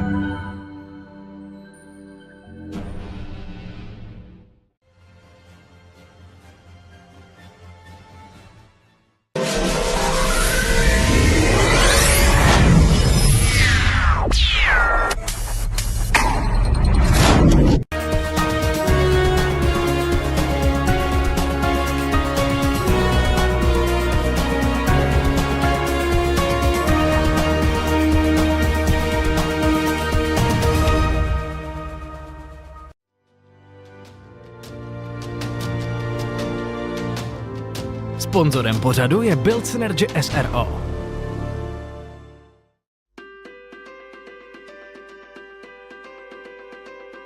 Sponzorem pořadu je AZ Energies SRO, český dodavatel energie.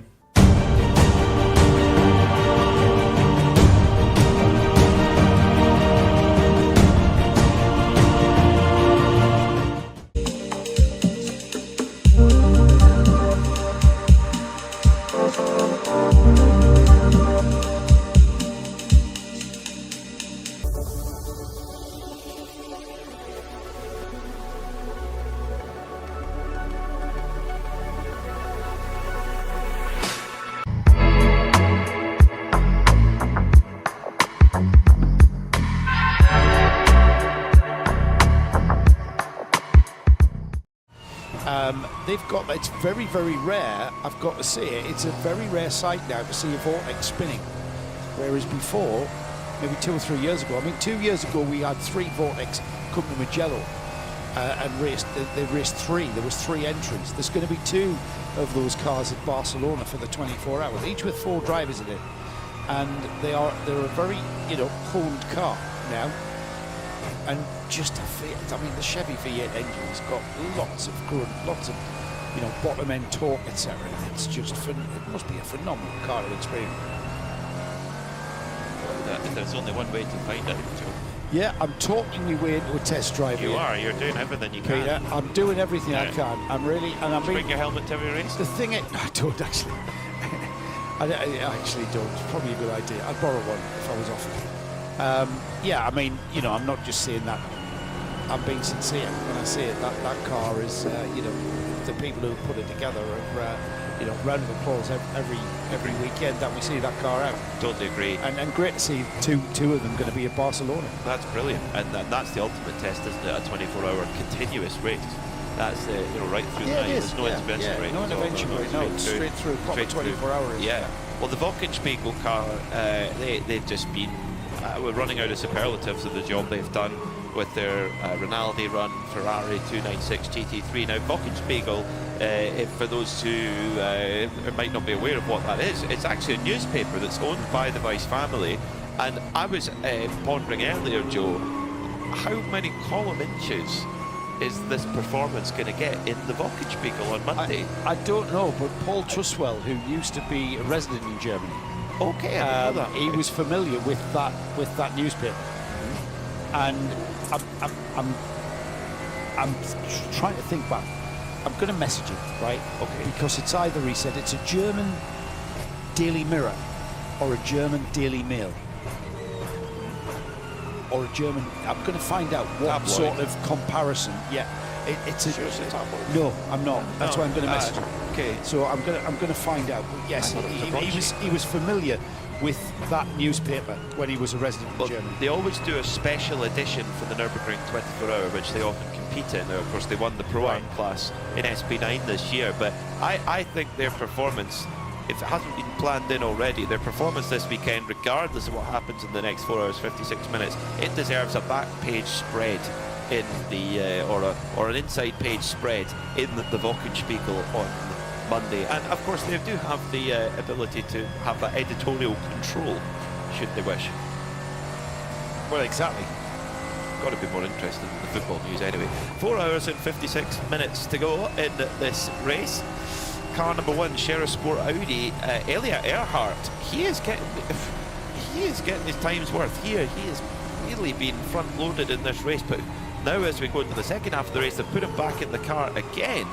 Elia Earhart, the bespectacled German, always smiling is Elia Earhart. He won the Seat Leon Supercopa Championship in his native Germany all the way back in 2011, so he's been racing a long time, and he's a very handy driver to have if you are mandated by the regulations to have a balance of drivers in your car, and one of them is a semi-pro or FIA Silver.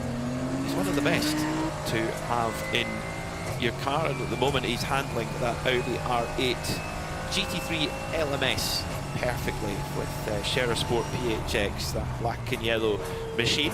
The PHX in that name is Phoenix Racing, as the team used to be known. The Sheriff Sport have increased their involvement in the team, and Phoenix, under their various guises, have won 6 Nürburgring 24 hours, just one short of Manthey Racing, so they are a properly impressive outfit, Phoenix Racing, and we're delighted to have them here in the 24H series. They sit in second right now, trailing by 3 minutes and 49 seconds, but any kind of delay at all for Wochenspiegel Team Monschau, and they'll be right there.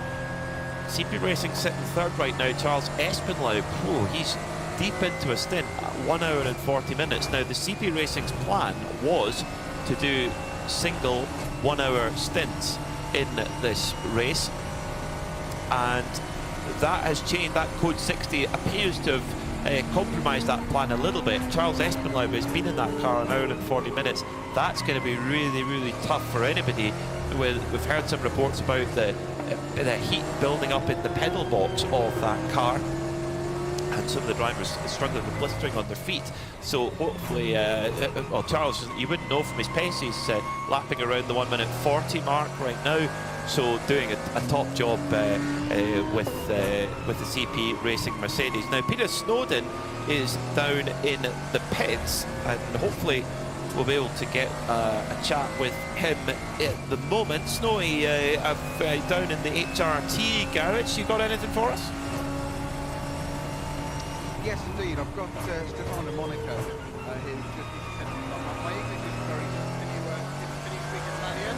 I can say Ferrari and Lamborghini. Is that right? Okay, so that's good. You've had a little while to cool off. I think there was an issue with the spring clock, I understand. Yes, the problem is the tire post to the left. I have with the problem. I have one run. Ho perso un giro, però fa niente, adesso cerchiamo di recuperare. It was very late in the lap when the tyre went. Non lo so cosa è successo, però abbiamo fatto un'ora e 40 con le stesse gomme ed ho perso il giro della tua Thank you very much for your time. Thank you. Grazie, prego. Grazie Stefano. I could do a bit of Spanish translation, but my Italian's not as good. Yeah, my Italian's not good. No, but thank you to grazie to Stefano Monaco for sharing some time with us. After that, such a shame. HRT, I think they're getting all their bad luck out of the way, and then they'll have a nice, clean, smooth run at Barcelona. They've two cars here that have had everything thrown at them. I mean, that car didn't even take part in the qualifying race. They had problems, and they chose to sort those problems out. You were telling me that they had a problem at Monza. Yeah, electrical problem that rendered the car kind of useless. And they are the worst, aren't they? You know, and they've just had. I mean, they took part in the 12-hour race there this morning. They started at the back of the grid, made their way up to 12th overall, which is where they are now. The car's back out with Amedeo Pampanini. It is Amedeo, isn't it? Yeah. And you know, 6th in the 992 class, 2nd in the 992 AM category, and they are 2 laps off the car in front of them, which is the RPM Racing. Tracy Crone at the wheel of the 907, at the bright green RPM Racing entry, and they are 40 seconds behind the RD Sainz Lamborghini in front of them. Actually, that might change because the number 720 into the pits, and that car has got a couple of penalties, 12 seconds in total for 2 speed limit violations under code 60. We've had track limit warnings, so third offence warning for the number 21, that's the Haas RT car, for track limit infringements. The 907, which is the RPM Racing car, we've just been talking about them, that's another warning. And then again, another third offence warning. That's a bit odd, that, so 2 minutes, 1 minute apart. A warning for third offences. That 967 though, their wars continue. Cars come to a stop I'm trying to pick up on our track map where it is. It looks like the run from turn 1, and it's another code 60. It is the run from turn 1 down towards turn 2. Oh, Amedeo Pampanini, he's stuck in 4th gear. The car's in 4th gear and he's at a stop. So what is wrong? So has that puncture, I mean, that was pretty violent when the carcass came flying off the rim just before they reached the pits. Has something more sinister happened? Oh, please don't tell me this is the same gremlin that's just reared its head at the most inconvenient moment. The circuit team are right on the case. As soon as code 60 came out, the rescue pickup truck came into action. The issue is that where do you recover it to, this 967 HRT Porsche? So a code 60, who does this benefit now? Charles Espenlaub, it benefits for certain. He's been in that car for an hour and 45 minutes. So the timing of this code 60 again is perfect for CP Racing, because last time they got their brake change done, now they could get a driver change done, fill up with fuel to the maximum because they're an all AM lineup. Now, who else might quite enjoy this? I would think Wolkenspiegel Team Moncho might, our race leader, with an hour and 11 into their stint. Kessel Racing maybe not so much. They're 29 minutes into their stint. So the number 1 Audi in. Yep, number 1 Sheriff Sport Audi. You're right about Espenlaub and the CP Racing Mercedes. They're in. I'm not sure about track position for the leaning Ferrari. Thorsten Kratz. I'm not sure where he is. Where is that? I'm just looking on the tracker there behind us. He's coming up to turn 7. He's coming up to turn 7, which is the Aurelia, just before the Gancho chicane. I don't, unless you were coming in anyway, I don't think there was time to react and come into the pit lane having seen the 967 car stop, because as soon as it was stopped, the code 60 came out. There was no gap where you could have gone in and been able to pit under green and then it go code 60, so you get the benefit of pitting under green in terms of what you're allowed to do, filling up with full fuel. If you go in once the code 60 is started, you could only put in half unless you have a dispensation like some of the AM cars do. HRT Performance's other car number 930, that was brought into the pits by Andy Burry, is filling up with fuel as it stands. Already the brilliant marshalling team here at Estroril have already recovered that HRT Performance machine, so already we've got the warning, under a minute to go until the Code 60 is lifted. So a very short Code 60. One of the crews that hasn't taken it up to the stage is Rick Broikers in the red Camel Jordan's car. So what's going on in Paul Truswell's head right now with that strategy? Is he deciding, going, we're going to risk it, and we've not long had a Code 60, let's get back going, let's get the track position and go. He's been in the car 50 minutes, so he's got another half an hour of fuel. That's a good chunk of stint, really. Yeah. And again, it depends on track position. That includes Code 60 time, though. Well, yes, that's a good point. We've gone green, so back to green pretty much immediately. That was a very, very quick stop of, very quick period of purple. 3 minutes, there or thereabouts. That's very fast. Yeah, it is indeed. Great, and because of that, again, it all depends on your track position, whether or not you're going to take advantage of that Code 60. It's not just a straightforward Code 60 to the pits. If you've just started the lap, then you might take quite a chunk of time at 60 kilometers an hour to get around this 4.182 kilometer track.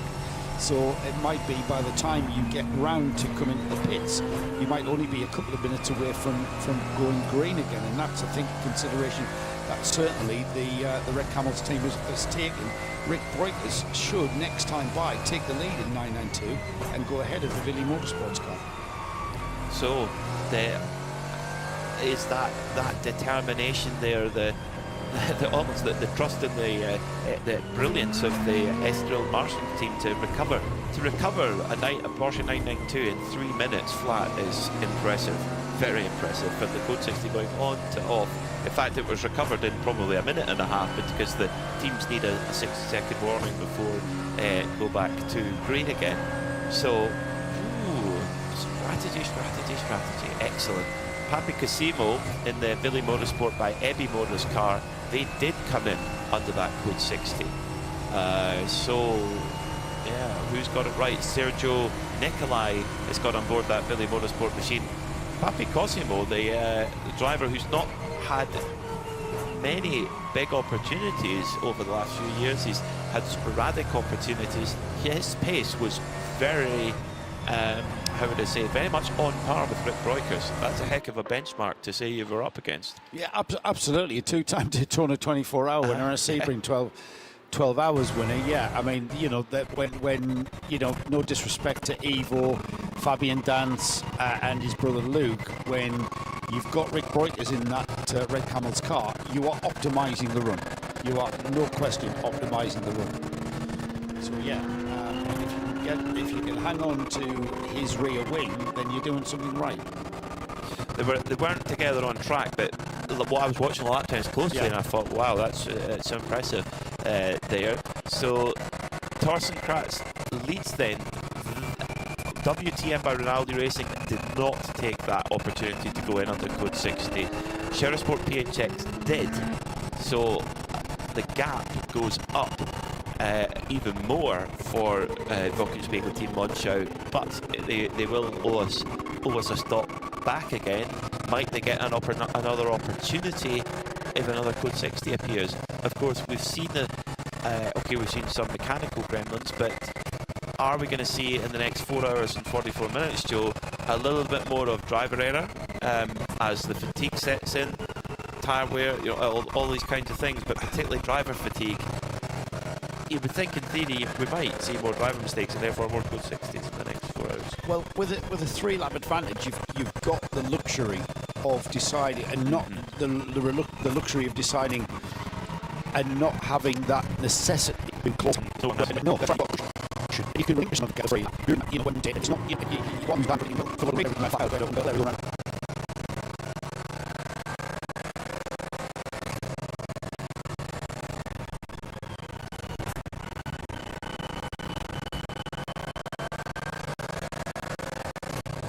So, gosh, you've read the manual system of the you can give a bit of, and the way the mirrors is trying to win.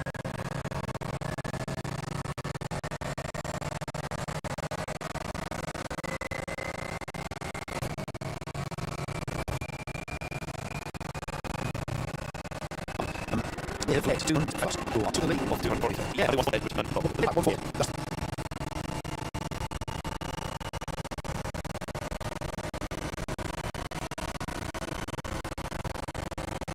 then give up, let it lap. I've been leading to lap 57, now we're lap 2, 43. This new forward.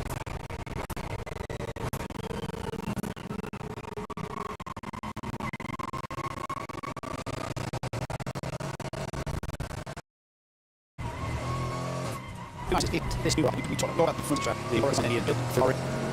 If you add in the others, what we see.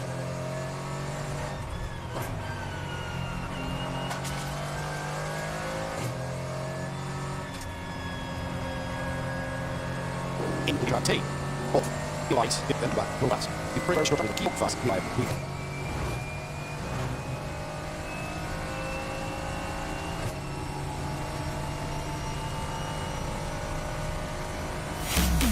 Sportovní zboží za skvělé ceny ve Sportisimu. Letní výprodej je tady.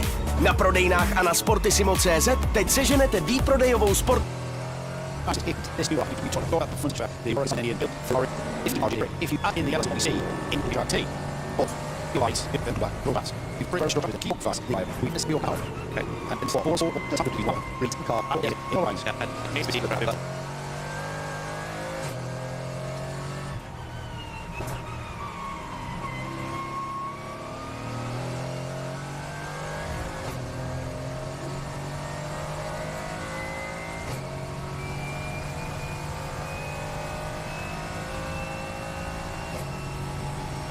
This new we talk about the front track, the horizon and the Ferrari.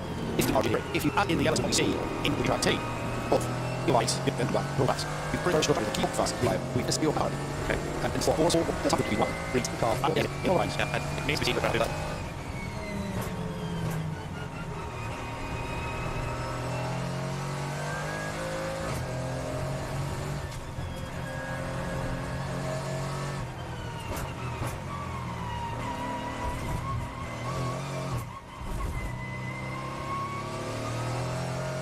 full use of the ice cream machine was Shane at the I bet he was. getting the honey. He was putting the honey on the top of his. Oh, what a great idea, yes.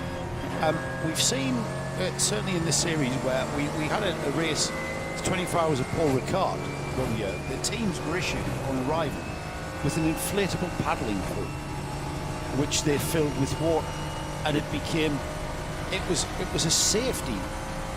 It became a piece of safety equipment, and what you had was drivers getting out of the cars, getting out of their cars, and immediately just going and lying in the pool.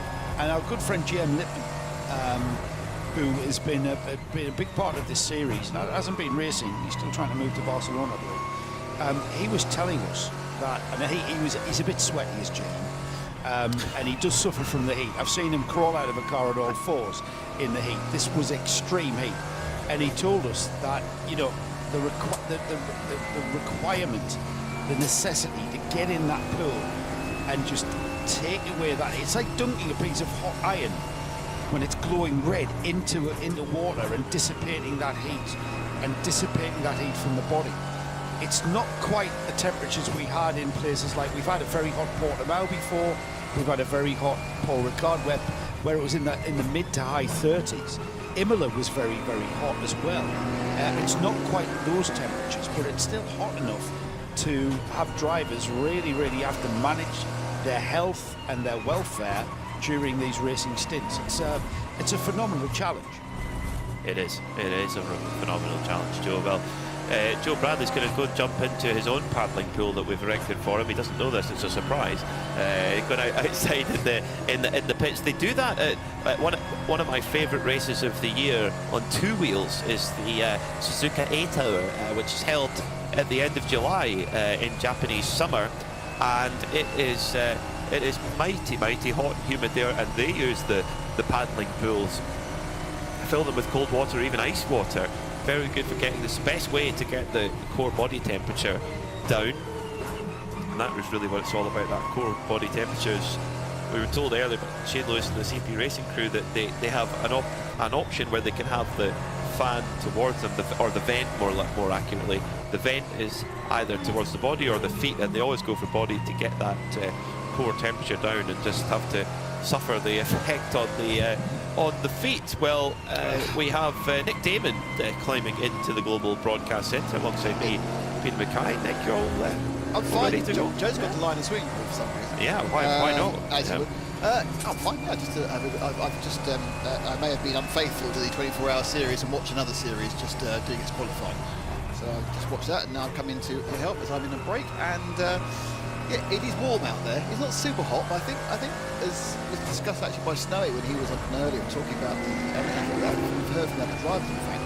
It's an incredibly physical circuit, so you are not really getting a respite after that sort of run down the straight, which is very short at full speed. And it's so many calls left and right, and there's a lot of effort. And even though the ambient temperature is nothing special, if you're 25, 26 in this sort of summer, I think it's that situation where there is sun. And That's the temperature in Inverness today. You're making things up now. I'm not. 25 or 26, and yeah. So I think what it is that is kind of making, it seems, the overall internal driver temperature, which is called the core driver temperature, is kind of causing problems, and the drivers are just getting very, very hot in themselves.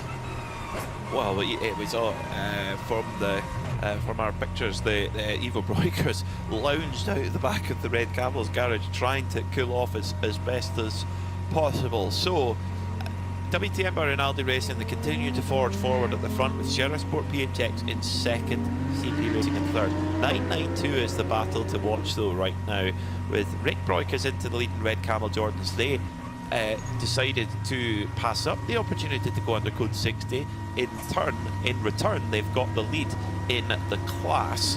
The cars behind them did though. Sergio Nicolai, Willie Motorsport, and Ayrton Redant for Red Ant Racing, they both did take the opportunity to pit under code 60 around 10 minutes ago. The gap, the 909, is leading the Red Camel's car by a minute and excuse me. It's advanced maths. It is advanced maths.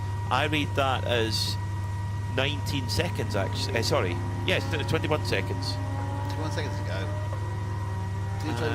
Which is the gap you're going for? For the gap between the Rick Broikers Red Camel Jordans and Sergio Nicolai in the Billy Motorsport car. Unfortunately, it's 10 apparently. 10.43. No, that's a complete rupture. That's the time. Actually, this is a completely different screen to the one downstairs. If you're looking at the screens for the actual garages, they have a completely different set of information they can get.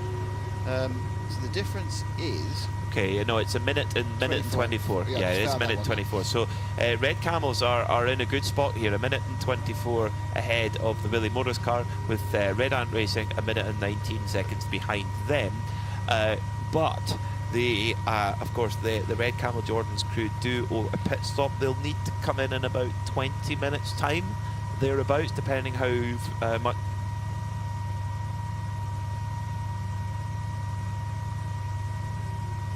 fuel they use under the code 60, maybe stretch it to 25 minutes.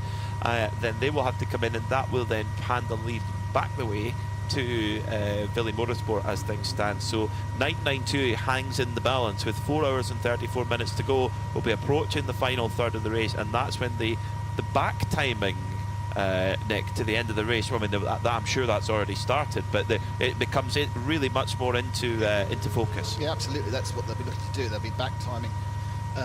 Even though there's several hours to go, there's just a flatbed go by, wasn't a car on the back of it, kind of like that kind of look up a sort of vulture thing. Oh, is there anything? No, there's no carcass of car on there to look at, But yeah, I mean, I think it's we haven't quite broken the back of this race. We've got 2:30. Not quite have we broken the Red Camel's back? They've got. I'm amazed that's not been used before. It might well have done. Who knows? But yeah, I mean, I think it's interesting. What is pretty impressive is we only have, we only got actually one retirement, haven't we, at the moment? We've only actually sort of had not official time, but only MP racing car that's not running more. There's quite a bit of activity in the pits at the moment. We've got RD Sainz in the pits with the Lamborghini coming in from the lead of GTX. We also have Atlas BX Racing coming in from the lead of GT4. Adam Lacko from BUGGYRA, they've literally just left the pits from second in GT4. And then we have Amido Pampanini, the HRT Performance car, that's making a standard stop. So a little bit the GT cars, they're very much on a match schedule, the Korean silver GT4 Mercedes and every single colour of the sun, every single sponsor under the sun, BUGGYRA car. Have you seen how many sponsors are on that car? It is all of them. Whoever their sponsorship manager is needs they've done their job for sure. Yeah, there's got to be 50 at least on that BUGGYRA car. So in a little message popped up on our screens, the number 907 Tracy Crone driven RPM racing car, a leader in 992 and being investigated for speeding under code 60. That's going to be a slam dunk and expensive in penalty time. It is, however, their main rival, their only rival in the 992 app class, is well being towed back to the pit lane right now. Oh. So if you're going to get a penalty for that, this would be it's not you know, it softens the blow quite a bit. Adam Lacko in that GT4 BUGGYRA or BUGGYRA, depending how you want to pronounce it, car. I know you really want to pronounce it BUGGYRA, don't you? I managed to get Joe to pronounce it that well. I'm spreading my lack of the correct name throughout the commentary chip. I'll have you by the end. Don't you dare. It's the AMG GT4 I think is a very livery specific car. There's a couple of the like for example, whilst they're a marvellous, wonderful team, I don't really like that pure silver GT4 the Koreans have. I don't think it makes the car just look very aggressive. The green and black, by the way, does work really silver on the PCR sport. This one is kind of the intermediate because there are just so many different names and logos, and you know, which is fine because you've got to finance your car, not an issue. I wonder how many of those sponsors have come over from their truck racing days. You think the space you've got on a racing truck for sponsors? I think it's quite a lot of them. I mean, I think it's an established team, therefore they have established conversation with established companies. And obviously the drivers themselves are bringing money and sponsorship and support, so those will be on there as well, be it the Goldfingers Club in Prague, which we are all invited to, remember. Very kind invitation from Adam Lacko. It was Thank lovely, you for yes, that. yes. It's not actually linked to James Bond. As the Vortex car goes up the end. Oh, running slowly into the pit lane is our leader, or who was our leader, or is it running slowly out of the pit lane? Yeah, I've got it wrong, haven't I? It's the pit exit again. The ridiculously slow pit exit. You stick Nick on the into the booth for a couple, and he forgets that cars come in and go out the pits. You remember how you said I was a bit excitable when we left the hotel this morning? Yeah. You've just had your excitable moment. You're peaking. Well, at least not too soon. It's 2:30. It's taken a while to. You've crescendoed up. Well, I was very excited at 8:30 doing pit walk as well. I just love that national anthem. She was brilliant. She gave it so much. She was full effort. Because you're used to when someone does the national anthem, you're used to them sitting there in a kind of respectful, standing straight, singing. But she was literally playing like Celine Dion. Fantastic. Yolanda Suarez, you are my new hero. Fantastic stuff. I have to say, the Portuguese national anthem is not an anthem I can remember hearing very often, to be honest. Genuinely, I had no recollection. Now, obviously, I must have heard it at some point.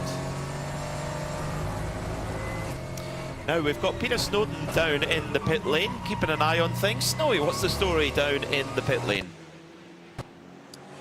Yeah, it was just a little bit of speculation for you when we had the code 60 a few minutes ago. You said about WTM Rinaldi Racing choosing not to take any advantage of that code 60. Well, it's not quite exactly accurate, sorry. That's exactly what they did do. They were prepared and ready. They had Leo Weiss ready to go in that car. But literally, as you said, it was 3 minutes to clear that. And it was cleared so quickly that we said this all the time about it's evolving and teams have to adapt. They were ready for it. Everything's out, tyres were out in the pit lane, Leo Weiss was ready, and no sooner was he out here, the code 60 ended, they went, no, nothing to gain, and stood down again. Thank you, Snowy. That was brilliant stuff. So 4 hours and 28 minutes to go, And I think Wochenspiegel, although they had the luxury to pit or not pit, it wouldn't have made too much of a difference right now. I think they were right to actually just pass up on that opportunity. I don't think anyone expected it to be cleared in less than 3 minutes. No, that was an impressive bit of work by the various track marshals and officials. You're 3 laps ahead. You're running to a program. At this point, realistically, you're not going to find yourself losing the race because of the performance of anybody else. There's no combination of outside influence that is going to mean you're not going to win the race. It's only if you have your own misfortune or you have your own collision with somebody else, because you've got that lead now, and no one else has really got that. Hasn't got any sort of secret weapon under their. You know, they haven't got like 6 hours of, you know, the greatest platinum driver in the world to run around. So it's not going to work. So at this point, I suppose you get more fixed into how you want to run your race, and not perhaps react the whole time. You're not trying to worry about someone gaining advantage, just worrying about keeping an advantage. It's very different. That's a very good way to look at it, Nick, for sure. And that the Wochenspiegel Ferrari team now, they're probably drumming it into one another, going, do not hit anybody. If it's a 50-50 in traffic, back out of it. We do not need to take the risk. Now we've got action in the penalty box. Snowy. Well, honestly, very rare that you see something new at the time. But the Vortex just came in to serve its penalty and was parked as it should be in the penalty box, and alongside it came the Audi with nowhere to go to the Hampshire Director because the parking literally put alongside it. The Audi got a far quicker penalty in and out, gone to its box. The Vortex is now there, but I've not seen 2 cars side by side serving the penalty at the same time. I can't remember which way it was, but I think Spa, we had a very, very big field. They had 4 doing it at once. They had a whole like kind of parking lot for people to serve penalties, and they had 4 of them serving. And they,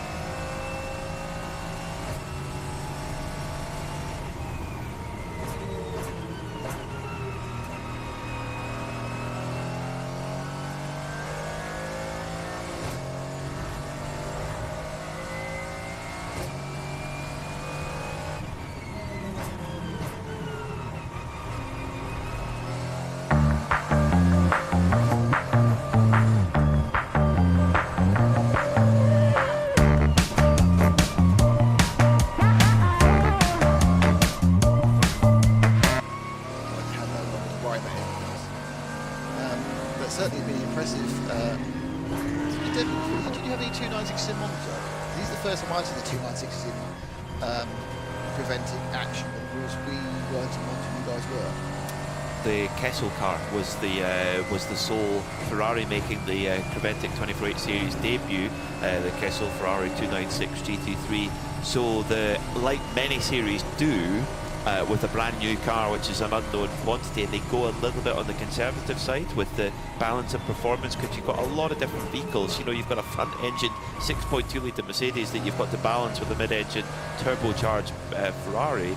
Not an easy thing to do. So we've seen it in IMSA particularly. If you turn up the first race with a new car, chances of winning are almost nil, because they're always going to go on the safe side with it.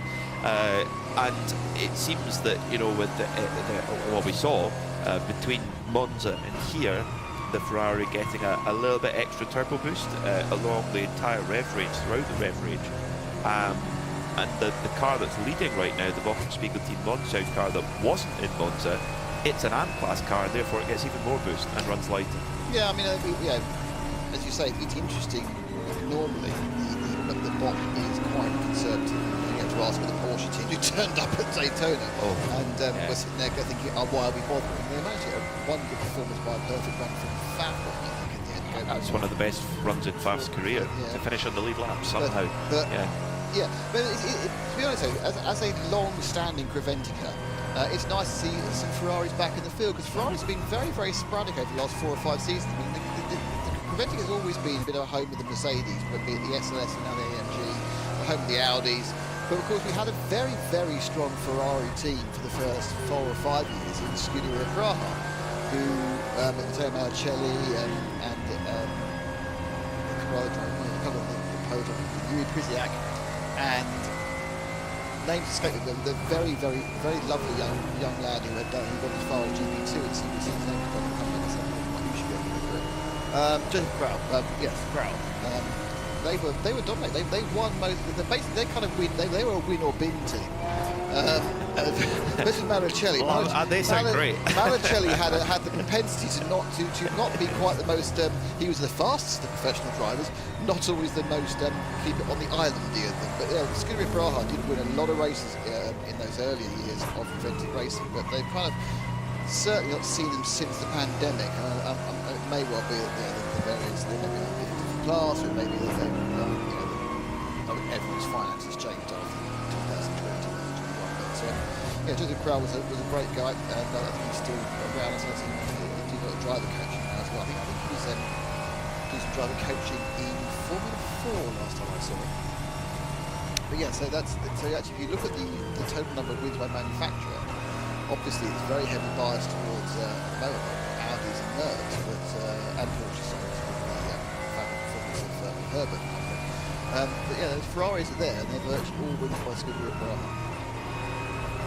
Well, it's great. I agree with you. It's great to see whether you're a Ferrari fan or not, it always adds to a motor race to have a mark of that caliber. I mean, for me, there's 2 brands that have been consistently, whether it's up or down, they have been consistently from their inception to now committed to motorsport in some form, and they're Ferrari and Porsche. And you look at the global perception and brand value and prestige that these 2 brands have, and it's because they've stuck with motorsport. They've not dipped in and out. If you dip in and out, people forget you very quickly. But if you stick at it in some form or another, and probably, you know, if it's taken Ferrari 50 years to come back to going for outright victory at Le Mans. So it's amazing how much things change. So Peter Snowden's down in the pit lane. Snowy. Yeah, I was just saying, routine Rinaldi picks up for the leading a set number 11's going down the pit lane. You probably heard behind me there. I'm going to just try and articulate what get hold of the outgoing driver. Get the way there, not being smoked. So Torsten Kratz has just got out of the Wochenspiegel Team Monza Ferrari run by Rinaldi Racing. So Snowy will hot-foot it to the back of the garage to ask for a bit of a chat with Torsten. His car has been taken up towards the refueling area, and a normal filling station pump filled into the side of. It's a very functional, basic thing going into a very exotic vehicle. Yeah, the second a litre. I don't quite understand the point of laying 11s when you have to immediately brake again to get to the fuel station. Because it looks cool. Yes, but surely you're supposed to look after your rear tyre performance. These rear tyres are not cold, they're all ovens. So they come out preheated. So just wearing off a load of rubber is not a great idea. Maybe it's because it's a concrete surface, it's so slippy. Could be. That would be my excuse. Peter Snowden's down with Torsten Kraus. You can maybe ask him if you can do the burnout or not. Snowy.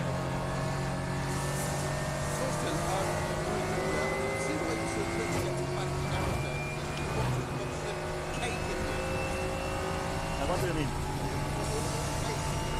Okay, that is not for me. It's not for me, luckily not. So, but maybe I will take one piece. Yes. We're very impressed by your whole effort this weekend, you and the Ferrari, the 296, and we've said how good the car is, but your teammate's just left, so he's got some of the shine off those tyres even the pit lane, hasn't he? Yeah, of course. I mean, again, this car is driving so nice and so beautiful. It's not easy at the end of the stint, especially when you do such a long stint. Then the tires are getting really worse. But I mean, I saw these two GT3 cars behind me, the Ferrari and the Audi, and they got new tires. And I was expecting more pressure. But yeah, our car is really running stable. For sure, Leo was happy now to get in the car. We noticed that. Yeah. It's really a lot of fun. It's a lot of fun, and we have a lot of fun in our team. It's also quite important. So it's a good group. We are really friends, I have to say, and that's also a good spirit. So yeah, so I'm pretty sure Leo will do a very good job now as well. And let's see. It's got to make it easier when you all get on together and work as a team, and then Ferrari being such an amazing car. Yeah, the car is. It's a tool we are using. I mean, and it's a brand new, or more or less brand new GT3, the newest generation you can get, and for sure this you are feeling. You know, this car is really, I'm gonna say it's a mix between a GT car and a prototype car, and this you really feel in this driving as well. So it's very comparable somehow to our LMP program. This is LMP3 where Leo and I are driving. So there is some character of the LMP in this car and some character of the normal GT car, I know. So, and makes it a lot of fun. You sound remarkably like a Ferrari salesman. Everybody's going to want one soon. Nah, they can ask me if they want. Yeah. Recommended by Torsten. Thank you so much. I'll leave it to the cage. Okay. Whilst Torsten is doing a very good job, the last thing Ferrari need is a GT3 salesman. They have a order book, I believe, of 150 cars. Seriously, I knew it was long, but that's. I think because the challenge cars are also made in racing line. Okay. So Yeah, the 296 racing cars. There's 150 cars, and I think that the waiting list is over 2 years now. Yeah, if you the first mover advantage, and but that's the second driver. You get 6% off. I bet he can, but he's bought a job lot of them. Yeah, there's definitely a theme there. That's the second driver I've heard say it feels like an LMP3 car to drive in terms of chassis wise. But before we can come on to that issue for our GTX leader.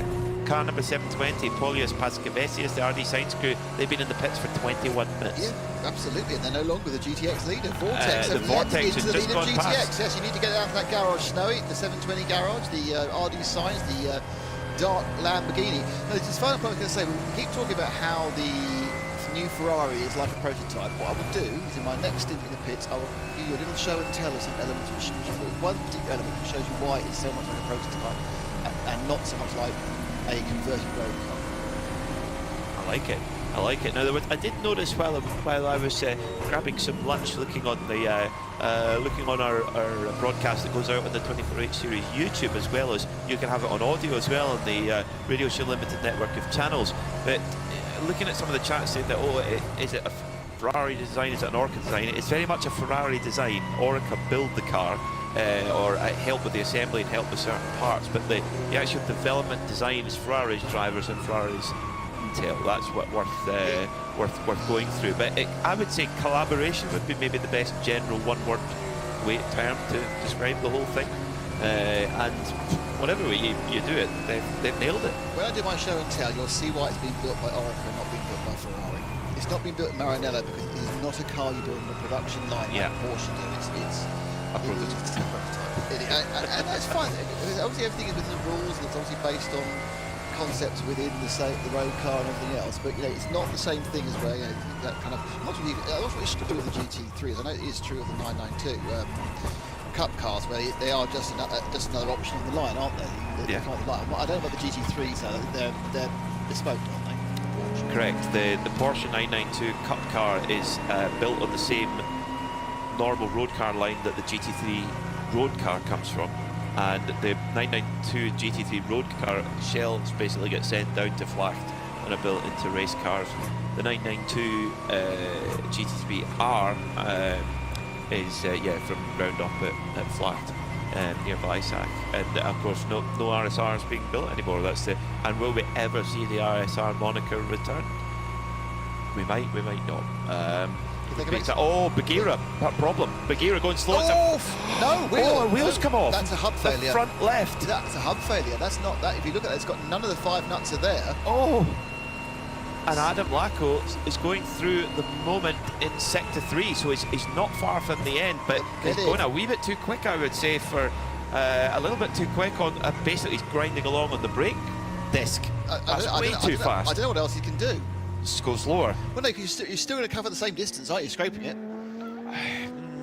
I think because there is no wheel, there is no tyre. The hub has failed, Code and 60. Code 60 because of, I assume, because of what's fallen off. So this could be a very short Code 60 then, because the wheel's somewhere. Well, we don't know how it fell off. Has it fallen off in a mechanical failure because something's come together?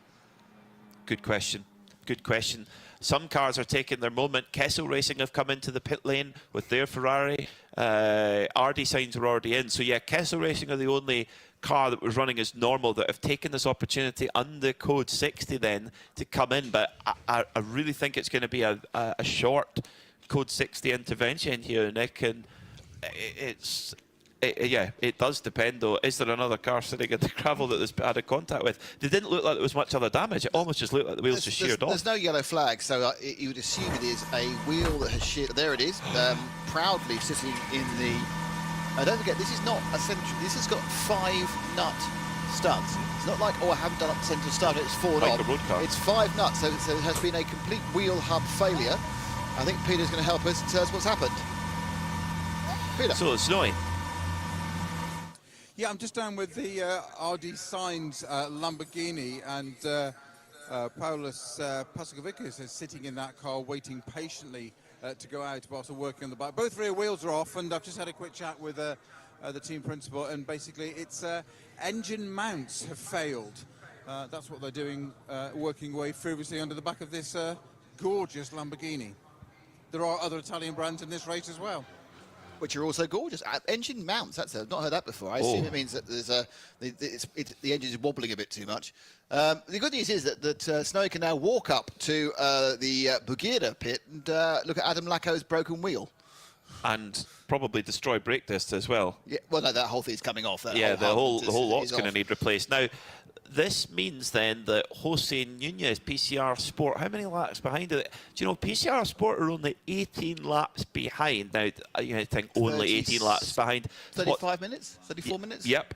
And the reason why I say that is that BUGGYRA are in such a tight championship battle with Atlas BX Motorsport. They came into this. They came into today's race 2 points ahead of Atlas in the championship. So, if they finish second behind Atlas BX, it's not the end of the world. But if they drop another position, of course, that's points lost in what is such a tight championship battle. Back to green flag racing again, and we didn't think it would be very long, Code 60, although several drivers took their chance. David Faminelli for Kessel Racing, we saw that. CP Racing have just come in as we've gone back to green. Okay, so Joe Nicolai's come in again under Code 60. as has Mikhail Haverins in the 904 Red Ant racing car, the number 21 Haas RT car. So there's a few cars getting caught up in here. Survey, as you say, from Haas RT. He's come in for some fuel and a look at the IKEA catalogue. Adam Lacko, we know how it came, and then you have, there's about four or 5 cars took advantage of it. They picked up half a tank of fuel. I'm not sure whether we had many driver changes. I think it was a buzz in, get some fuel and buzz out. I think everyone realised it wasn't going to be a long one, due to the fact once we realised it was just a failure of the BUGGYRA car. It was going to be pick up those tyres, pick up the debris, and then off we go. Well, Rick Breukers in the Red Camel Jordan's crew, they've on the very short code 60 we just had, and the very short one that we had, about 30 minutes ago roughly, the team decided not to pit on either of those. Rick Breukers has been at the wheel for an hour and 30 minutes, and that means, well, because some of that's been under code 60, there'll still be a bit of fuel left in that tank, but the car that caused that code 60 was the BUGGYRA machine with Adam Lacko on board, and he is with Peter Snowden. Adam, issues with the front left here. You've got a brake caliper off, and obviously we saw quite dramatic things going on track. What happened? It's 5 minutes before finish my 2-hour stand. I lose the front left tire because the screw it's cutting and the wheels go away. I have lucky it's 2 corners before the paddock, and I come to the paddock, and now we must repairing. It's not ideal having 3 wheels on the car when it went out with 4, is it? Yeah, it's 3 wheels, but it's the racing, and we must finish. And you're still smiling. What went through your mind when you saw the wheel come off? I see immediately. I talk to the radio. My wheel is off, and the guys say, "Oh, tire," and I know wheel. And the wheel is off, and I must coming to the pit. So what's actually failed on it? The screw, it's broken and cut. Okay, it's broken. Okay. So they're fixing that now. So how long do you think? 'Cause you've got the other driver plugged in. How long do you think before we can go out again? I think maximum 5 minutes, and we continue. I hope. Well, you look very, very happy about it and completely calm. So, Adam Lacko, thank you very much, and hopefully a Mercedes very soon, 416, the BUGGYRA ZW Racing GT4 with 4 wheels on it, not 3. Thank you, Snowy, for that report. And Adam Lacko, I tell you what, for what's just happened to him, he's looking very relaxed and very, very happy indeed. And they still fight on, the BUGGYRA crew. Now, Red Camel Jordans have now taken their pit stop. And if you're wondering, folks, why didn't they do that under the code 60? That was silly. Aha. But when you're under the code 60, they're only allowed to take half their allowed fuel fuel volume. So now that they're under green, they can fill that car 100% with fuel, and therefore saving a whole pit stop. So it requires a bit of discipline. It's not just diving into the pits at every code 60. You have to consider it and think, what is the best call here? And Red Camel Jordans, they've made the call to wait actually till it went back to green, and then brought Rick Breukers in after an hour and 30 minutes at the wheel. It looked like from our pictures that there was a driver change going on there. We didn't quite see who hopped in to the seat vacated by Rick Breukers, but we'll update you with that as soon as we can. So at the front of the field with 4 hours and 4 minutes to go here in the Hankook 12 Hours of Estroril, it's Leo Weiss who leads by 48 seconds then from Shera Sport PHX, who are fighting their way forward at this moment in time. Christer Jons is at the wheel of the Shera Sport PHX car. Marco Fretta for the Kessel Racing crew, their semi-pro driver, is up in 3rd right now. Then in 4th is Shane Lewis, who's stayed on board. Yeah, he's been in the car for 38 minutes for CP Racing. Then Antonio Cenero for E2P Racing with their Porsche is in 5th place overall. Then our 992s will wait a second before confirming the order there, because it may well move around after the Red Camel Jordans. What we do know in GT4 is that Atlas BX Motorsport continue to forge forward. They just drill out those consistent lap times. They've run trouble-free at the front of the field. BUGGYRA are working obviously you could hear the furor in the pits with the BUGGYRA crew working on the car. Adam Lacko, he didn't seem fussed at all. He was like, oh, just to the end, but it was lucky that it happened in the end. So they're going to try and get that car back out, mount as best a challenge as possible. PCR Sport, they're third in GT4, and depending how long BUGGYRA take to make that repair, PCR Sport could be a threat. Mind you, they've just come into the pits now, have PCR Sport. So GTX, now this is the question. GTX, it's been dominated all weekend by RD Sainz Silai Racing, and then it's but in the Vortex, Joe. GTX, they've had a great run today. They have, they really have. They had all that bad look exposed yesterday with that off damage to the rear end that you know they went to work as the Vortex do. Dare I say it, touch wood. They've had a great run. All the drivers have cycled through. They are currently running in 13th overall. Gilles Courtois at the moment. Ahead of the RD Sainz Lamborghini that has been in the pits now.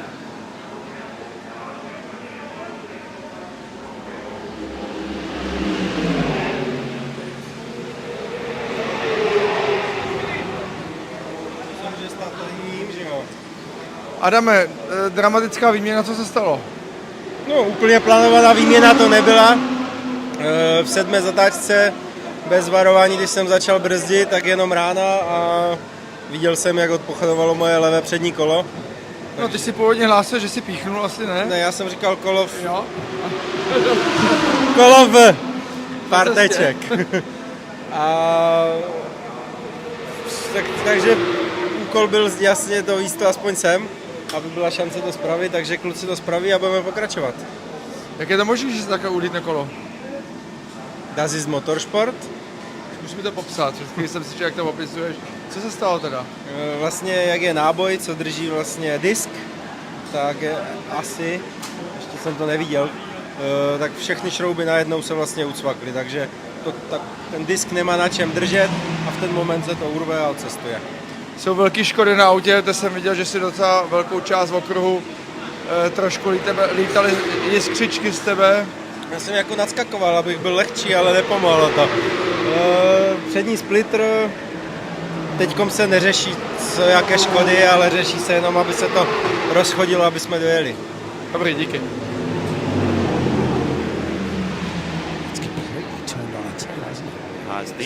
These two Code 60s have not been kind to Volkswagen Team Monza.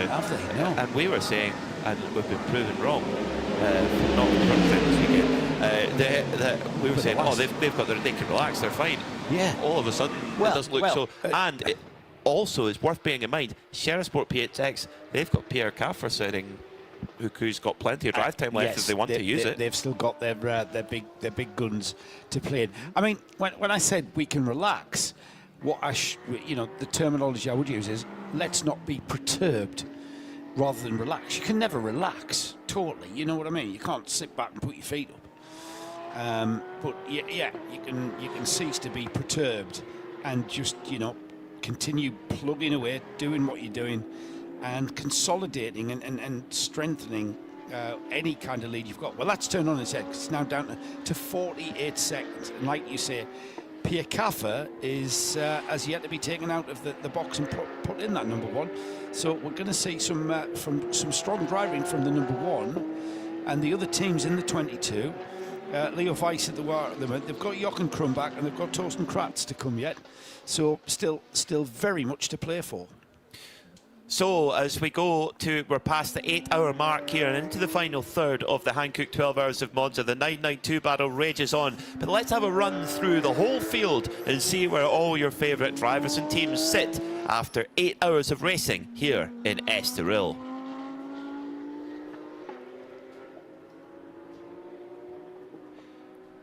So it's Valkenspeed.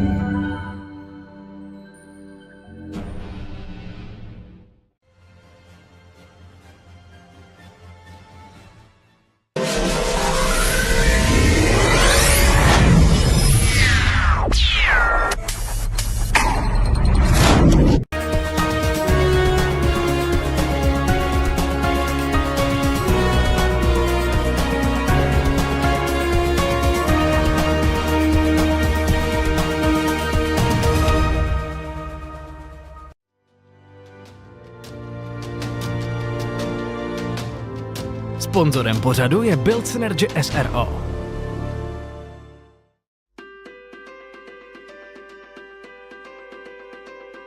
Sponzorem pořadu je AZ Energies SRO, český dodavatel energie.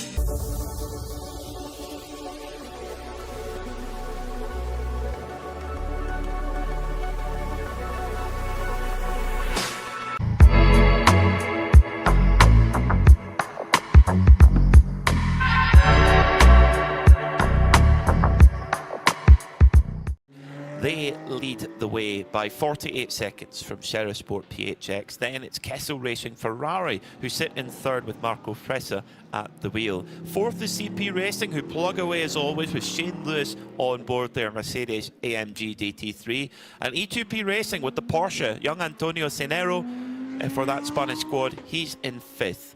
Red Ant Racing were in the lead of 992. They've just lost that to Villi Motorsport by Evi Motors. And then in third, just taking a pit stop, Red Camel Jordans.nl, Fabian Dance at the wheel. So 992 is going to come back and forward with Red Camel Jordans being a little bit on an alternative strategy. Red Ant Racing with Jimmy De Broeker are sitting in ninth.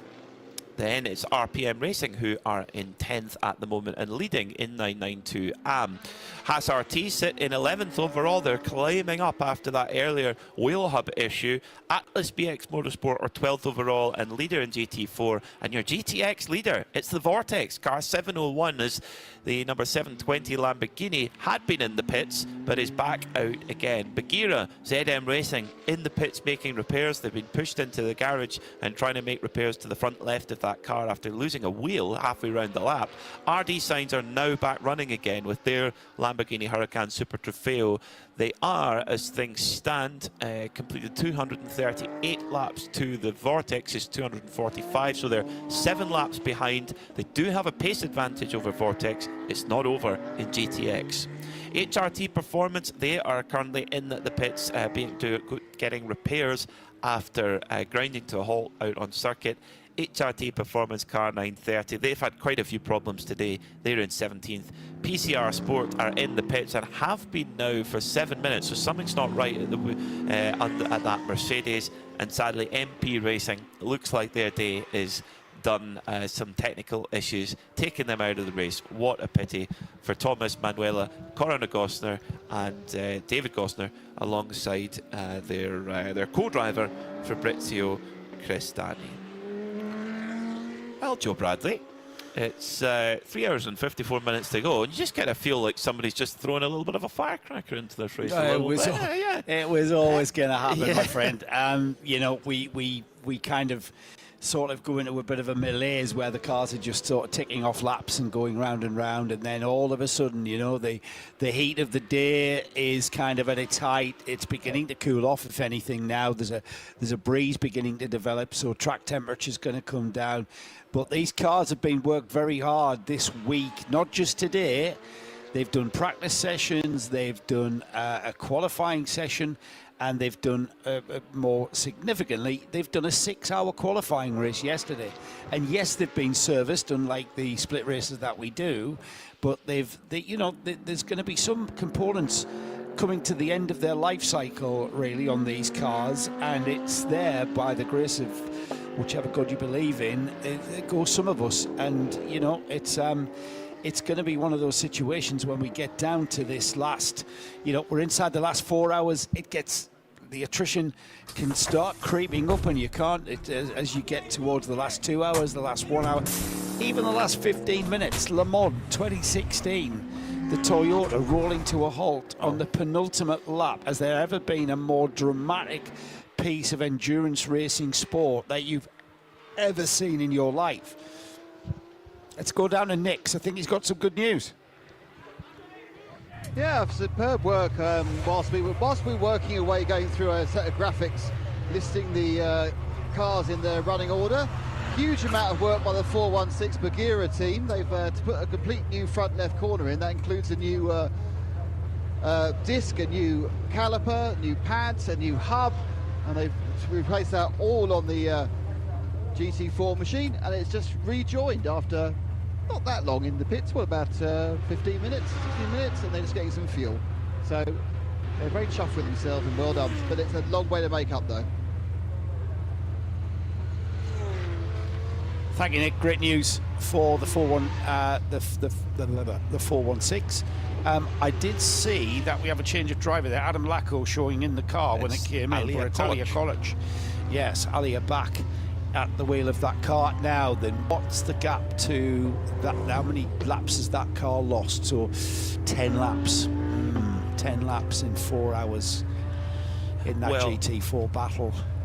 I think unless Atlas BX hit big problems, and I think even before that failure, they were going to need Atlas BX to have some sort of problem to gain the few laps back that they'd lost with a couple of little niggles earlier on. The main thing is that they finish ahead of the PCR sport car in third. They bag the points for the championship and they move forward to the big one, the season finale in Catalonia. So I think BUGGYRA, yes, it's a shame, but they've got away with that one. I think a little bit. Nick Damon, what else have you got for us? Well, you know how he's been discussing about how this new Ferrari 296 is a prototype, not a car. Now, this is the best way of illustrating it, and it's sitting on the floor here of the WTM garage, and it is the front and the rear ends of the cars. This is the rear section in one piece of the Ferrari 296.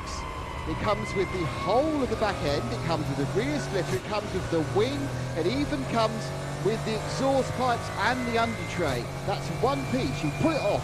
You said any sort of rear accident, you pull that off.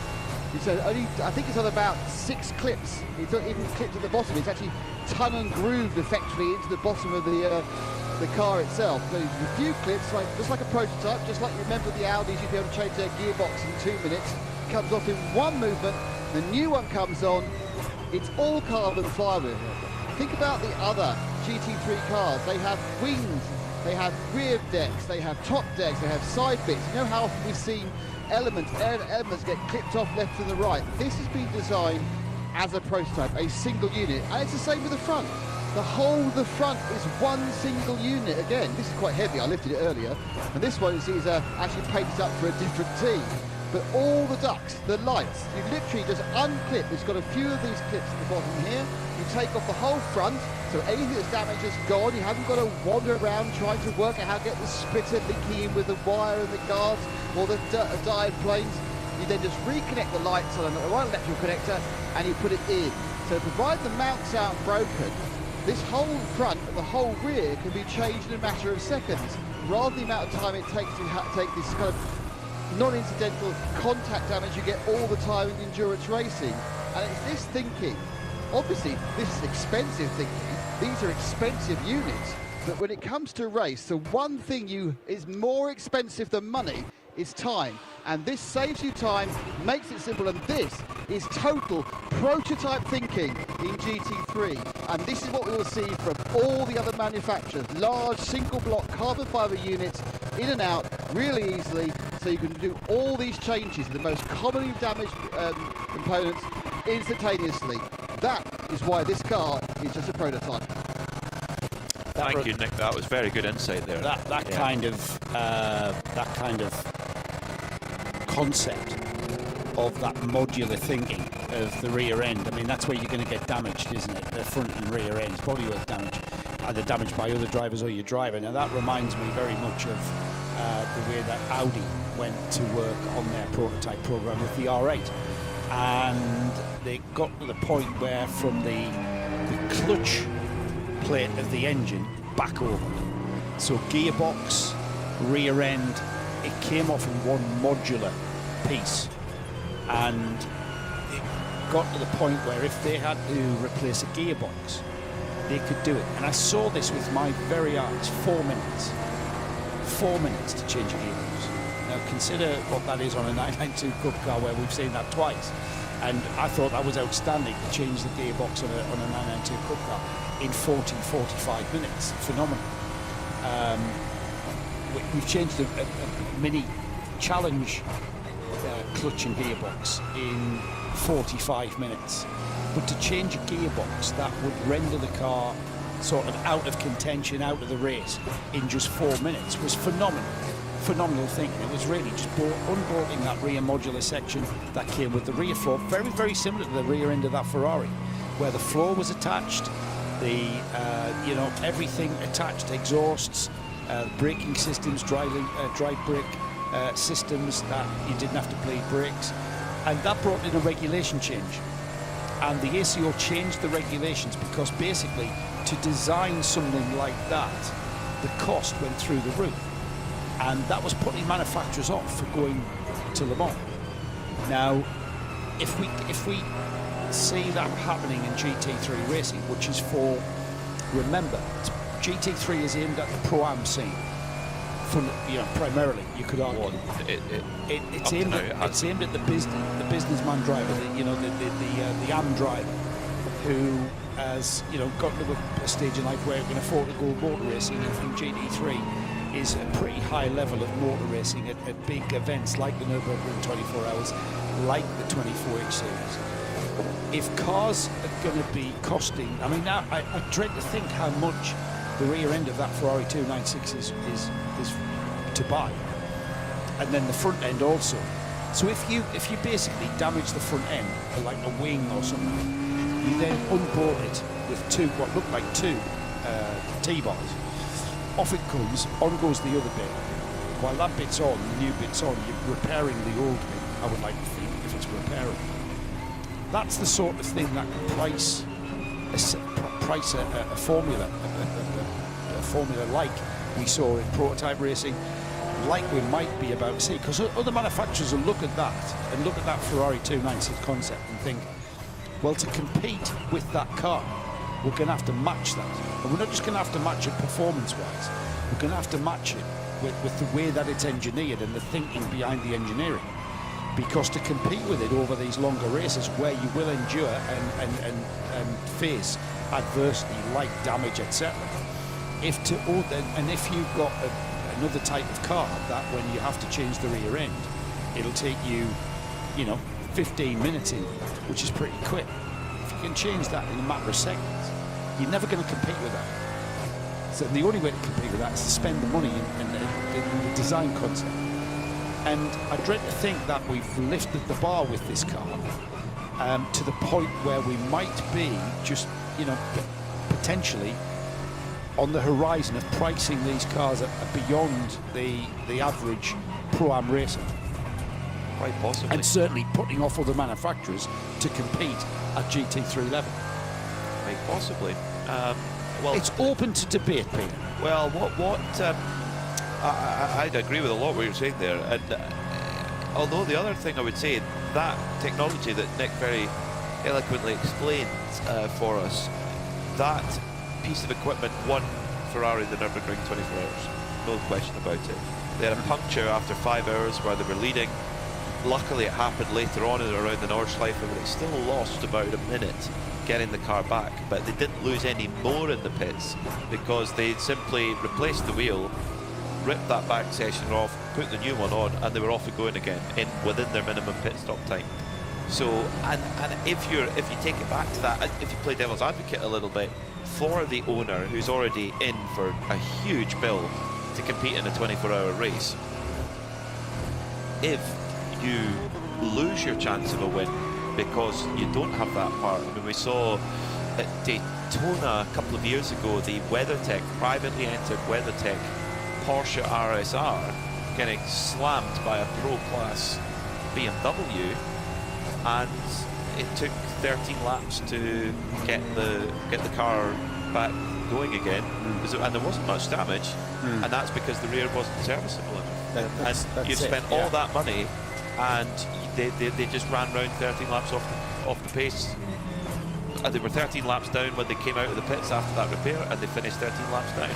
And you think, so actually it definitely gives you a flexibility to react to things, and I think you're right. It has the potential of just getting silly. And look what the Ford GT arguably put the sounded the death knell for GT and GTLM. You could argue that that was the beginning of the end for that category. So well, I just dread to think how much those two pieces cost, because they were works of each. Yeah. They were works of art. I'd have that front end. I mean, you see the carbon fibre work on the ducting and everything that goes on in it. I mean, that's got to be that has got to be. I don't know. I dread to think. I'm not even going to guess. Well into six figures each. I absolutely. I would say. Nick Damon down in the pits. Nick, what have you got for us? The 418, the PCR Sport GT4 Mercedes, has been in the pits for a while. Had some issue at the rear differential. You can tell that with the smell of gearbox oil. I think it was a mounting problem. They've changed. They had to change the oil, but they were working on the mounts. I think it's splitting mount, and they've now sorted it out. It's gone down for fuel. Someone now has to clear the garage, which is mostly oil. That's a shame. Thank you for that update. Nick was wondering what had happened to the PCR Sport machine, and that makes BUGGYRA's life a little bit more relaxing. They know that they're probably not going to catch Atlas VX unless they hit a big problem. But they can now just sort of run to the finish and get their points and move on to what will be a pretty much winner takes all showdown in GT4. Dave Alcock's still with us and listening and has joined in. The 296 GT3 price tag is somewhere north of $615,000. And he says it looks like this is the cost of buying a cutting-edge GT3. I remember hearing when you bought a Porsche RS Spider, this is your territory, every part has a part number and a price tag. So yeah, off-the-shelf parts for, all right. I can tell you an RS Spider was 1.2 million euros in 2007. The gearbox was 250,000 euros, and the engine needed rebuilt every 30 hours, and the rebuild was 200. Sorry, you leased the engine for 30 hours for 200,000 euros. Leased. Wow. Yeah. In 2007. So the prototypes is another game entirely. So if you bring this, as Nick said, if you bring that prototype world into GT racing, you're opening up a big can of worms. But look what we've also said.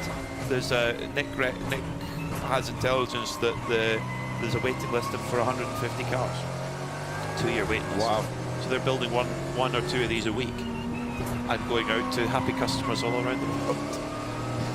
It's a remarkable times that we live in, really remarkable times, and for us as fans, you have to admire the commitment from the entrants to buy these cars and to run them, whether they're actually in the car driving themselves or watching from the pit wall. I mean, Klaus Abelin of Fricadelli, who teamed up with Rinaldi Racing, switched manufacturer from Porsche to Ferrari, and it worked. And Porsche,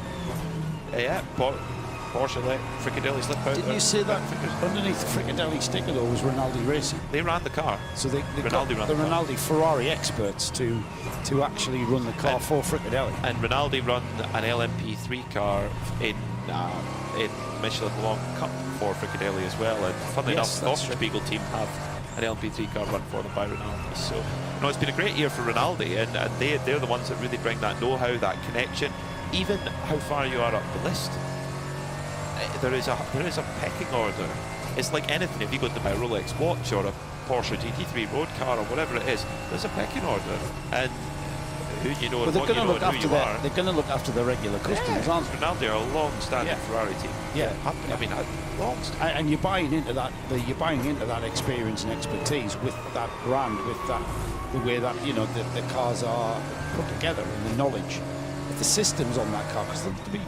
The design of the car, the engineering of the car by Orica, but the systems on the car will be, they'll be very similar. Operation systems, startup procedures, etc. Even just that back and forth communication, having good relationships from company to company are vital to success. It's nice to actually see a kind of loyalty being rewarded as well, and part of the reason why Fricadelli moved to Ferrari was that they didn't feel like their loyalty to their previous brand was being reciprocated, and they moved. And well, it proved to be quite a shrewd decision.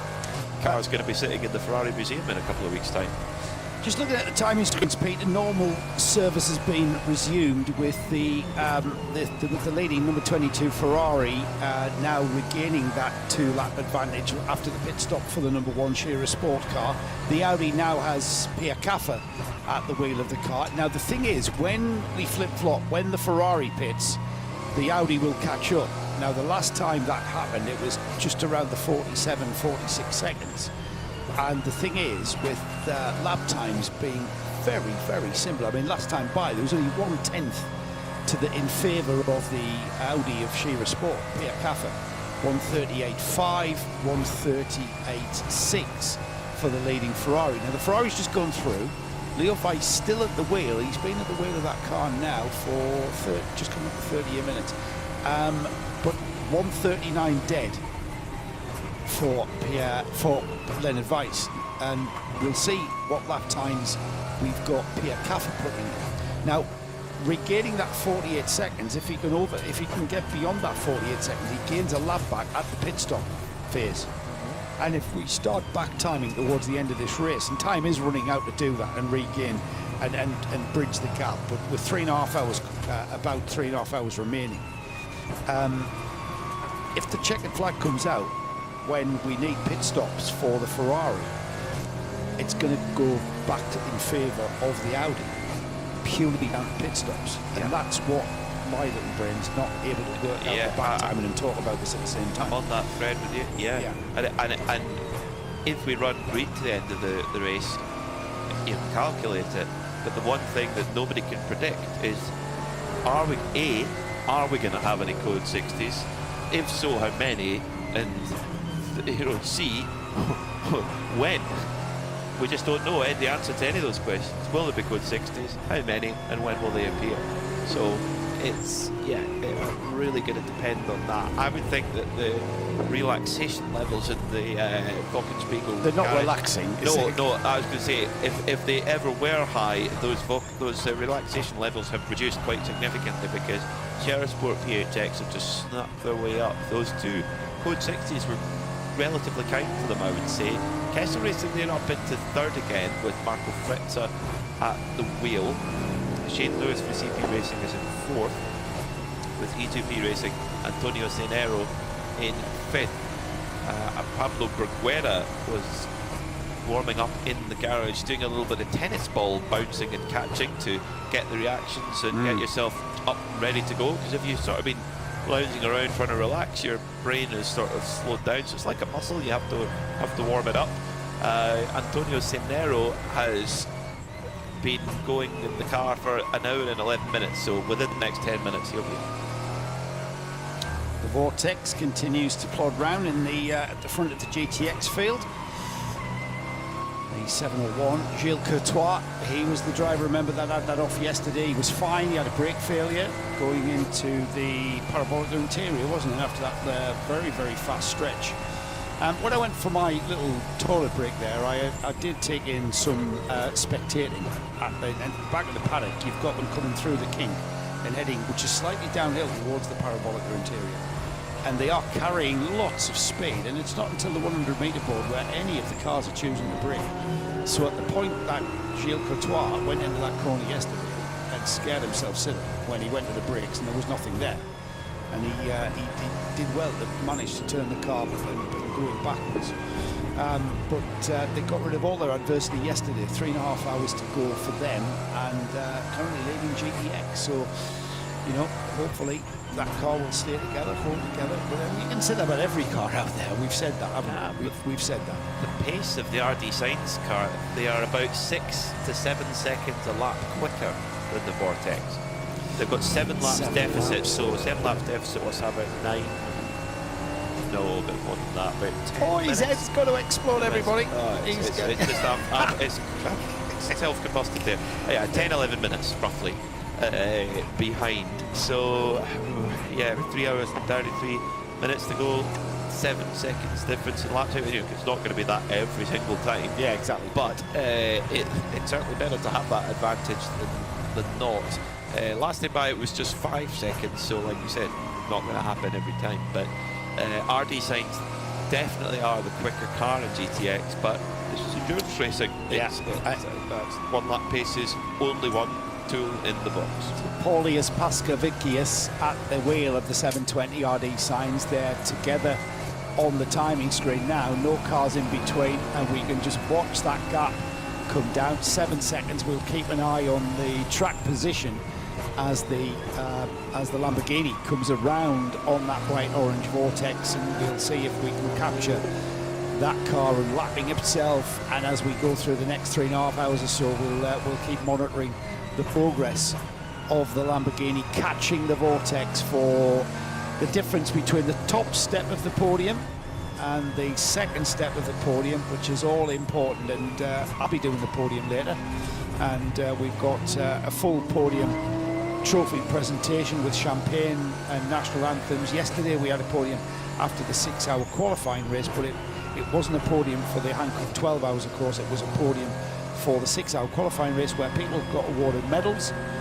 and it was a very well received ceremony there that Nick Damon took us through. But this afternoon, in about 3.5 hours time, we'll be having, oh, look at that, yes.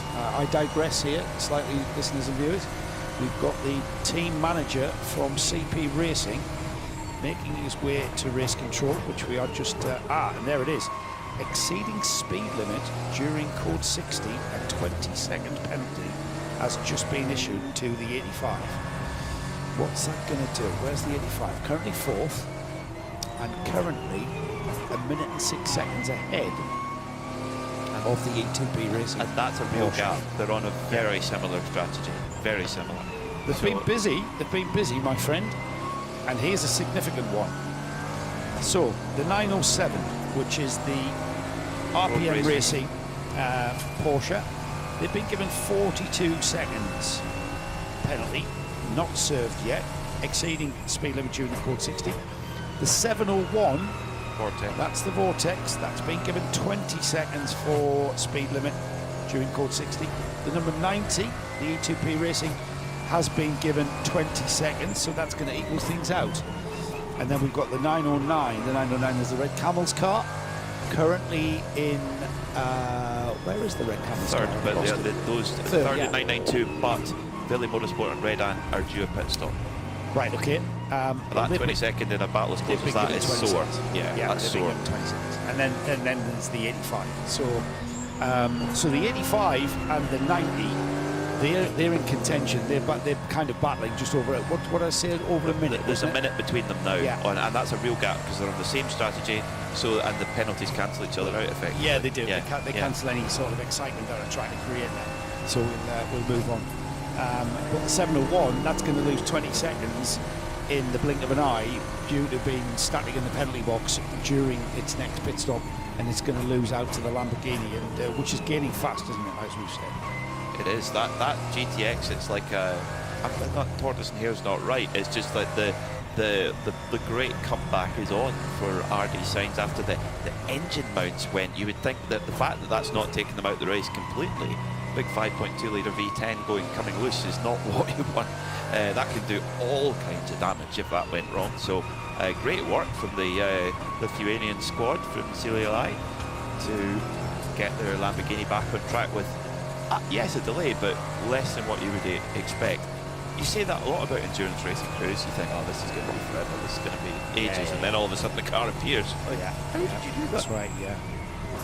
Like, and then you mentioned Audi. Do you remember Petit Le Mans 2008 when Alan McNish on those cold tyres, no tyre warmers of course, and he looked it on not the pace lap, the going to grid lap, going down the hill, crashed into the barriers, and I wasn't there. Nick was there. Nick Damon was there. Nick Damon was there. Nick, what was your memories of that day? Well, I remember we obviously we were just gearing up the quick countdown to green before the race, and suddenly the Audi came back in various pieces. So its warm-up lap was taken behind the wall, they did a fantastic job because obviously it was a prototype and they could pull bits off and put new bits on. And I think it started 3 laps down. Now, it's not quite so bad for 2 reasons. One, Road Adams is a short track, and of course, you get wave bys under the yellow flag. It was a very competitive field. I think you've got the years where the Spiders, your beloved RS Spiders, were going very, very well in that year as well. You're correct, the yellow Nick. ones, from memory. And we didn't think he could do it. And in fairness to Alan, he obviously felt responsibility. He drive like an absolute demon. He was incredibly quick. And they used the tactics, they used Audi's excellent knowledge of American racing rules, and they won. And it was a fantastic performance and a great drive against very real opposition.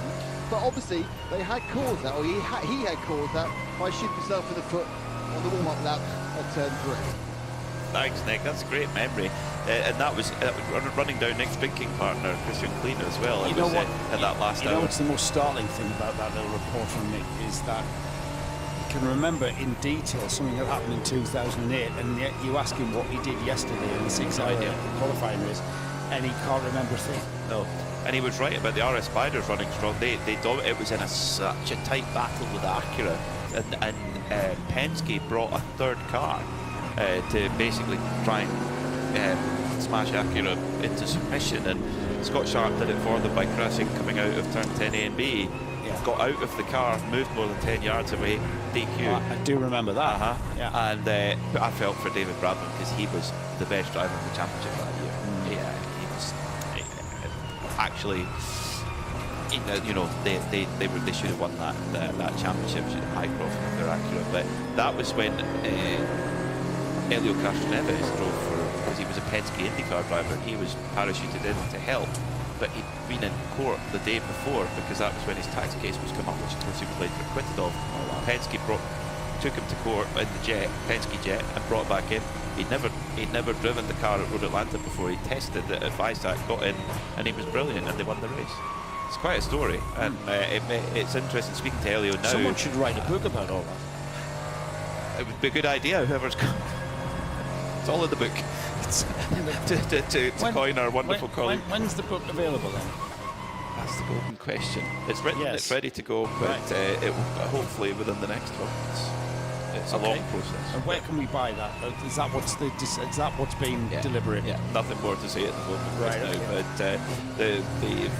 But we've got a publisher on board for the RS Spider book, and yeah, looking forward Have to you got a title? more about it. Is it going to be? I've got a few in mind, but nothing sure. So you haven't sure just yet. Yeah, working tight at the moment. Yeah, it's the Porsche Spider book. It's the definitive history of the Porsche RS. I was going to say it's not a concise history. It's a definitive history. history. The history. It's from day one to end of day. Now we're going to have to bring Nick Damon in here because he's got an idea. Well, Nick, what are you going to call it? He's got a very creative mind. I think you should call it the Spider's Web. And do it online. And more importantly, actually, there is some pit work. I may have to do with the actual real job rather than memories and book naming, as the number 8 296 Ferrari is coming third, but just for fuel only. It's a fuel stop, just that. And I will point out, if you do own a Ferrari 296, you might just be able to afford Peter's book when it comes out, its folio edition. Well, good job. You get mates rates discount, Nick. Brilliant stuff. So, the E2P Racing Porsche Clean Antonio Cinero jumped out of that car. It'll be Pablo BUGGYRA getting in just at the fuel station at the moment.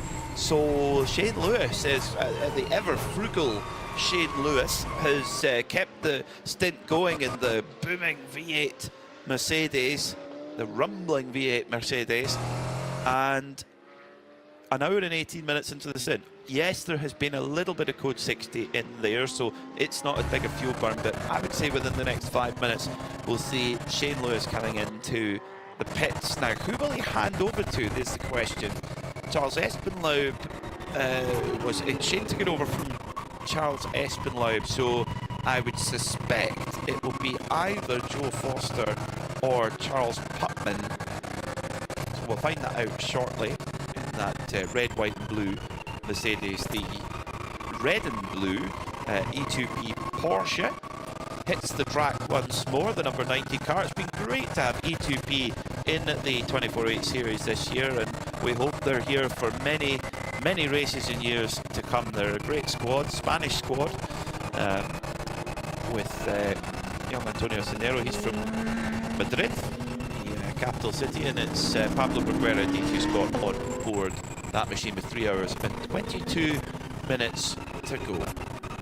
This has been a great stint from Shane Lewis here, Joe, because he's been in that car for an hour and 19 minutes. He's no skin on 2 of his toes. Yeah, I know. I know. Is it his toes exactly, or is it the balls of his feet? Put it this way: at lunch, he was limping to lunch. Was he really? I mean, he can barely walk. Yeah. Wow. So it's sore. Yeah. They'll be getting the ice buckets ready for Shane when he gets out of the car. I mean, when is he due? You mentioned there 1 hour 20. It's got to be, hasn't it? Yeah. Yeah, there is some code 60 in there, but Shane's definitely the frugal one as well. I wonder with these sideburns if he's got a bit of Scottish blood in him, he's able to stretch that fuel tank to its maximum. Lewis, I mean, he's named after a Scottish. Shane Lewis. Lewis is a. Well, that's where my family are from, Scottish Islands. There's a one for Nick to ask him then. You know, he's not just got the Scottish sideburns, he might have Scottish ancestry. We can ask him. He's coming under pressure from the number 1, Pierre Caffer-driven Shearer Sport Audi, who's about to put another lap on him. 286 laps with for the number 1 Audi, and the CP Racing car is on 284 laps, so that's going to be putting that car down another lap, which will be a 3-lap deficit between the 85 Mercedes and the number 1 Audi. Yeah, Shane's just led him through. That was really going into interior Parabolica.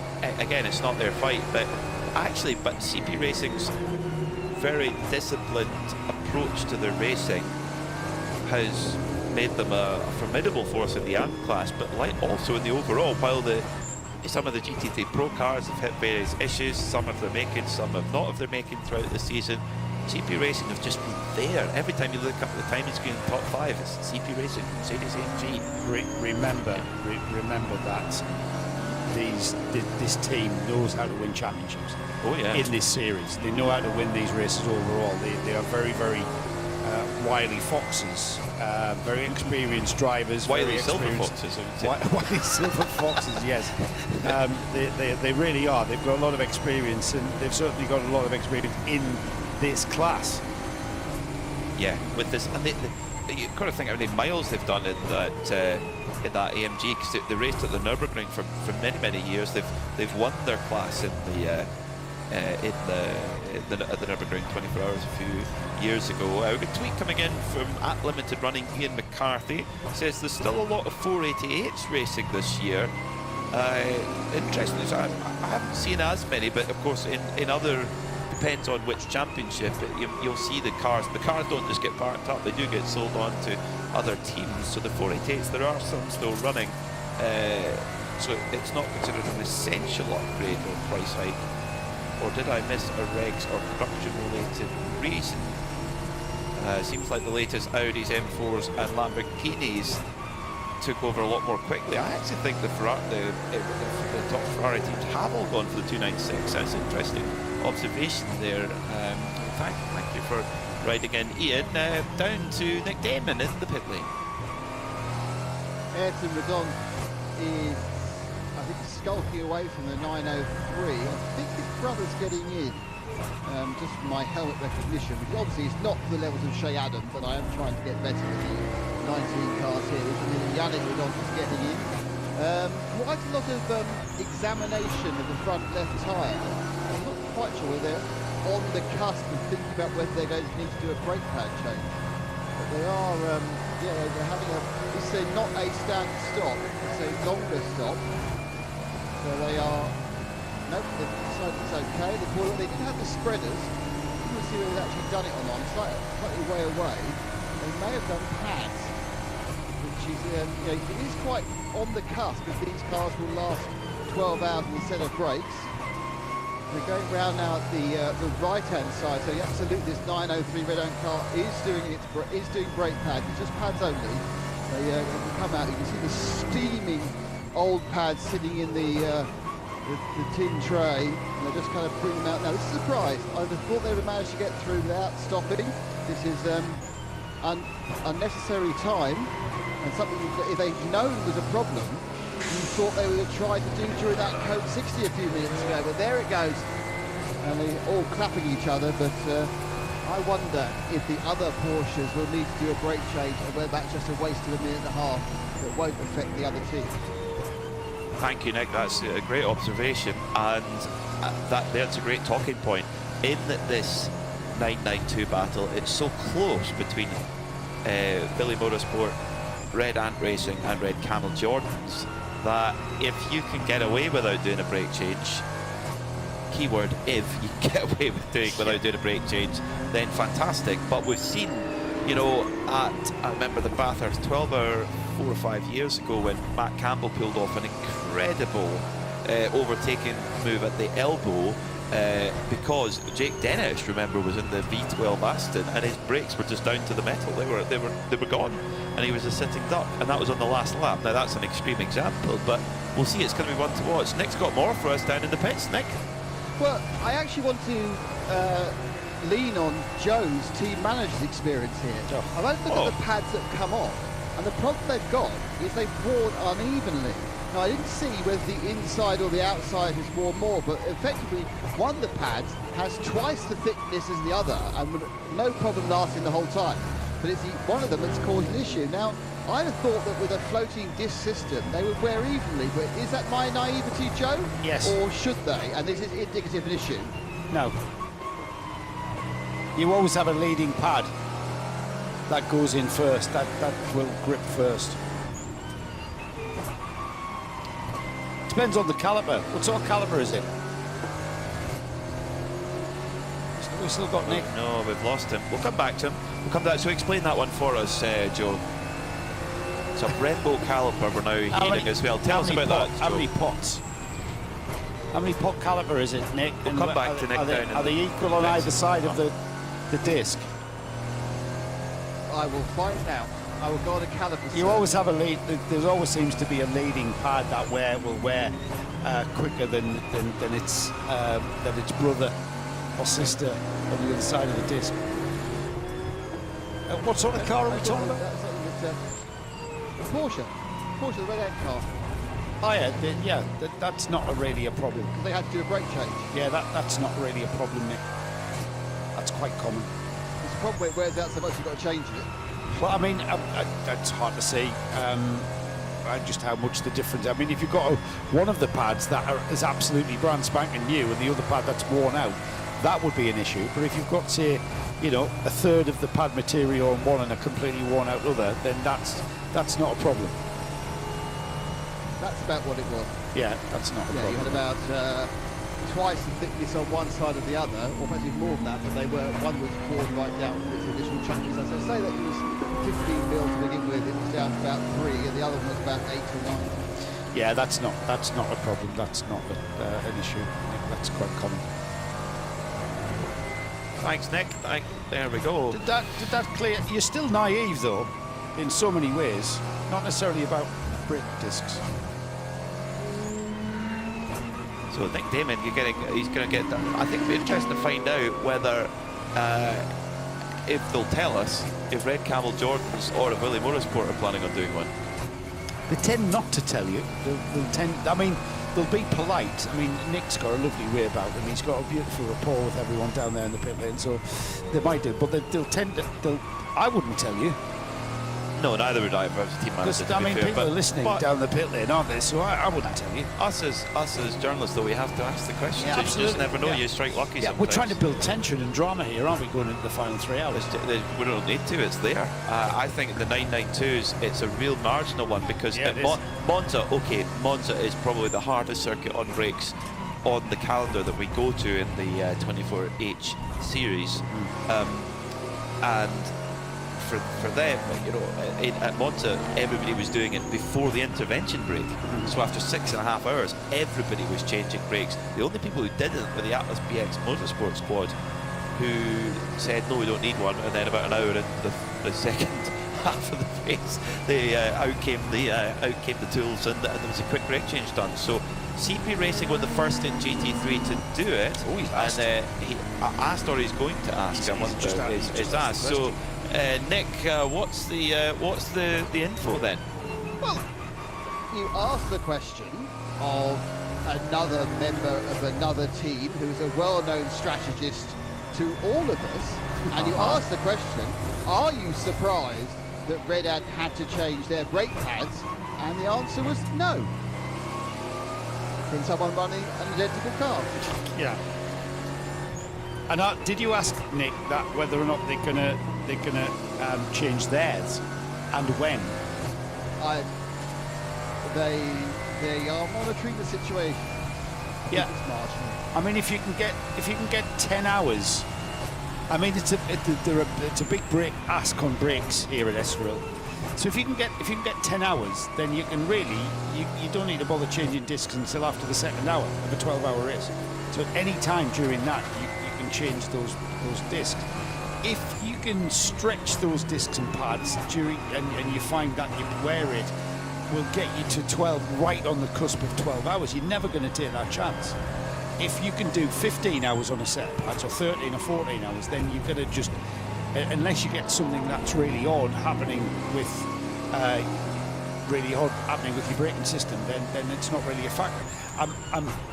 And again, it's not really an exact science with, a 992 will use its brakes differently at Estoril as it will at Barcelona or Mugello, or because each track has different vagaries and different sort of braking areas and braking zones, and I would think with a 1 kilometre straight into what is a pretty tight, almost hairpin first turn, and then we've got that heavy braking area. Well, is it heavy braking area? It's not certainly not as massively heavy as turn 1, but into turn 6 on the interior, parabolic interior, that's another heavy use of brakes. I think those, of course the teams had the chance after yesterday's race of 6 hours to put new discs and pads on. I would suspect they would have done, and go into this race fresh. I think those who haven't done the brake change will certainly they'll know about it in those final stages, and it comes down to a proper showdown. Although I think if you were going to doing it under a code 6, if you're going to do that brake change like CP Racing did, do it under a code 60.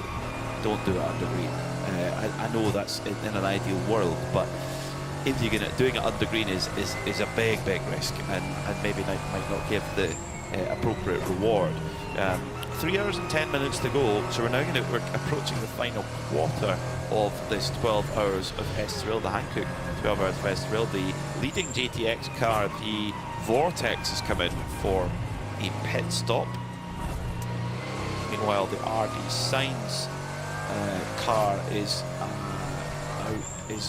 starting to draw that gap in a little bit with the really hot pace at the front of the field, in the GTX battle. But wasn't it 7 laps when we started talking about it a little while ago? Now it's down to 5 laps. Yeah, I think it'll have come down a bit because the Vortex is in the pits. You were doing it was 7 laps. It was, which we figured out was about 12 minutes up. Yeah, so, yeah. Speaking of well, it's down to 5 laps, but that's because the Vortex is in the pits. Yeah. So when that Vortex has cleared the pit stop phase, that'll go back out to 7 when the RD Sainz Lambo takes its pit stop.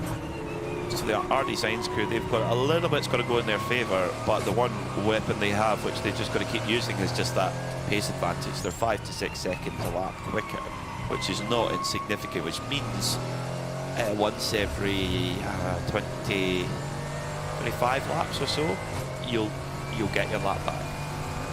So they're going to need things to go their way, whether it be code 60s or using a stop less than the Vortex, or for the Vortex to hit issues. It's going to be one to watch for sure. Our GT4 leader has come into the pit lane. Atlas BX Motorsport, they're in a comfortable advantage, and down with Nick Damon. Right, silver car stops just past its mark, whacked the 403 kind of sale sign. That sort of sign that normally says no eggs, £62 outside a local Spa greengrocers. Out gets Ralph Bruins, and in gets DJ No. They are cleaning the. I don't think DJ No is on the wheel and steel, but he is Now, oh yeah, they've got quite a bit of wear on that inside left. That's quite interesting. They are as the outside of the rear left. That's a very interesting wear pattern. Unfortunately, Seb's on the other side of the pit lane, we can't look at it.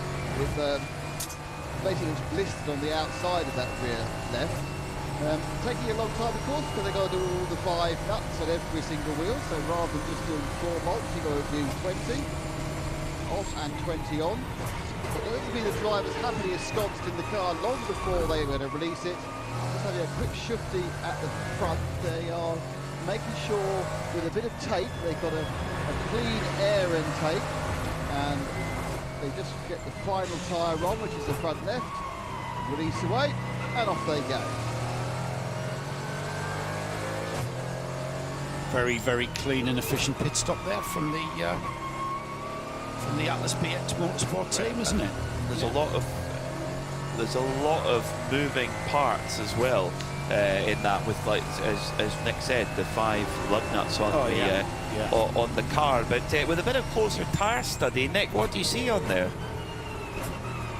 Well, that's not how a tyre should look. I don't know an awful lot about tyres. I mean, I do a bit, but yeah, they've obviously been blistering on this outside left. So the outside, now most of the issues we've seen before have been on the inside.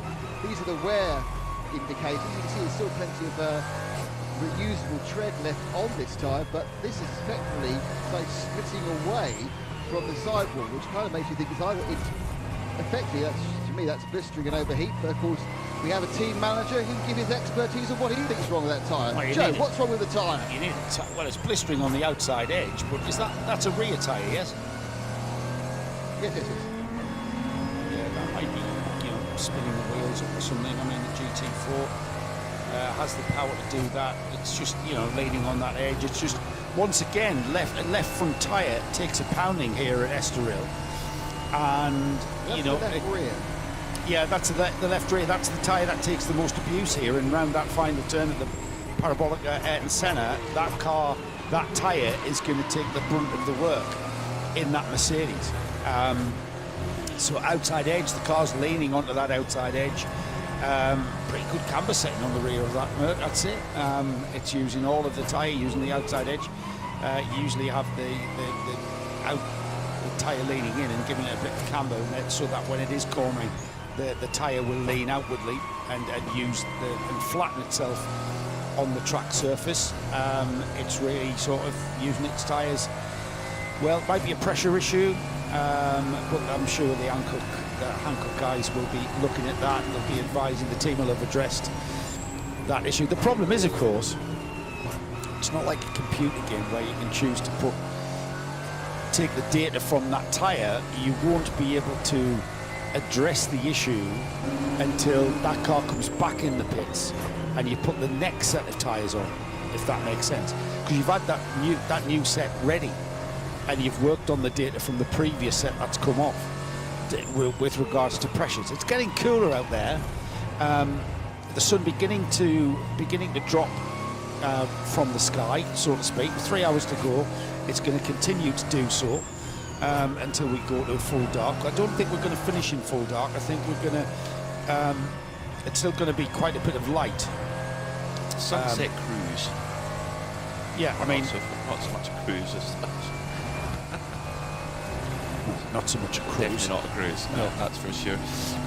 Well, what I was going to say, Peter, with the ambient temperature coming down, the sun beginning to drop, the track temperature is going to lower as well. Yeah. So we're not going to see as much of abuse on the tyres as we do that. We are going to see potentially lap times beginning to start to rise again. The slickness of the track is going to decrease. We've got, the cooler temperatures now. It's certainly not at the height of the temperatures. It's still about 23 degrees. Unless Nick tells us otherwise. That I did notice when I was outside earlier that the breeze was getting up, and that's a very cooling breeze. It's not a warm breeze. It's quite chill, and that's because the sun is so hot. It's much cooler in the pit lane. Nick was just confirming. So. Yeah, the ambient temperature's coming down. We will. It'll be something that we'll be monitoring, no question. And it was a good spot by Nick to see that. A very good spot, and that where we saw just about an inch or two off the very edge of the tyre on the flat surface of it, on the actual contact patch surface, that is where the tyre failures are happening. If they happen, we haven't had many at all at Estroril. We had a lot at Monza. No, it's on the inside edge. Yeah, it's been the inside edge that's failed. That remarkably was on the outside edge. No, we did see some in Monza on the outside edge. Well, Monza, sorry. Yeah. Of course, we've not had many at all in Estroril, Estroril, which is great. The ones we've seen here have been inside edge. Interesting. Yeah, they were the other way around, because and it was all to do with the temperature build up in a certain part of the tyre, and that might be where that blistering's come from. So my point is that have Atlas BX Motorsport, if they dodged a bullet there, their lead, they've got a big lead in GT4, but the fact that they caught that early before, if that had let go in turn 1 or turn 2 and they had to limp it all the way back and potentially damage the car, etc., all of a sudden their race win could go up in smoke. So that tyre, if that had continued with that blistering, that tyre would have been very noticeable through right hand. You'd feel it. The rear end would have just been given up all the time because the rubber would have just not been doing its job, and it would have been losing bits flying off, and it would have very, very quickly gone off the cliff edge and been very, very undrivable from the rear end. The driver would have been fighting a massive amount of oversteer through right-handers. Definitely. Which there are a lot of here, doesn't it? Yeah, but it does take the driver to have the trust in themselves to make that call on the radio, to say something's not right here, rather than ploughing on regardless. I think fair play to the driver. Yeah, I think probably the driver's where I've just described, where the cars, you turn in and the rear end's just giving up at a much earlier stage than your perhaps have become used to. So it immediately becomes apparent to you, oh, hang on a minute, these tyres are going away from me. I need to come into the pits. Yeah, I need to get rid of the set tyres, basically.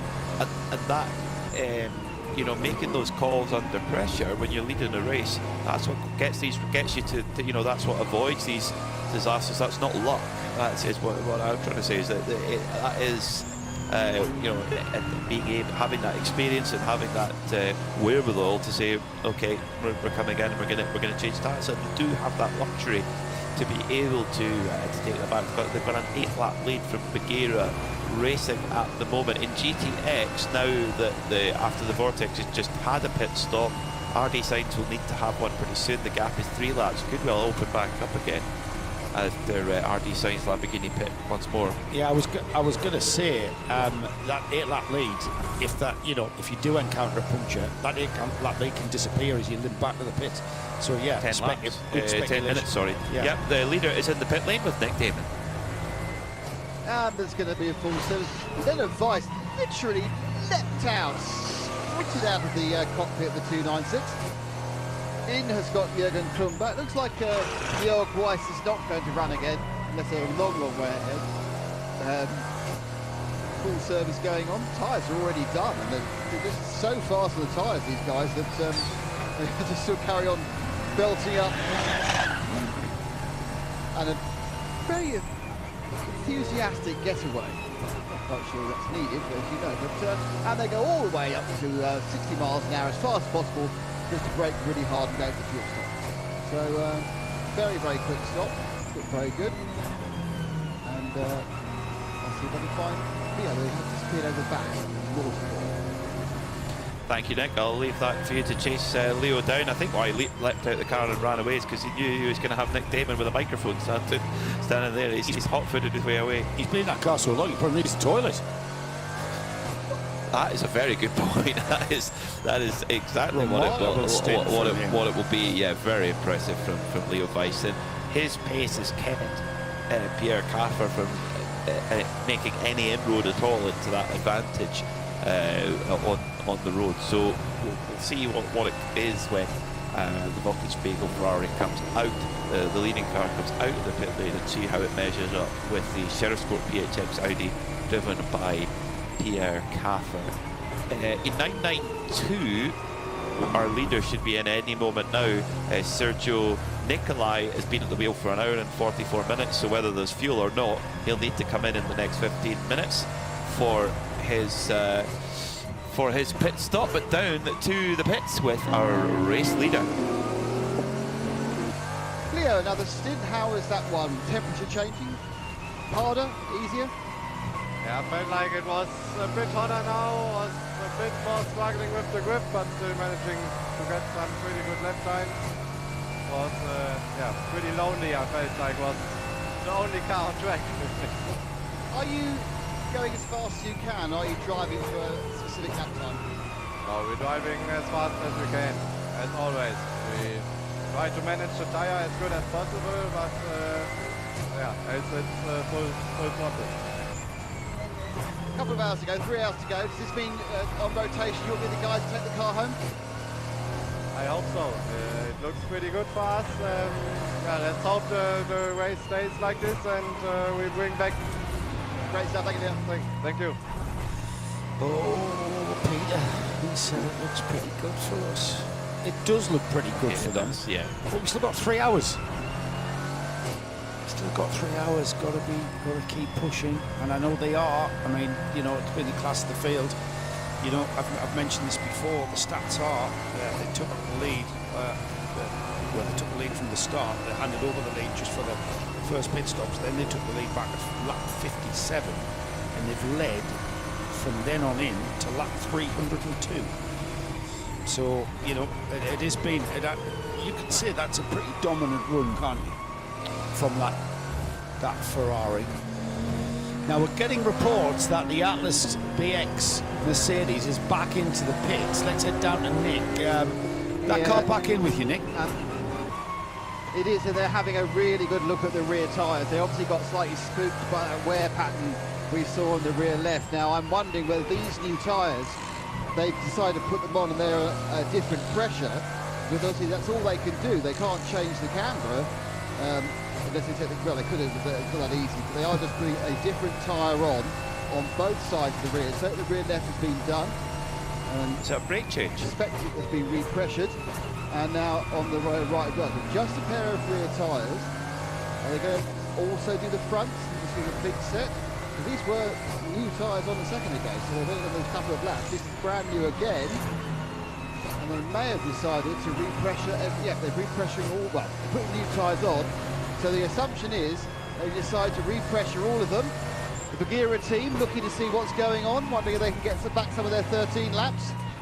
And certainly they'll get 1 or 2 for this, but there is the advantage, this precaution that Atlas BX are taking. They have the time to take it. They're not under extreme pressure anymore, so they can be safe to avoid being sorry. Exactly what I was saying, Nick, and everybody. So the tyres that went on were probably, the settings on those tyres were the same settings that the tyres that came off had gone with. Yeah. So they weren't able to address the issue of the blistering until that car came back into the pits and they went with another set of tyres. So that's exactly what they've done. They've brought the car back in early. And having read the data, having seen the blistering, they've done their research on that tyre, on that set that have come off, and readjusted the tyre pressure setting for the tyres. That's why the car's come back in. That adjusted tyre pressure setting has gone now on the car, and they should be confident with what they've put on that car now for a proper run and a proper run through to the next pit stop phase. And their lead is actually was 8 laps when they came into the pits, which is around 13 or 14 minutes. So it doesn't take much of a delay in the pits for that to disappear here at Estroril. They're back on the go now, Atlas BX Motorsport. The other thing as well is with 2 hours and 54 minutes to go, they can get home now on just 1 stop in that GT4 car. So it actually, to take that safety pit stop in when you apply it to where they are on fuel, it's actually they've only if they, unless they have any other unscheduled stop, they can get home on 1 more stop from here. Whereas BUGGYRA, interestingly, we're hearing from Nick that they didn't take fuel on that second although stop. they'd not long been in. So yeah, I think that still applies, that they pitted just after 3 hours to go. So you get about 1.5 hours from a tank from one of these cars, maybe even a bit close more. though, Peter. They were right on the 3 hours. It is close. They might well want a bit of code 60. Jochen Krumbach has just set the best sector of anybody in sector 2 in the Ferrari. So Leo Weiss was not making up, and he says we're going as fast as we can. Yep, that's the fastest X2 we've seen all day. So now it's that we've seen the peak of temperature. We saw it about between sort of 3 and 4 o'clock in the afternoon. It's now coming just 6:05 local time. So, and that was when we were at the biggest risks of punctures. It's the only time we've seen them. And then now the temperature is starting to just drop slightly, and that's enough to cool the temperature in the tyre and the excuse me on the track surface to make it a little bit more grippy. Are we going into our golden hour? I think we've got it's going to be a golden 2 hours and 50 minutes. Yeah, I think we are. Probably the golden hour will be the final hour. Yes, because that's when the sun will be really low. The track temperature will be probably at its lowest since this morning, and the tyre wear factor, the track will be less slick, and we'll see some good lap times. Incredible that we've got the fastest ever sector of the whole race there, just appearing now with 3 hours to go. Incredible. It is. There's still lots of questions to be answered here in this race. So yeah, more tweets coming in. Do send your thoughts into the global broadcast centre here. It's at 24H series hashtag. This is endurance, and yeah, Dave Alcock says the Ford GT redefined the GT class expectation. It's a revolutionary design. This is the modern Ford GT we're talking about. There were 3 generations of them, really. There was the original in the 60s. There was the Ford GT from the mid-2000s that got basically repurposed and re-engineered by independent race teams. It wasn't a Ford effort. And then we had, all of a sudden, no more Mr. Nice Guy, full Ford factory effort in the mid-2010, 2016. They came in their 50th anniversary, if I do the maths correctly. But yeah, it did change the game. So yeah, thanks for getting in touch with us there, Dave, and Ian McCarthy as well. Talking about, I think when it sparks conversation, you know that a car is special when it sparks a debate and it sparks a reaction, and that's what that Ferrari has done. Now, we talked about the gap of what it would be for the Wochenspiegel car back to Sport. Now, it's ebbing back and forward with the pit stops. When we went into the last equal cycle, the gap was 48 seconds. It's now just 20 at the front of the field, so that's your point. Here, Kaffer is nibbling at that lead. He's took 28 seconds out in a of stint. That gap. Yeah, in a stint, yeah. And we've got another 2 pit stops for those, possibly 3 even. With 3 hours to go, we have got now, two and a half pit stops. So if you split it into now 2 and a bit. I think they'll need a little splash. It'll be very much a splash, and a code 60, and that evens itself out for. So yes, 2 and a bit for stops for Wochenspiegel, Team Modshow, and then in Pierre Kaffer's Sport Audi, they're going to pit in the next 20 minutes or so, and for them they might well be able to do just the 2 stops, but is that going to be enough? Red Camel Jordans have come into the pits. Are they in the penalty box? Yeah. So Nick Damon, what have you got? Yeah, I saw Rick Breukers stalking up, looking unhappy about things.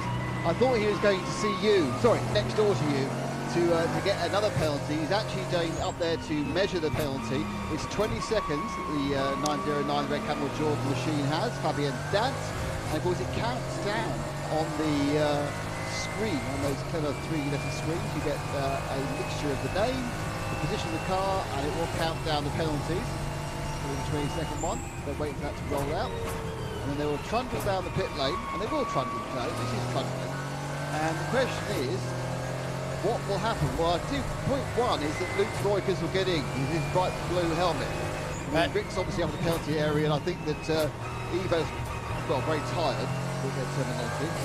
Right, tyres are coming off, and it looks like they're doing brakes as well. So we are going to get brakes as well done by Red Camels. They've been given the okay to do them from Paul Truswell, and the concept they at least need to check them from Red Ant's problem.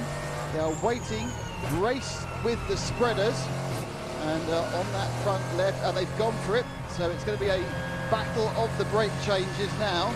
Outcome on that left side, the first of the discs, the pads, sorry, taking off the pin. Oh, well, those are really worn out, a lot more worn out than the ones on the red hand, that's for sure. Now the spreaders, you've got to expand the pistons that have been gripping against the disc, pushing back against the pressure, and it's not that easy.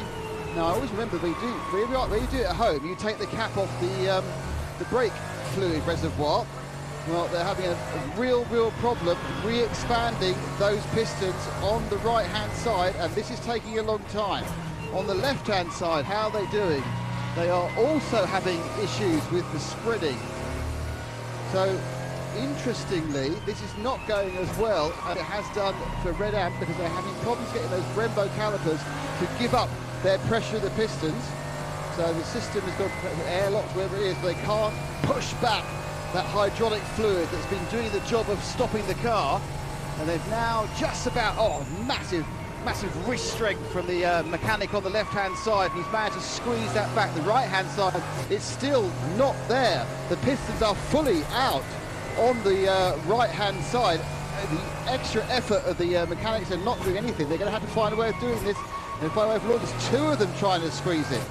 They have got a major problem. This may be where the win disappears. The attempt to mend this right-hand caliper to get the pistons back could be the end of the 909's chance of winning. A simple thing, just spreading the caliper. But it's taking time. They're now trying the old-fashioned, I'm going to use a big screwdriver. It's not working. The left-hand side is finished. And is this then finished? Is this the end? The Red Camel Jordan with 2 3/4 hours to go on a simple brake change going wrong. Still working away, still squeezing. I'm not thinking that someone just lobbed 2 brake pads at me. Fair enough, I am perhaps over-regging this slightly, but no need to throw 800-degree brake discs, to be honest. But there, so still on this front right, the caliper won't go back. What do? Put the old ones back in again? Don't know. Right, what they decided is taking the disc off.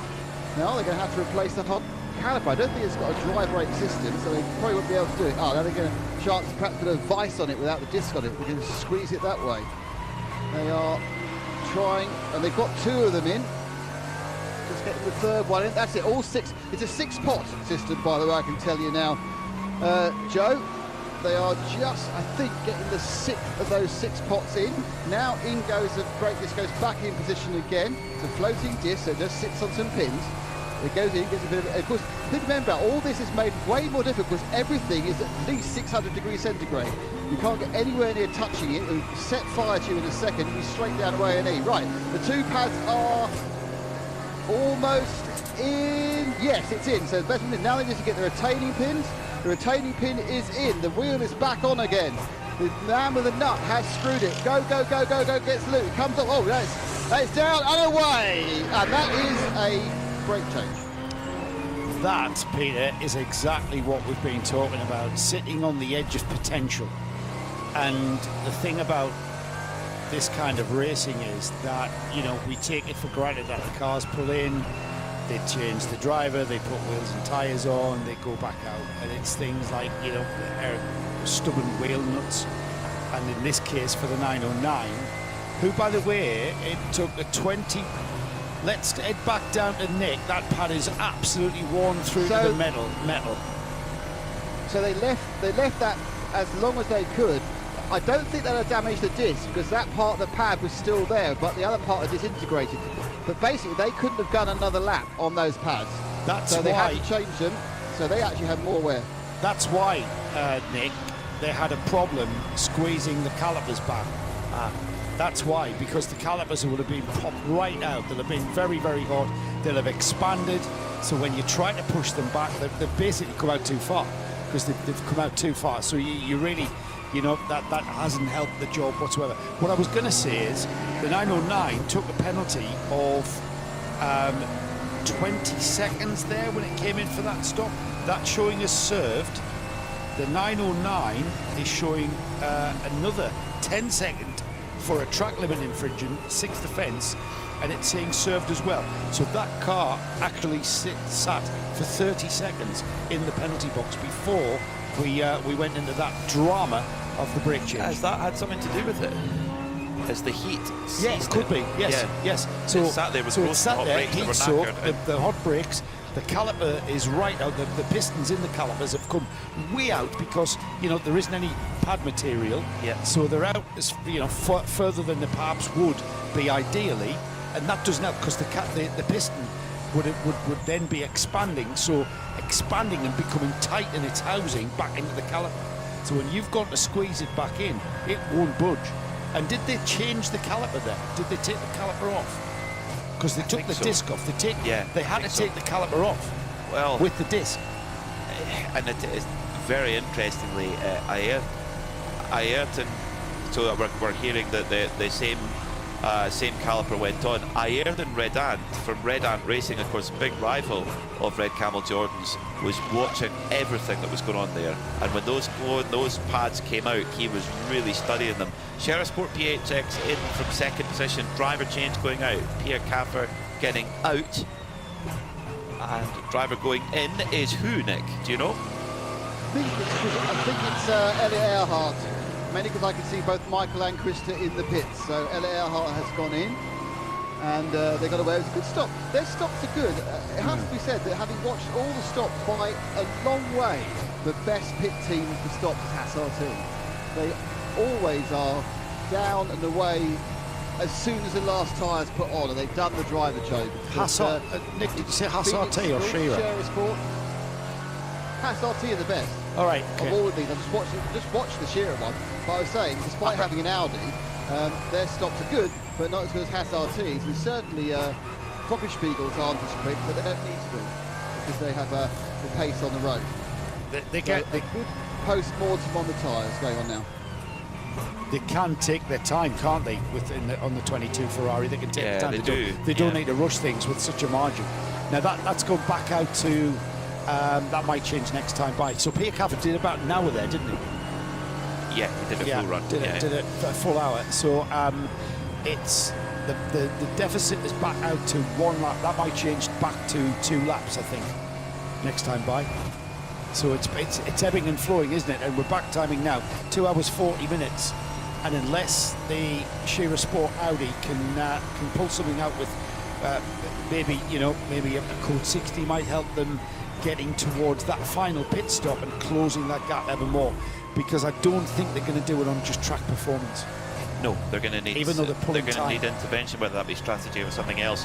Charles Putman is taking over from Shane Lewis in the CP Racing car. So Charles Putman, the team owner, going for his second stint at the wheel with 2 hours and 40 minutes to go. Coming back to the context of that 992 battle. The fastest car in that, certainly in the hands of Rick Roykers, that Red Camel Jordan's car has been a rocket ship. They've been brilliant, but that brake change that went wrong has potentially cost them a chance at victory. Redant Racing, Ayrton Redant was looking with intense interest in what was going on, and looked very closely at the materials when they came off the car. And you've got to think now Redant Racing and indeed Philly Motorsport, who lead 992, I bet there's a lot of discussion going on in those garages. So they're going, okay, that's what's happened to their car. We're to our rival's car. We're in exactly the same model of car. Are we going to use, are we going to risk doing the brake change, or do we have the option do we have the choice, the luxury? Nick Damon, who have you got down there in the pit lane?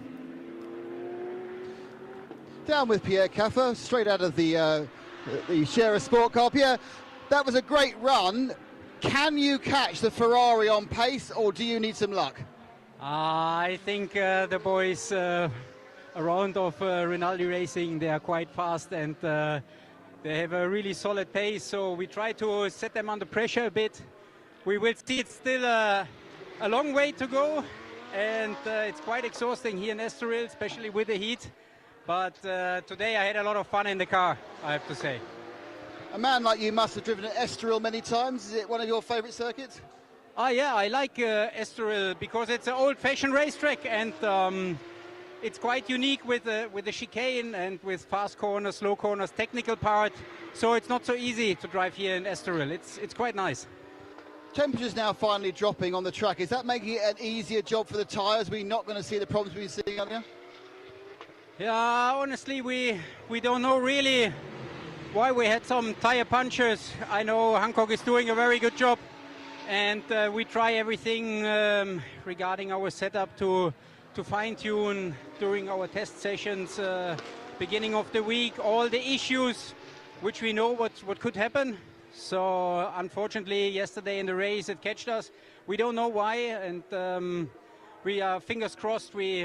Until to the end now it should be solved. Hope so too. Thanks, Pierre. Thank you. Thank you, Nick, and thank you to Pierre Caffer, still smiling, and they're not done from this. They're not done from this race at all. That's for certain. And so, joining me in the commentary box right now is Peter Snowden, former FIA GT racer, and.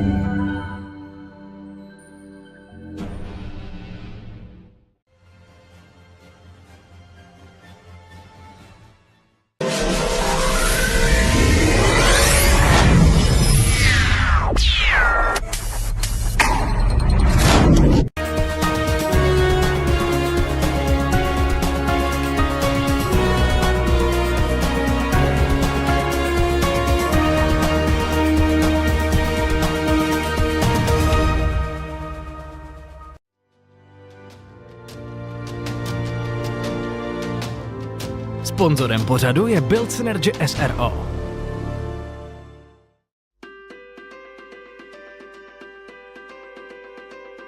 Sponzorem pořadu je AZ Energies SRO, český dodavatel energie.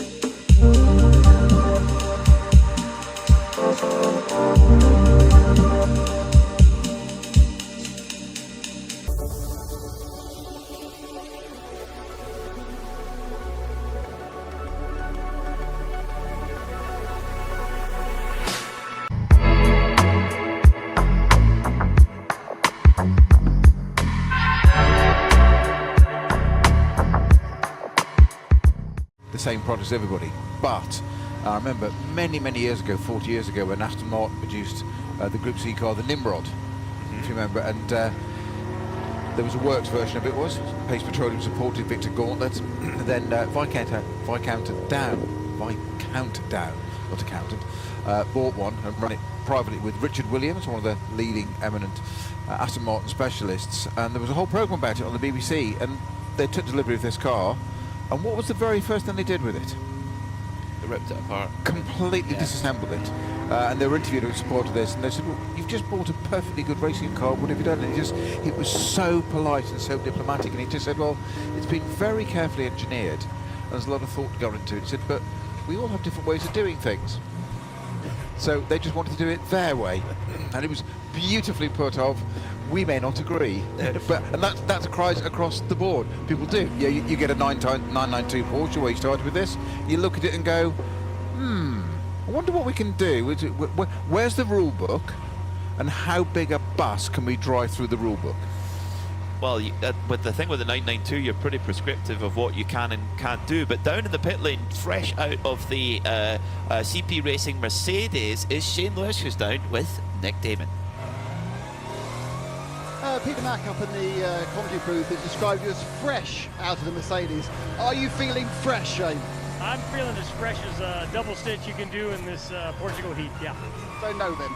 Yeah, right now. I mean, that was quite a big move to go for the double. We heard as a team you're going to stick with singles because of the heat. What made you decided to double your work rate? Well, as we're going along, the racetrack is actually changing quite a bit.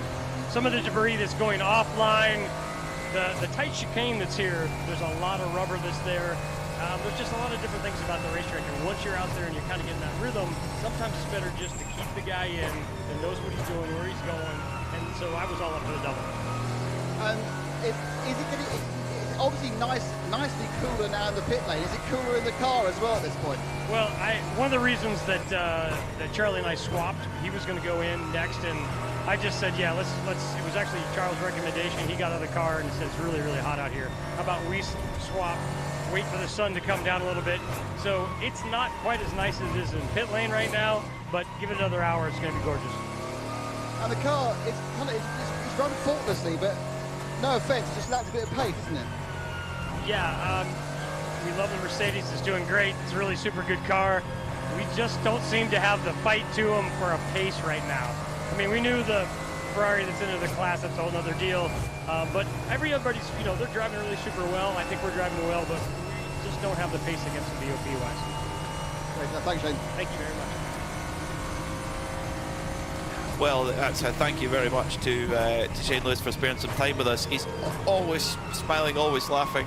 Shane Lewis, he's spent there after a double stint, and no wonder. That's a mighty effort in that AMG Mercedes with team owner Charles Putman now on board. And Shane's absolutely right. With the package they've got underneath them, they've done the very best with it this weekend. And great to see Joe Foster in that crew. He normally comes in for the longer races. And interestingly, Snowy, he was telling us he's doing a lot of karting, going back to his right roots back to the beginning. And karting is actually a really good way to get match fit and get your racing, driving muscles up to full caliber. Yeah, and obviously for karting, the weight is pretty key compared to weight in a driver is pretty key. Anyway, we mentioned this quite a bit earlier in the show over today and yesterday in these heat and this temperature conditions that, you know, a tired driver makes mistakes. So that's when you lose concentration. That's what you don't want. But that's why you need to be fit to drive these cars. But the weight within reason isn't so much of an issue in a GT car. In karting, it's absolutely paramount. You know, 2 or 3 kilos can make a whole difference. So it's great for you. It's good for muscle tone, etc. And to keep your eye on it. It's just racing, and as Shane described beautifully earlier, it's much as he loves racing with these boys, and they're a fantastic team. They are probably one of the most cohesive teams I've known in racing in decades of doing it. But he said the thing with the karting is, it's just him, it's just me in the car, just get on with it. I'm doing that awful accent again, aren't I? Heaven. I know. Heaven, that's what it's all about. Yeah, brilliant. Unlike my accent, which is not heavenly. Forgive me, dear. That's dear CP Racing, forgive me. Forgive me, please. Well, they definitely win the brake change competition, that's for sure. Because they managed to get it done under the code 60, and they got it done in a blink of an eye. You got a feel for you've been in the driver's seat, Snowy, in endurance racing. You've been in a managerial role as well, and running the team. For Red Camel Jordans, that they were just unlucky there. The brake change didn't go to plan. I'm sure they've done 100 brake changes with no problem, and I do wonder if sitting in the penalty box has caused some sort of issue with the heat soak. But team dynamic, what do you do from there? Because that might have cost them a win. What's the best way to cope with that as a crew? Regroup, focus, and get on with it. You know, don't point fingers. Yeah, them's the breaks. Yeah. Unfortunately, it's tough. That was exactly. I know. You see what I did there? I didn't think you'd catch on so quickly, but I'm used to working with Nick and Joe. So there you go. To new audience. That's the point. It's the one thing you can't do this. You can't take it personally. No. It's outside factors. It's external factors. You've not done anything wrong. It's frustrating, but you just waste energy worrying about it. Focus on that, and that's what you've got to do. It's one of the things that you'll find with the people who do more endurance racing and the more pro drivers, and a lot of the amateur drivers as well. It's dealt with, it's done, and no pun intended, it's parked, move on. There is absolutely no point dwelling on it. It was really interesting to see Ayrton Red Ant, who's not in the car, his brother Yannick is, for Red Ant Racing, who are in second right now, looking exactly everything that was going on and looking at the brakes pads that had come off, going and for Billy Motorsport in first in 992 and Red Ant Racing, who have received the same car, what are they thinking now? Can they afford to risk it with 2.5 hours to go, having seen what someone with exactly the same car just down the pit lane and what's happened to their brakes? Are they going to what do they do? Well, I think you've got to be competent in your own data and how you run a car. We've just mentioned a few minutes ago about how each team's got their own way of running it, and sometimes it'll work for you, sometimes it'll work against you. you know, it giveth and it taketh, and you've got to be confident. I think that one of the worst things you can do, and it's a bit of a metaphor for life, certainly in racing as well, is don't become a lemming. Don't follow somebody else just because they're doing it. They may have totally different reasons, strategy, data, intel, etc. Stick with what you know. Definitely at the end of it, review it, and that's fine. At the end, have a look at it, and if you end up being not the winner, shall we say, at the end of it, then okay. Evaluate, look at it, same again, understand it. That's the key bit. If you don't understand why you haven't succeeded where your goal was, then that's a whole different story, because all you're going to do is keep repeating the same mistake. You're never going to, it's just that's going to get very frustrating. Then all sorts of emotions and things get in, then drivers overdrive, people rush things, mechanics do things too quickly, and the whole thing just becomes a mess. You just trip over yourself effectively, so that sort of running downhill too fast, and that when you top off running quicker than your legs are, you just know you're going to go over. You've got to keep it that pace. It's classic endurance racing. Very much so. And if Billy Motorsport, our 992 leader, and our second place in 992 racing, if they're not going to do a brake change, you've got to think they've got to go as soft and as calm on the brakes as they can to try and get it to the end. In a dogfight, do you have that luxury? Possibly not. In GT, maybe just very quick thought on that. Maybe it's something that Nick could find out, or I can in my team when I go down there. And probably Paul Treswell's the guy to be able to tell us that. But you say you're fairly prescriptive when you buy one of these cars, but there will be some variables, otherwise it just wouldn't work. So okay, it's a fixed tyre series, but the brakes, there may be different compounds of materials on the brakes. So it might be that somebody's running, a slightly different material. I don't know the exact rules within, but it might just be that. So what you've got to be really, really careful of in answer to your question of what you do as another team in the same series, not go down rabbit holes, not panic about they've done that. So what? That's there. They may have a totally different set of patterns developing in their car, or the way. Don't forget, all drivers drive it different. This is why one of the things you've seen it with the Rinaldi Racing, the three guys in that Ferrari. They clearly work together as a team. They're driving that car pretty well the same.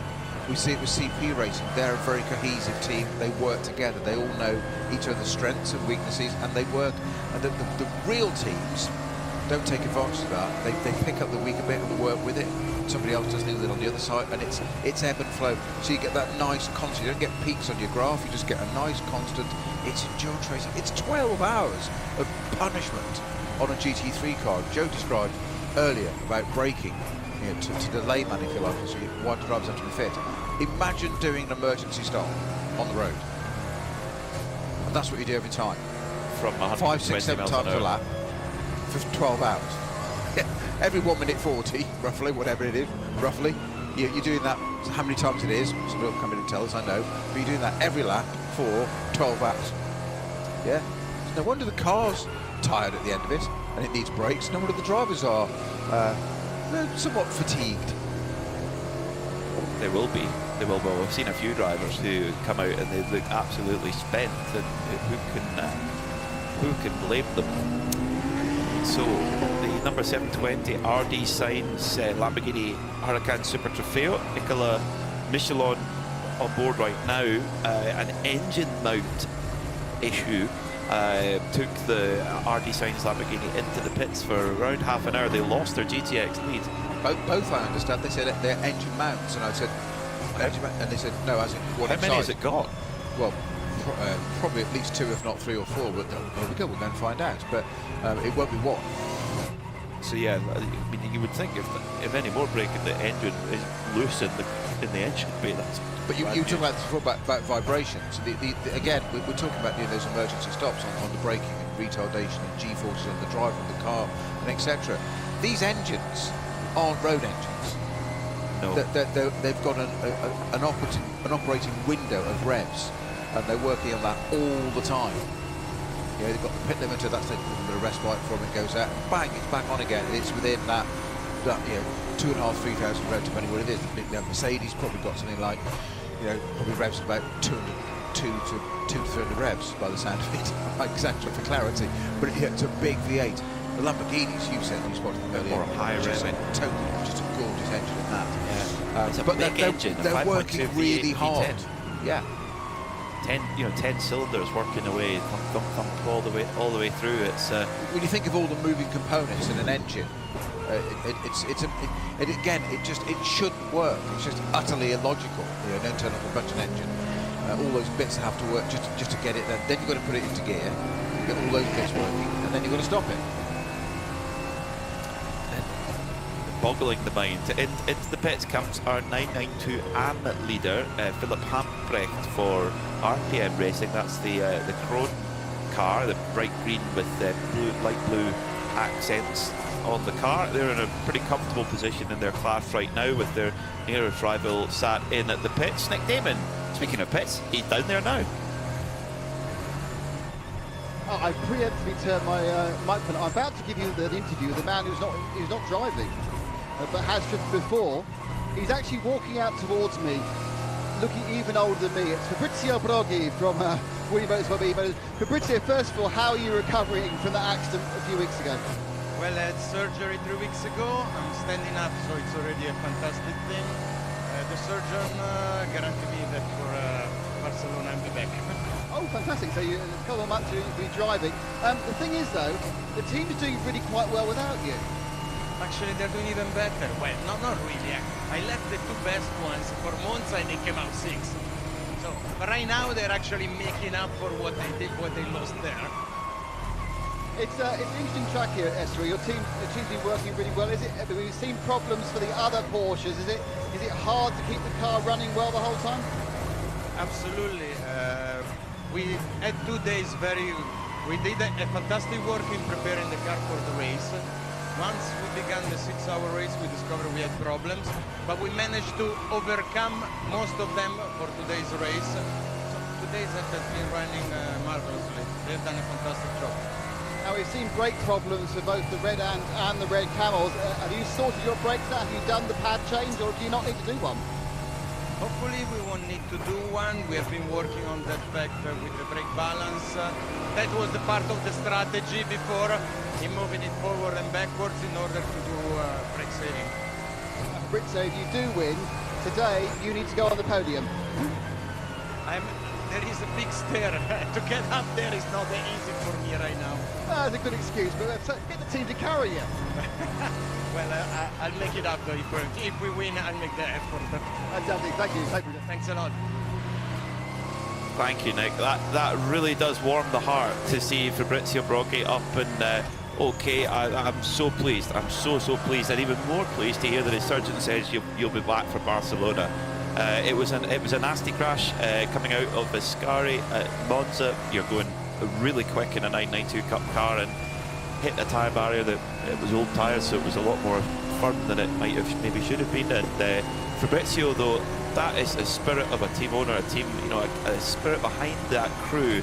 And Sergio Nicolai and Sabino De Castro, they're Fabrizio's regular co-drivers, but in his place, he's given an opportunity to a young driver who really deserves it and who's shown. I mean, Papi Casimo's been lapping fairly similar to Rick Breukers, Daytona 24-hour winner. It just warms the heart to see that. It's great. What a fabulous can-do attitude. Yeah. Nick just basically challenged me and said, well, there's some stairs. But I said, if we win, I'll make the effort. No hesitation. Just I'll take it on. It's a challenge. Yeah. It's fantastic. It's really fantastic.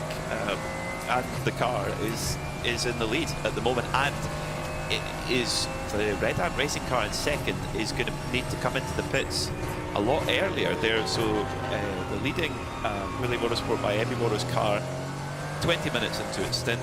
The second place car in class, Red Ant Racing number 903, are 55 minutes into their stint, and yet Billy Motorsport hold a fairly sizable gap over, just to double check on our timing screen exactly what that difference is at this stage. It is 1 minute and 26 seconds, and with a bit of an edge on the strategy as well. So this at the moment is looking good for Billy Motorsport by Emmy Motors, but the difference between doing a brake change and not could change that gap. Now, interesting there, Fabrizio Broggi says, Snowy, they've been playing about with the brake balance to save the brakes. Explain that for us, because that's a mystery to me. Yeah, I was just going to pick up on that and say that they've done that for the conditions. Now, to Brake balance. Obviously, you have the brake pressure, front and rear. So it's adjustable on a racing car like this. It isn't on your road car. It's all done automatically for you, an ECU, etc. For road safety, for totally different reasons. In a race car, you want something that's got a different operating window. So in conditions like this, you'll want a lot of brake bias on the front of the car, because there's weight transfer. When you brake, the car tilts forward, and you want to put the weight on there. Now, what that can do in the wet or the damp and the cold, depends on track temperature. It's why you quite often see, we talk about ambient temperature, and inside the cockpit we saw engineers, I said yesterday at one point, going out with a probe and testing the pit lane to see what the track temperature is, because that's the bit that's where the car's in contact with. So the greater the track temperature, and Joe alluded to this earlier about how tyres wear, so the more you brake bias you have on the front, the more danger, especially running a car without ABS, the more you're likely to get a lock-up and wear those tyres out. Plus, so your front left tyre on a circuit like this, a clockwise circuit, does all the turning, that's going to scrub. Your left rear is going to do it when coming out of the corners on the power. So you've got to manage that. That's part of the tyre. So if you have too much brake bias on the front, you're going to wear those tyres out and the brakes quicker. So what you want to do is try and have a little pressure on the front as possible, because it hits balance, and move it towards the back. Now that's when it's colder and wet, that's logical, because you put more brake bias on the rear, because you don't want that front locking up, you want the back going where you've got more control of it. So it's finding that balance, but managing it, it's a very, very tricky art and very clever. So they're having to save the front brakes, which appears to be the danger area. They're having to actually keep shifting it further back. But of course then that, if my understanding is correct, that your absolute maximum braking power is less a little bit, because you've got bigger brakes on the front. Well, very slightly. What it will do is, though, because then it depends on how the car squats under braking. So how you've got bump and rebound on your dampers. So as it squats, if the back's dropping, then you want to put not too much brake pressure on the back. So you might have, say, a 70-30 split. Just like 70% of the pressure goes to the front. But of course, that also changes on fuel load as well. So at the beginning, you've got a lot in a Porsche. You've got your fuel tank right at the front there. So all the way, as the fuel burns off, you want it different. It's a fascinating thing of what you can do, and how race cars are different to the. It's fluid. It's a moving thing all the time. Yeah, so quite literally, no pun intended. And you've literally got a dial or a lever or a dial, and so you can play about with it all the time if you want just on the steering wheel. These days, it's like playing a video game. You can do it. You just wind it around and back on, and just change it. But of course, that's the other thing that you say about driver management, or drivers managing tyres and brakes. That fuel load's changing, but there's a crossover point. I think I mentioned it to Jochen Krumbach yesterday, where your car's full of fuel at the beginning, and it's got fresh tyres. Yeah, so it's heavy, but it's got the best grip because of the tyres. But it's heavy, so the extra weight is going to wear those tyres out quicker. At some point, you burn the fuel off, and it goes less. The car gets lighter, therefore it's technically quicker. But correspondingly, your tyres have worn as well, so it's got less weight but less grip. So there's a graph of the two, and it's at some point that's converged. There's a crossover, and then you get to a point where the car's light and lovely and quick because it's got barely any fuel on board, but it's got no tyres, and the tyres have fallen off the cliff. Basically, they're what they talk about, degradation on the tyres. What you're saying to me is racing drivers are never happy. Well, that's all I'm hearing. Absolutely, absolutely. The eternal search for grip.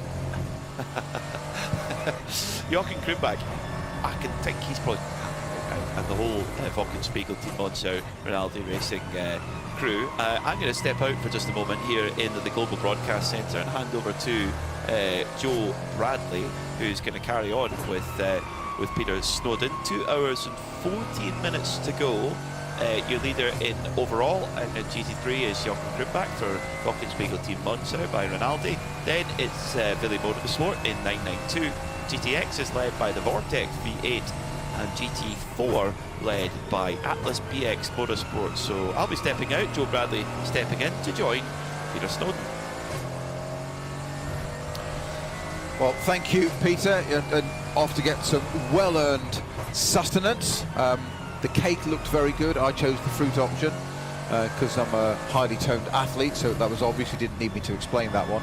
I think Peter will go for the cake option. Can we just make sure, Peter, that you take photographs again, please, and make sure that we see the photographs of the dessert option. It's very important. Dessert option is phenomenal. I've seen it. I know. It's pavlova, isn't it? I think I don't know. I didn't go anywhere near. Honestly, I walked past it, and I reckon that was about 500 calories just looking at it, just glancing across. Surely at your stage of life, you've given up on trying to stay slim, Snowy. Well, yeah, delusion's a strange thing, but so I'm not sure whether it's what it is. But there you go. Delusional dementia. I'm not really sure what it is. Fabulous catering, isn't it? Joe, welcome back. Yeah, so I haven't been gone very long, and I've been sort of keeping tabs. It's what do you think of this? I mean, we've spoken about this, haven't we? The Spiegel team, Monschau Ferrari. I think there was only one word. It's been dominant. I mean, you know, we're only 12 minutes away from 10 hours of racing. Sorry, 16 hours of racing, if you like, because in yesterday's qualifying race, where they took maximum points haul for the championship to bring them back into contention. I know they've missed a couple of rounds. But yeah, I mean, I would use the word dominant. I can't think of anything else because they really have. It's just consistent, isn't it? Yeah, it's metronomic, isn't it? Yeah, the whole team, though, everything.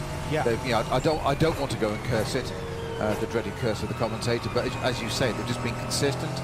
They've kept out of trouble. They've kept out of the pits. They've had no penalties, as they all three said in their interviews yesterday at the end of the race. They've had no penalties. The cars worked well, and it's all very good. We've waxed lyrical about this Ferrari designed, Orica built 296. And how fast it is, and it is phenomenally fast, quite clearly. But that's no good if it's not reliable. And it's done a 6-hour race yesterday. It's over 6 hours, well over 6, so 8 hours into this one now. 10 hours, aren't we, Neil? So that's an awful lot of racing to do. It is. Over a weekend. And yeah. We do 24-hour races. And I'm going to say something slightly odd for him, just bear with me. A 24-hour race, it's got a rhythm, it's got a pattern. So it does an hour on how long it does on a fuel, stops, goes again, it gets metronomic, as you said. This has had a 6-hour race, then a stop, and a break, and a gap, and then it starts again. So it's another separate race. Yeah, but within that gap, you've had a chance to reservice the car. And surely that's not as harsh. I mean, I know there are certain components that you wouldn't change after a 6-hour qualifying race. And, you know, the chances are that you're going to life the components with that in mind coming into the weekend. So it wasn't just a 6-hour race yesterday, 1-hour qualifying session, practice sessions on Thursday. The insecure racing driver bit of me that comes up with that has the potential to sort of, as Peter McCarver said, reverse engineer. It worked fine for 6 hours yesterday. Yeah. Leave it alone. You know, it ain't broke, don't fix it. Oh, okay, we're going to service it. No. Leave it alone. Leave it alone. No. Because you might undo something, you might knock a sensor or do something. Leave it alone. You can't do that. I know you can't. You run teams, you run touring car teams, Joe. So absolutely, you just wouldn't allow. You wouldn't just park it up and say, let's go to the hotel. I mean, of course not. I know. My OCD wouldn't allow me to do that. I'd be like, oh my God, we've got to look at the brakes. We've got to check the brake wear. We've got to do, check the dampers. I'd be sitting there as a driver saying, don't fiddle with it. I'd be it servicing the dampers after a 6-hour race. Of course you would. Yes. We recalibrate them. Yeah, fiddling. Yes, we're just going to put a bit of bump to it. We're going to change this. We're going to change that. Like, no, leave it alone.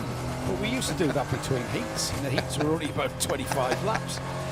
Oh, it's yeah. I mean, but getting back to that number 22 Ferrari. The drivers have done their bit as well, I think, because they literally haven't put a wheel wrong.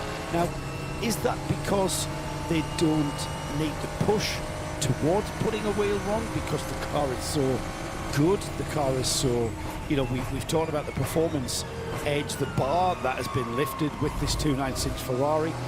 Does that give the drivers an extra bit of cushion, if you like, that they don't have to stress things? There's one word that covers it for me for the entire team, whether it's the strategists, the engineers, mechanics working on it, all driving it. We've said the car's consistent, we've said it's quick, but the main thing it's going to do, if it works like as well as it clearly does, is bucket loads of confidence for everybody. Whether you're driving it, sitting in it, working on it, if it inspires confidence, it puts you on a whole different plane I don't mean an aeroplane. I mean plane as in a level. Yeah, exactly. I just thought I'd caught myself out there for a minute. Because you don't have to think about it. You're not worrying about it. Drivers naturally listen for every noise, every word, every click, every something. Is that? Is it? What is it? What is it? What's that? So and so. If it's not doing any of that, and it just keeps going, and you use the word metronomic, Joe, if it just keeps doing that, you just oogles and oodles of confidence. You've got underneath you an incredibly strong platform. This car clearly is.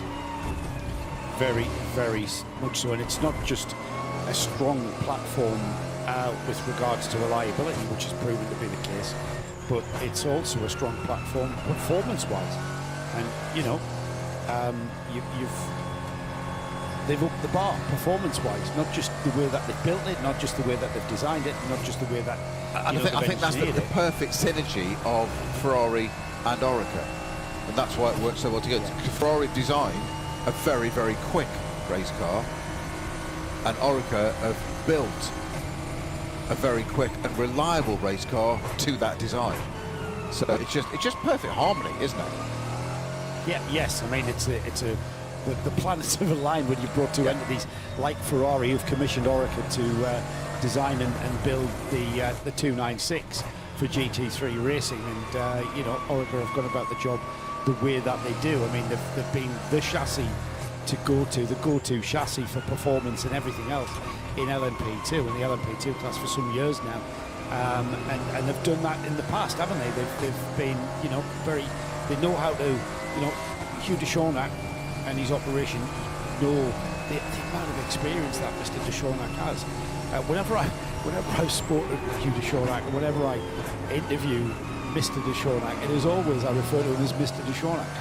I can't bring myself to call him Hugh.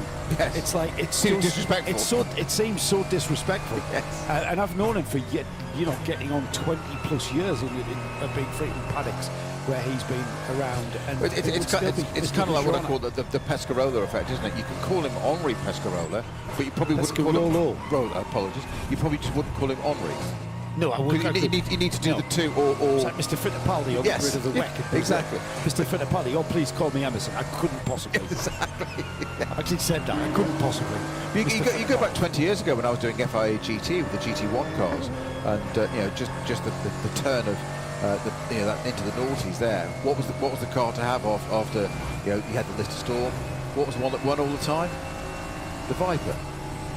The Oreca Viper. The Oreca Viper. Yeah. There you go.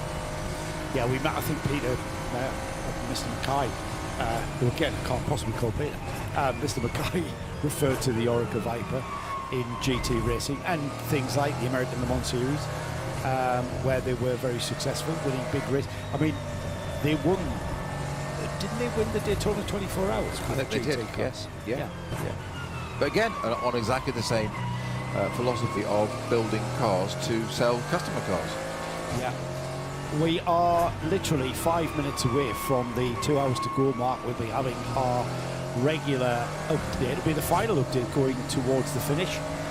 So I'm not going to give you a rundown as yet. We'll get a bit of a sort of a summary of what's been happening in the last couple of hours and certainly over the course of the race. Did we get to the bottom, Snowy, of what exactly the problem was with the MP Racing Mercedes? It's it's been in the lap. It's been in the pits for over 4 hours, so it's clearly a retirement. Did you want to get to the bottom of why that car? Hang on, let's head down to the pits because I think Nick can add. It is no longer in the garage. It has been removed from the place. Basically, we had also the failure earlier on, or belt failure earlier on, and then they had another engine bay related issue. So my feeling is it's engine wide gone ping. Right. Okay. Don't think we want to sit here. We can ask the question about the Gosleys are long gone. Well, actually, as I walk down there, they are packing up, and their pet garage is being taken over by a selection of those Ferrari challenge cars we have all over the place. Ready for a track day run tomorrow, probably. Yep, I think so. What's the feeling like that down there at the pit lane at the moment? It's been a long weekend for these teams and crews, hasn't it? And in the heat, that is still very evident there in the early evening here. in Portugal. What's the feeling? People covered in brake dust and stuff, Nick? It's actually, because the pit lane now is the nicest it's been since like 10 o'clock this morning. It's now fully covered in shadow, the shadow which is just about the pit wall. It's very cool. There's a lovely sea breeze effectively, so I should moan more, shouldn't I? It's actually a very pleasant place to be at the moment. There's a kind of a quiet determination, I think. Everyone, whether they've had a good run or a bad run, is now really focused on getting the car to the end with their best possible result. And I think interestingly, when you say it's a brake dust, well, there's some very tidy people. There's a lot of dustpan and brushes sweeping all this stuff up. And I noticed that the Vortex dropped a bit of oil earlier, and they're straight out there with the spray to clean it off. So everyone is leaving the track as they wish to find it, but we have, of course, 2 hours to go, and we haven't got to give any of the prize yet. Yeah, I mean, 2 hours to go, Snowy. It's kind of the point in time where you think it's all over, isn't it? You can easily let your mind slip towards, it's only 2 hours to go. But that's when, complacency can creep in and you can get things wrong. Get lulled into a full sense of security, as you say, and complacency sits in, and suddenly you find yourself in the gravel facing the wrong way. Or stopping at the wrong box in the pits. Never done that. Haven't actually. Have you? No, I haven't. The various misdemeanors I have done that wheel of race cars over the years, that's not one of them. I've had teammates that have done it, which is quite alarming when they stop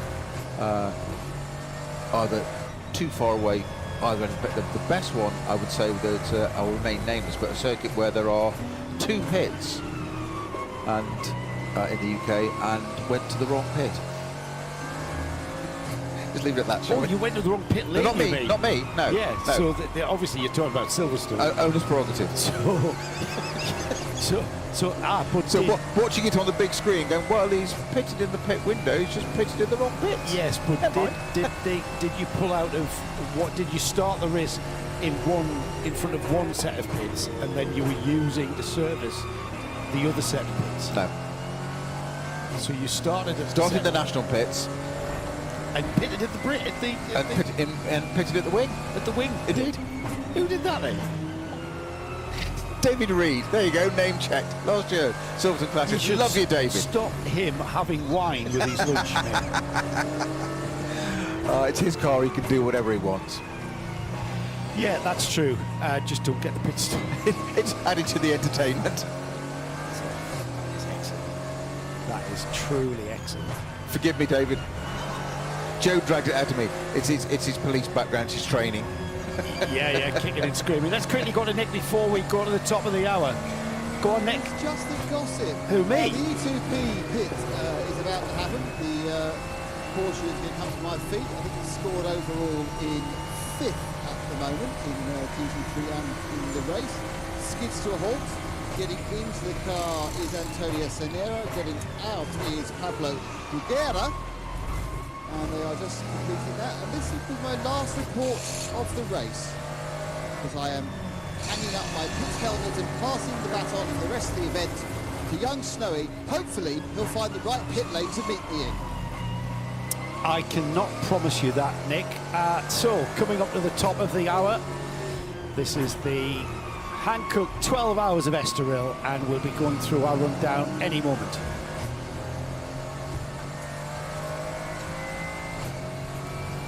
So with the number 22, the Wochenspiegel team, Monchau racing Ferrari run by Rinaldi, of course. They are in the lead, 336 laps completed. 3 laps behind them is the Shira Sport Audi.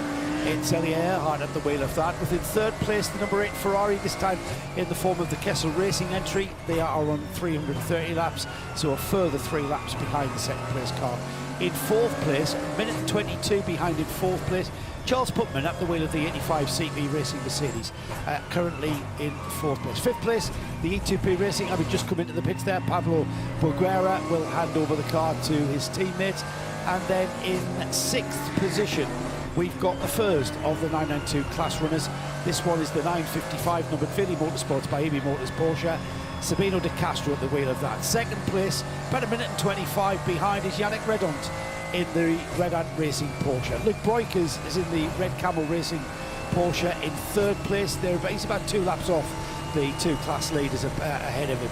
Fourth in 992, and in 9th place overall is Brent Verheyen in the Red Ant Racing, the sister car, the 904 there. 10th, Nicholas Johnson in the RPM Racing Porsche, 5th in 992, and as I said, 10th overall. It's Frederick Verviche who is recovering drive for the Haas RT. They've had a torrid time with that hub failure on that Haas RT Audi. They're currently in 11th place overall. 12th is Philippe Bonnell, just come into the pits in the Vortex V8, currently leading GTX. And then the leader of GT4 is the next car in line in 13th place. That's the 403 Atlas BX Motorsport Mercedes. Second in GX, 14th overall, is the RD Sainz Lamborghini, with second in GT4 and a recovery drive after problems for the BUGGYRA ZM Racing Mercedes Kart 416. 16th overall, 6th in 992 is the HRT Performance Porsche of Kari-Pekka Larsson, and then we've got in 17th the third place GT4 under the PCR Sport Mercedes. In the pits and looking like a retirement, they've been in the pits now for over 2 hours and 20 minutes. That's the HRT Performance Porsche 967, and then we've also lost the MP Racing Mercedes of Thomas Gostner, the Gostner family in fact, car 58, in the pits now for well over 4 hours. So 2 retirements, that's all we've had in this 12 hours of racing. We've got just under 2 hours remaining, and I'm just very shortly going to be joined by my co-ed Nick Damon, who's hot shot up from the pits. I take it Snowy did find the right pit lane. What do you think of that story, Nick, about his teammate pulling into the wrong pits? That is choice. Well, I'm assuming that this is a gentleman driver and owner of very expensive race cars. Yes, sir. And I think they can do what they like. Yes. To be honest, probably however, it's not. I'm sure it's not the first or the last time that has ever happened. Yes, probably not. Probably not. I bet you people pull into the wrong side of Atlanta, for example.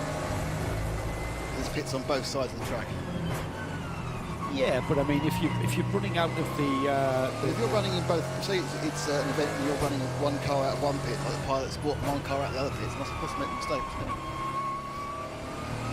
Easily done, isn't it? I think going the wrong way around the track. Yeah, that can happen. That's very easy. Thinking about it, perhaps I don't know. It's a good story. Though. That's the E2P racing car. That shot is a nightmare. You think I know. You think they're going to? It's crawling round. It's very long of the pits. Yeah. So that's the number 90 Antonio Siniero in that car. Fifth overall. Third in the GT3 AM class, and will be on that GT3 AM podium later on. Coming up later on, inside of 2 hours, in fact. Your thoughts of this race, Nick? I've kind of put that to Snowy in relation to the quite dominant run by the Vauxhall team, Monschau Ferrari. Overall, it hasn't quite been the race of attrition that could well have been, has it? We've had some very strong runs from the cars at the front. Yeah, I think it was. Vauxhall team Rinaldi, team launched out by Rinaldi Racing, are an excellent team. They proved that by winning yesterday, and they proved it again by doing so well in the first 10 hours of the day. The issue is that despite their ranking of AM, with that particular car, the fact that they haven't had your advice in the car, they have a very, very good driver lineup. Not wishing to be unkind, but Share Sport in Pro-Am have had the run into Grand Time Magdalena. Magdalena is an absolute gentleman driver, owns the team, but he is a little bit off the pace. So they've had to live with that. And of course, the major reason they have run away with this, or are running away with it may change, is the problem that befell Haas RT, they had the hub failure. Without the hub, because don't forget they were leading by 25 seconds when the hub failed. So at that point, yes, a long way to go, obviously at that point, but that was the team that was most likely to challenge his dominance for WTM. They've since had this lead they've been able to relax into, which is makes when you've got that cushion, it makes all your decisions really easy. You have pressure, you're not stressed, and that adds to the ability of everyone to do their job better. Yeah, I think I agree with that. I think I've said something along those similar lines. It kind of takes pressure off you regarding the urgency of your pit stops, and you can really afford to take a little bit more time about things. Let's head back, let's head to the pits and welcome Snowy back to the pit lane. Snowy, you hit the ground running down there? Yeah, I'm just down with the 707 Vortex. It's had a brake pad change. Both sides of the front, I didn't witness on the left-hand side. So what was left of the pads on the right front right, which I can see the bit earlier, they're lifting down to the back interior. But they were getting this not handling with the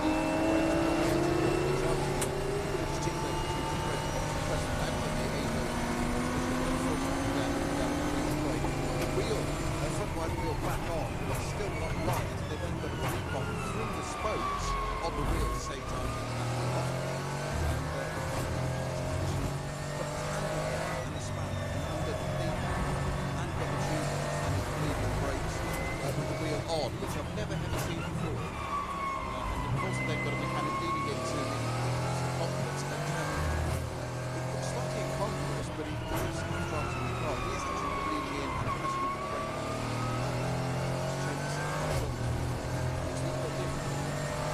Well, this is ongoing issues for well, this is way more important than we might think, because the Vortex, of course, is currently leading in GTX, Joe, but it's only had, when they crossed the line last time, a 7-minute lead over the RD Science machine. But why would they have been stationary for 8 minutes already? Yeah, I know, but why would you... You heard the brake there. Sorry, Joe. So you heard the air gun go. The front right wheel's off again now. So This is my point. Why are you trying to bleed a caliper through a wheel? Get the wheel off. You had a chunk of time there too. They had I think they had 15 minutes. It's down to 7. That was done, Joe. The wheel was off. The pad changed back on. They've all fled. Obviously something wasn't quite right, so the wheels come off, and you'll hear it again any second now. The air gun. There you go. So that wheel come off and just restart. It's now being restarted, and the Vortex rejoins the race. Don't forget, Joe, that it was a brake problem that took that car into the barriers yesterday. So they're probably a little bit sensitive about that. Well, yes, yeah, and you know, it's. I'm glad to hear that they've got that job sorted. RD Science scored ahead. RD Science has scored ahead of Vortex, and a change in the lead. Yeah, that is incredible. We've had a change of lead in that drama in the pits inside the final 2 hours. Then the Vortex relinquishing the lead of the GTX class because of a brake problem, and like you said, Nick, they will be sensitive about that. It was a brake problem that put the car off with heavy damage caused to the rear of the car yesterday, so they won't want to be cutting any corners whatsoever in that department, and that's why we saw the car into the pits, wheels off, rehashing the brakes, and we'll see what the gap is. It looks like we've got almost a lap lead now for the RD Science Lamborghini. We'll be able to confirm that next time by. Yeah, I mean, it's showing a 7-minute lead, but of course that wasn't taking into account the stop, which is already counted at 10 minutes and 40 seconds. They are obviously filling up as well, so it's not quite the end of the world, because the RD Science car is 59 minutes into his stint, which means they have a major stop coming in about 4 minutes. So I think when the RD Science cars stop soon, these two cars are going to be incredibly close. So I think the GTX battle is absolutely back on again. It absolutely is. It absolutely is, Nick. And you know what, these, as we've always found, I've been sitting on the edge of potential pretty much since we went green this morning at 9 AM, because this is what endurance racing absolutely does. It's never over until it is over indeed. The SRT car 21, the Audi, who has been just coming back into this very, very slowly. It's took pretty much the whole race to get through those class of GTX and GT4 cars now. It's on the tail of the 992 class with 5 cars ahead of it to make its way through. It's just completed 323 laps. It's got about another 9 laps to regain to get it on the back of the GT3 field. So 9 laps in an hour and 49. It's a big ask. It's a big ask. It's unfortunately it's not going to happen. We've just seen the 903 of Kobe Baruko Red Ant Racing. That's the faster of the two Red Ant machines that's come in. He's done a complete service and come out again. I'm not sure whether Luke Broikers will be able to get past him. Of course, the Capital team still suffering from that difficult caliper reinsertion of piston situation. You're actually right, Joe, because it overextended after the caliper had broken, so it pinged down. They couldn't get back in again. Hot and pleasant. And that cost them about 3 minutes, or 3¼ minutes. The Vortex is moving. It'll be some way behind the RD Sainz Lamborghini, currently with Nicolas Michelin on board, but he owes a stop. So when they come in stop from change, I'm really interested to see how close those two cars are. My guess is it may actually loop the Vortex back in the lead of GTA. Given the fact we're down an hour and 8 minutes to go, that's a battle that's definitely now going to rage to the end. And that's the thing, the car will pick up a problem 3 hours in, 4 hours in, 5 hours in. With the other cars in the class also pick up a problem 7, 8, 9 hours. It comes on. That's why you can never get up injury when you keep on going. There's no guarantee WTN by Rinaldi Racing are going to win this race. No guarantee they can finish on the podium. And they absolutely believe in that mantra, actually, and that's why they'll continue going round and continue doing what they do. Thank you to Ryan Walker, who's just reminded everybody, and reminded me, I should say, and everybody on Twitter, that Orica did indeed win the Daytona 24 Hours. It was back in the year 2000, would you believe? Olivia Beretta, Carl Wendlinger and Dominic Dupuis, who were regulars in the American Le Mans series, and this is the period of time that the Daytona 24 Hours was a Grand Am event. It had a GTS class, which was, or a GT1 class, I can't remember, you'd be able to, GTO class. Sorry, it's down there from Ryan. And they did win it overall in the GTO class, which is effectively, a GT car winning a major race over prototypes. I'm not sure what the details were, but I did remember that. Thanks for confirming that, Ryan. Great to have you along. Maybe he's the only person listening who can understand Peter McCann. Yeah, that is true. In fairness, Peter has that very cultured Edinburgh accent, doesn't he? Yes, he does. He's the sort of person who would end up being Chancellor of the Exchequer under a Labour government. I don't know where his political aspirations are. That, by the way, it's not a political statement, that's purely an accent statement. Yeah, sweeping generalisation. Well, that's what I'm here for. We've had a change of position in 992. We've had the Red Camels Jordan car has gone into second place ahead of Kobe De Bruyker in the Red Ant car, which has just stopped, and that's why. Now the car resumes. So we are sort of flip-flopping our way through swapping positions in pit stop phases, but we are, Nick, getting very, very close to final pit stop time for some of our cars. Yeah, anyone who comes in inside the window. Hour and 45 to go. So the maximum run is about an hour and a half for the GT4s, but anyone who comes in pretty much from half an hour's time will be thinking about getting to the end. This has been a very fully run race. I think we had, what, 18 minutes in total of 20 minutes and 51 seconds under code 60, which is a minuscule amount for a 12-hour race. So we've 10 hours and... Sorry, what's that? We've got 9:55 of clean running at the moment, and 20 minutes of code 60, and everyone's settled down. Yes, that's down to being some of it's down to being the low car volume, but I think a bit of it's to do with everyone being very, very sensible, and we haven't really had many coming together. It's certainly nothing serious. Well, that again is down to low car volume, giving everyone an amount of space, because there's no desperation when you were in a GT3 car and you see a lot of slower class cars in front of you. You might have 20, so the urgency to get through those cars, whereas you've got one here and one there, you've got plenty of space and time and free air in front of you to make progress and not feel like the traffic is stifling you. So it's all an attitude of mind, isn't it? So I see the prediction there for as many hours of code 60 at Barcelona with 56 cars currently. Yeah, potentially. Yeah, that's going to be a very, very interesting race. So the Haas RT Audi is into the pits, and Fred Verveech is very, very keen on talking to House Peter Snow. Yes, indeed, and the Audi that we're talking about, the wheel costs and goes down. Fred, what's the issue with the car? Yeah, we suspect the gearbox is failing, so pull it to the car, because otherwise we will do more damage. It's very unfortunate, because we wanted to score some points for the championship. I think if you would say that position, the team would be T1 and the GT3, so it's a big shame for everybody. I mean, absolutely, practically the right thing to do, but as you say, absolutely gutting and disappointing. yeah, they put so much effort, the team, and trying to do the best we can. It's a big upset in the beginning, and the race is almost finished, and now we cannot finish. So that's a big shame, and yeah, I really feel very sorry for my teammates and for the team. They really pushed hard, and yeah, shit. Was honest for that, but it's, I do understand the emotion involved, but it's very un-Audi-like as well.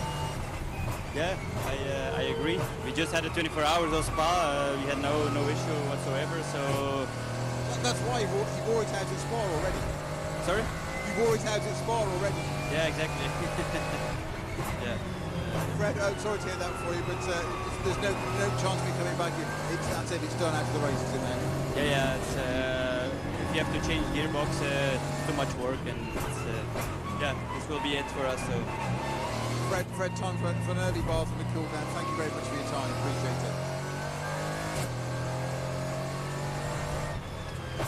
Oh man, it doesn't rain but it pours. The Haas RT team have had a very character building handcuffed 12 hours at Estroril, haven't they? And hopefully they're back punching their weight. So a problem dropped them down the field very early on with a hub failure, and now back in the pits with problems that are probably going to call a halt to their race with 1 hour and 42 minutes remaining. That is really bad news from Frederick Ravish.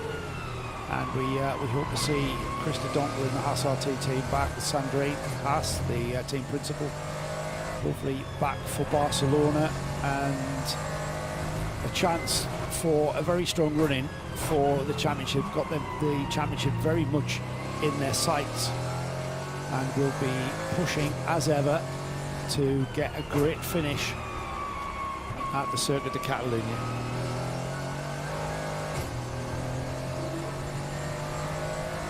So Krumbach into the pits from the lead of this race.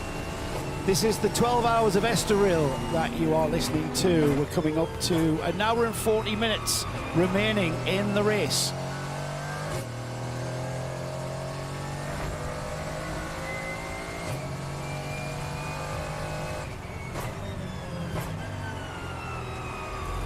So let's head straight back to the pit lane. We're now at the Rinaldi Racing pit, the Wochenspiegel team, Monschau, car 22, where Peter Snowden has got it. Yeah, well, unsurprisingly, a super slick pit stop as they've done. Discussed this as they've done yesterday and today all weekend. Torsten Kratz ahead of the wheel of that tear-off windscreen that may have been taken off for the last couple of hours, and I'm just going to go and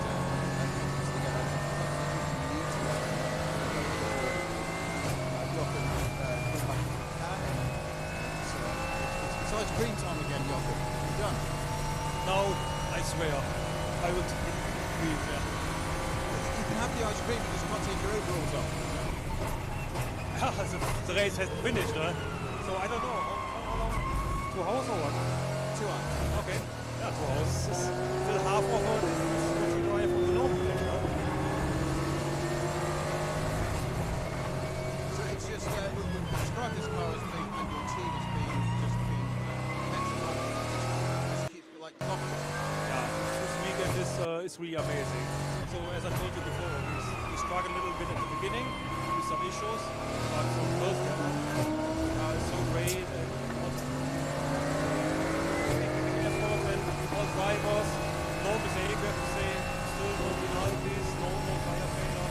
So yeah, I hope we can go like this, and then it would be really a perfect race. But yeah, we have to go to 2 hours. You're tapping wood there and fingers crossed, and it's just 2 hours to go now. Yeah, that's good. Thank you. You can cross your fingers as well for us. Then you get a little. We definitely. I will give you some of my ice cream. Thank you very much, Jochen. Thank you. So, Snowy's eternal search for ice cream. It kind of makes you wonder whether he's got shares in Walls, doesn't it? I mean, he's constantly trying to force ice cream down that poor man. Yes, I wonder what that is. It's some sort of sickness, maybe. I think so. I think he's a professional creamier.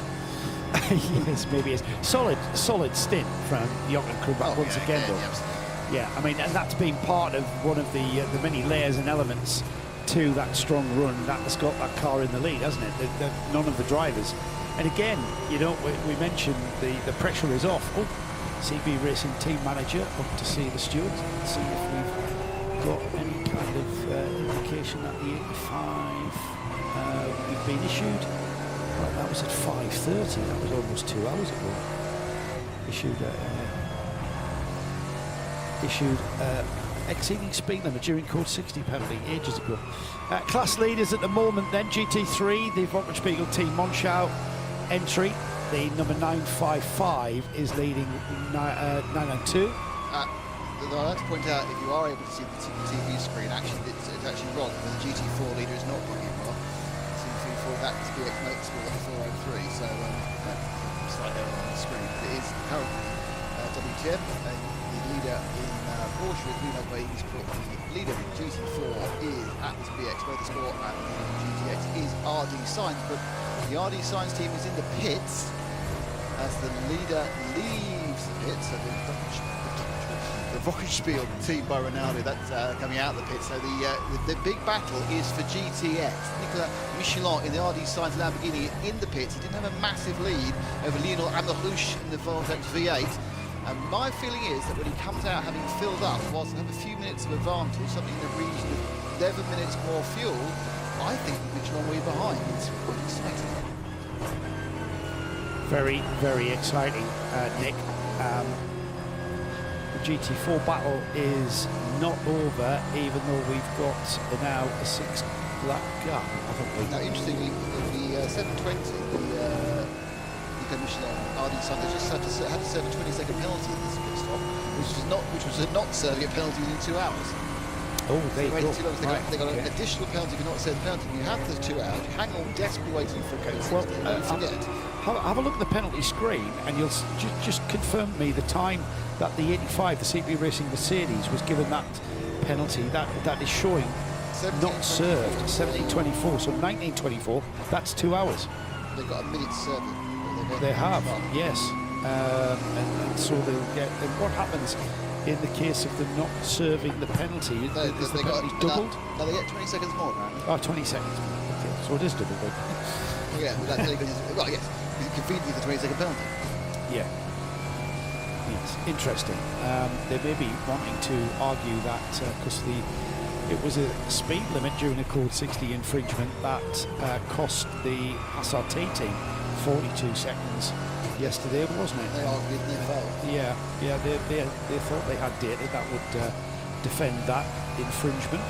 Alas, no, the stewards weren't satisfied with that. We're getting to the part of the race that we have to start thinking about our Spirit of the Race award, and certainly a contender for that, as it's pretty much got to be. It's hang on, where'll I find him? There he is. Yeah, it's got to be Gregory Servet, who instead of buying a new sofa for his partner or girlfriend, his girlfriend or wife, he chose to use the money to pay for the drive with the SRT Audi. It's his first racing GT3. You can't blame him. Probably a contact of Krista Donker, who is a big name in the world of Fun Cup racing in Europe and especially in Belgium. So that, you know, I think we've discussed that, Nick. That is a massive contender. Yeah, I think putting a drive above home furniture is always going to get you an argument. Well, putting you in the potentially on the naughty step at home with her indoors as well. Yeah. So the gap now between the 720 and the 7-1. The 7-1 just about to pass the line. That's the Vortex. It's just about to click another lap, and we'll get the gap between RD Sainz and Vortex, and it is 30.5 seconds. So Lionel Amerouche is 30.5 seconds behind RD Sainz. Both of them have got a situation where they're going to need to make one more stop to get to the end. Bright orange Vortex, looking to try and win the class. They were doing okay until they hit those brake problems a few minutes ago. I do actually think that the Lamborghini has actually got a quicker pace over the lap by about 2 seconds on the Vortex, so it's going to be a big ask. The Lamborghini just out of the pits on his outlap. Now we've got Polius Pascavicius at the wheel of the RD Sainz Lamborghini. And we'll get a check on his first fast lap, his first He's already on his out lap, so first lap past the pits and then onto what will be a complete lap. We'll get an idea of what Paulius can in fact do.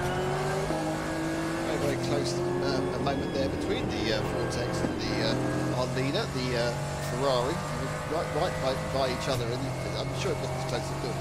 You see the point wasn't even in quite enough space. So after the W by Rinaldi Racing, it's now Shera Sport PHX with the Audi. But Elliot Earhart in the car at the moment, they are only scored at 25.5 seconds behind, but they have a pit stop. There's a pit stop. Earhart has been in the car for an hour and 5 minutes, whereas Torsten Krantz is just 4 minutes in that Ferrari. Alessandro Catera from Kessel Racing in third, making the Ferrari 1-3, and Charles Putnam in the Mercedes, which they love, but just isn't that quick. Is another lap further back in fourth, and the fifth and final competitively running GT3 car is Antonio Cinero in EGP Racing. For the Porsche, they are a further 3 laps behind Charles and Simply Racing. 992, Simone De Castro for Video Motorsports by Even Motor Porsche. He has a lead of 2 laps over Luc Breukers in the red Hamilton George. Behind him is Kobe De Bruyke, so it's 909 and 903. Kobe De Bruyke in third for the Porsche. Just looking at, but he again is much earlier in his stint, so Luke and the 99 Camels over some pit stop, and their gap probably means they are behind the Ant Racing car at 903 to get going. Fourth is Bert Verheyen in the second round at 904, and then fifth in Porsche, it's Nicholas Johnson in the RPM race, but they are of course the leading AM car, so they are winning their class in AM. Coming down, next is Federico Vervisch. We know that it's the Haas RT car that is no longer running. GT4, the 3 cars, we have Atlas BX, has Yonghyun Kim currently leading. Yonghyun Kim currently leading, and then we have in second is Dave Vasecki of the BUGGYRA ZM Racing, and the gap is 6 laps between those two. And in third, it's PCR Sport, who are further 23 laps behind. For GTX Battle, which is very exciting, RD Sign 720, Paulus Babicas against Lerner Amarush, Vortex V8 701. That is scored currently at about 35 seconds. We have 2 confirmed retirements, which is the Gosselin Racing team, the MP Racing car, that Mercedes that went out some time ago, and Andrea Pampanini, who was part of the HRT Performance Porsche, that's the 967 Porsche 58. They are out, and we also believe that the Haas RT21 is out as well. That is the runners and riders as they stand with, down to an hour and a half now. 90 minutes left to go of the handbook 12 hours of Estroril, with a 6-hour qualifying race, I'd like to say. It's certainly been an excellent performance by the Ferrari. So, the sun is going down. So we're going to get the sun dropping. We've got another hour and a half or 2 hours of light, but the sun is now beginning to drop down, the shadow's getting longer, the track is getting better, apart from any point we have to drive straight into the sun. We're probably going to see some pretty good high-level performances by the teams later on. I think we may get the fastest part. Obviously a bit of dirt offline, the cars are tired, and perhaps they don't want to go for it, but kind of thinking, Joe, you might see some decent speed out of this car, might see some lap record. What do you think? Fastest lap coming up? I know you can't type and talk, but yes, as you know what I'm trying to arrange here. I know you're trying to arrange it, but I'm thinking, I've gone through all 19 cars. I need to have a conversation. I'm colour, not lead. Remember that. Yes, I know you're doing great stuff. We're gonna have something to talk about very shortly. Look, I'm doing the weather. As an English person, that's what I've run out of now. I'm straight onto that sort of thing. No, it's been I think Estroril has been a really good track. And it's been a great track. My feeling is that, it was the reason we're here at Estroril for 6+12 is because they couldn't get Portimao for 24. So they wanted to have a Portuguese race, they wanted to have Portugal for 24-hour race. This wasn't possible this season for stupid reasons with the track, so they decided decided to get the best they could get at Estroril. Estroril cannot run through the night, they have a curfew at 9 o'clock. So therefore the decision was taken to run a 12-hour race as a race to get the extra running, which people like, and decided to have a 6-hour qualifying race, which counted for points, which made it like a 3/4 length 24-hour. We do have, of course, coming up in the 16th, 17th, 18th September, the Barcelona 24 hours, a very, very long-running race, which has run much longer than we had with event. It's historically been run for a long time by the Ultra Catalunya. They've had an endurance race. It's not always been 24 hours, but it has been for many years. Made for saloon and touring cars. And in fact, when we took it over, we had a couple of the general races with GT over, and then we had a year where it was just saloon and touring cars for preventing as well. They run 24 hours just for the TCRs, TCEs, and GT4s. It was a lot bigger entry those days. So that, but now the last couple of time we've run, it's been a full GT3, GT4, SPX. But we have got a lot of entries coming up. 56, I think, currently we expect that, which should make it very exciting. The question will be whether we are once again blessed with the rather too warm weather we've had on 2 or 3 occasions. I mean, it's so how in a comparison of Barcelona heat, Paul Ricard heat on that scale. How hot has today been? Nowhere near. Because it's been mid-20s. It's a sea breeze. Yes, right. So that's kept the ambient actual temperature. It's been in full sun. That's one of the key things. Full sun is much warmer than clouds. Yes. It's peaked out at 25, 26. Barcelona. But it's the sea breeze. It's kept the air moving. Barcelona was running at like 32, 33, and up there you're nowhere near the sea in that one Barcelona, and it is, to put it mildly, a bit sweaty.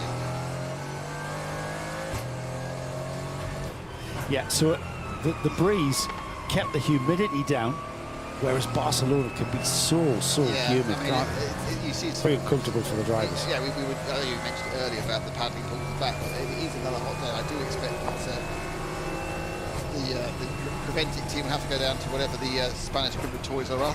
Hopefully it's still open, buy a select of paddling pools again, and you'll see that marvellous picture of racing drivers leaping out of their cars and still fully clothed in their overalls, just going soaking themselves in a cooling bath just to get their core body temperature down, because it will be. That's the problem. It's the core temperature that goes up. It's not just a bit sweaty.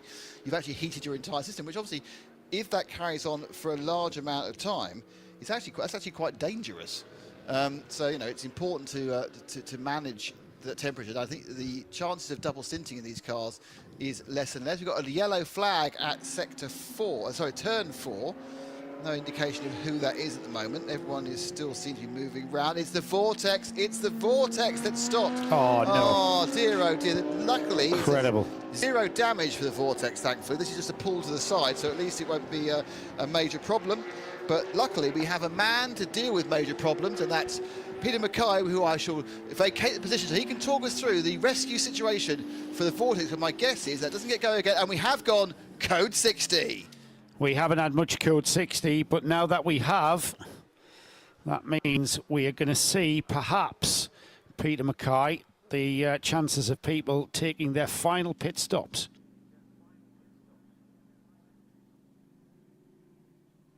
Drama all the way to the very end here. Absolutely is, yeah. Oh, the Vortex, who,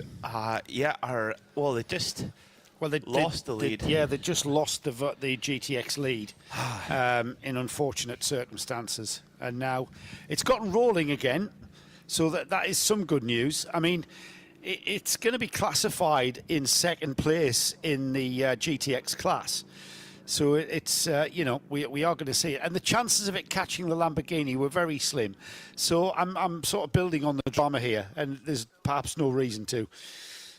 Because it is going to get it's going to retain its GTX second place. Now you must forgive me, Joe, because I was lost in that excellent cake that you and Peter Snowden were. Wasn't it? I mean, amazing again. And but so the unfortunate circumstances were of how it lost the second place, the lead to GTX. It had a brake issue with it. It came in for a pit stop. It had a brake issue. Snowy reported the wheels went on and they weren't happy with the brakes, so they tried to do some bleeding of the brakes, and eventually the wheels had to come back off, and then it was simply that losing time in the pits because of that, and that then dropped it behind the RD Sainz Lamborghini, and with the pace.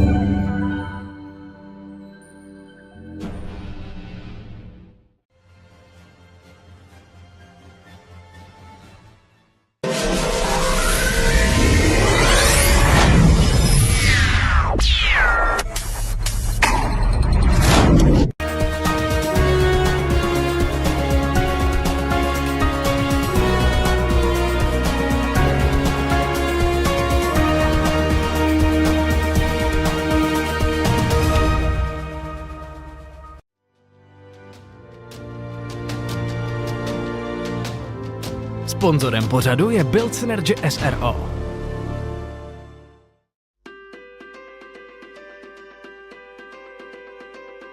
Sponzorem pořadu je AZ Energies SRO, český dodavatel energie.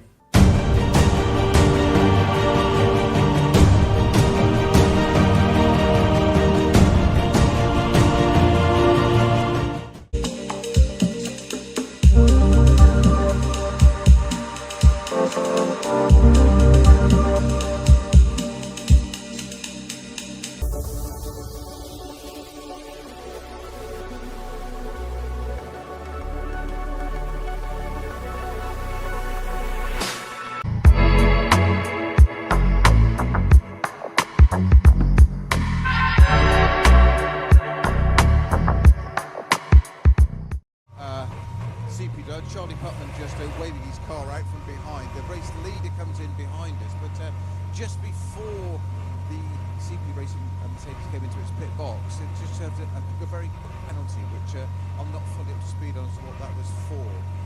So we'll establish that. And we've got Seb, our cameraman, back now, so we are going to just have a chat with Shane Lewis at some point. We've got obviously Sideburn Gate to update on later at some point, and you guys know what that's all about. We do need to have some measuring done. Listen to the help of Charles Espinal, funny enough, for that one as well.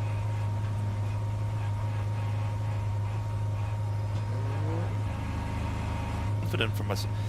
Well, thank you for that, Snowy. Yeah, I'm feeling confident for my Sideburn growing competition with Shane. You're Lewis, feeling confident that you're going to win it? I feel confident I'm going to at least give him a run anyway. Yeah, I don't think I'll have the angle or the sculpture that Shane's able to pull off. But well, he's already got a bit of a head start on you. I mean, you've got something there. Well, I've not long had quite a big haircut. So usually the haircut and the sideburn trim all go at once, so that everything goes. So we'll see. He's 2 months of growth. We'll see. We'll see. He met his lovely lady Maggie earlier on, and she seems to like him. Are we going for depth as well? We're going for pushiness, not just length. Everything. I think there's got to be a balanced point score. Well, for we the judges. need to sort out the regulations for this competition. Absolutely. Otherwise, there'll just be liberties taken. So drivers are to keep to the right-hand side at the exit of turn 13. That is to avoid the stricken vortex. So, are you kidding? It's happened just at the final corner. No, it hasn't. The vortex happened in Estroril at turn 7. So there's obviously something on the turn 13 then that's a problem. All right, because race control are telling the drivers to keep to the right-hand side and not connected to the vortex issue. No. The vortex issue being recovered now on the back, possibly. On the back of a tool. Maybe just a little bit of debris to clean up. Now Peter Snowden is back down in the pits. No, he's not. He's making his way to somewhere, because we've got to think about the Spirit of the Race award, which we're getting very close to awarding. Which is it's a little bit early. It's a little bit early, but there's a reason for that. Okay. So Snowy will shout up when he gets to where he's going to be needed to be, and he's going to tell us where when he is there, and then. So Snowy is there now. Sorry about that, Peter. Thank you. So Snowy is there, and if we just go to Snowy, confirm that everybody is there who we need to be there. So you've got Peter Fry from Creventic, Snowy. Correct.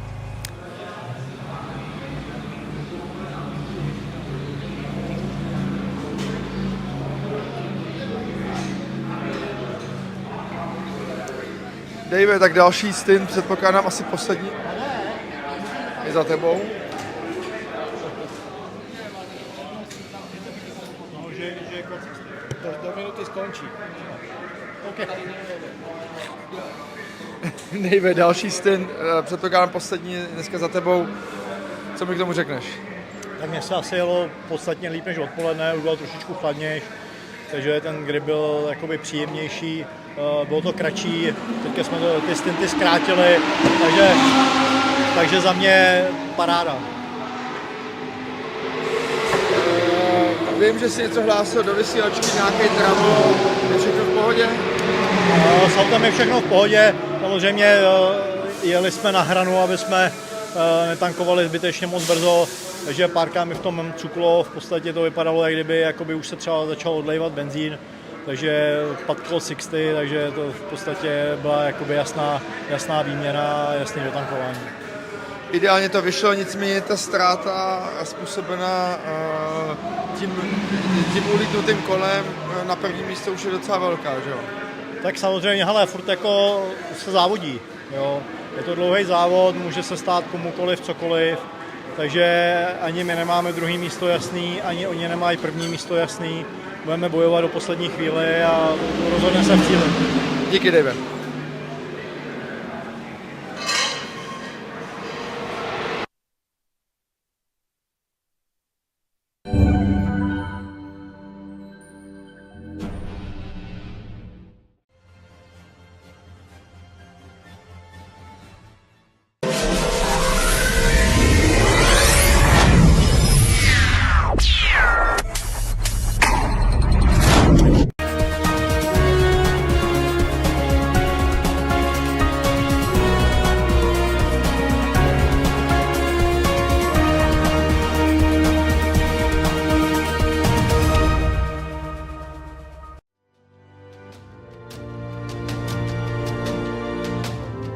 Sponzorem pořadu je Build Synergy SRO.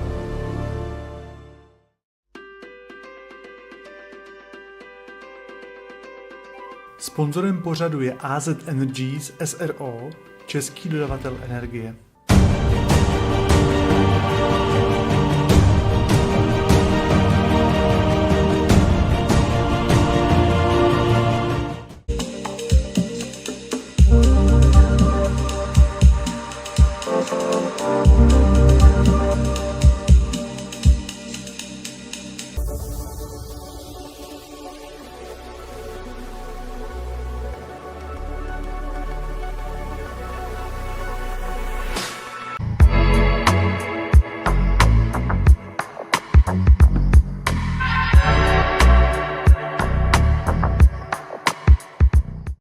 So I've kind of done a similar thing to that.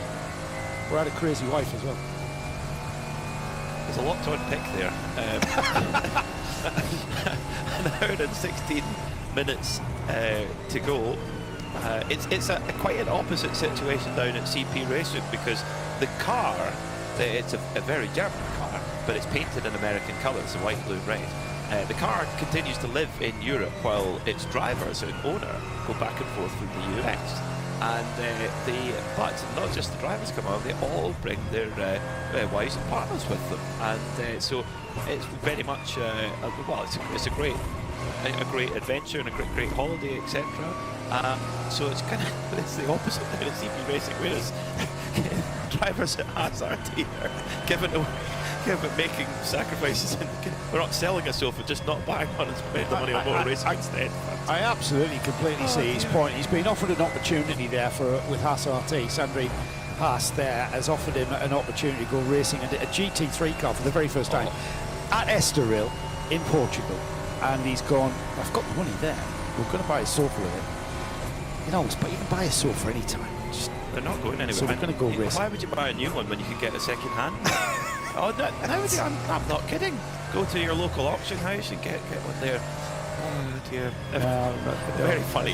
Yeah, that might be his option when he gets it. Very funny. We've given the Spirit of the Race award for many reasons. Last time out at Monza, it was the 911 team who just simply refused to give in no matter what was thrown at them.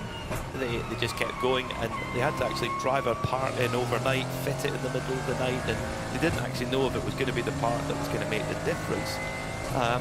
But it did, and they got the Spirit of the Race award. We've seen it awarded to many around the paddock. Who else have we had, Joe? Well, we started giving this award away at the first European round in 2022 at Mugello, the 12 Hours of Mugello, and it went to the Vortex team at that Mugello round. They brought 3 cars along for the 12 Hours of Mugello that year, and it seemed to be that at no time during that 12-hour race, which was split into 2 segments, at no time was there never a vortex in a pit. Not the same vortex, but between them, the team just went, you know, in came a vortex, they would fix it, out it went, in came another one, something completely different, they would fix that, that one would go out, in came another one, and with 3 on this constant conveyor belt of issues that were befalling each of the 3 vortex, we decided that anyone with an ounce of sanity would have gone, you know what, boys, forget this, let's go home. But they didn't. They kept on bashing on and just repairing it and sending them out. Well, we mentioned CP Racing. Peter Snowden has an update with them. Yeah, thank you, Peter. It's very good that you've just thrown to me, because this involves you. So we mentioned earlier, very much earlier today, about the CP Racing Sideburn Challenge, and I've got a couple of partners in crime here.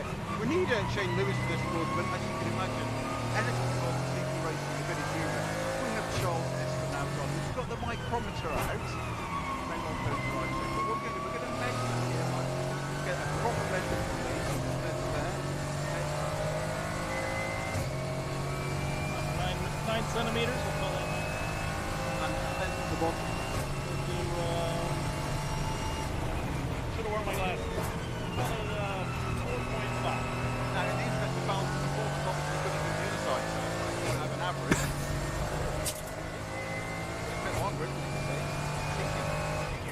Oh, it's skinny a bit longer.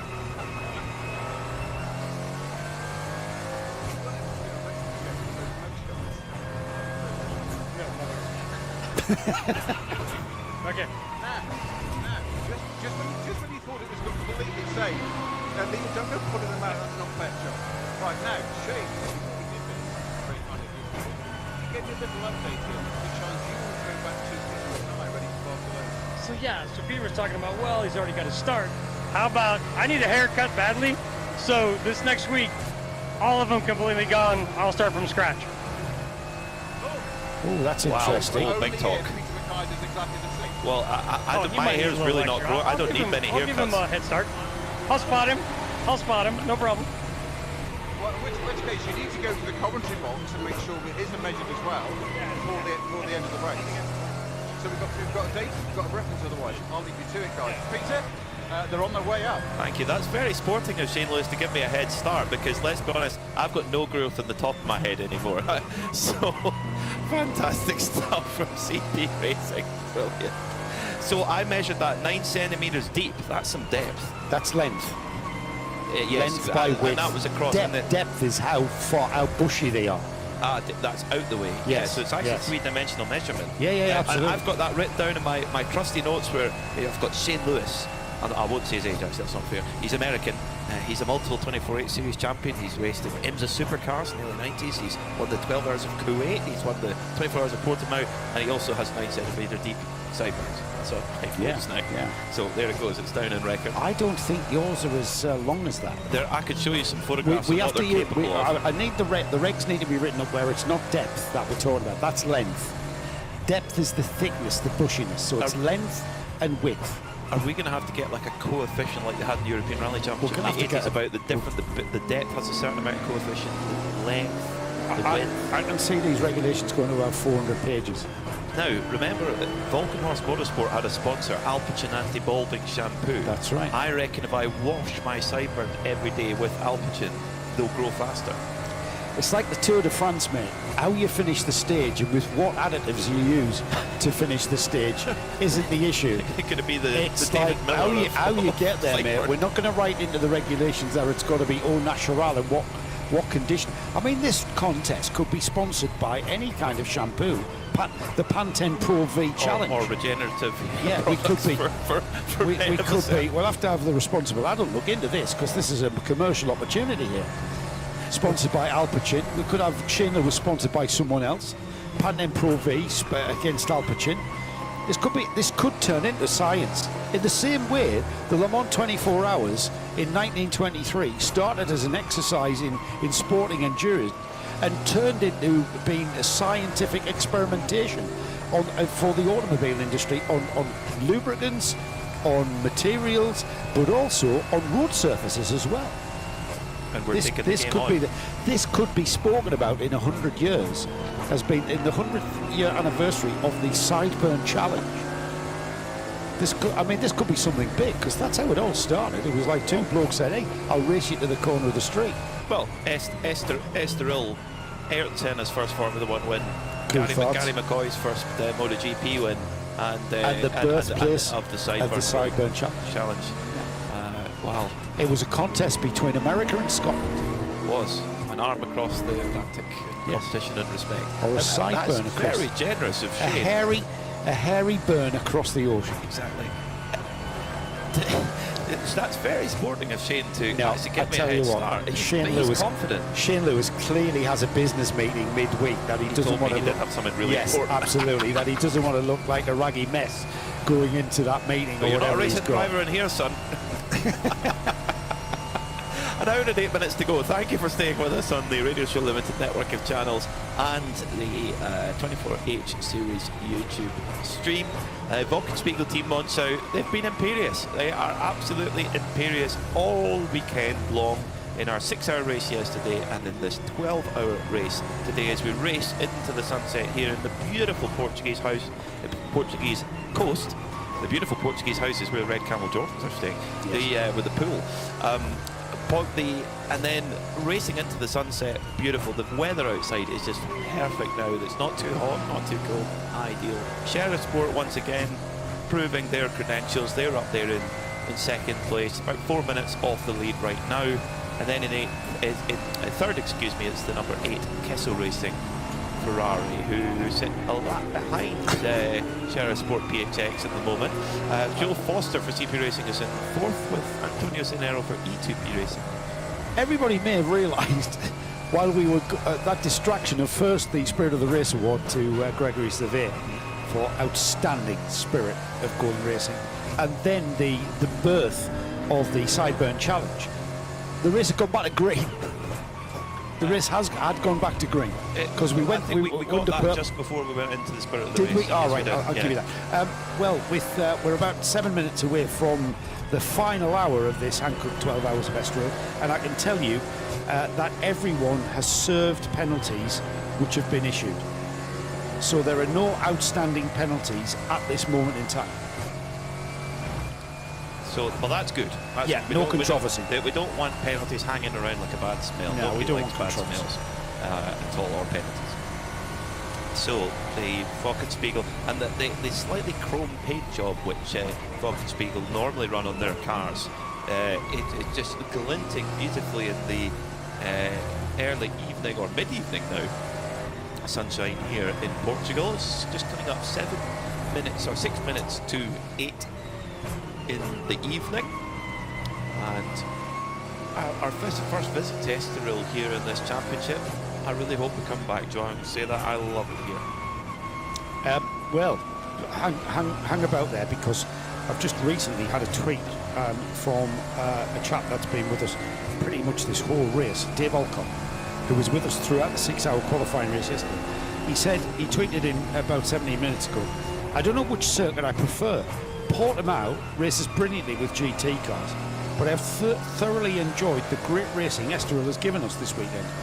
Looking forward to the next creventic visit to Portugal at either track." And I mean, I'm not sure how next season's calendar is forming up. We usually get to a point where we can announce things at the next round at Barcelona. But I've got to agree with Dave. I think this track has raced absolutely brilliantly. It has, and I think that there'll be a lot of potential entrants who've seen this and gone, I fancy a bit of that next year, because this is a circuit that you could say it had its heyday. It was a Grand Prix venue, more or less continuously from 1984 all the way through to 2012. First on 4 wheels, then on 2 wheels, and the circuit, clearly the club or the circuit owners run it well, because the circuit marshal team are amazing. The recoveries they've done in just the blink of an eye have been fantastic, and just the character of the circuit is so challenging and so atmospheric. Portimao is an incredible facility. You can't underestimate just how special a facility that is in terms of it's so up to date, you could say. The track's phenomenal. Oh, but the undulation change way even more than here at Estroril. So yeah, you're pretty spoiled for choice, aren't you? Yeah, we should come to both. I like to think. Although I know a good one for those listening. Do let us know on Twitter if there's a circuit that 24H Series have never been to before. Let us know where you'd like us to go. Who knows? Well, I'm you're going to throw top- Jerez in there. I thought, you know what? I thought you were going to throw Knockhill in I've already, there. no, don't worry about that. He's a I've one already for you. started. All right, he's a You one thought I for was a you. wee bit late coming back from my break? I was No, doing some no, work, here's a don't worry. one for you. Right, okay. You said this Jerez. morning you were going to, hang on, before we talk about Jerez. You said this morning you were going to put to Creventic, and there's still an opportunity, you know, that Knockhill is the perfect venue for a 12-hour split race. Yes. The first 6 hours will be in clockwise direction. Knockhill has a permit to race in a reverse direction. The second 6 hours in the reverse direction. And I have over dinner I proposed that. Oh, did you? Who did you speak to? Peter? I spoke to Peter, yeah, and that could be interesting. Did you show him any sort of videos of how tight the track is? No, but I can make those happen. And of course, one of the family who owned the circuit, the Rory Butcher, his family owned the circuit. He's raced in the 24/8 series before. That's right. Yes, he has. So yeah, So he knows what it's all about. But in mainland Europe, is sometimes a bit easier for teams to get to. Jerez, the circuit itself has obviously got, like Estroril, it's maybe had its heyday. It's still on the MotoGP calendar, but its F1 days are long behind.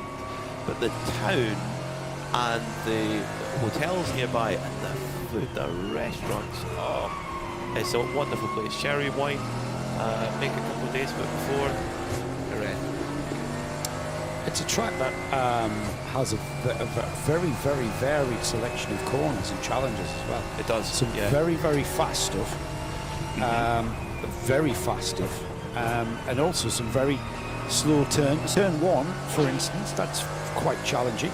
Be a lot of track limits infringements, I think, on the outside of there. We've got debris on the track that hopefully won't cause a code 60. I'm not sure what that is, but we've got a bit of tyre debris and a bit of what looks like trim. I think that's only a bit of plastic. I think that's a bit of splitter, plastic splitter, and it's on the main straight, so it's at the fastest part of this track, and it's just out of reach for any marshals because it's over the pit wall, of course. We'll wait and see how that transpires with just over a minute to go before we get inside that final hour. I wonder if it might need the ever so shortest code 60, ever so short code 60 to deal with that. Maybe we'll see. Go on. Chris Lazenby, who's here taking photographs. Watkins Glen. Oh, brilliant shots! But the Lazenby visuals. Yes, Lazenby visuals. Amazing. I know he is. He's very talented. I know. I'd never seen his work from the before. north of England as well. Yeah, superb, just south of me. Just south of me. Watkins Glen, Laguna Seca. We need to go back to the US. Code 60. There we go. Bathurst. Laguna Seca would mean one thing. What? In-N-Out burger. Yes, it would. Fabulous idea. So Bathurst, yes, another good one. Oof. So yes, we do have a code 60, Joe. You're absolutely spot on. So the marshals actually waiting patiently, waiting for their opportunity to go on and go. They're a big sprint from the race control team to pick up the 2 bits of spare debris and off the circuit in no time. This will be the now, will this break the record of the shortest code 60 of the day? We had a 3-minute one earlier on. Could this be the shortest code 60 we've seen as the debris gets cleared off the track? Good work from the race control and marshalling team, because that for me, I was uncomfortable with that. Not that it's up to me, but I just thought, oh, you never know if a car runs over it at the wrong moment. It can be nasty. So yeah, good call from race control there as well. The Red Arrow, the Red Camel Jordan's team have taken a chance to come in and top up with fuel. Rick Broikers brought the car in. I think with it likely to be a short code 60, he's come in and just going to top it up. Sherisport PHX are also in, as are the BUGGYRA ZN Racing crew in GT4. The purple flag with the white cross across it with the word, well, with the letters, the numerical characters 60 on it to show the drivers they have to be at 60 kilometers an hour. Just whack on the speed limiter and go around. Almost like you'll have your cruise control in your car. You were mentioning how efficient the officials and the the track workers here have been, and once again showing that efficiency at its finest there. We remain under code 60 for the time being. The officials, the track staff are back on the safe side of the pit wall. The leader in the pit lane as well, now Thorsten Kratz brought the car, the Wolkenspiegel Ferrari, in the number 22 just for a final splash off with 58 minutes to go, as are E2P Racing, who took their opportunity. They're an AM car, so they can fill up full if they want. They might not need to. We're certainly not with 58 minutes left. CP Racing did not take the opportunity to pit. They have they've obviously thought, no, it's going to be too short a period of code 60 for them to come in, and maybe they don't necessarily. Oh, they're all right for fuel. If they've been on a 22-minute stint, they're going to be tight. Yeah, but with this code 60, that of course lengthens the stint. I think they will come in on fumes. I think Joe Foster, great to have Joe Foster with us in the CP racing car, who was really waxing lyrical about the virtues of karting for fitness, for race match fitness as well, in the Atlanta heat in the middle of the summer. Marty tweets in, a US race, quarter or Indy. I wouldn't like to go to the Indy road course. I find that kind of a turgid track to... I know what you mean, but... A place, yeah. As a place it's got to so go much to. history. But yeah.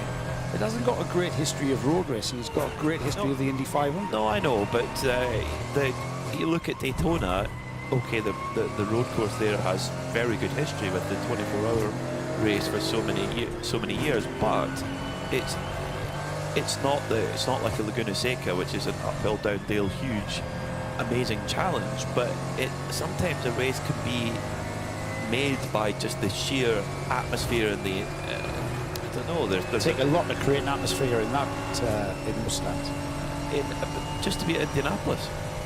And when you're not in the car, you go and have a round of golf, because there's a golf course in the middle of the circuit. Golf, I called finding the ball. You're welcome to your golf, my friend. You're welcome to your football. Yes, I know. I watch golf. Haven't you played golf? Quarter we've been to with this series. Yeah, but in and out burger.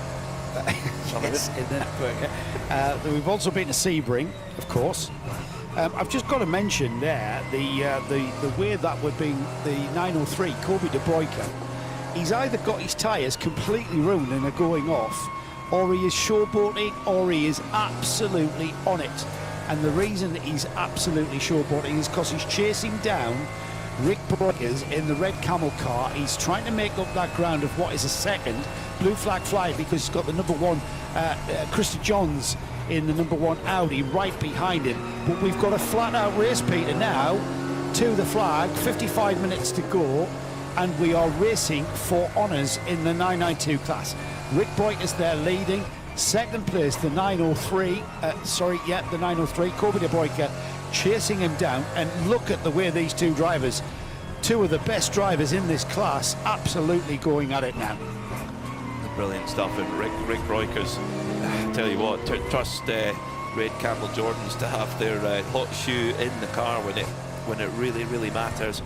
And Rick, he's going to have to work for it here, because the Redant Racing car, Kobe De Bruyker, is hunting down the Bell Car Endurance Racer, hunting down Rick Broikers. So we'll get our first look at the indicative lap time. Second or third. This is for the battle for second correct? You're right, Joe. 141.5 last time by for Broikers, 142 flat for Kobe De Bruyker. But I want to see another lap, because that big slide you spotted, Joe, that won't have gained them time, that's for sure. Yeah, it shouldn't have. The gap's gone out to 1.5. I did say that this was for the lead. I got excited there, everybody. The lead is actually Papi Casimo, who is leading in the Vili Motorsport by AB Motors Porsche. Now, Papi, that's the lad who's got some Italian Clio Cup experience, isn't it? That's right, Papi Casimo.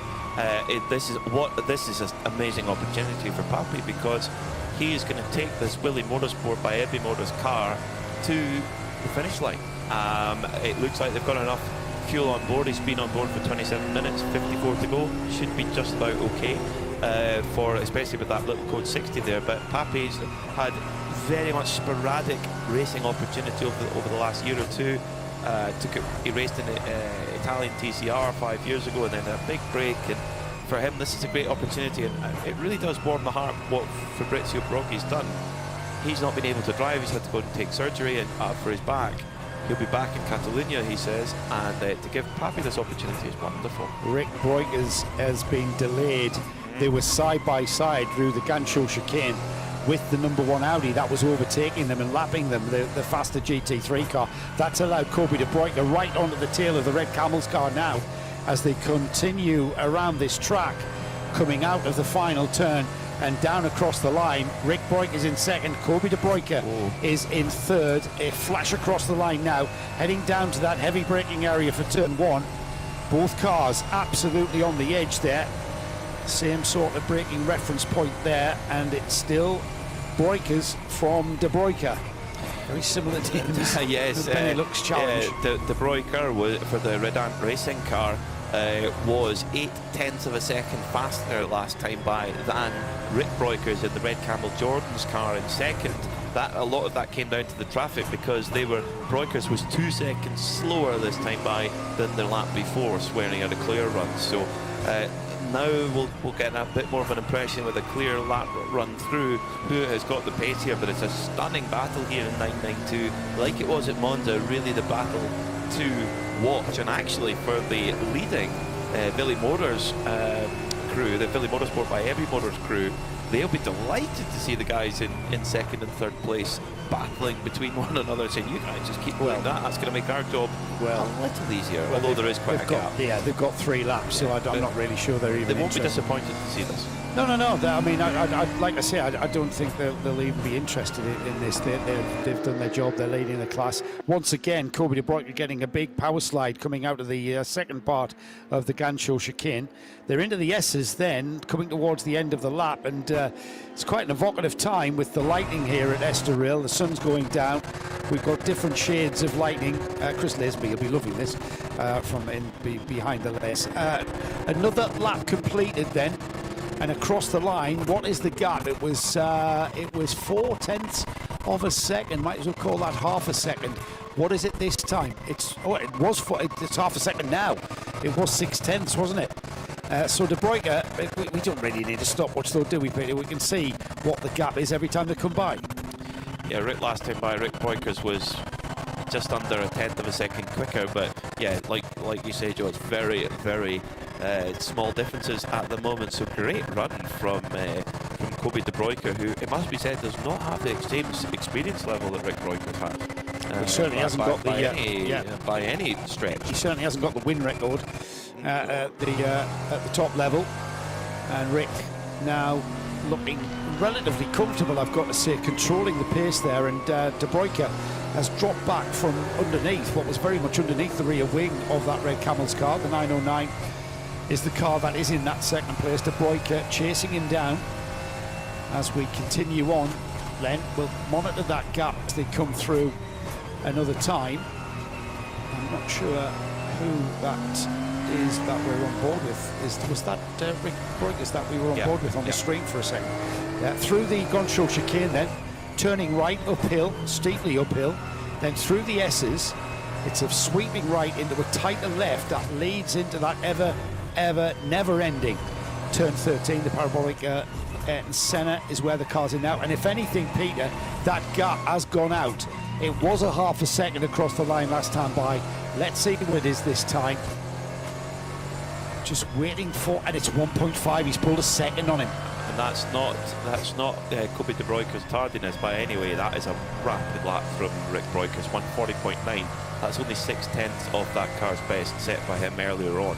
So at this stage of the race, that's impressive lap time. When Rick Breukers is needed to hit the afterburners, he's done so. However, we have seen that car take penalties for a variety of things. They'll need to be careful with track limits. Yeah, they really will, because there's a lot of, both cars are running the edge there, I'd say. If anything, what I saw there was Rick Breukers being very, very smooth indeed, and just keeping that momentum of that 992 Porsche from the Red Camels team, just keeping the momentum into the braking area, into the corners, not sliding, not throwing the car around, not as much maybe as Kobe de Bruyker was earlier. And Kobe de Bruyker has responded as well because he's tidied himself up. It's usually at the chicane, the slow speed corners where you're relying upon the mechanical grip. They're about to go into the Gonchon chicane now, which has got a right-hand entry into a left-hand hairpin, and De Bruyker absolutely on the edge there as he comes out of Aurelia and down towards the chicane. Uphill now,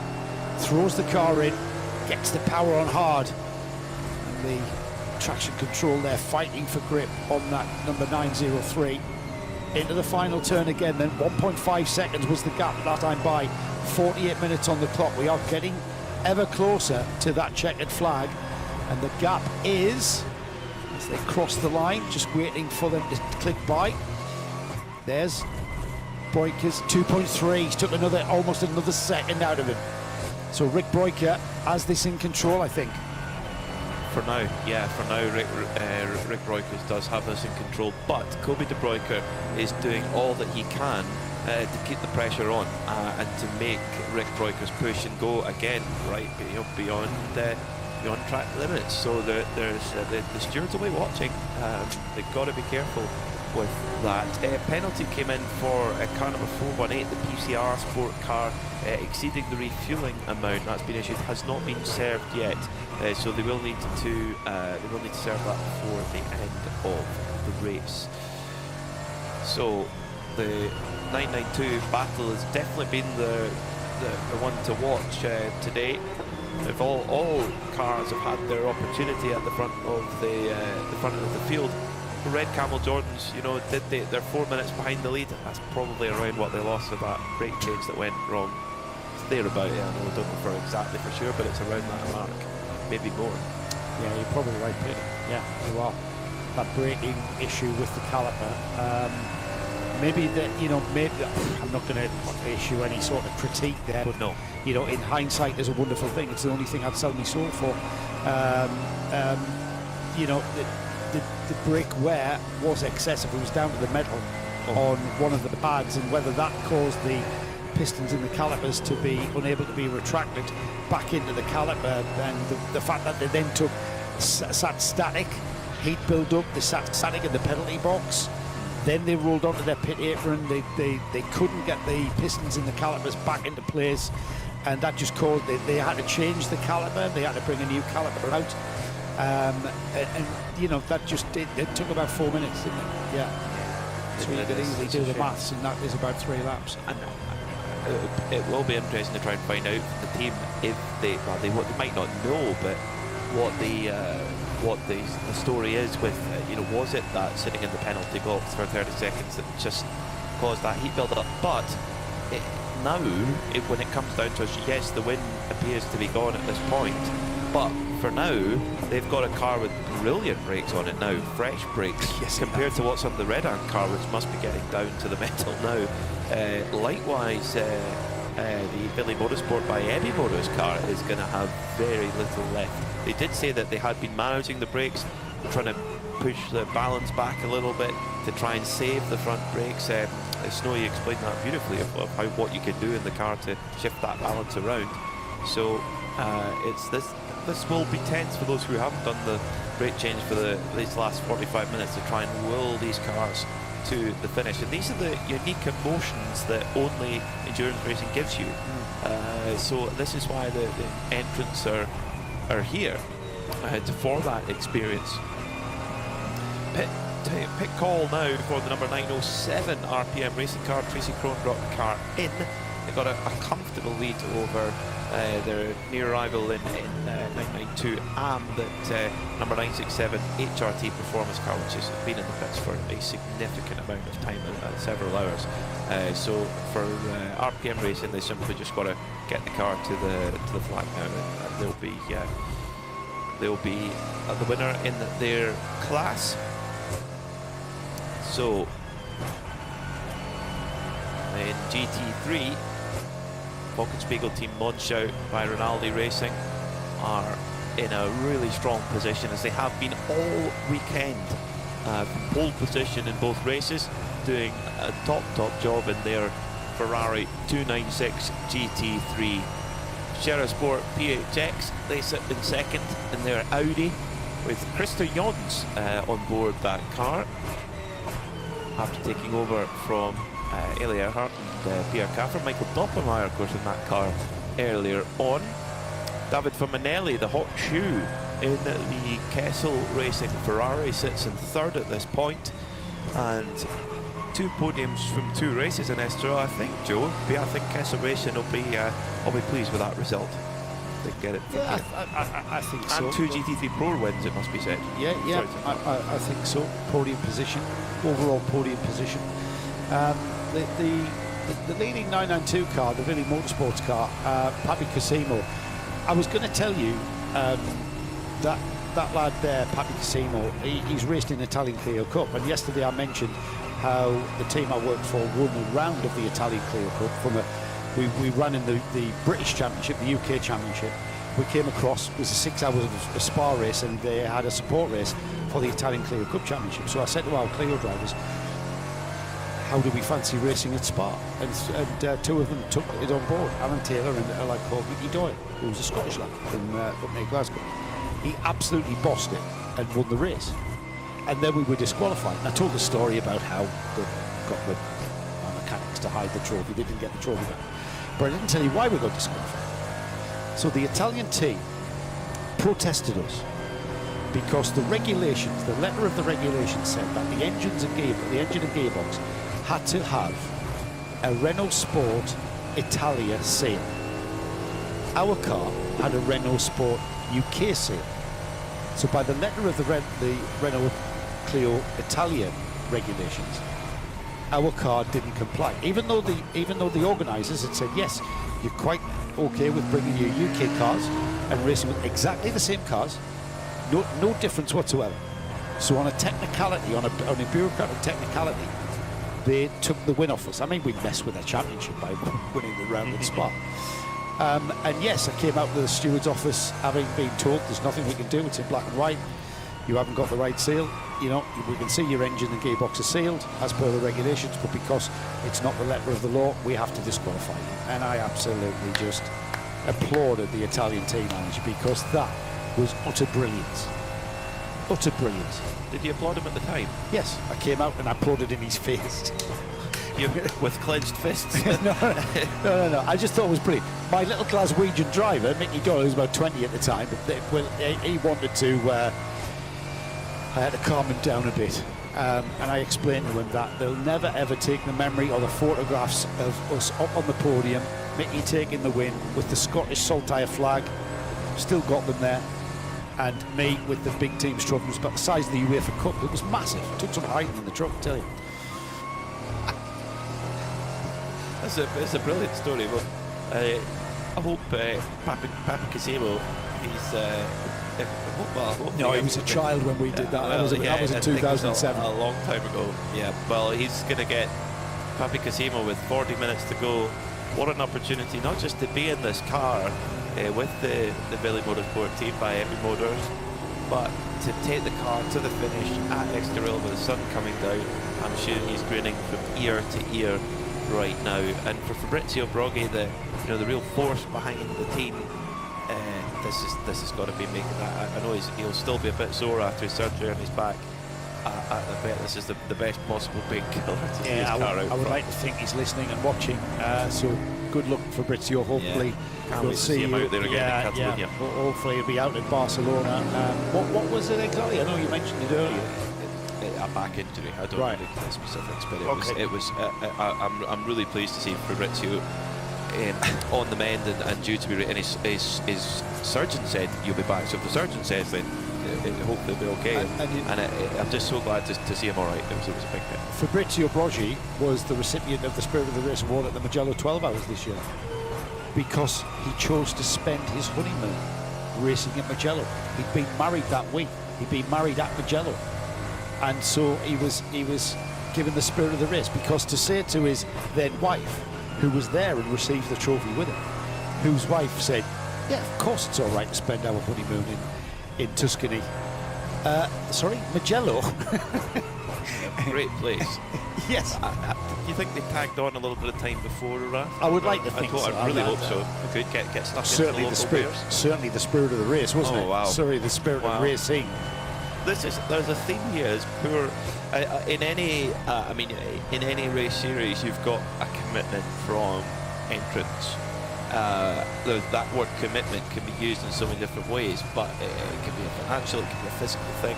But one person doesn't go racing on their own, and of course you've got your mechanics team, etc. But family is a very important thing. Whether your husband or your wife or your children, they've got to come along the journey with you. Otherwise, it doesn't necessarily work. They've got to be involved in that. Fully supportive. It's such an immersive and intense pastime in all ways, shapes, and form. You know, especially on the international level, the travelling. Certainly when I worked full time, you know, it was, you know, I was in the office for 7:30 and I wouldn't leave before 10 o'clock, and that was 7 days a week.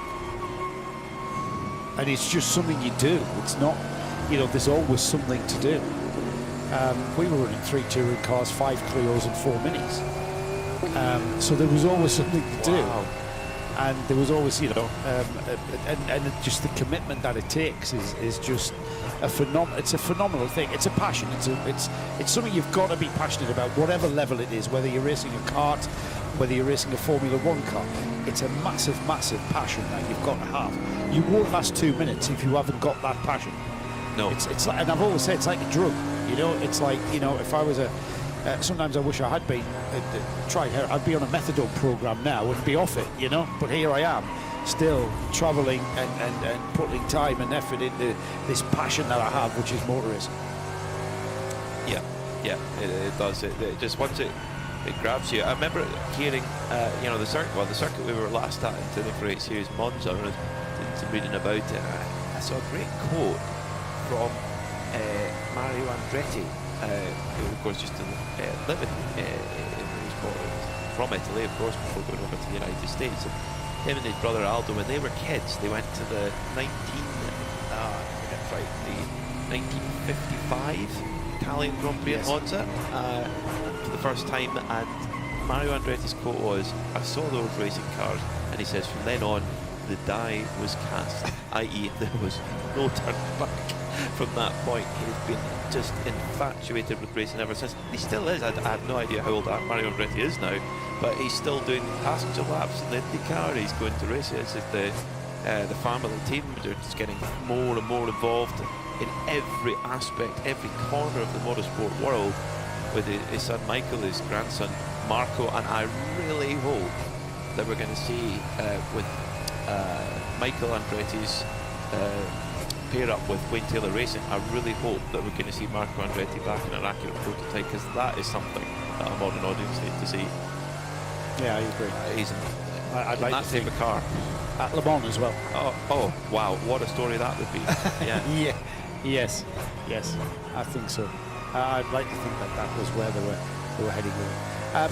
Just under 36 minutes then, we're heading towards the last half hour of this Hankook 12 hours of Estroril, and it really is. It's been another one of those endurance races where, you know, we've sat, I think I've coined another phrase actually, Peter, sitting on the edge of potential with regards to drama and things that may happen. We've had that race that has settled in now for second and third place in the 992 class. Rick Broik has responded with some very, very fast laps. Kobe de Broik, a round of applause for the challenge. You were absolutely hurling that car around the 903 Red Ant Racing Porsche, and you did try. You got to within 0.4 of a second of the rear wing of that Rick Broik's red camel car. It wasn't quite enough. I think the tyres must have gone off, because the gap now is out to 8 seconds.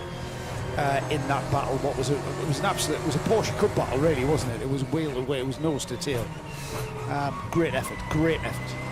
And when you add into that, you know, Rick Broikers on brakes that were fitted, you know, an hour before, and Kobe de Broikers on the same brakes that he had at the start of the race. So that's definitely going to make a difference in the car performance.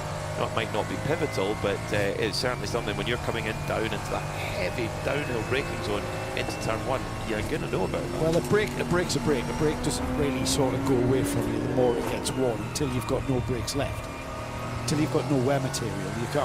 You will get the same efficiency from a half-worn set of pads to a full brand new set of pads. That's if they're not down to if they're down to the metal, that's when you'll lose your brake pedal. You'll Yeah. get the pedal will go long, so you know you're going to press the brake a little bit further down before it starts to retard. But then you're going to know that you're on heavy on brake wear. Prior to that, the pedal will stay exactly where it is until you basically And run give you out the of same pedal. force. Yeah. Even though, or is it more that you're having to think, I can't go hard Well, on this because I run the risk of... It's not like a tyre. The more rubber you lose on the tyre, then the less grip you have. A brake pad works with maximum, or you know, with very little, all the way to the very edge of the pad wear. It's exactly the same. Pit call for Joe Foster in the CP Racing Mercedes, change of tyres, and rumbles back into action again. I actually thought they had enough fuel on board to make that one to make that work to the end, but I don't think it's going to change their position much. No, because they got 3 laps behind them, and they can't catch the Kessel Racing Ferrari. So overall podium heroics that we saw in Monza aren't quite going to come off as things stand, but again for CP Racing, they're going to finish second in AM. Of course, the AM leader is our overall leader, the Wochenspiegel car. But critically for CP Racing, they are going to take points away from E2P Racing, who are right behind them on the road. And Snowy might have noticed whether that 85 took on fuel, by the way. Because we don't get the F appearing on the timing screen to tell us it's gone into fueling because it's on the same pit lane, you see. Good point. And they didn't take all 4 tyres from what I saw, unless we came into the shot late. But so I hope it's not any kind of gremlin or concern with the tyre, but I would think it's more of a fuel thing to make sure that they've got enough to get. I thought they had enough on board anyway. Yeah, I suppose if they haven't got enough fuel to get to the flag, they might as well change tyres and not risk any you know, overly worn rubber with risk of puncture if the tyres have done a lot of miles. Car's still in, car's still showing in pit lane, so I suspect, having left its pit box, it is in fueling. Yeah. So Joe Foster taking on fuel. It won't be long before we see the big O for the outlap there beside the number 85. I still want to know why. So at the in the CP Racing garage, all the drivers have their helmet stand with a little fan underneath it, and the helmets are all there, and it's like Charles Espinal, Charles Putman, Shane Lewis, and then Joe Foster says Code 60 Joe. I have no idea why that is, so if we can find out why he's called Code 60 Joe, does that mean he causes them, or they get one when he's in the car, or we need to know. Well, Snowy's down there, last half hour for Snowy to inquire as to why Joe Foster his nickname is Code 60 Joe. So Deerstalker on. Deerstalker, yeah. Snowy has got his own Deerstalker. Investigation at Atlas BX. They came away from Monza with victory, and at the moment they're looking good in GT4. This Korean squad, they just run like a steam train. They don't